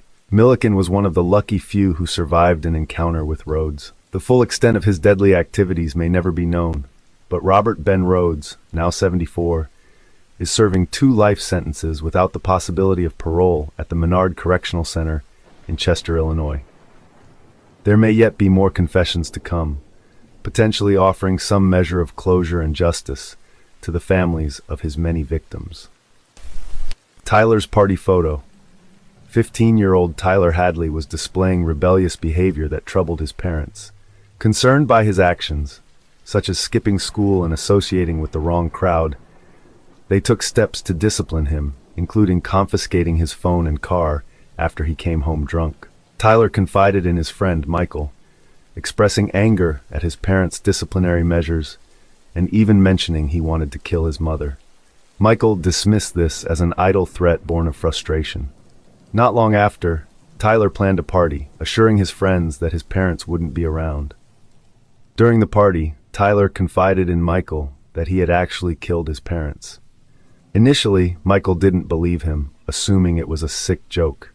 But curiosity led Michael to the master bedroom, where he discovered the gruesome truth. Tyler's parents were dead, having been murdered by Tyler himself. Before Michael reported his best friend to the authorities, he took one last photo with Tyler, capturing him in a black t-shirt during the party. The exorcism of Anneliese Michel. In the late 1960s, Anneliese Michel, a devout Catholic teenager living with her parents in Germany, led what appeared to be an ordinary life. However, her world dramatically changed when she began experiencing blackouts at school, followed by increasingly bizarre behavior, such as frequent convulsions, terrifying hallucinations, consuming spiders, and even drinking her own urine. Convinced that she was possessed by the devil, Michelle's parents eventually reached the same terrifying conclusion. They subjected her to a staggering 67 exorcisms, but none of these rituals alleviated her suffering. Tragically, she succumbed to malnutrition at the age of 23 in 1976, her body weighing only 68 pounds at the time of her death. Her harrowing ordeal later served as the inspiration for the 2005 horror film The Exorcism of Emily Rose. Michel's upbringing in Bavaria, West Germany, during the 1960s was steeped in devout Catholicism, attending Mass twice weekly. At 16, she experienced a sudden blackout at school and wandered around in a disoriented state. Although she had no memory of the incident, her family and friends described her as being in a trance-like state. A year later, a similar episode occurred, during which she awoke in a trance and wet her bed. Her body convulsed violently, leaving her loved ones convinced that she was possessed by a demon. What followed was even more distressing. Following the second trance-like episode, Michelle consulted a neurologist who diagnosed her with temporal lobe epilepsy, a condition known for causing seizures, memory loss, and auditory and visual hallucinations. This disorder can also manifest as Geschwind syndrome, characterized by an intense religiosity. Despite being prescribed medication, Michelle's condition deteriorated. She became convinced that she was possessed by a demon and that medical intervention was futile. As her delusions intensified, Michelle began to see the devil's face everywhere and claimed to hear demons whispering ominous messages in her ears. The demonic voices assured her that she was damned and destined to rot in hell. These experiences convinced her that she was indeed possessed. Desperate for help, Michelle and her family sought the aid of priests. However, the clergy initially dismissed her requests, advising her to seek medical treatment and reminding her that they needed a bishop's approval to proceed with an exorcism. Convinced of her possession, she engaged in extreme behaviors, tearing off her clothes, compulsively performing up to 400 squats daily, crawling under tables, and barking like a dog for days on end. She consumed spiders and coal, decapitated a dead bird with her teeth, and even licked her own urine from the floor. Eventually, she and her mother found a priest named Ernst Alt, who believed in her possession. Alt noted in later court documents that she didn't look like an epileptic. Michelle confided in Alt, expressing feelings of worthlessness and a desire to suffer for others. Alt petitioned Bishop Josef Stangl, who reluctantly granted permission for a local priest, Arnold Renz, to perform an exorcism, albeit under strict secrecy. Over the course of 10 months, Alt and Renz conducted 67 exorcisms on Anneliese Michel, each lasting up to 4 hours. During these sessions, Michelle claimed to be possessed by 6 demons: Lucifer, Cain, Judas Iscariot, Adolf Hitler, Nero, and Fleischmann, a disgraced priest. These entities battled for control of Michelle's body, speaking through her with a guttural growl. In one particularly eerie recording from the exorcisms, the demons engage in a heated argument, with Hitler declaring, "People are stupid as pigs," while Judas dismisses Hitler as a mere big mouth with no real say in hell.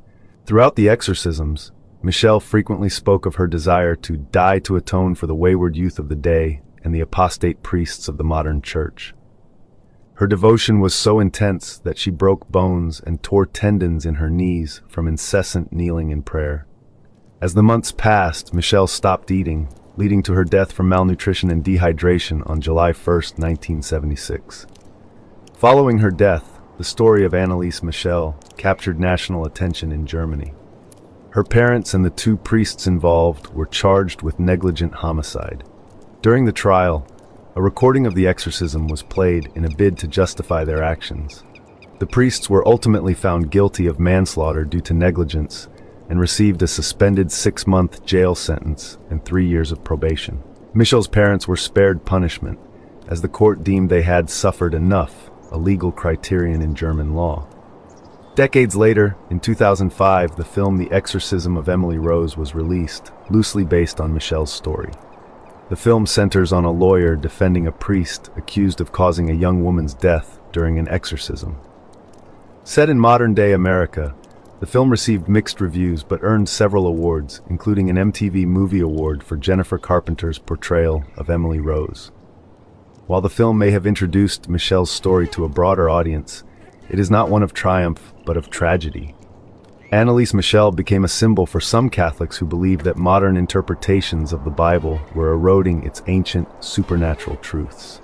Her grave has become a pilgrimage site for those seeking her intercession, with visitors leaving notes of thanks and prayers. However, the true legacy of Anneliese Michel's story is not one of spiritual victory over science. It is a cautionary tale of how deeply held beliefs can overshadow reason, leading to devastating consequences for a vulnerable individual caught in the crossfire of faith and delusion. Heaven's Gate. Heaven's Gate was a religious sect headquartered in San Diego, California, infamous for orchestrating a mass suicide in March 1997. The group was led by Marshall Applewhite, also known as Doe or T, who preached an apocalyptic message. Earth was on the brink of being recycled, meaning wiped clean and rejuvenated. According to Applewhite, the only way to survive was to abandon Earth. The group believed that through suicide, they could shed their physical bodies and board an extraterrestrial spacecraft trailing the comet Hale-Bopp. This spacecraft, they thought, would elevate them to a higher plane of existence they referred to as the next level, or heaven. In late March 1997, the group carried out a mass suicide at a mansion they had rented in Rancho Santa Fe, near San Diego. All 39 members, including Applewhite, died after consuming a lethal cocktail of phenobarbital and alcohol, followed by placing plastic bags over their heads to ensure asphyxiation. Each member wore identical black clothing, brand new black and white Nike Decades shoes, and armbands labeled Heaven's Gate Away Team. This mass suicide remains one of the most significant in U.S. history, drawing widespread media attention to the dangers posed by extreme cults and their doctrines. Blanche Monnier was imprisoned in her room for 25 years, all because she dared to fall in love. Born into a respected French family, Blanche's only crime was falling for a man deemed unworthy by her aristocratic relatives. This act of love led her mother to confine her to a dark, tiny room for over 2 decades. In May 1901, a shocking letter reached the Attorney General of Paris. It claimed that the Monnier family in Poitiers was hiding a terrible secret. A spinster had been held captive in their home for 25 years, living in filth. The letter was unsigned, and the Monnier family was known for their impeccable reputation, making the accusation hard to believe. However, the details in the letter were disturbing enough to prompt an immediate investigation. What the authorities uncovered shocked all of France. Blanche Monnier, who had been presumed to be abroad, was found in a locked room within her family's home. The once beautiful socialite had been reduced to a frail, emaciated figure, lying in squalor, surrounded by rotting food and vermin. Even more horrifying was the fact that her imprisonment was orchestrated by her own mother, all because Blanche had fallen in love with a man her family disapproved of. The Monnier family was well respected in Parisian high society. Madame Louise Monnier was celebrated for her charitable contributions and had even received a community award. Her late husband had held a prestigious position at a local arts faculty, and their son Marcel was a law school graduate working as an administrative official. Blanche, born in 1849, was known for her gentle nature and beauty. She attracted many suitors as she grew older, but her family had higher expectations for her marriage. Then in 1876, Blanche mysteriously vanished. Her mother claimed she had gone away, and as time passed, people assumed she had moved abroad and stopped asking questions. Little did they know, Blanche had been locked away in her own home. When the police forced their way into the Monnier home, they were met with resistance from Louise Monnier. At first, everything seemed normal, but a foul odor led the officers to a padlocked door. Behind it, they discovered a room in complete darkness, the only window covered with thick curtains. As light flooded the room, the source of the stench became clear. Rotting food and filth surrounded a decrepit bed where Blanche lay, barely alive. It was the first time Blanche had seen sunlight in over 2 decades. Her family had imprisoned her in darkness since she disappeared in 1876. Severely malnourished, Blanche weighed just 55 pounds and was too weak to move. She was forced to lie in her own waste, with bugs and rotten food as her only companions. One of the officers later described the horrific scene. The unfortunate woman was lying completely naked on a rotten straw mattress. All around her was a sort of crust made from excrement, fragments of meat, vegetables, fish, and rotten bread. We also saw oyster shells and bugs running across Mademoiselle Monnier's bed. The abuse Blanche endured was unimaginable, and it was a miracle she was still alive. The stench and filth in the room were so overwhelming that the investigators could only stay for a few minutes. Blanche was rushed to the hospital, while her mother and brother were arrested. Despite her dire condition, Blanche was remarkably lucid and expressed joy at being able to breathe fresh air again. Louise Monnier confessed that her daughter had fallen in love with a man years ago, much to the family's disappointment. He was an older, impoverished lawyer, not the wealthy aristocrat they had hoped for. When Blanche refused to abandon him, her mother locked her in the room, intending to break her will. But Blanche never gave in, even after her lover died in 1885. Her brother, Marcel, did nothing to help, and he was later accused of conspiring with their mother.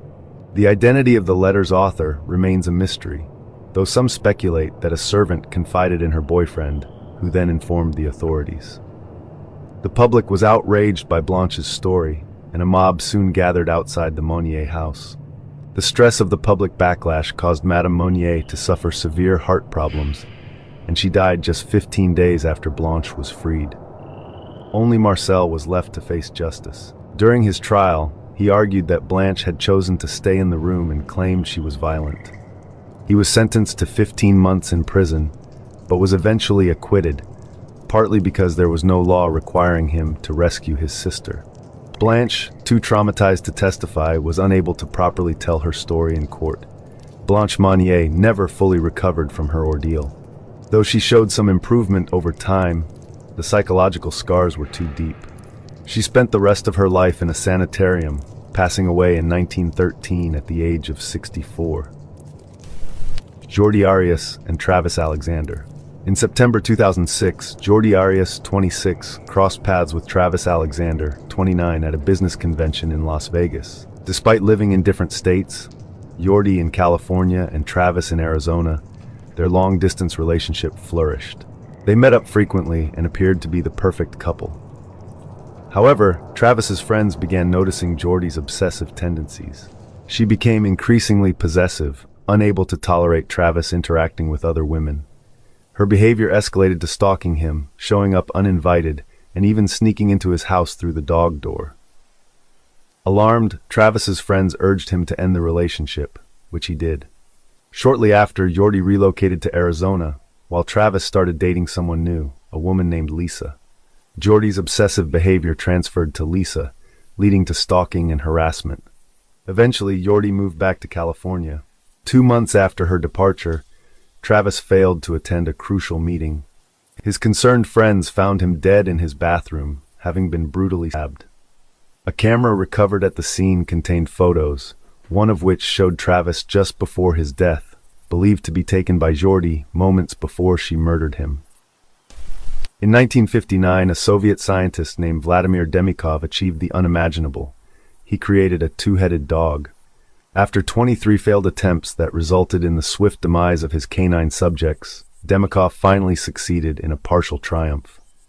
He surgically attached the head of one dog onto the body of another, intricately connecting their circulatory systems and fastening their vertebrae with plastic strings. Remarkably, after the procedure, both heads retained the ability to hear, see, smell, and even swallow. Unfortunately, despite this success, the technology of the time was primitive, and the dog survived for only 4 days before succumbing. While Demikov's work marked a groundbreaking venture into the realm of head transplantation, ethical debates surrounding such procedures continue to this day. Before embarking on this experiment, Demikov was already a trailblazer in the field of transplantology, a term he himself coined. He had previously transplanted various vital organs between dogs, his preferred experimental subjects, and decided to push the boundaries further. He sought to graft the head of one dog onto the fully intact body of another. In this grisly endeavor, Demikov was assisted by his laboratory technician, Maria Tretikova, as they embarked on an experiment that would shock the world. The surgery involved grafting the head and front legs of a puppy onto the neck of an adult German Shepherd. Beginning in 1954, Demikov and his team attempted this complex procedure 23 times, each with different outcomes. The 24th attempt in 1959, although not the most successful, gained the most attention, being featured in Life magazine with accompanying photos. For this particular experiment, Demikov selected a stray German Shepherd named Brodiaga, Russian for tramp, and a smaller dog named Shafka. Brodiaga served as the host, while Shafka provided the secondary head and neck. The operation involved amputating Shafka's body below her forelegs, maintaining her heart and lungs until the last moment, and making an incision in Brodiaga's neck where Shafka's upper body was attached. The rest of the process involved meticulous vascular reconstruction and the unusual use of plastic strings to connect the dog's vertebrae. After the surgery, both heads were capable of hearing, seeing, smelling, and swallowing. Although Shafka's transplanted head could drink, the liquid did not reach Brodiaga's stomach. Instead, it flowed through an external tube onto the floor. This two-headed creature lived for just 4 days. Had a vein in the neck not been inadvertently damaged, it might have survived longer, perhaps even surpassing Demikov's longest-lived two-headed dog, which survived for 29 days. Setting aside the distressing deaths of the dogs, the ethical implications of Demikov's experiment are complex. Unlike some of his other advancements in transplantology, this head grafting experiment had no practical application, though the consequences for the animals were undeniably real. Surprisingly, the notion of a head transplant wasn't as outlandish in the 1950s as one might think. As early as 1908, French surgeon Dr. Alexis Carrel and American physiologist Dr. Charles Guthrie attempted a similar experiment. Their two-headed dog initially showed promise but quickly deteriorated and was euthanized within hours. Today, Italian neurosurgeon Sergio Canavero believes that head transplants will soon be possible in humans. He is involved in a controversial first attempt scheduled to take place in China, where medical and ethical regulations are less stringent. Canavero stated last year, "They have a tight schedule, but the team in China says they are ready to do it." However, the majority of the medical community still views such a procedure as belonging to the realm of science fiction. Yet, in the not-too-distant future, this surgery could very well become a reality. Isn't it strange how, if instead of these dogs, these were humans, how instead of being praised and called a mad scientist, he would have been called a twisted serial killer with 26 victims? Don't you think our self-importance as a species is abnormally high, even narcissistic perhaps? Brooks Brown and Eric Harris. On April 20th, 1999, Brooks Brown, a high school student in Colorado, noticed that his friend Eric Harris, usually a straight-A student, was absent from morning classes, an unusual occurrence. Later, Brooks saw Eric retrieving a duffel bag from his car and approached him to ask where he had been. Eric, acting nonchalantly, told Brooks that it didn't matter and advised him to go home, adding that he liked him. Brooks wasn't overly concerned by this cryptic statement, knowing Eric's unpredictable nature, and walked away to have a smoke while Eric resumed his activities. Soon after, Brooks heard loud noises coming from the school, initially mistaking them for fireworks. However, he quickly realized they were gunshots. What Brooks didn't know at the time was that Eric, along with another student, Dylan Klebold, had retrieved weapons hidden in duffel bags. Together, they perpetrated one of the deadliest school shootings in history, leaving 15 people dead and 24 injured.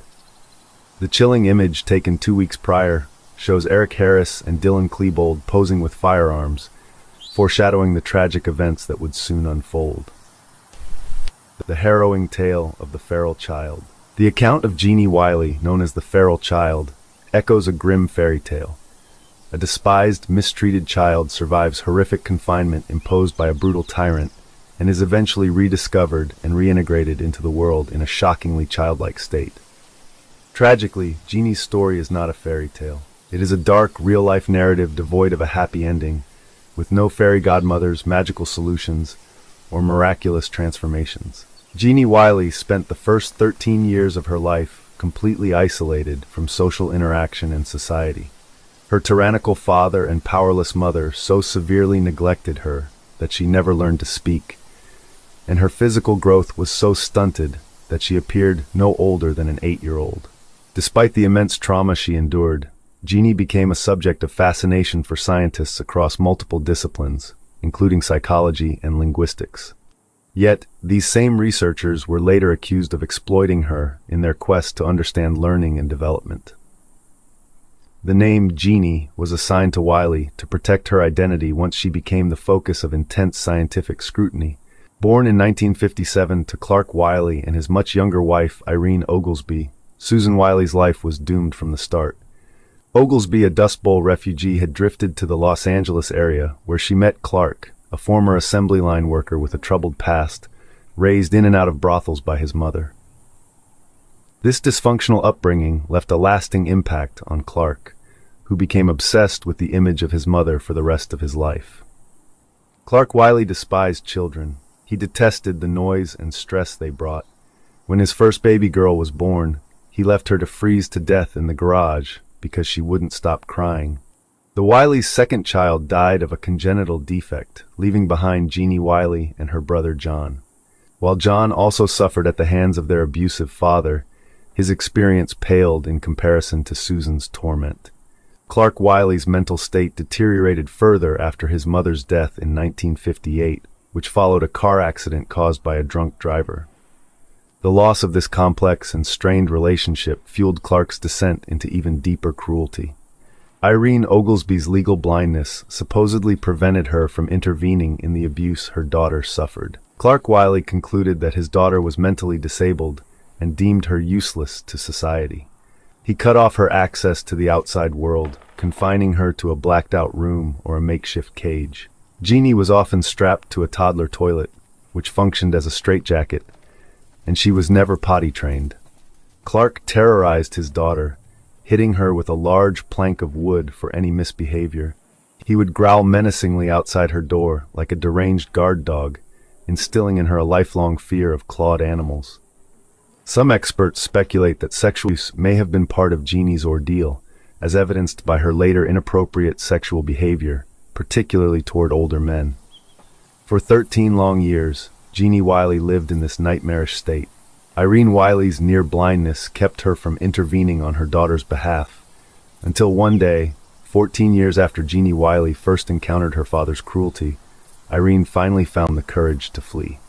In 1970, Irene Wiley stumbled into a social services office, mistaking it for a place that offered aid to the blind. The staff immediately noticed the strange behavior of the young girl with her, who hopped like a rabbit instead of walking. Though Jeannie Wiley was nearly 14, she appeared no older than 8. Social services quickly opened an abuse case against both parents, but Clark Wiley took his own before the trial could begin, leaving behind a cryptic note that read, "The world will never understand." Jeannie Wiley became a ward of the state. When she arrived at UCLA's Children's Hospital, she knew only a handful of words and was described by medical professionals as the most profoundly damaged child they had ever seen. Wiley's case captivated scientists and physicians who were awarded a grant by the National Institute of Mental Health to study her. From 1971 to 1975, these researchers delved into the developmental consequence of extreme social isolation, with Jeannie Wiley at the center of their work. For 4 years, Jeannie Wiley was the focus of these scientists' lives.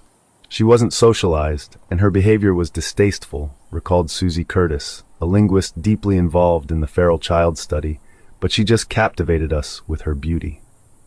However, this period also raised ethical questions about the relationship between a research subject and the researchers themselves.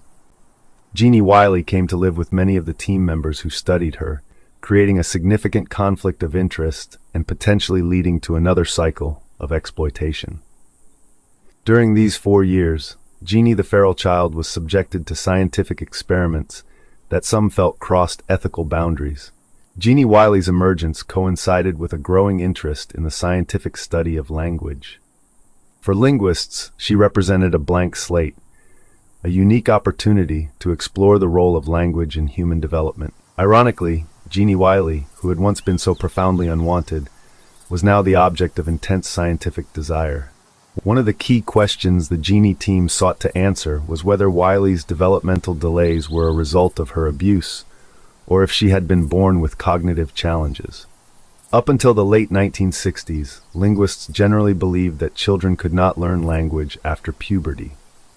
However, Jeannie the feral child defied this notion. Despite her late start, she exhibited a strong desire to learn and was described as highly communicative. Wiley could acquire language, but mastering grammar and sentence structure proved to be a different challenge altogether. She was smart, Curtis said. She could hold a set of pictures, so they told a story. She could create all sorts of complex structures from sticks. She had other signs of intelligence. The lights were on. Jeannie Wiley's case demonstrated that while grammar becomes difficult for children who miss the critical window of language development between ages 5 and 10, communication and language remain attainable. Her story also prompted deeper philosophical questions about the nature of the human experience. It's possible to know very little language and still be fully human, to love, form relationships, and engage with the world.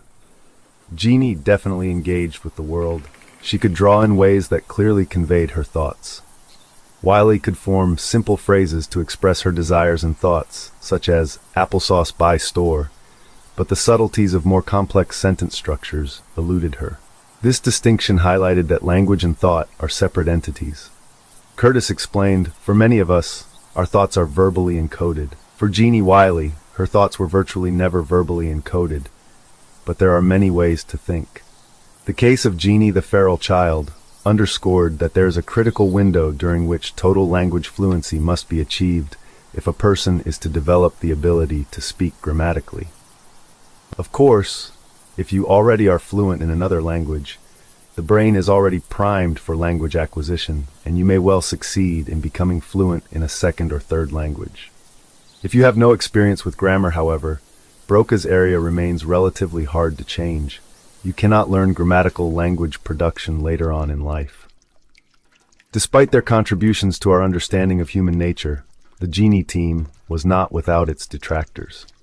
Members of the team accused one another of exploiting Jeannie Wiley for personal gain, prestige, and profit. In 1971, language teacher Jean Butler received permission to bring Wiley into her home to aid in socializing her. Butler's time with Wiley provided valuable insights, including Jeannie's unusual fascination with collecting containers that held liquids, a common trait among children who had experienced extreme isolation. She also noted that Wiley was beginning puberty, a sign of her improving health. The arrangement seemed to work well until Butler claimed she contracted rubella and needed to quarantine both herself and Jeannie. What began as a temporary situation became more permanent as Butler restricted access to Wiley and applied for foster care of the child. Butler's actions drew criticism from other members of the team, who accused her of using Jeannie Wiley to advance her own reputation, likening her ambitions to those of Anne Sullivan, the teacher who helped Helen Keller overcome her disabilities. Eventually, Jeannie Wiley was placed with the family of therapist David Rigler, another member of the Jeannie team. This arrangement appeared to be a positive turning point for Wiley, offering her a chance to explore the world with people who genuinely cared about her well-being. The arrangement allowed the Jeannie team significantly more access to her. Curtis reflected on this in her book Jeannie, a psycholinguistic study of a modern-day wild child, sharing, "A vivid memory from those initial months involves an incredible butcher, a truly kind man. He never inquired about her name, never sought any details. Their connection was unspoken but profound. Every time we visited, and I believe this happened with others as well, he would quietly slide open a small window and pass her something unwrapped, perhaps a bone, some meat or fish. He let her engage with it in her own way, which meant exploring it through touch, pressing it against her lips, almost as though she were blind." Wiley was exceptional in nonverbal communication, able to convey her thoughts without words. Rigler also recalled a moment when a father and his young son, who was carrying a toy fire engine, passed by Wiley. "They walked past," Rigler remembered, but then turned back. Without a word, the boy handed the toy to Jeannie. She hadn't asked for it, nor did she say anything. This was the kind of effect she had on people. Despite the strides Wiley made while living with the Riglers, the end of the study's funding in 1975 meant she briefly returned to live with her mother. In 1979, her mother filed a lawsuit against the hospital and Wiley's caregivers, including the Jeannie team scientists, accusing them of exploiting Wiley for prestige and profit. The case was settled in 1984, and Wiley's connection with her researchers was almost completely severed. After the research concluded, Jeannie Wiley was placed back in foster care. Unfortunately, she regressed significantly in these settings and never regained her ability to speak. She was moved through multiple foster homes, some of which were abusive. In one particularly harsh environment, she was punished for vomiting, which caused her to regress further. The progress she had made was lost forever. Little is known about Jeannie Wiley's current life. After regaining custody, her mother prevented her from being part of any further studies. Like many with special needs, she slipped through the cracks of the care system. Wiley's mother passed away in 2003, her brother John in 2011, and her niece Pamela in 2012. Journalist Russ Reimer attempted to uncover the reasons behind the dissolution of Wiley's team, but the deep division among the scientists, between those who were exploitative and those who genuinely cared for the feral child, complicated his investigation.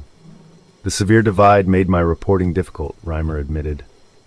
This fracture also contributed to the tragedy of her treatment. He recounted visiting Susan Wiley on her 27th birthday, describing a large, lumbering woman with a look of dull bewilderment, her eyes barely focusing on the cake. Her dark hair had been crudely chopped at the top of her forehead, giving her the appearance of an asylum inmate. Nevertheless, those who cared for Jeannie Wiley have not forgotten her. "I'm fairly certain she's still alive because each time I've inquired, I've been told she's well," Curtis said. "However, they've consistently denied me any contact with her.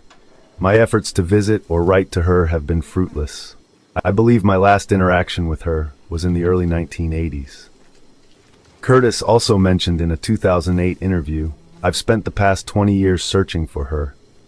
I can reach the social worker responsible for her case, but I can't get any further." As of 2008, Wiley was residing in an assisted living facility in Los Angeles. Jeannie Wiley's story is undeniably tragic, as she endured one abusive situation after another, ultimately being failed by society at every turn.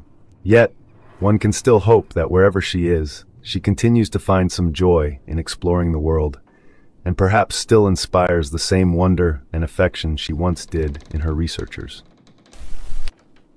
The elephant's foot is a chilling moniker for a mass of corium and other materials created during the catastrophic Chernobyl nuclear disaster in April 1986. Corium is a dangerously radioactive substance, born from a nuclear meltdown when the core's fuel rods melt and amalgamate with reactor materials like concrete and metal. This particular mass, with its grotesque, wrinkled appearance resembling an elephant's foot, was discovered lurking in the basement of reactor number 4 at the Chernobyl nuclear power plant. Formed during the meltdown, it consists of nuclear fuel, fission products, graphite moderator, and concrete, among other hazardous elements. Upon its discovery, the elephant's foot was extraordinarily lethal due to its staggering radiation levels. In the immediate aftermath of the disaster, even brief exposure could be fatal. Though the radioactivity has waned over the years, it remains a potent danger. The tragic tale of the radium girls. In the 1920s, hundreds of young women working in American watch factories were unknowingly exposed to dangerous levels of radium, a radioactive substance used in luminous paint. Their exposure was so severe that their bodies emitted a faint glow in the dark by the time they returned home each evening. These women, later known as the radium girls, suffered devastating health consequences from their prolonged contact with radium. The paint, which they were told was safe, slowly destroyed their bodies. The radium caused their bones to become brittle and collapse, their jaws to swell and disintegrate, and their organs to fail, leading to slow, painful deaths due to cancer and other ailments. The Radium Girls' story is one of haunting injustice. Drawn to work at a factory in Orange, New Jersey in 1917, many young women felt fortunate to be employed in war-related work. The wages were high, nearly triple the average, and the tasks seemed easy. Their main job was to paint clock faces, dials, and wristwatches with luminous paint for the United States Radium Company. This paint, infused with radium, made the dials glow in the dark, a valuable feature for soldiers in wartime trenches. At the time, radium was considered not just safe but beneficial in small amounts. Despite the Curie's early recognition of its dangers, the general consensus remained that minimal exposure posed no harm. The Radium Girls were told it was safe to handle, and as a result, they took no precautions. Some even licked their paintbrushes for finer work. Meanwhile, male engineers working with larger quantities of radium wore protective gear, highlighting the company's discriminatory safety measures.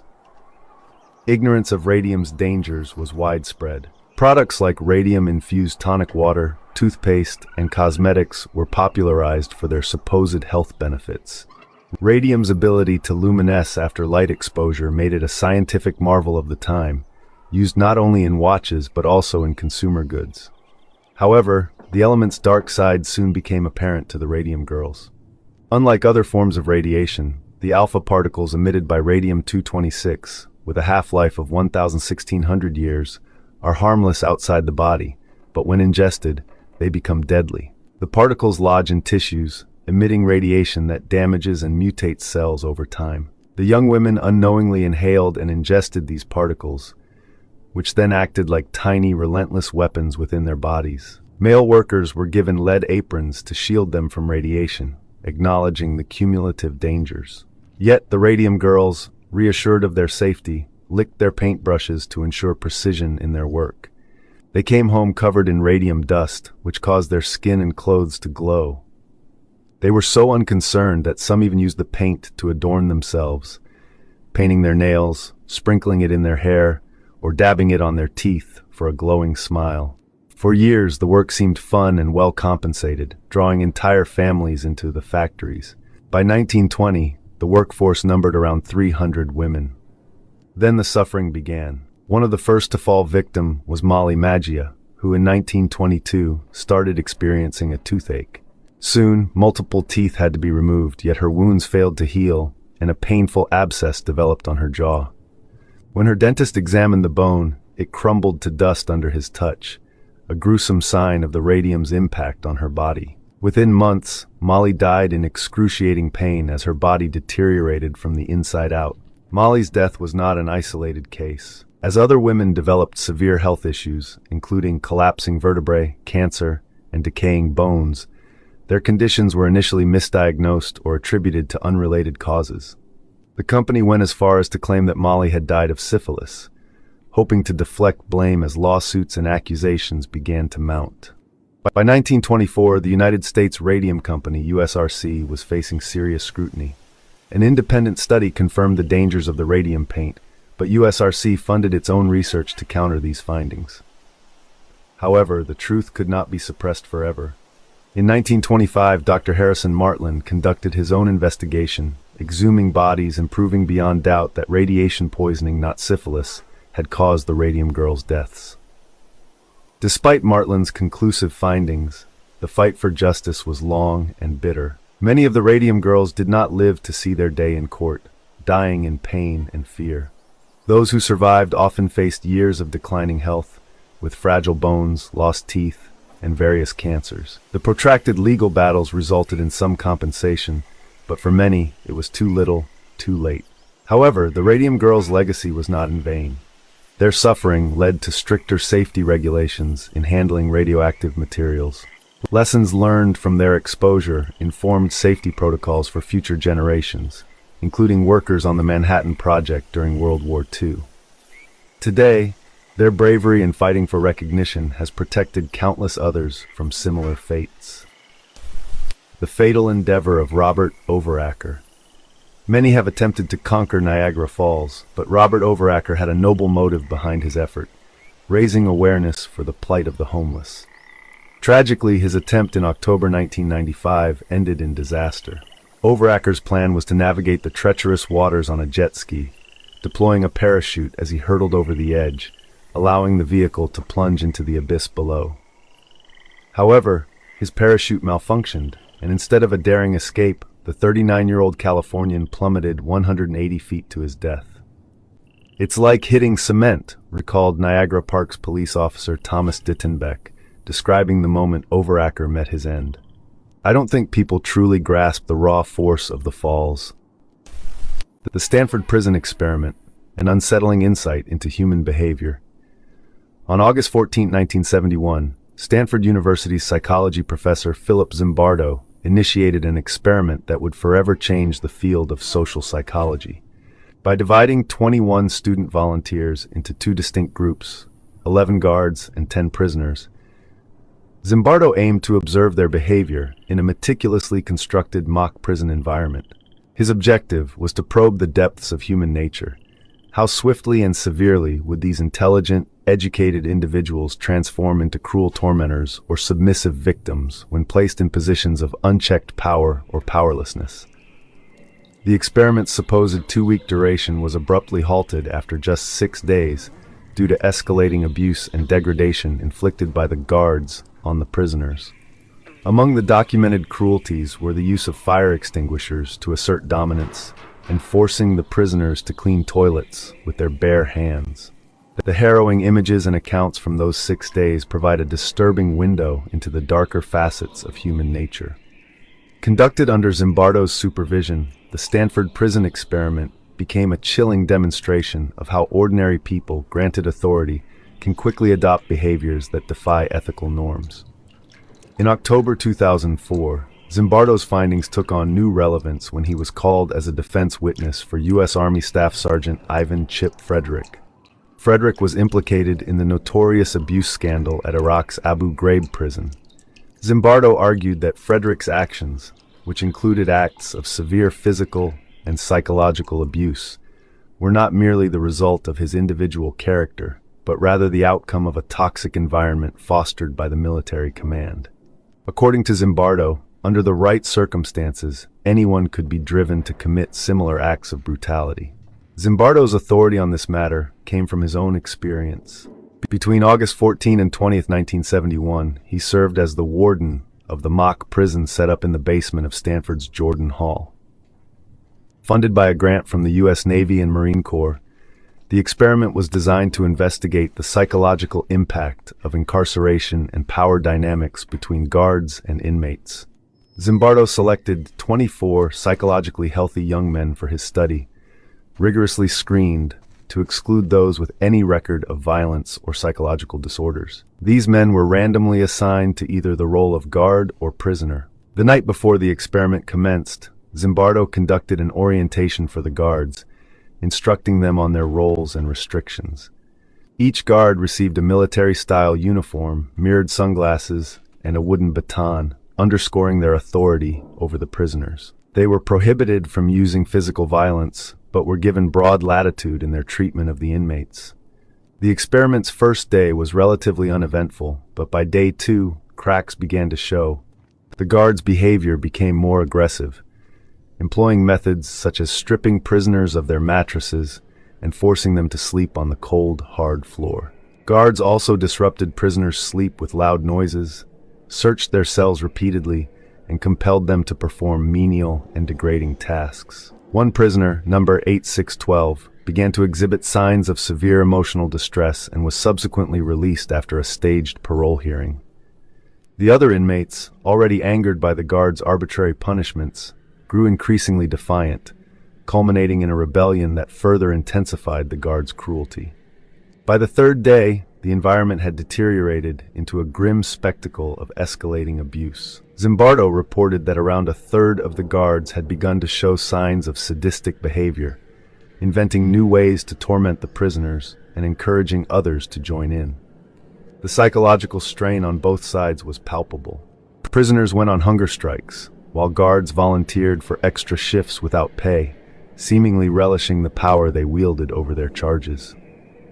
A rumor of an impending jailbreak led Zimbardo to a paranoid reaction, going so far as to disassemble the mock prison and prepare to confront the supposed attackers himself. By day 4, the situation had spiraled to such a disturbing level that Zimbardo's own fiancée, Christina Maslock, a psychology graduate student, intervened. She was horrified by what she witnessed and urged Zimbardo to end the experiment. Her objections marked a turning point.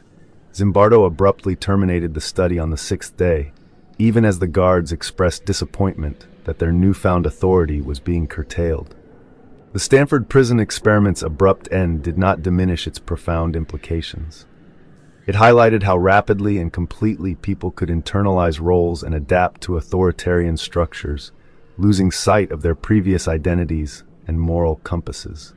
Observers who passed through the mock prison, including 50 professionals and students, mostly failed to recognize or criticize the ethical breaches they witnessed. Only Maslock voiced her objections, prompting the experiment's termination. Zimbardo's study was immediately linked to contemporary events, as prison riots broke out at San Quentin and Attica within 2 weeks of its conclusion. He was called to testify before the House Judiciary Committee regarding prison conditions and the psychological impact of confinement. His argument emphasized that external circumstances, rather than inherent personality traits, shape human behavior under stress. The findings led to meaningful changes in the U.S. penal system, such as the segregation of juvenile and adult offenders and improved safeguards for inmates. Yet, the implications of the Stanford prison experiment extend far beyond prison walls.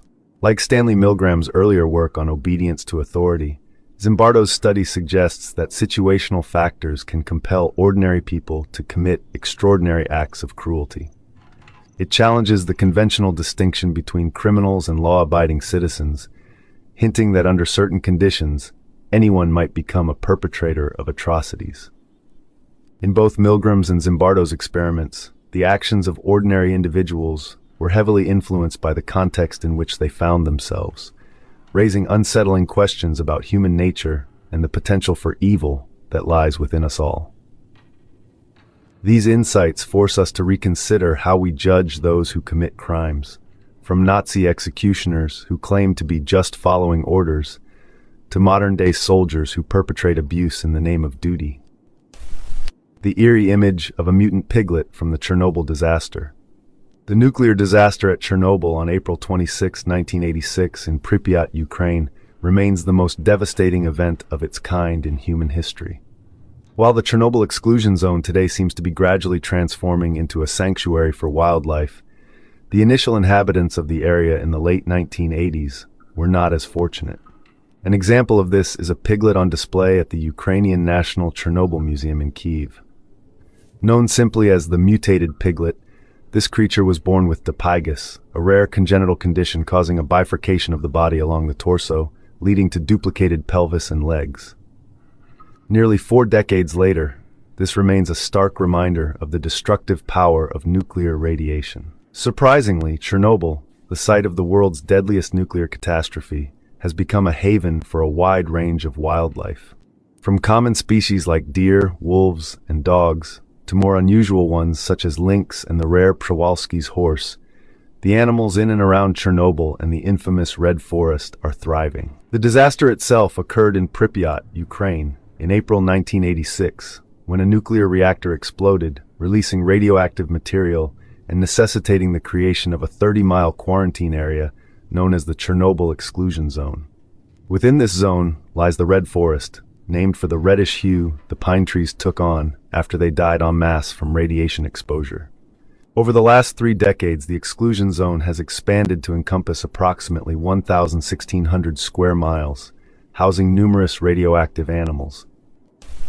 Anatoly Moskvin, a prodigious Russian historian with a morbid fascination, became infamous for his unsettling hobby, exhuming the remains of girls and transforming them into living dolls. Renowned for his extensive knowledge of local cemeteries in Nizhny Novgorod, Russia, Moskvin's expertise veiled a horrifying secret. He was not just documenting graves, he was desecrating them. A man of extraordinary intellect, Moskvin spoke 13 languages, traveled the world, taught at universities, and contributed to journalism. He was regarded as a necropolist, a self-proclaimed expert in death and cemeteries. His passion for the macabre was sparked by a traumatic event in 1979 when, at the age of 13, he was forced to kiss the corpse of an 11-year-old Natasha Petrova. Moskvin later recounted this event in a weekly publication dedicated to cemeteries, describing it as his strange marriage to the deceased, which kindled his lifelong obsession with the dead.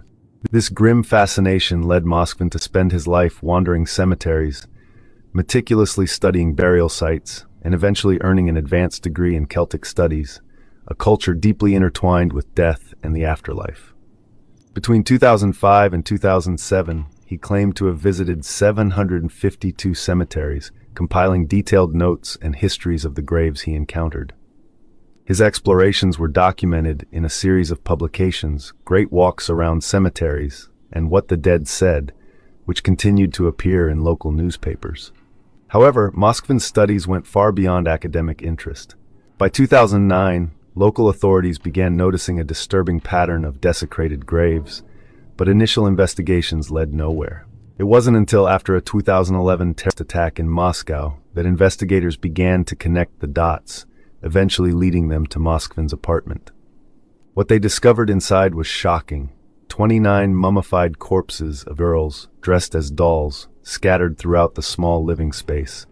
The mummified bodies, adorned in elaborate clothing and makeup, were more than just eerie effigies. Moskvin had inserted music boxes into their chests so that they would play tunes when moved, and he had gone to great lengths to preserve their remains using salt and baking soda. In some cases, he even placed personal items, such as pieces of gravestones or hospital tags, inside the bodies. When questioned, Moskvin admitted that he had grown attached to some of the corpses, celebrating their birthdays and treating them as his children. Moskvin's parents, who lived with him, claimed to be unaware of the true nature of his dolls. They believed his hobby was merely making life-sized figures, never suspecting that their son's creations were actually the remains of real children. The police found that shoes in Moskvin's apartment matched footprints found near the desecrated graves. In court, Moskvin confessed to the desecration of graves and the abuse of corpses, defending his actions by stating that he had rescued the girls from abandonment and given them a home. Diagnosed with schizophrenia, Moskvin was committed to a psychiatric institution. Despite showing signs of improvement, the families of his victims continued to demand that he remain confined for life, fearing what he might do if released. The case of Anatoly Moskvin sent shockwaves through his community and beyond, with his colleagues abandoning him and his parents facing isolation and despair. Even now, the thought of his possible release fills those affected with dread, as Moskvin himself has hinted at his intentions to continue his macabre activities if given the chance. The chilling tale of Moskvin's House of Dolls remains a haunting reminder of the darkness that can lurk behind even the most intellectual facades. Guardians of the Youth. Captured in 1937 by Russian photographer Viktor Bulla, this haunting photograph, titled Guardians of the Youth, is far more than just an eerie snapshot from history. What might look like a terrifying scene at first glance actually depicts the young pioneers, the Soviet equivalent of the Boy Scouts, engaged in a civil defense exercise near Leningrad. Men, women, and children wear gas masks, creating a stark image that seems to convey a population gripped by the fear of war. However, at the time, this photo was intended to display the strength and readiness of the youth, a symbol of the Soviet Union's resilience. The Vladimir Lenin All-Union Pioneer Organization, commonly called the Young Pioneers, was a youth movement established in 1922 after the larger Scouts movement, which included the Boy Scouts, was banned from Soviet Russia. The Scouts were deemed ideologically incompatible with the new communist regime. The Soviet authorities filled this void by creating the Young Pioneers to promote useful skills while instilling communist values of cooperation and hard work. Membership was supposedly voluntary for children aged 10 to 15, but in reality, social pressure ensured nearly all young people joined. This Soviet group was part of a broader pioneer movement that extended its reach globally, finding homes in nations such as Cuba, China, Mexico, and Finland. As the Great Patriotic War, or World War II, began, the young pioneers quickly turned their training towards supporting the Soviet war effort. During the conflict, Soviet children faced the brutal realities of war firsthand. Traditional games were replaced by children playing Soviets against Germans. They handled discarded weapons and practiced warlike scenarios. In one 1942 article, a child spoke of playing with hand grenades and their pets, while another mentioned learning to shoot and reading Dead Souls by Gogol. The young pioneers actively contributed to the war effort. Around 5 million members worked on state farms to compensate for the absence of men who had gone to fight. They also collected crucial war materials, amassing 134,000 tons of scrap metal between 1942 and 1944. Additionally, pioneers were tasked with maintaining war graves left unattended amid the conflict's chaos. In regions under German occupation, some young pioneers even joined the resistance, with several losing their lives in these efforts. 4 received the Gold Star Medal, the highest honor in the Soviet Union, awarded to heroes of the Soviet Union. Among these was Valentin Kotik, the youngest recipient, who joined the Ukrainian resistance at just 14 and was killed in action. He was posthumously honored with the Gold Star Medal, and his legacy is still remembered through monuments at pioneer camps across Russia. Today, the young pioneers still exist, albeit in a diminished form, focusing less on communist ideology and more on functioning like a traditional scout group.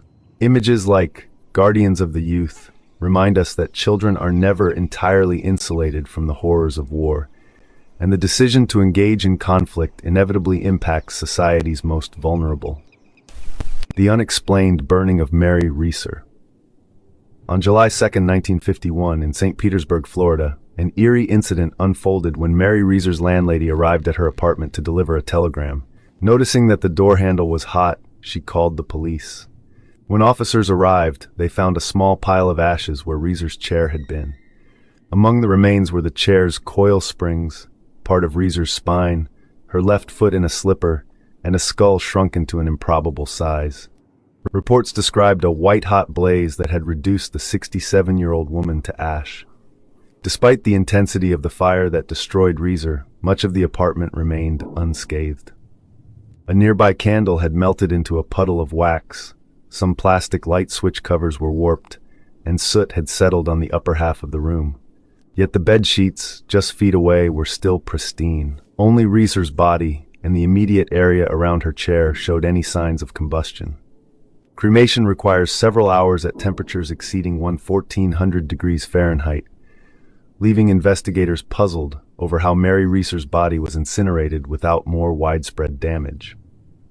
As police investigated, they received peculiar tips, including one account of a fireball entering through an open window and striking Reeser. Another suggested she had been murdered, her body burned elsewhere, and the ashes brought back to her apartment. St. Petersburg Police Chief Reichardt, baffled by the case, sent a letter to the FBI, admitting it was too puzzling for the small-town force to handle. The popular theory at the time was that Reeser had spontaneously combusted, a rare phenomenon where a person ignites without an apparent external heat source. Although accounts of such incidents date back centuries, the scientific community remains divided on their validity. The FBI dismissed the idea of spontaneous human combustion, instead suggesting the wick effect. This theory posits that the body's fat can act like a candle's wax, sustaining a slow, intense burn. According to their report, the body becomes ignited from an external cause. Once it starts burning, there is enough fat to cause extensive destruction. In this scenario, only the area around Reeser's chair was affected, while the rest of the apartment remained intact. Mary Reeser's son, Dr. Richard Reeser Jr., recalled visiting his mother hours before her death. She had planned to change into her nightgown, take sleeping pills, and smoke a cigarette. The FBI speculated that she fell asleep with a lit cigarette, which ignited her flammable gown. The sleeping pills may have left her unaware of the fire, causing her to die from smoke inhalation before her body burned. Her body fat sustained the flames, reducing her to ashes. Ernestine Reeser, Mary's daughter-in-law, accepted the FBI's findings, noting, "Mary was a great smoker. The cigarette dropped to her lap. Her fat was the fuel that kept her burning. The floor was cement, and the chair was by itself. There was nothing around her to burn." However, not everyone was convinced. Dr. Wilton M. Krogman, a physical anthropologist from the University of Pennsylvania who consulted on the case, stated, "I cannot conceive of such complete cremation without more burning in the apartment." He was puzzled that only Reeser, her chair, and the rug were consumed by the fire, and was particularly struck by the shrunken skull. In most fires intense enough to reduce a body to ashes, the skull would typically explode due to heat. Krogman admitted, "I regard it as the most amazing thing I have ever seen. As I review it, the short hairs on my neck bristle with vague fear. Were I living in the Middle Ages, I'd mutter something about black magic." Whether it was a crime, spontaneous combustion, the wick effect, or some unknown phenomenon, the mysterious death of Mary Reeser continues to confound and intrigue, decades after it occurred. Born in 1938, Michael Rockefeller was the youngest son of Governor Nelson Rockefeller, and heir to the wealth amassed by his great-grandfather, John D. Rockefeller. Despite familial expectations, Michael was a quiet, introspective soul, fascinated by art. After graduating from Harvard, he turned down the chance to manage the family empire, opting instead to find his own path. His father had recently inaugurated the Museum of Primitive Art, featuring works from various cultures such as the Nigerian, Aztec, and Mayan.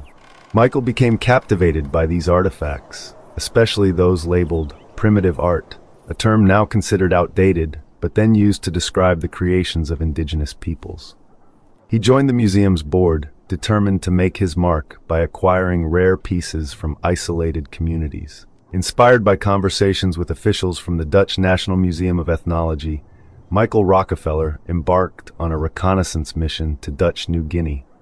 His objective was to obtain artifacts from the Asmat, an indigenous tribe whose exposure to the outside world had been minimal, and who considered the land beyond their island to be inhabited by spirits.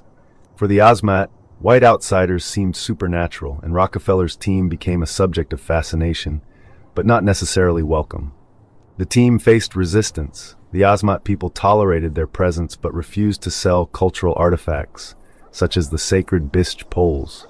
Nonetheless, Rockefeller was enthralled by what he saw as a striking departure from Western norms. The Asmat practiced headhunting, cannibalism, and participated in rituals considered taboo in Western society. His diary reflected his amazement at the wild and remote culture he encountered. Rejuvenated by his findings, Michael set out on a second expedition to create a comprehensive anthropological study and establish a collection of Asmat art for his father's museum. Accompanied by Renee Wassing, a government anthropologist, they embarked on their fateful journey on November 19, 1961. As they neared the Asmat village of Otstjanep, their boat was caught in a sudden squall, capsizing in the turbulent waters. Clinging to the overturned boat, Michael declared, "I think I can make it," before diving into the sea. He was never seen again. Despite an exhaustive search involving ships, planes, and helicopters, no trace of Michael was found, and the Dutch authorities declared him dead due to drowning. However, alternative theories emerged over the years, suggesting the truth was too horrifying to be officially acknowledged. Some believed Michael was killed by the Asmat, with evidence purportedly hidden to avoid international scandal. In 2014, journalist Carl Hoffman, in his book Savage Harvest, a tale of cannibals, colonialism, and Michael Rockefeller's tragic quest for primitive art, suggested that many inquiries conducted by Dutch authorities were indeed suppressed. Hoffman traveled to Oostgeneep and discovered that stories of Michael's death were still whispered among the locals, tales of retribution for past killings by Dutch colonizers. Years earlier, in 1957, a violent clash had occurred between two Asmat tribes. Dutch colonial forces, seeking to quell the violence, inadvertently killed several Asmat leaders, setting the stage for revenge. When Michael swam ashore in 1961, the Asmat, who saw him as another representative of the white colonizers, enacted their revenge. As per the accounts gathered by Hoffman, Michael was speared, beheaded, and consumed in a ritualistic act meant to restore cosmic balance. Hoffman's inquiries revealed that while many Asmat people spoke of the killing, those directly involved refused to publicly confirm their involvement. However, certain witnesses provided chilling details of the tribe's rituals involving Michael's remains. His skull was cracked open, his brain consumed, his bones fashioned into tools and weapons, and his blood used in sacred ceremonies. The Asmat believed that by consuming Michael, they were absorbing the power taken by the tribe of the white man when their own leaders had been slain. However, the decision to kill Rockefeller soon became a source of dread for the Asmat, as the subsequent search terrified the villagers, who had never seen planes or helicopters before. An outbreak of cholera, which ravaged the region soon after, was seen as retribution for their actions. Hoffman's investigation ended with him witnessing a tribal reenactment that hinted at the death of a white man, a forbidden story that the Asmat people were unwilling to share with outsiders. He was warned, "Don't speak, don't tell this story. If you do, you will die." These chilling words leave us only a faint outline of the macabre fate that may have befallen Michael Rockefeller in 1961, a fate shrouded in secrecy, cultural miscommunication, and the violent clash between two worlds. The story of Richard Pananian is one that continues to resonate with those who recall the shocking scene that followed. On the morning of October 30th, 2015, the 20-year-old from Burbank tragically lost his life in a catastrophic crash on the 5 freeway near Griffith Park. Just before 7 a.m., the accident unfolded in a manner so bizarre and dramatic that it immediately became unforgettable. Pananian was thrown from his vehicle, landing atop an overhead exit ramp sign, an image that quickly spread across the media. Pananian had been driving his 2004 Ford Fiesta at an excessive speed, recklessly maneuvering along the right shoulder as he passed other cars. According to a witness, he made a sudden swerve to the left, slamming into the back of a 2004 Ford F-150, which was traveling at approximately 50 miles per hour in the 4th lane. The force of the collision sent the Fiesta into a chaotic spin, flipping multiple times as it careened up an embankment. During this violent series of events, Pananian was thrown from the car, soaring about 20 feet into the air before landing on an overhead exit sign. The sight of his body, perched on a sign marking the Colorado Street exit, vividly illustrated the surreal horror of the incident. The photograph, taken by a passerby and later shared with KTLA, quickly went viral, capturing the public's attention due to its shocking nature. Remarkably, the driver of the Ford F-150 and his 2 passengers emerged from the accident unscathed. According to the California Highway Patrol, CHP, Pananian was not wearing a seatbelt at the time of the collision, a critical detail that likely led to the fatal result. CHP officer Edgar Figueroa, present at the scene, remarked, "Any time you speed and you don't wear your seatbelt, there's a good chance you're going to get hurt, if not killed." Emergency crews, including paramedics from the Los Angeles Fire Department, responded quickly, but were unable to save Pananian, who was declared dead on the scene. Firefighters later used a ladder to cover his body and carefully retrieve it, a delicate process that took several hours to complete. The southbound lanes of the 5 freeway were closed temporarily, causing a major traffic backup. His death was a profound loss for his friends and coworkers, who mourned his passing on social media with a heartfelt message, "Rest in peace, Tico." This is the photo of another aftermath of a car accident in 1945, the result of traveling at a high rate of speed without wearing a seatbelt. Loana the Bloodthirster. These photographs fall into a category known as post-mortem photography, a practice where pictures were taken of people who had passed away. This concept will be crucial as we explore the disturbing tale of Loana the Bloodthirster. Most accounts suggest that the image in question was captured in 1909, an era when post-mortem photography served as a conventional and dignified way to pay homage to the deceased. As time passed, many such images lost their context, leaving behind an enigmatic legacy. However, a few photographs remain enveloped in chilling folklore, like this one, which has acquired a haunting reputation over the last 108 years. The origins of this particular photograph remain contested, and a definitive explanation is unlikely ever to emerge. Still, the most widespread version of events is deeply unsettling. It alleges that the woman in the photograph met her end after deliberately consuming a considerable amount of her own blood during an occult ritual. The most detailed version of the story identifies the woman as Loana, a 27-year-old inhabitant of a small Romanian village. Loana was said to be a fervent adherent of Zoroastrianism, one of the world's oldest religions. Although the faith still boasts millions of followers today, particularly in regions of East Asia, it was far less familiar in Western Europe, where Loana resided. In her predominantly Christian village, Zoroastrianism was often met with suspicion, and Loana herself was no exception. She became a target of harassment, especially from two local ministers who maliciously accused her of satanic worship and the drinking of children's blood. Tensions escalated until on October 21, 1909, a frenzied crowd dragged Loana from her home and subjected her to a brutal beating.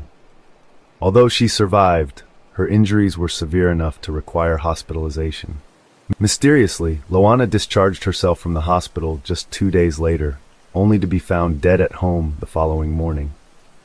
What adds another layer of mystery is the prevalent claim that Loana did not die as a direct result of the attack, but rather through a ritualistic form of suicide. Allegedly, she inflicted multiple cuts on her limbs and collected her blood in a ceremonial goblet. While no formal death certificate has surfaced, some accounts assert that the medical examiner determined her death was due to both extreme blood loss and the shock to her system from drinking a substantial quantity of blood, which likely led to cardiac arrest. When authorities discovered her body, they also came across an altar adorned with cryptic occult symbols and ritualistic herbs in her home. Yet the eerie story of Loana the Bloodthirster does not conclude with her demise. In fact, some argue that the true horrors began months after her death. Local legends recount that the two ministers who had fueled the suspicions about Loana's alleged satanic practices succumbed to a rare blood disease and died within a year of her passing. Other members of the vigilante mob also met untimely and bizarre deaths. One man was crushed by a falling tree, while another perished in a fire that consumed his farmhouse, claiming the lives of his wife and children as well.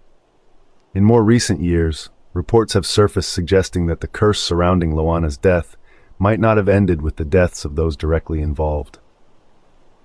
In 2012, a Reddit user claimed to have developed unexplained wounds resembling stigmata after sharing Loana's photograph online, with bruises and cuts mysteriously appearing on their arms overnight.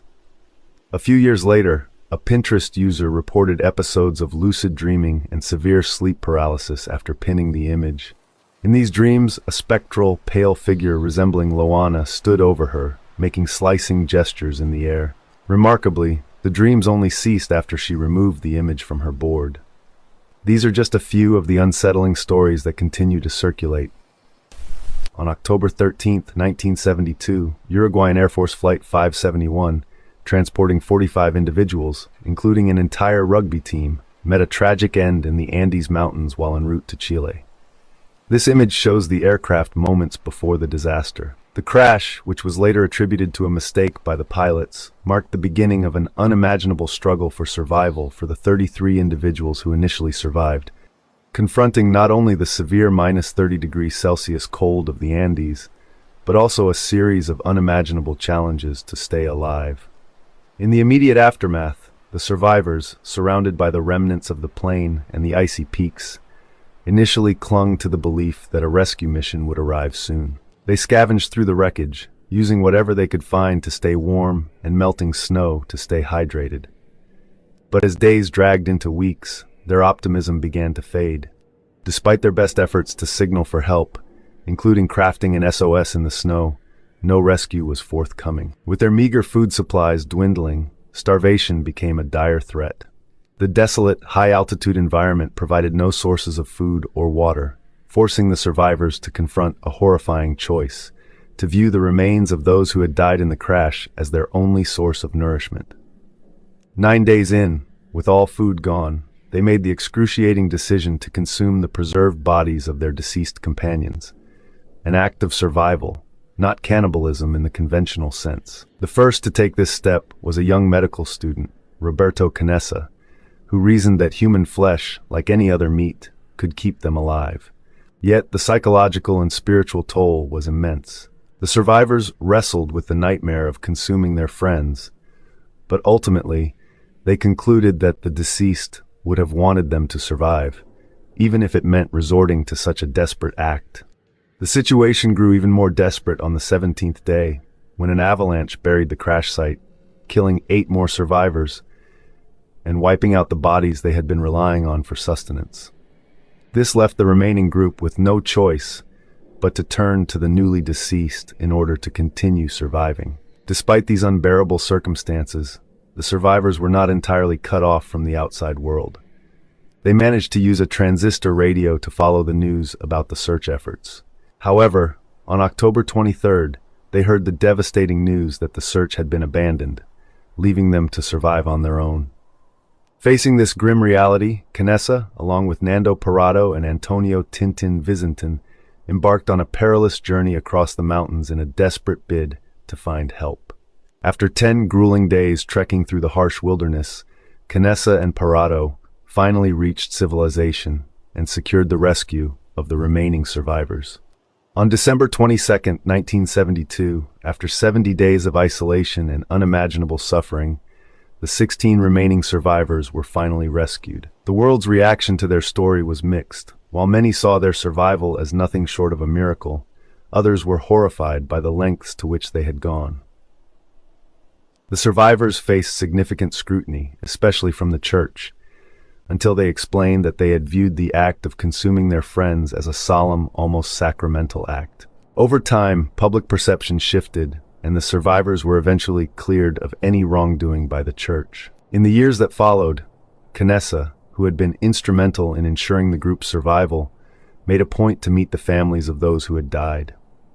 He delivered letters written by the deceased and shared the brutal details of their ordeal. To his surprise, he was met with understanding and forgiveness, as the families recognized that the drive to survive had pushed the survivors to do what was necessary. Keith Sapsford. February 1970, John Gilpin, a photographer, was in the darkroom developing photos he had recently taken near Sydney Airport. As he reviewed the images, one frame revealed something horrifying: a person plummeting from an ascending aircraft. Unbeknownst to Gilpin at the time, he had inadvertently captured the final tragic moments of a 14-year-old stowaway named Keith Sapsford. Keith Sapsford, a spirited teenager from Sydney, Australia, had just returned from an overseas trip with his family. The experience seemed to have sparked a deep yearning within him to explore the world. His father, Charles, described Keith as a restless soul, always eager to move and see new places. However, his adventurous spirit also brought turmoil to his home life, leading his parents to enroll him in Boys Town, a Roman Catholic institution in South Sydney that specialized in helping troubled youths. They hoped this would provide the guidance Keith needed. But within just 2 weeks, Keith ran away, spending several days on the streets of South Sydney. During this time, he might have recalled a cautionary tale his father once told him about a Spanish boy who died after stowing away in a plane's wheel well. Instead of deterring him, this story seems to have inspired Keith to attempt the same perilous act.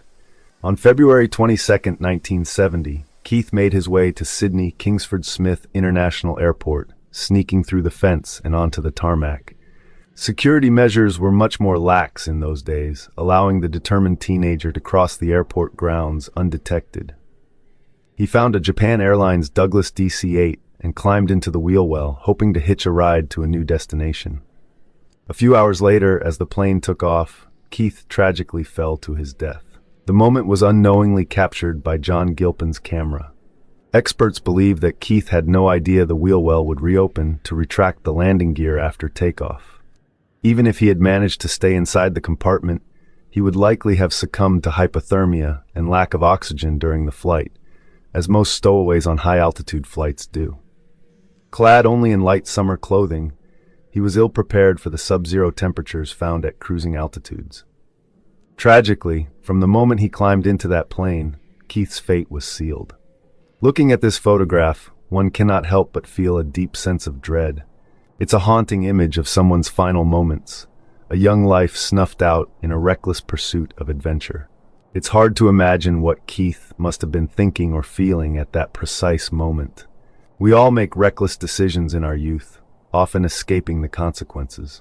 Unfortunately, in Keith's case, this impulsive act led to a fatal end. Let this captured moment serve as a stark warning to others who might consider such a dangerous gamble. Tina Thomas was a 26-year-old bride, excited yet nervous about planning her wedding with her fiancé, Gabe Watson. This was her third serious relationship, having previously been engaged twice. Her first engagement with Scott McCulloch ended due to her mother's disapproval, while her second, with Stan Marks, dissolved after 3 years. Tina met Gabe at a friend's party, and their relationship, though not a whirlwind romance, provided them both with comfort after recent breakups. 2 years later, Gabe proposed, and Tina, having learned from past experiences, sought her parents' blessing before proceeding. In 2003, Gabe planned to ask for Tina's hand on Valentine's Day, but had to delay it by a day when her father was unavailable. During the dinner, when asked if he loved Tina, Gabe hesitated, as did Tina when asked the same question. Despite these awkward moments, Tina's father gave his blessing. Gabe seemed more interested in planning their honeymoon than the wedding itself, fixating on a diving trip to the Great Barrier Reef in Australia. Tina, who wasn't enthusiastic about diving, felt pressured by Gabe to learn. He even took out a loan to buy her equipment and pay for her lessons. However, Tina struggled with the lessons, and her instructors doubted her ability to dive in open water. Despite these warnings, Gabe insisted on continuing with their plan. On October 11, 2003, the couple married and soon after flew to Australia. While they enjoyed part of their honeymoon in Sydney, Tina grew increasingly anxious as their diving trip approached. On October 21st, they boarded a boat to dive at the Great Barrier Reef. Despite Gabe's experience, both he and Tina appeared unprepared for the dive. Tina struggled from the beginning, needing additional weight to descend and having trouble with her equipment. According to Gabe, Tina panicked during the dive, and while he tried to calm her, she sank rapidly, knocking his mask off in the process. By the time he fixed his mask and tried to reach her, she was too far away. Gabe then surfaced slowly, as per his training, and signaled for help. However, other divers in the crew later reported that Gabe seemed unconcerned and did not make a strong effort to save her. This was the last photo of Tina before she drowned. Tina's body was recovered at a depth of 82 feet, but resuscitation efforts failed. Witnesses described Gabe as detached and unemotional during the ordeal. Suspicion grew when an autopsy revealed bruises on Tina's neck and traces of common medications, but no definitive cause of death beyond drowning. Additionally, Gabe's behavior after Tina's death, such as requesting a refund for the dive and removing flowers from her grave, raised further doubts about his innocence. The investigation into Tina's death dragged on, with her parents believing Gabe had not done enough to save her, if not actively caused her death. During police interrogations, Gabe's erratic behavior, including crying and laughing, did little to dispel their suspicions. Although the case was complex, involving both circumstantial evidence and questionable behavior, it painted a troubling picture of Gabe's actions before and after Tina's death. He was later charged by Australian authorities with his wife's murder. The prosecution alleged that he had turned off Tina's air supply and held her underwater. However, in 2009, Gabe Watson pleaded guilty to a lesser charge of manslaughter due to criminal negligence. He served 18 months in an Australian prison. After his release and deportation to the United States, he faced additional legal proceedings in Alabama, where he was originally from. However, these charges were eventually dismissed, as the judge ruled there was insufficient evidence to suggest murder or that Watson had any financial motive. Tank Man. This photograph might not grab your attention right away. However, take a closer look at the individual in the background. That figure is known as the Tank Man, captured during the Tiananmen Square protests. Believed to be a student named Wang Weilin, this image was taken just moments before the iconic photograph that would later shock the world. The fate of Wang Weilin remains a mystery. Whether he was executed, imprisoned, or managed to escape abroad, no one truly knows. The vanishing of Tara Calico and the haunting photographs that followed. On September 20th, 1988, 19-year-old Tara Calico set off on her routine bike ride from her home in Belen, New Mexico. Little did anyone know it would be the last time she was seen. A year later, a pair of unsettling Polaroid photos surfaced in Florida, showing a bound woman. That morning, Tara left for her daily ride along New Mexico State Road 47, a route she was familiar with and had ridden many times with her mother, Patty Dole. Recently, however, Patty had stopped joining her. An incident where a car repeatedly drove too close had unnerved her, though Tara remained undeterred. She waved off her mother's suggestion to carry mace for protection, joking as she left the house that if she wasn't back by noon, Patty should come find her. Tara had a tennis date with her boyfriend at 12:30 and intended to keep it. But as noon passed, Tara didn't return. This would mark the beginning of a perplexing mystery that would captivate the nation. For the next 10 months, John and Patty Dole waited in agonizing silence. That afternoon, when Tara failed to come home, Patty retraced the familiar bike route, hoping to find her. When nothing turned up, she contacted the police. Despite a search effort, neither Tara nor her bike was found, and no witnesses could confirm any accident or abduction. Some reported seeing Tara along the road, with vague recollections of a light-colored pickup truck possibly following her. The police discovered fragments of Tara's Walkman and a cassette tape along the road, which Patty believed were deliberately dropped as a trail. Yet, despite these clues, Tara and her distinctive pink bike remained missing. With no solid evidence of foul play, investigators began to explore the possibility that Tara had run away.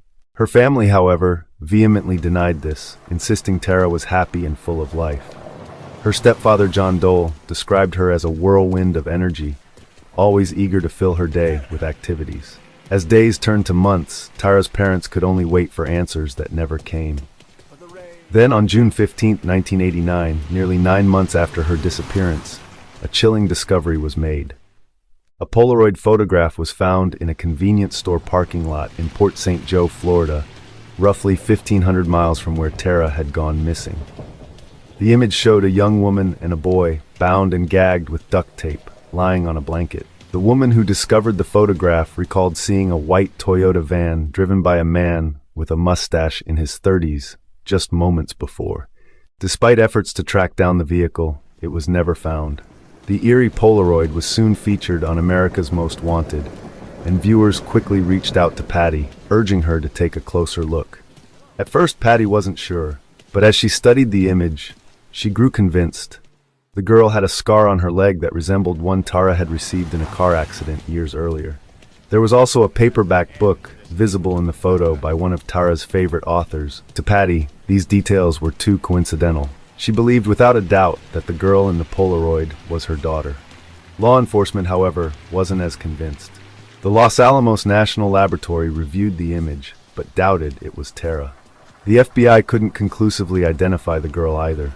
However, Scotland Yard in the UK analyzed the photo and concluded that the girl was likely Tara.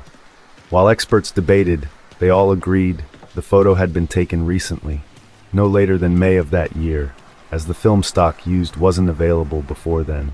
But the mystery only deepened when the family of 9-year-old Michael Henley, who had disappeared in April 1988 while on a hunting trip in New Mexico, came forward to identify the boy in the Polaroid as Michael. For a brief time, both families hoped this image might hold the key to finding their loved ones. However, in 1990, Michael Henley's remains were found just 7 miles from the campsite where he vanished. It was determined he had died of exposure shortly after going missing, long before the Polaroid was taken. Despite renewed interest in Tara's case over the years, including the formation of a special task force in 2013, her fate remains unknown. In 2003, John and Patty decided to leave New Mexico and move to Florida after years of waiting for a breakthrough that never came. The constant reminders of Tara were too painful to bear. Appearing on countless TV programs like Oprah and Unsolved Mysteries, the Doles had done everything they could to keep their daughter's case in the public eye, but they ultimately felt it was time to move on. "There's not anything I can do here that doesn't remind me of Tara," Patty once said. A possible lead emerged in 2008 when Sheriff Rene Rivera of Valencia County claimed to know what happened to Tara. He suggested that 2 teenage boys had accidentally struck Tara with their car while following her on her bike. Panicking, they allegedly disposed of her body. However, Rivera admitted that without physical evidence, he could not make any arrests, leaving the case unresolved.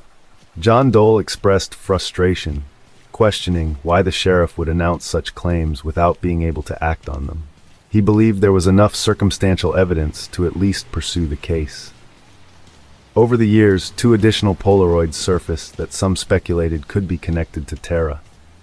One, found at a construction site in Montecito, California, showed a girl's face with tape over her mouth. The other, taken on an Amtrak train in 1990, featured a woman with her eyes covered, sitting next to a man. While Patty found the Montecito image compelling, she did not believe the girl in the train photo was Tara. Now more than 3 decades later, Tara Calico's disappearance remains one of the most baffling cold cases. Despite countless theories and fleeting leads, the truth of what happened to her may never be fully uncovered, unless, by some chance, a new clue emerges. The assassination of Reynaldo Dagsa. Just after midnight on January 1, 2011, Filipino politician Reynaldo Dagsa captured a seemingly innocent family photo on a street in Caloocan, completely unaware that he had also captured an image of the man who would soon take his life. Despite Dagsa's tragic death, his final photograph became crucial evidence. It provided law enforcement with the identity of his assassin, Arnel Buenaflor, who was apprehended shortly thereafter. Mark David Chapman, the assassin of John Lennon. On December 8, 1980, Mark David Chapman, a devout Christian with an obsession for J.D. Salinger's The Catcher in the Rye, made his mark on history by gunning down John Lennon outside the musician's residence in New York City. Chapman's arrest followed swiftly, but the damage was irreversible. The murder shocked Lennon's family and devastated millions of fans across the world, who mourned the loss of the beloved former Beatle.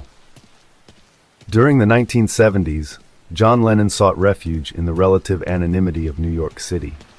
The constant attention he received in England had become unbearable, leading him to relocate with his wife, Yoko Ono, to the iconic Dakota Building in Manhattan. New York provided him a respite from the unrelenting public scrutiny. As he explained in an interview, people come and ask for autographs, or say hi, but they don't bug you. But Lennon could never have foreseen that one of those requests for an autograph would come from his future murderer. On that fateful evening, Chapman approached Lennon earlier in the day to ask for an autograph. Lennon, ever gracious, signed his album without hesitation, treating Chapman like any other fan. Yet later that night, as Lennon returned home around 11 p.m., Chapman was still there, lying in wait. This time, instead of asking for another autograph, Chapman pulled out a gun and shot Lennon 4 times. The bullets tore through Lennon's back, and though he was rushed to the hospital, he was declared dead on arrival. Even 4 decades later, the motivations behind Chapman's actions continue to confound, leaving dark questions about the man who robbed the world of John Lennon. But who was Mark David Chapman, and why did he commit such a horrific act? Chapman's story begins in Fort Worth, Texas, where he was born on May 10, 1955.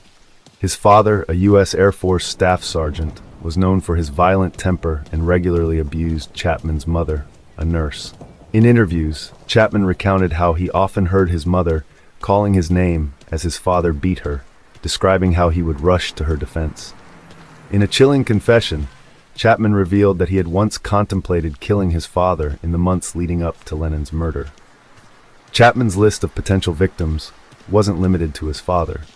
He also fantasized about killing several celebrities, including Paul McCartney, Elizabeth Taylor, and Ronald Reagan.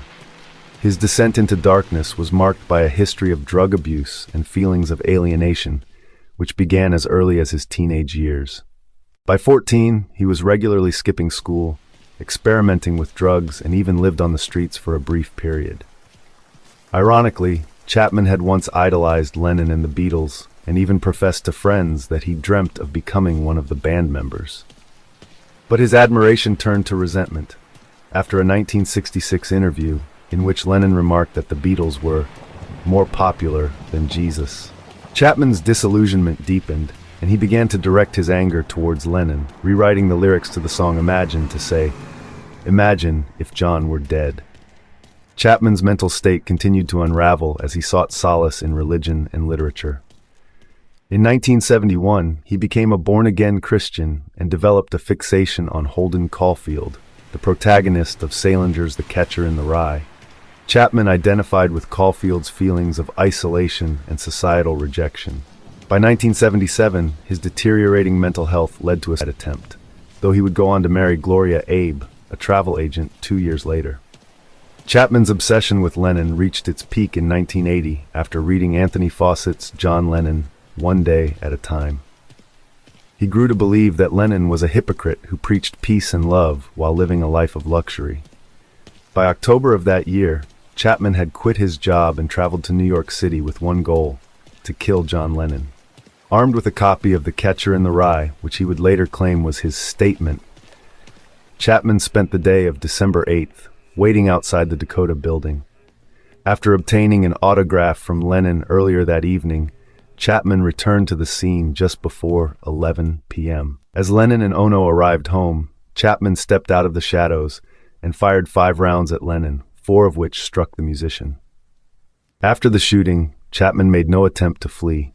Instead, he remained at the scene, calmly reading from his copy of The Catcher in the Rye until police arrived. His defense team initially planned to argue that he was insane, but Chapman rejected this notion, choosing instead to plead guilty. Chapman's trial was a media spectacle, with prosecutors painting him as a cold, calculated killer. Though psychiatrists diagnosed him with schizophrenia and psychosis, he was deemed competent to stand trial. On August 24, 1981, Chapman was sentenced to 20 years to life in prison. Over the years, Chapman has expressed remorse for his actions, stating in one parole hearing that he had sought glory by killing Lennon, but had instead become a murderer. Despite his multiple expressions of regret, Chapman has been denied parole numerous times, in part due to the efforts of Yoko Ono, who has repeatedly written letters urging the board to keep him incarcerated. Chapman continues to serve his sentence at the Wende Correctional Facility in New York, where he remains a symbol of one of the darkest moments in music history. A notorious outlaw of the Wild West. This mugshot from 1883 is the sole surviving image of Pete Spence, a notorious outlaw who roamed the Arizona frontier alongside Frank and Tom McAuley. Already infamous as a thief, Spence emerged as the prime suspect in the 1882 murder of Morgan Earp, the brother of famed lawman Wyatt Earp. The only person who could testify against him was his own wife, but the court disallowed her testimony due to spousal privilege, despite her claims of overhearing Spence planning the crime with his associates. A year later, Spence was arrested again for brutally assaulting and killing a man, but he served a mere 18 months of a 5-year sentence, receiving an unexpected pardon from the governor. How cannibal serial killer Joachim Kroll was caught after his toilet got blocked by human remains. Joachim Kroll may not be as notorious as Ted Bundy or Jeffrey Dahmer, but his crimes are equally, if not more, horrifying. Dubbed the Ruhr Cannibal, Ruhr Hunter, or Duisburg Man-Eater, Kroll's gruesome murder spree claimed at least 14 lives, though authorities suspect he was responsible for even more deaths. This German serial killer, who resorted to cannibalism, chillingly admitted that he consumed parts of his victims as a means of saving money, as meat was expensive at the time. Despite evading authorities for nearly 20 years, during which several innocent men were wrongfully arrested for his murders, Kroll's horrific run came to an end when he clogged a shared toilet with his latest victim's intestines. Taken soon after his capture, this photo shows Kroll reenacting one of his murders for the police. Born in 1933 during the Nazi regime's rise in Germany, Kroll was the youngest of 8 children and was often regarded as weak. This constant belittlement, coupled with the instability of growing up in the midst of World War II, likely shaped his later violent tendencies. A frequent bedwetter, Kroll also S.A.'d animals, both behaviors identified as warning signs within the McDonald triad, which is used to predict violent behavior in adulthood. Like many families in wartime Germany, Kroll's family faced extreme poverty and hunger. His father, a soldier in the German army, was captured by the Russian army and never returned, leaving Kroll and his siblings to be raised by their mother. Struggling in school due to both the war and his learning difficulties, Kroll left education at 15, having only reached a 4th grade level. Later tests revealed that Kroll's IQ was just 78, and some reports suggest he may have been illiterate. Kroll's life took a dark turn while he was working as a farmhand. He later shared that witnessing the slaughter of animals sparked both a disturbing fascination with violence and inappropriate urges.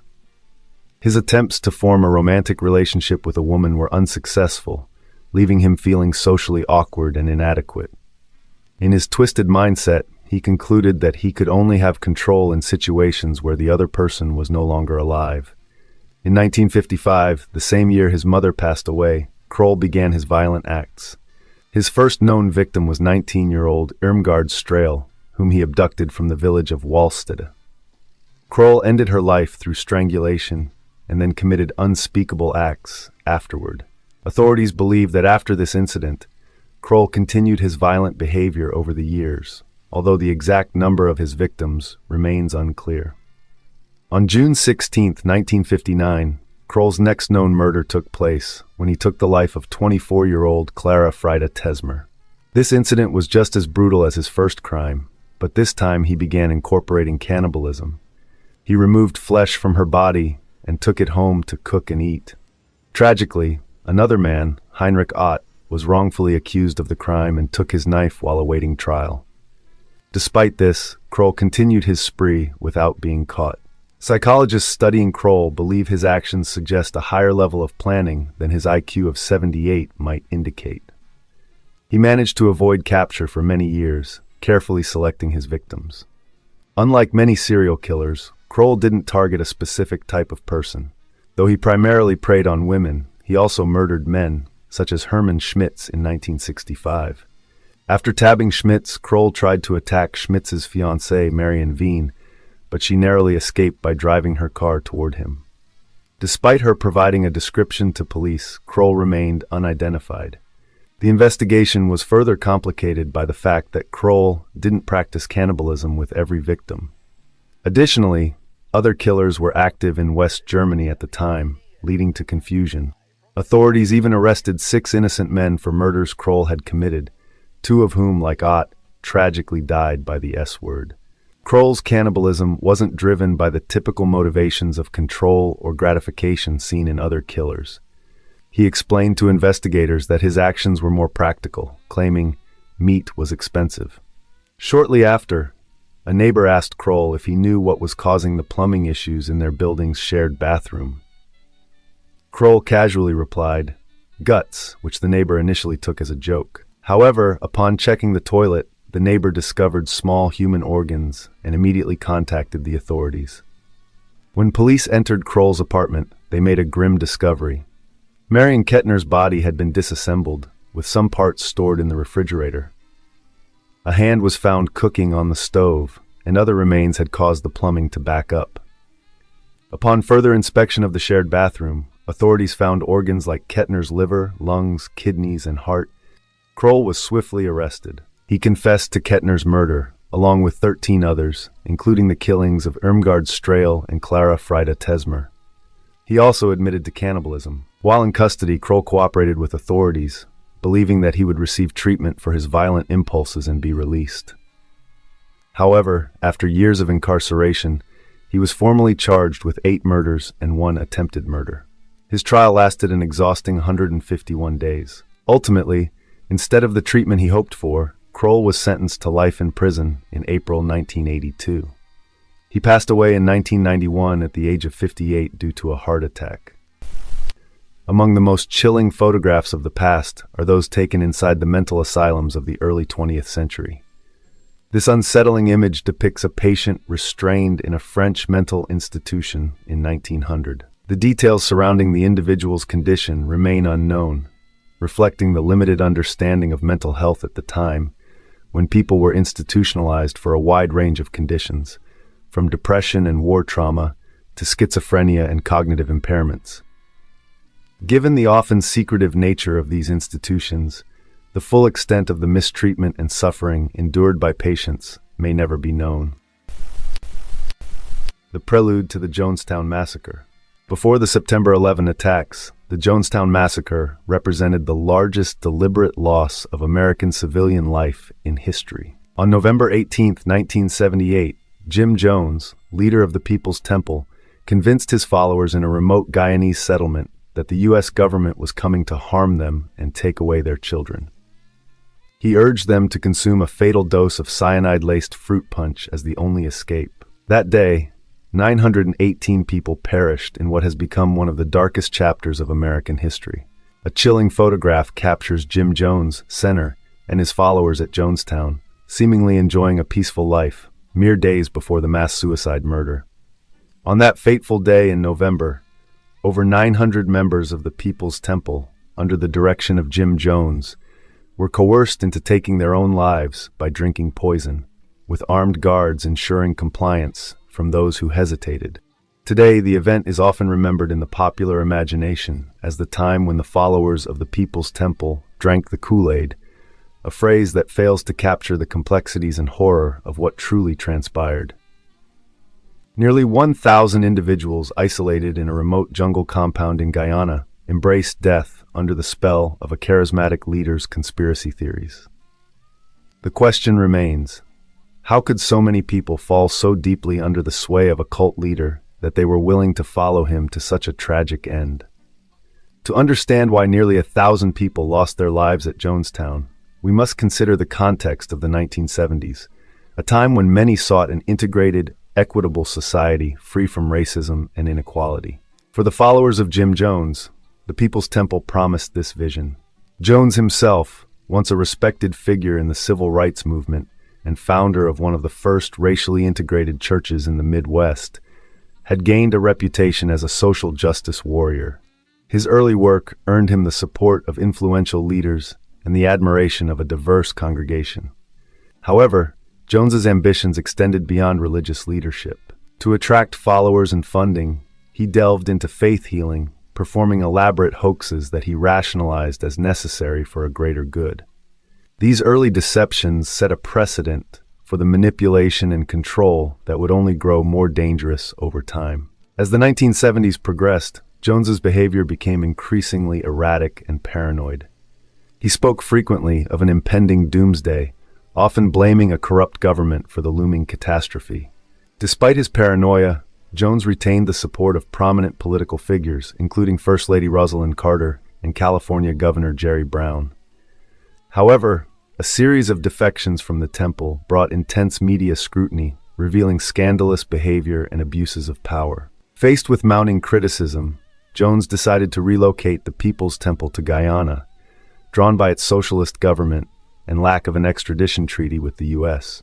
There, in the dense jungle, the temple constructed what was meant to be a utopian commune, a pure Marxist society. But life at Jonestown quickly turned grim. Followers endured grueling labor, hunger, and constant propaganda in the form of lectures and films. As Jones's mental and physical health deteriorated, he became increasingly reliant on drugs, further exacerbating his paranoia and instability. Conditions at Jonestown grew harsher by the day. Jones's speeches, broadcast incessantly over loudspeakers, grew more incoherent and apocalyptic. Followers were subjected to harsh punishments, including confinement in small boxes or being left in dry wells overnight. Some were beaten for minor infractions, while others were forced to participate in white night drills, where they rehearsed the ritual of mass suicide. By the time U.S. Congressman Leo Ryan arrived in Guyana to investigate reports of mistreatment, Jonestown was teetering on the brink. Despite an initial impression that most residents were there willingly, a small number asked to leave with Ryan's delegation, which triggered Jones's paranoia. Convinced that the government would soon destroy everything he had built, Jones ordered his armed guards to attack Ryan and his party at a nearby airstrip, killing 5, including the congressman. The murder of Congressman Ryan marked the point of no return. Jones gathered his followers and told them that their enemies would soon descend upon them. Faced with the imminent arrival of authorities, he presented revolutionary as the only dignified option left. He urged his followers to drink a cyanide-laced fruit punch, telling them it was better to die peacefully than to be captured and tortured. The final moments were captured in a chilling audio recording. Jones can be heard urging calm, reassuring parents that their children will suffer no pain, and castigating those who express doubts or hesitations. As the poison began to take effect, the compound descended into chaos. Children screamed and parents wept. Yet Jones remained detached, issuing commands and urging his followers to finish what they had started. When Guyanese authorities arrived at the Jonestown compound the following day, they were met with a horrifying sight. Hundreds of bodies strewn across the ground. The dead included nearly 300 children who had been given poison by their parents. Among the adults, many were elderly or dependent on others for survival. Jim Jones was found dead from a gunshot wound to the head, having chosen to avoid the poison himself. The Jonestown tragedy is often referred to as a massacre rather than a mass suicide, given the presence of armed guards and the clear signs of coercion. While some members may have believed they were participating in yet another drill, for others, there was no escape. The complex interplay of devotion, manipulation, and fear culminated in one of history's most disturbing and tragic events. The question of whether the followers truly chose their fate or were victims of Jones's manipulation remains, but one thing is clear. The Jonestown massacre is a haunting reminder of the dangers of blind devotion and the perils of unchecked authority. The Salem UFO sighting. On the morning of August 3, 1952, a photograph was taken that seemed to show 4 unidentified flying objects hovering over the skies of Salem, Massachusetts. Captured by Shell Alpert at the Salem Coast Guard Air Station, the image shows these mysterious lights above the areas of Winter Island and Cat Cove. While some claim the lights were merely reflections on a window, others point to multiple UFO sightings reported throughout the 1950s. The true nature of the photograph remains an enigma that may never be solved. William Helens, the 17-year-old convicted for murdering a girl aged 6. Born in Chicago in 1928, just before the Great Depression, Helens grew up in a home marked by poverty and frequent parental conflict. As a young boy, he sought escape by wandering the streets, often engaging in petty theft. At age 12, while working at a grocery store, he accidentally shortchanged himself and compensated by stealing $1 from an apartment through a cracked door. From there, his thefts escalated to larger amounts and more personal items, leading him to accumulate a strange assortment of stolen goods, from cameras to cocktail shakers. By age 13, Helens was caught breaking into a building's basement, marking the beginning of a series of arrests that earned him a reputation as a minor but persistent criminal in the eyes of the Chicago police.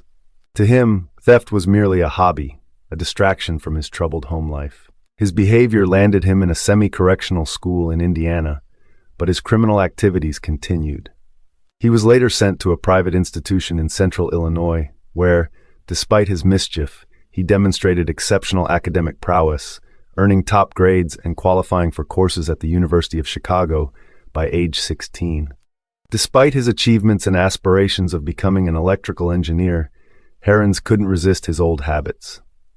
In 1945, at just 17, he enrolled at the University of Chicago but reportedly continued to engage in thefts, which some believe escalated into something far more sinister.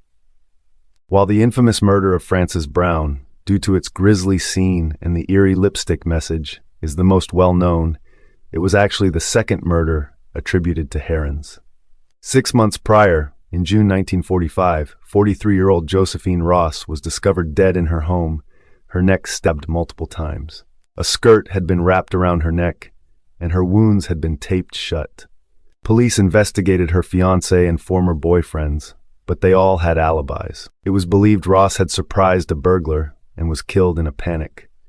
The only clue was a few strands of dark hair clutched in her hand, leading authorities to suspect a dark-haired individual. With no witnesses or reports of suspicious characters, the case seemed destined to remain unsolved until the next murder, 6 months later. On December 11, 1945, Frances Brown was found brutally murdered in her apartment. Like Ross, her head was wrapped, this time in towels, and again, there was an absence of evidence. No fingerprints, no signs of forced entry, nothing to identify the killer, except for the lipstick message on the wall. A chilling message written in lipstick on the wall of Frances Brown's apartment sent shockwaves through Chicago. For heaven's sake, catch me before I kill more. I cannot control myself. Brown was discovered with a bread knife embedded in her neck. This was the first real clue in a series of murders that would grip the city. The media sensationalized the killings and labeled the unknown perpetrator the lipstick killer, a name that would soon become associated with William Helens. Then, in the first week of January 1946, the killer struck again, this time with horrifying brutality. On the morning of January 7th, James Degnan discovered his year-old daughter, Suzanne, missing from her bedroom. A frantic search of the neighborhood ensued, and a crumpled ransom note demanding $20,000 was found in her room, instructing the family not to contact the police. But the note turned out to be a cruel distraction. By evening, Suzanne's severed head was discovered in a nearby sewer, with her hair ribbons still intact. Her dismembered remains were later found scattered in other sewer basins. While Chicago reeled from the news, Helens continued his life at the University of Chicago, seemingly unperturbed by the chaos unfolding around him. By June 1946, he was enjoying life, taking dance classes, playing chess, and developing new romantic interests. But when he found himself short on cash for a date, Helens reverted to theft. Attempting to cash a stolen savings bond at a closed post office, he instead reached into an open apartment door in the same neighborhood where Suzanne Degnan had lived. Caught in the act, Helens fled, but was pursued by 2 police officers. During the chase, a gunfight broke out, though whether Helens or the officers fired first remains disputed. In the ensuing chaos, an off-duty officer apprehended Helens by knocking him out with a stack of flower pots. It was a comically abrupt end to a serious chase, but what followed was no laughing matter for Helens.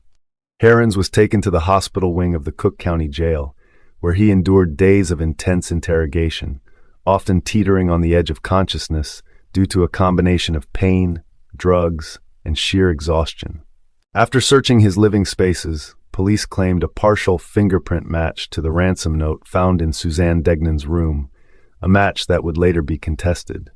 Despite the mounting pressure, Helens did not initially confess to any of the murders. Desperate, the police resorted to extreme measures. A nurse poured ether on his genitals, an officer repeatedly punched him, and Helens was subjected to a spinal tap and injected with sodium pentothal, known as truth serum. Under the influence, Helens spoke vaguely of a man named George. But when no such man was found, authorities suggested this was a subconscious confession, as Helens' middle name was George.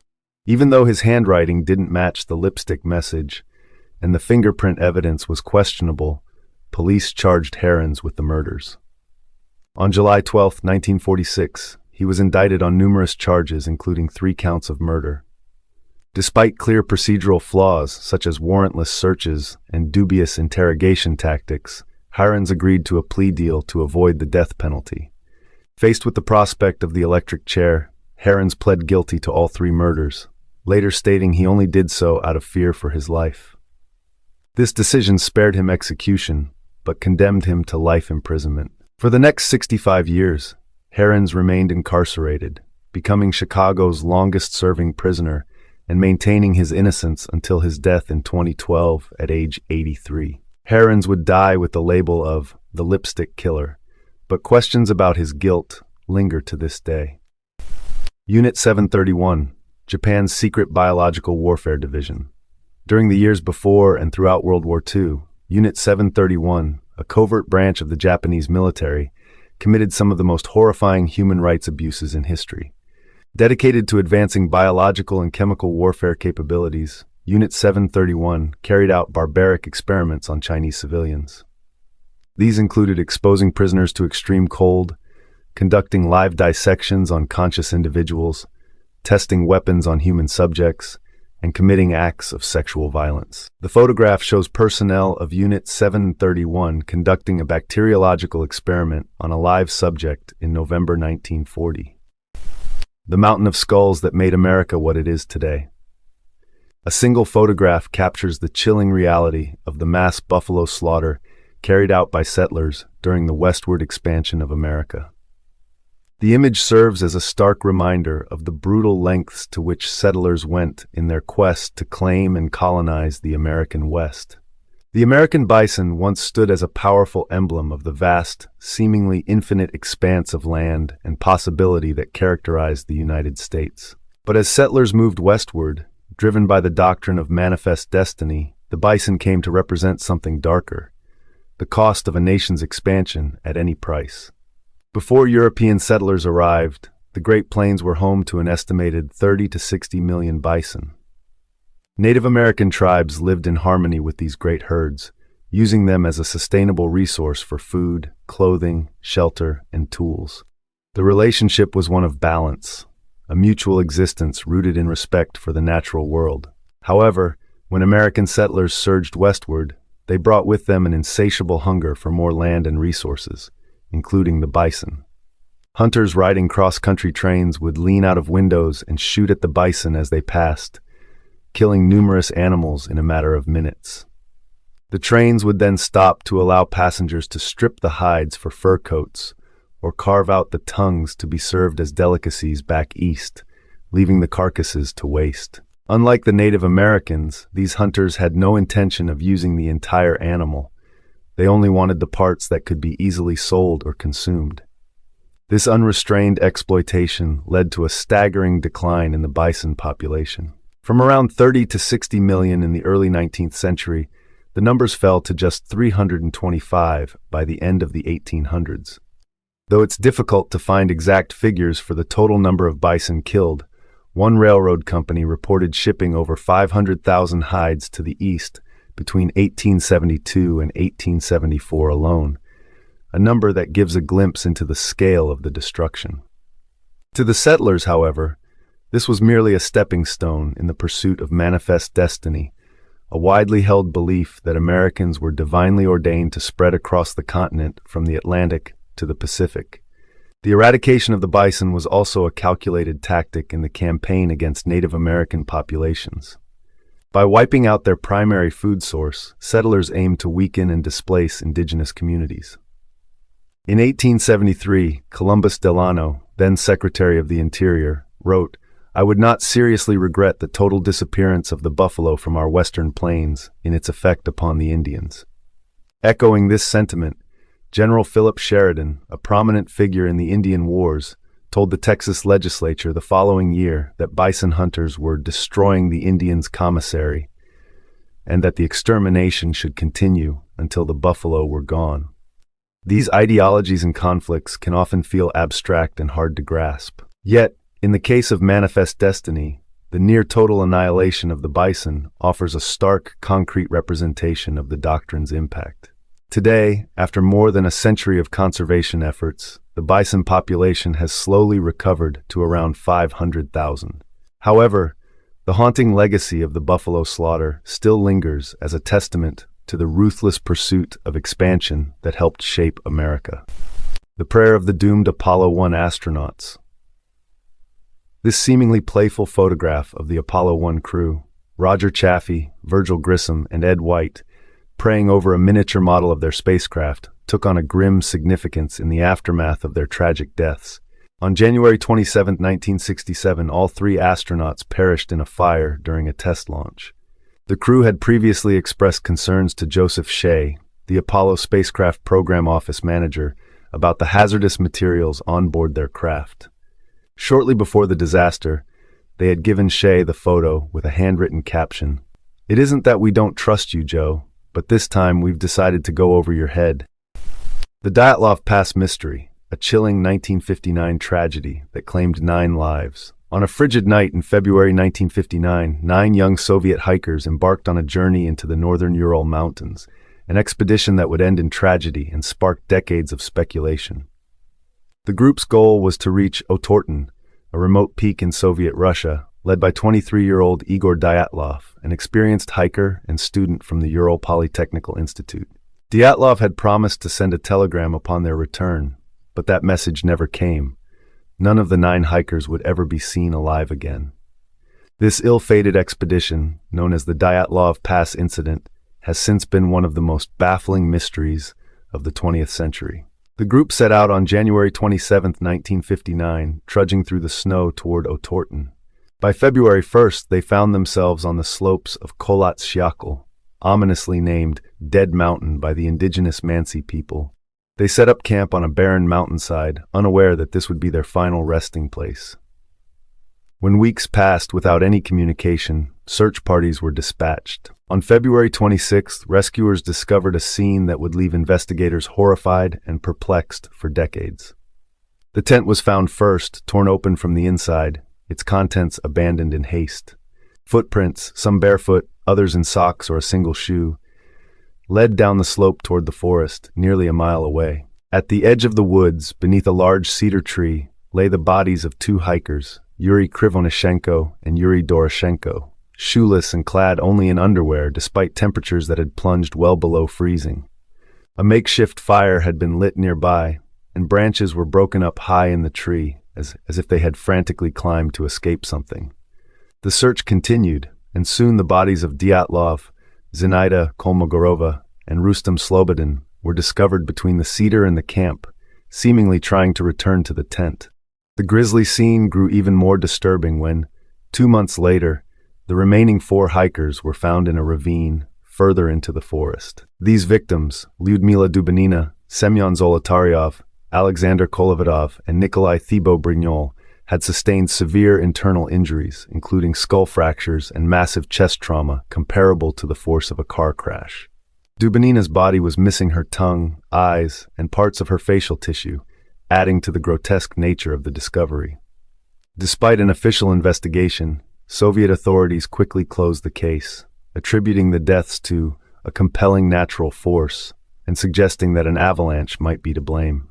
However, the explanation left many questions unanswered. The damage to the hikers' bodies did not correspond with typical avalanche injuries, and there was no evidence of an avalanche in the area, no debris, no disturbed tree line, and no history of such occurrences in that particular region. The uncertainty only fueled speculation and the imagination of amateur detectives and conspiracy theorists alike. Over the decades, numerous theories emerged. Some suggested that the hikers had been disoriented by an extreme weather phenomenon, such as a katabatic wind or infrasound, which could have caused panic. Others pointed to potential secret military tests, citing reports of strange orange orbs in the sky around the time of the incident, possibly linked to a classified weapon. The discovery of traces of radiation on some of the clothing only intensified such suspicions. Alternative explanations ranged from the outlandish, like an attack by a Yeti or extraterrestrials, to more grounded but equally grim possibilities, such as an encounter with violent escaped prisoners or a deadly argument within the group. But no theory fully explained all aspects of the case, such as the varied injuries, the state of undress of the bodies, and the absence of any clear signs of an attack or natural disaster. In 2019, the Russian government reopened the investigation, narrowing its focus to 3 possible explanations: an avalanche, a snow slab, or a hurricane. In 2020, they concluded that a small avalanche forced the hikers to flee their tent in the dead of night, leading to their deaths from hypothermia. However, many experts and amateur sleuths remain unconvinced, arguing that the avalanche theory still fails to explain the extent of the injuries or the lack of physical evidence for such an event. In 2021, Swiss researchers Alexander Puzrin and Johann Gaum published a study proposing that a specific type of avalanche, a snow slab, combined with the slope's particular conditions, could account for the group's sudden flight from their tent and the subsequent injuries. Their theory gained some traction, but for many, it remains speculative.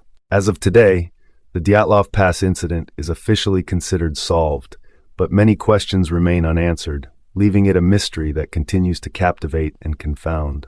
The tragedy of Dyatlov Pass has since been memorialized. The pass now bears the name of its doomed leader, and a monument stands in Yekaterinburg's McAuley Cemetery, honoring the 9 hikers who perished under such enigmatic circumstances.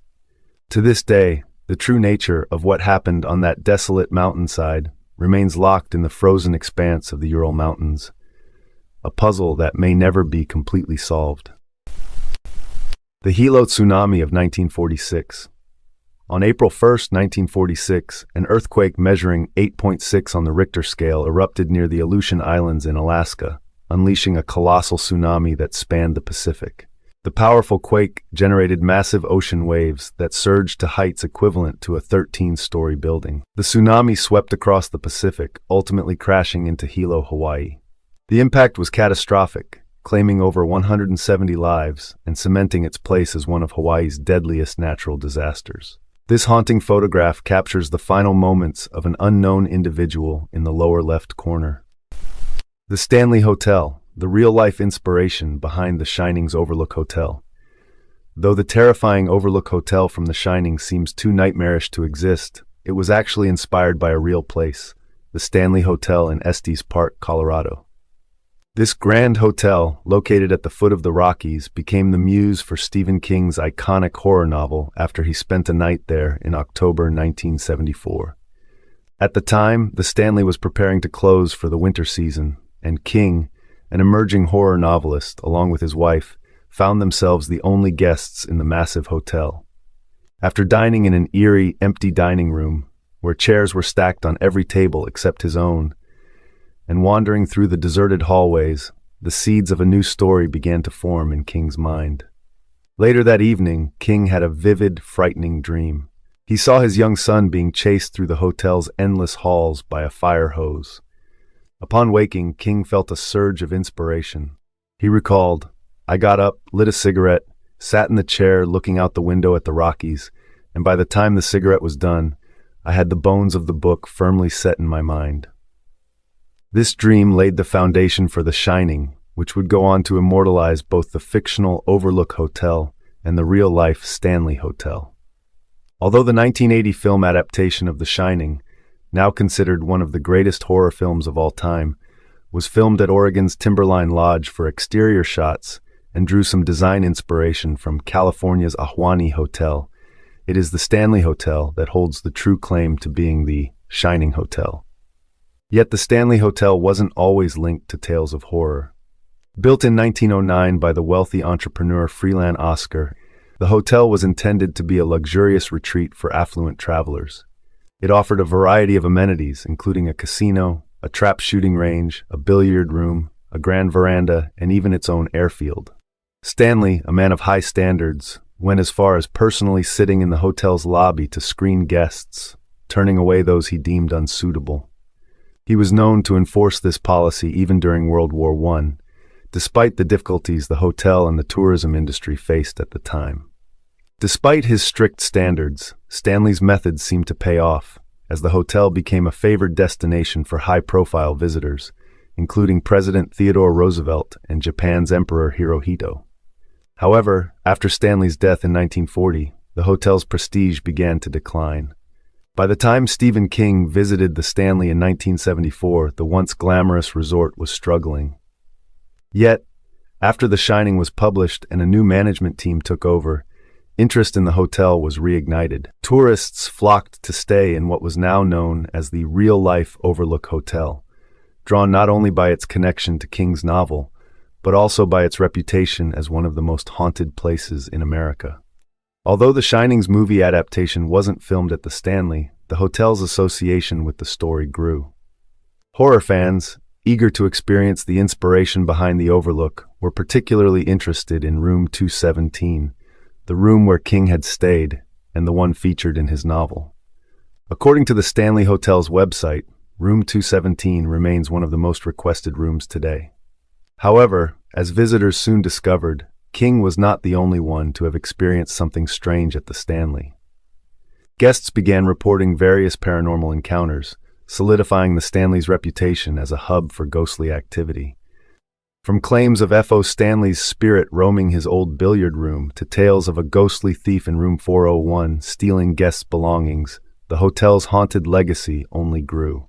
This eerie atmosphere, combined with its historical significance, has made the Stanley Hotel a favorite destination for ghost hunters and paranormal enthusiasts. The astonishing survival story of Beck Weathers on Mount Everest. Beck Weathers was presumed dead on Mount Everest, and his fellow climbers had already informed his wife of his demise. Yet, against all odds, he made it down the mountain and returned to camp, defying all expectations. On May 11, 1996, the world believed Beck Weathers had perished on Mount Everest. The reality, however, turned out to be even more extraordinary. During a grueling 18-hour ordeal, Everest seemed determined to claim Weathers and his fellow climbers. As powerful storms picked off much of the team, including its leader, Weathers began to succumb to exhaustion, exposure, and altitude sickness, growing increasingly delirious. At one point, he raised his arms and shouted, "I've got it all figured out," before collapsing into a snowbank, leading his team to believe he was dead. Weathers returned from the 1996 Everest catastrophe with severe frostbite across much of his face and body. While rescue teams fought their way up Everest's face to save the other climbers, Weathers lay in the snow, slipping deeper into a hypothermic coma. Two rescuers assessed his condition and decided he was beyond help, leaving him as just another casualty of Everest. Yet, after being abandoned for dead twice, something miraculous occurred. Beck Weathers woke up. His face and body were covered in black frostbite, yet he somehow mustered the strength to lift himself out of the snow and eventually find his way down the mountain. After being reported as missing and presumed dead in Everest's infamous death zone, Weathers' wife was informed of his fate. What unfolded next seemed nothing short of a miracle. Earlier that spring, Beck Weathers, a pathologist from Texas, had joined a group of 8 climbers aiming to conquer Mount Everest. A passionate climber, he was on a quest to summit the tallest peak on each of the 7 continents, having already conquered several. But Everest loomed as the ultimate challenge. He was ready to give everything he had for this climb. Weathers felt he had little to lose. His marriage was on the rocks because he had spent more time scaling peaks than with his family. Unbeknownst to him, his wife had decided to file for divorce upon his return. Yet, focused solely on the ascent, he pushed these concerns aside. However, the environment he entered was unrelentingly hostile, with temperatures averaging -21 degrees Fahrenheit and wind speeds reaching up to 157 miles per hour. On May 10, 1996, Weathers arrived at Everest Base Camp, fully prepared to tackle the ascent. The expedition was led by seasoned mountaineer Rob Hall, a New Zealander who had scaled all 7 summits and summited Everest 5 times. With Hall's confidence, the group felt assured. On that clear May morning, 8 climbers set out full of optimism. The initial hours of the climb seemed almost easy, but they soon discovered how unforgiving the mountain could be. Before the expedition, Weathers had undergone a routine surgery, radial keratotomy, to correct his nearsightedness. Unfortunately, the high altitude altered the shape of his still recovering corneas, leaving him nearly blind in the dimming light. Recognizing the danger, Hall ordered Weathers to stay put on the trail while he led the others to the summit, promising to retrieve him on the descent. Begrudgingly, Weathers agreed. He waited as numerous other climbers passed him on their way down, some offering to take him with them. But he remained steadfast, trusting Hall to return. Tragically, Hall never made it back. After one climber became too weak to continue at the summit, Hall refused to abandon him. He remained with the climber, ultimately succumbing to the cold. His body still lies just below the south summit to this day. Nearly 10 hours passed before Weathers sensed something had gone wrong. He waited alone, hoping another team member would pass by. Around 5 p.m., a climber informed him that Hall was stranded. Despite knowing he should descend, Weathers chose to wait for another teammate said to be close behind. Mike Groom, another experienced climber and team leader, eventually arrived and decided to guide Weathers and a few others back to their camp for the night. As they made their way, a violent storm erupted, engulfing the mountain in snow and reducing visibility to almost nothing. At one point, the group nearly stumbled off the mountain's edge while searching for their tents. Weathers lost a glove during the journey and began feeling the effects of altitude and cold. While his teammates huddled together for warmth, Weathers, overcome with delirium, stood up, raised his arms, and began shouting incoherently. A fierce gust of wind knocked him backward into the snow. That night, a Russian guide rescued the rest of the team, but seeing Weathers' condition, left him behind, believing him beyond saving. As is often the practice on Everest, Weathers was left where he lay, destined to become one of its many lost souls. The next morning, after the storm subsided, a Canadian doctor climbed up to check on Weathers and another climber, Yasuko Namba. Finding Namba's body encased in ice, he determined she was beyond help. Then, turning to Weathers, he saw a man barely alive, his face covered in ice, his jacket open, his limbs rigid with frostbite. The doctor concluded that Weathers was also beyond saving and left him there for the second time. But Beck Weathers wasn't dead. Incredibly, around 4 p.m., he awoke from his hypothermic coma. "I was so far gone in terms of not being connected to where I was," he later recalled. "There was a nice, warm, comfortable sense of being in my bed. It was really not unpleasant." As he came to his senses, he realized he was lying on the mountain, not in a bed. His right arm made a wooden sound when it hit the ground. Adrenaline surged through him as the reality of his situation dawned. This was not a dream, he realized. If I don't get up, if I don't move, I'm going to die right here. He summoned his strength and staggered down the mountain, stumbling on frost-bitten feet that felt like fragile porcelain. When he reached a lower camp, the climbers there were astounded. Despite his blackened face and frostbitten limbs, Beck Weathers was alive, walking and talking. News of his miraculous survival quickly spread to the base camp, shocking everyone. Not only was Beck Weathers alive, but he had seemingly come back from the dead. After the Canadian doctor left him for dead, his wife had been informed of his demise. Yet there he stood, battered but very much alive. Within hours, a rescue helicopter was dispatched, the highest altitude rescue mission ever attempted, to airlift him to a hospital. Weathers lost his right arm, most of the fingers on his left hand, several toes, and his nose to frostbite. Remarkably, doctors fashioned a new nose for him from the skin of his neck and ear, growing it on his forehead before transplanting it to its proper place. Ever the joker, Weathers quipped to his rescuers, "They told me this trip would cost me an arm and a leg. So far I've gotten a better deal." Beck Weathers has since retired from climbing and focused on his family. While he never completed the 7 summits, he believes he achieved a greater victory. His wife, furious that he had been left to die, chose not to divorce him and instead supported him through his recovery. Weathers' near-death experience not only saved his life, but also his marriage. He later chronicled his ordeal in his memoir, Left for Dead, My Journey Home from Everest. Though he emerged from the mountain physically diminished, he claims he has never been more spiritually whole. The Rothschild Surrealist Ball of 1972 remains one of the most enigmatic and unsettling gatherings in modern history. Attendees adorned themselves in bizarre masks and elaborate costumes, creating an atmosphere of mystery and intrigue. The Rothschild family, long a subject of conspiracy theories that accused them of everything from manipulating global finances to instigating wars, only fueled such speculations with this extravagant event hosted by Baroness Marie-Hélène de Rothschild at the Château de Ferrières in France. The guest list was just as curious, including Salvador Dali and Audrey Hepburn, while the dessert featured a life-sized female figure made entirely of sugar, adding another layer of surrealism to the affair. 20 chilling images from inside Ed Gein's House of Horrors. Inside the home of Ed Gain, authorities found a gruesome assortment of macabre items, including a trash can and several chairs upholstered in human skin, a belt and corset fashioned from severed nipples, and skulls transformed into bowls. While Ed Gain may not possess the same immediate recognition as notorious killers like Ted Bundy, the discoveries made in his home following his arrest sent shockwaves through 1950s America, leaving a legacy of horror that endures to this day.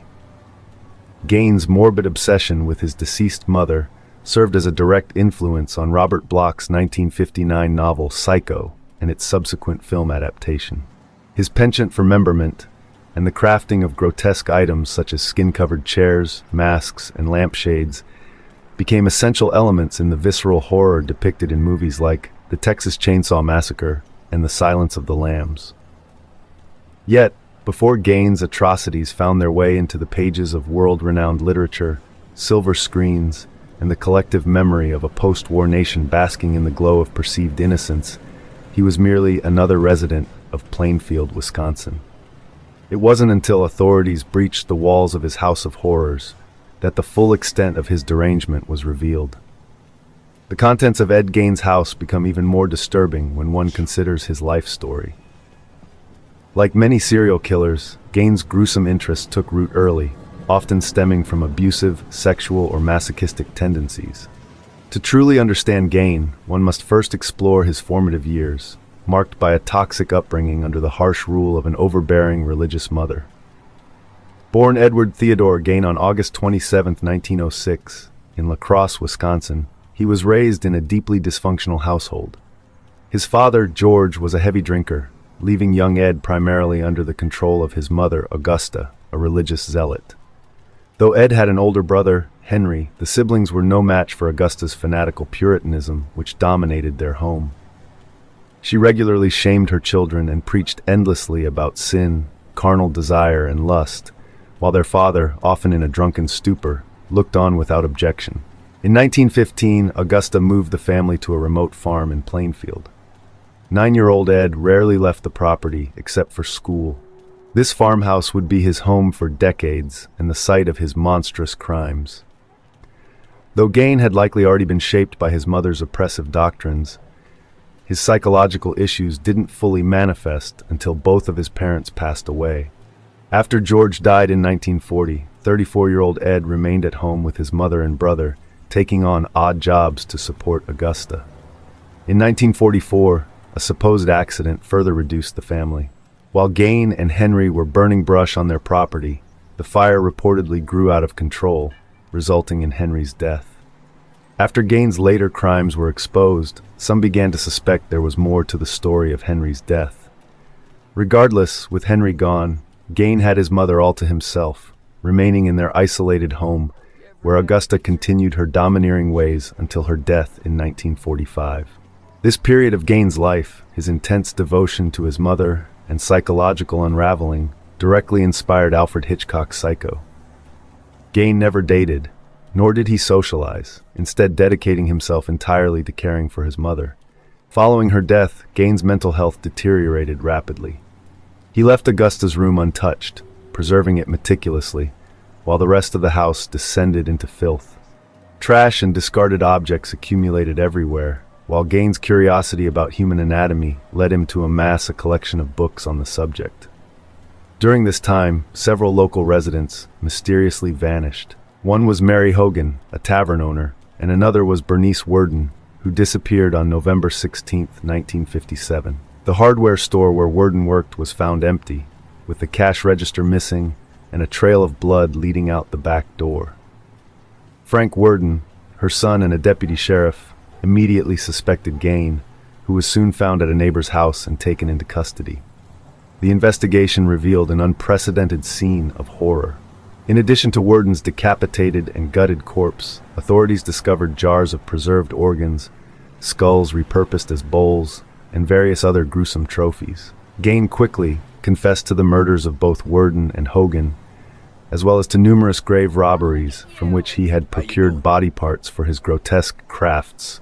Gain admitted to transporting corpses to his home, where he would dissect them, commit acts of necrophagy, and fashion masks and clothing from their skin. Among the items found was a belt made of humans. Despite suspicions that Gain might be linked to other unsolved murders, he only confessed to crimes he was directly asked about, leaving some mysteries unresolved. Gain's lawyer, William Belter, argued that his client's actions were the result of severe mental illness, entering a plea of not guilty by reason of insanity. In January 1958, Gain was declared unfit to stand trial and was committed to Central State Hospital, where he had previously worked in various capacities. A decade later, he was deemed competent to stand trial and found guilty of the murder of Bernice Worden. However, due to his earlier insanity ruling, Gain was once again confined to a mental institution. Gain made an attempt to secure his release in 1974, but it was denied. Throughout his confinement, he kept a low profile, showing a calm demeanor when not experiencing manic episodes. As his health deteriorated, he was transferred to the Mendonça Mental Health Institute, where he died on July 26, 1984, from cancer and respiratory illnesses. Ed Gain's legacy is defined by his unparalleled acts of sexual depravity and brutal violence. His crimes shocked a nation unaccustomed to the idea of wearing human skin as a mask, engaging in or using human bones as utensils. The discovery of his horrors marked the beginning of a cultural fascination with serial killers, inspiring countless works of fiction and film. From novels like American Psycho to the music of bands like Cannibal Corpse and horror classics such as Psycho and the Texas Chainsaw Massacre, Ed Gain's legacy endures as both a source of disgust and a catalyst for exploring the darkest corners of human nature through art. Ed Gain's house from a distance appears deceptively peaceful in Plainfield, Wisconsin, on November 18, 1957. Local townspeople look into Ed Gain's kitchen while he is taken into custody. The deputy sheriff stands outside one of America's most infamous crime scenes. Crowds gather outside Gain's residence as news of his crimes spreads nationwide.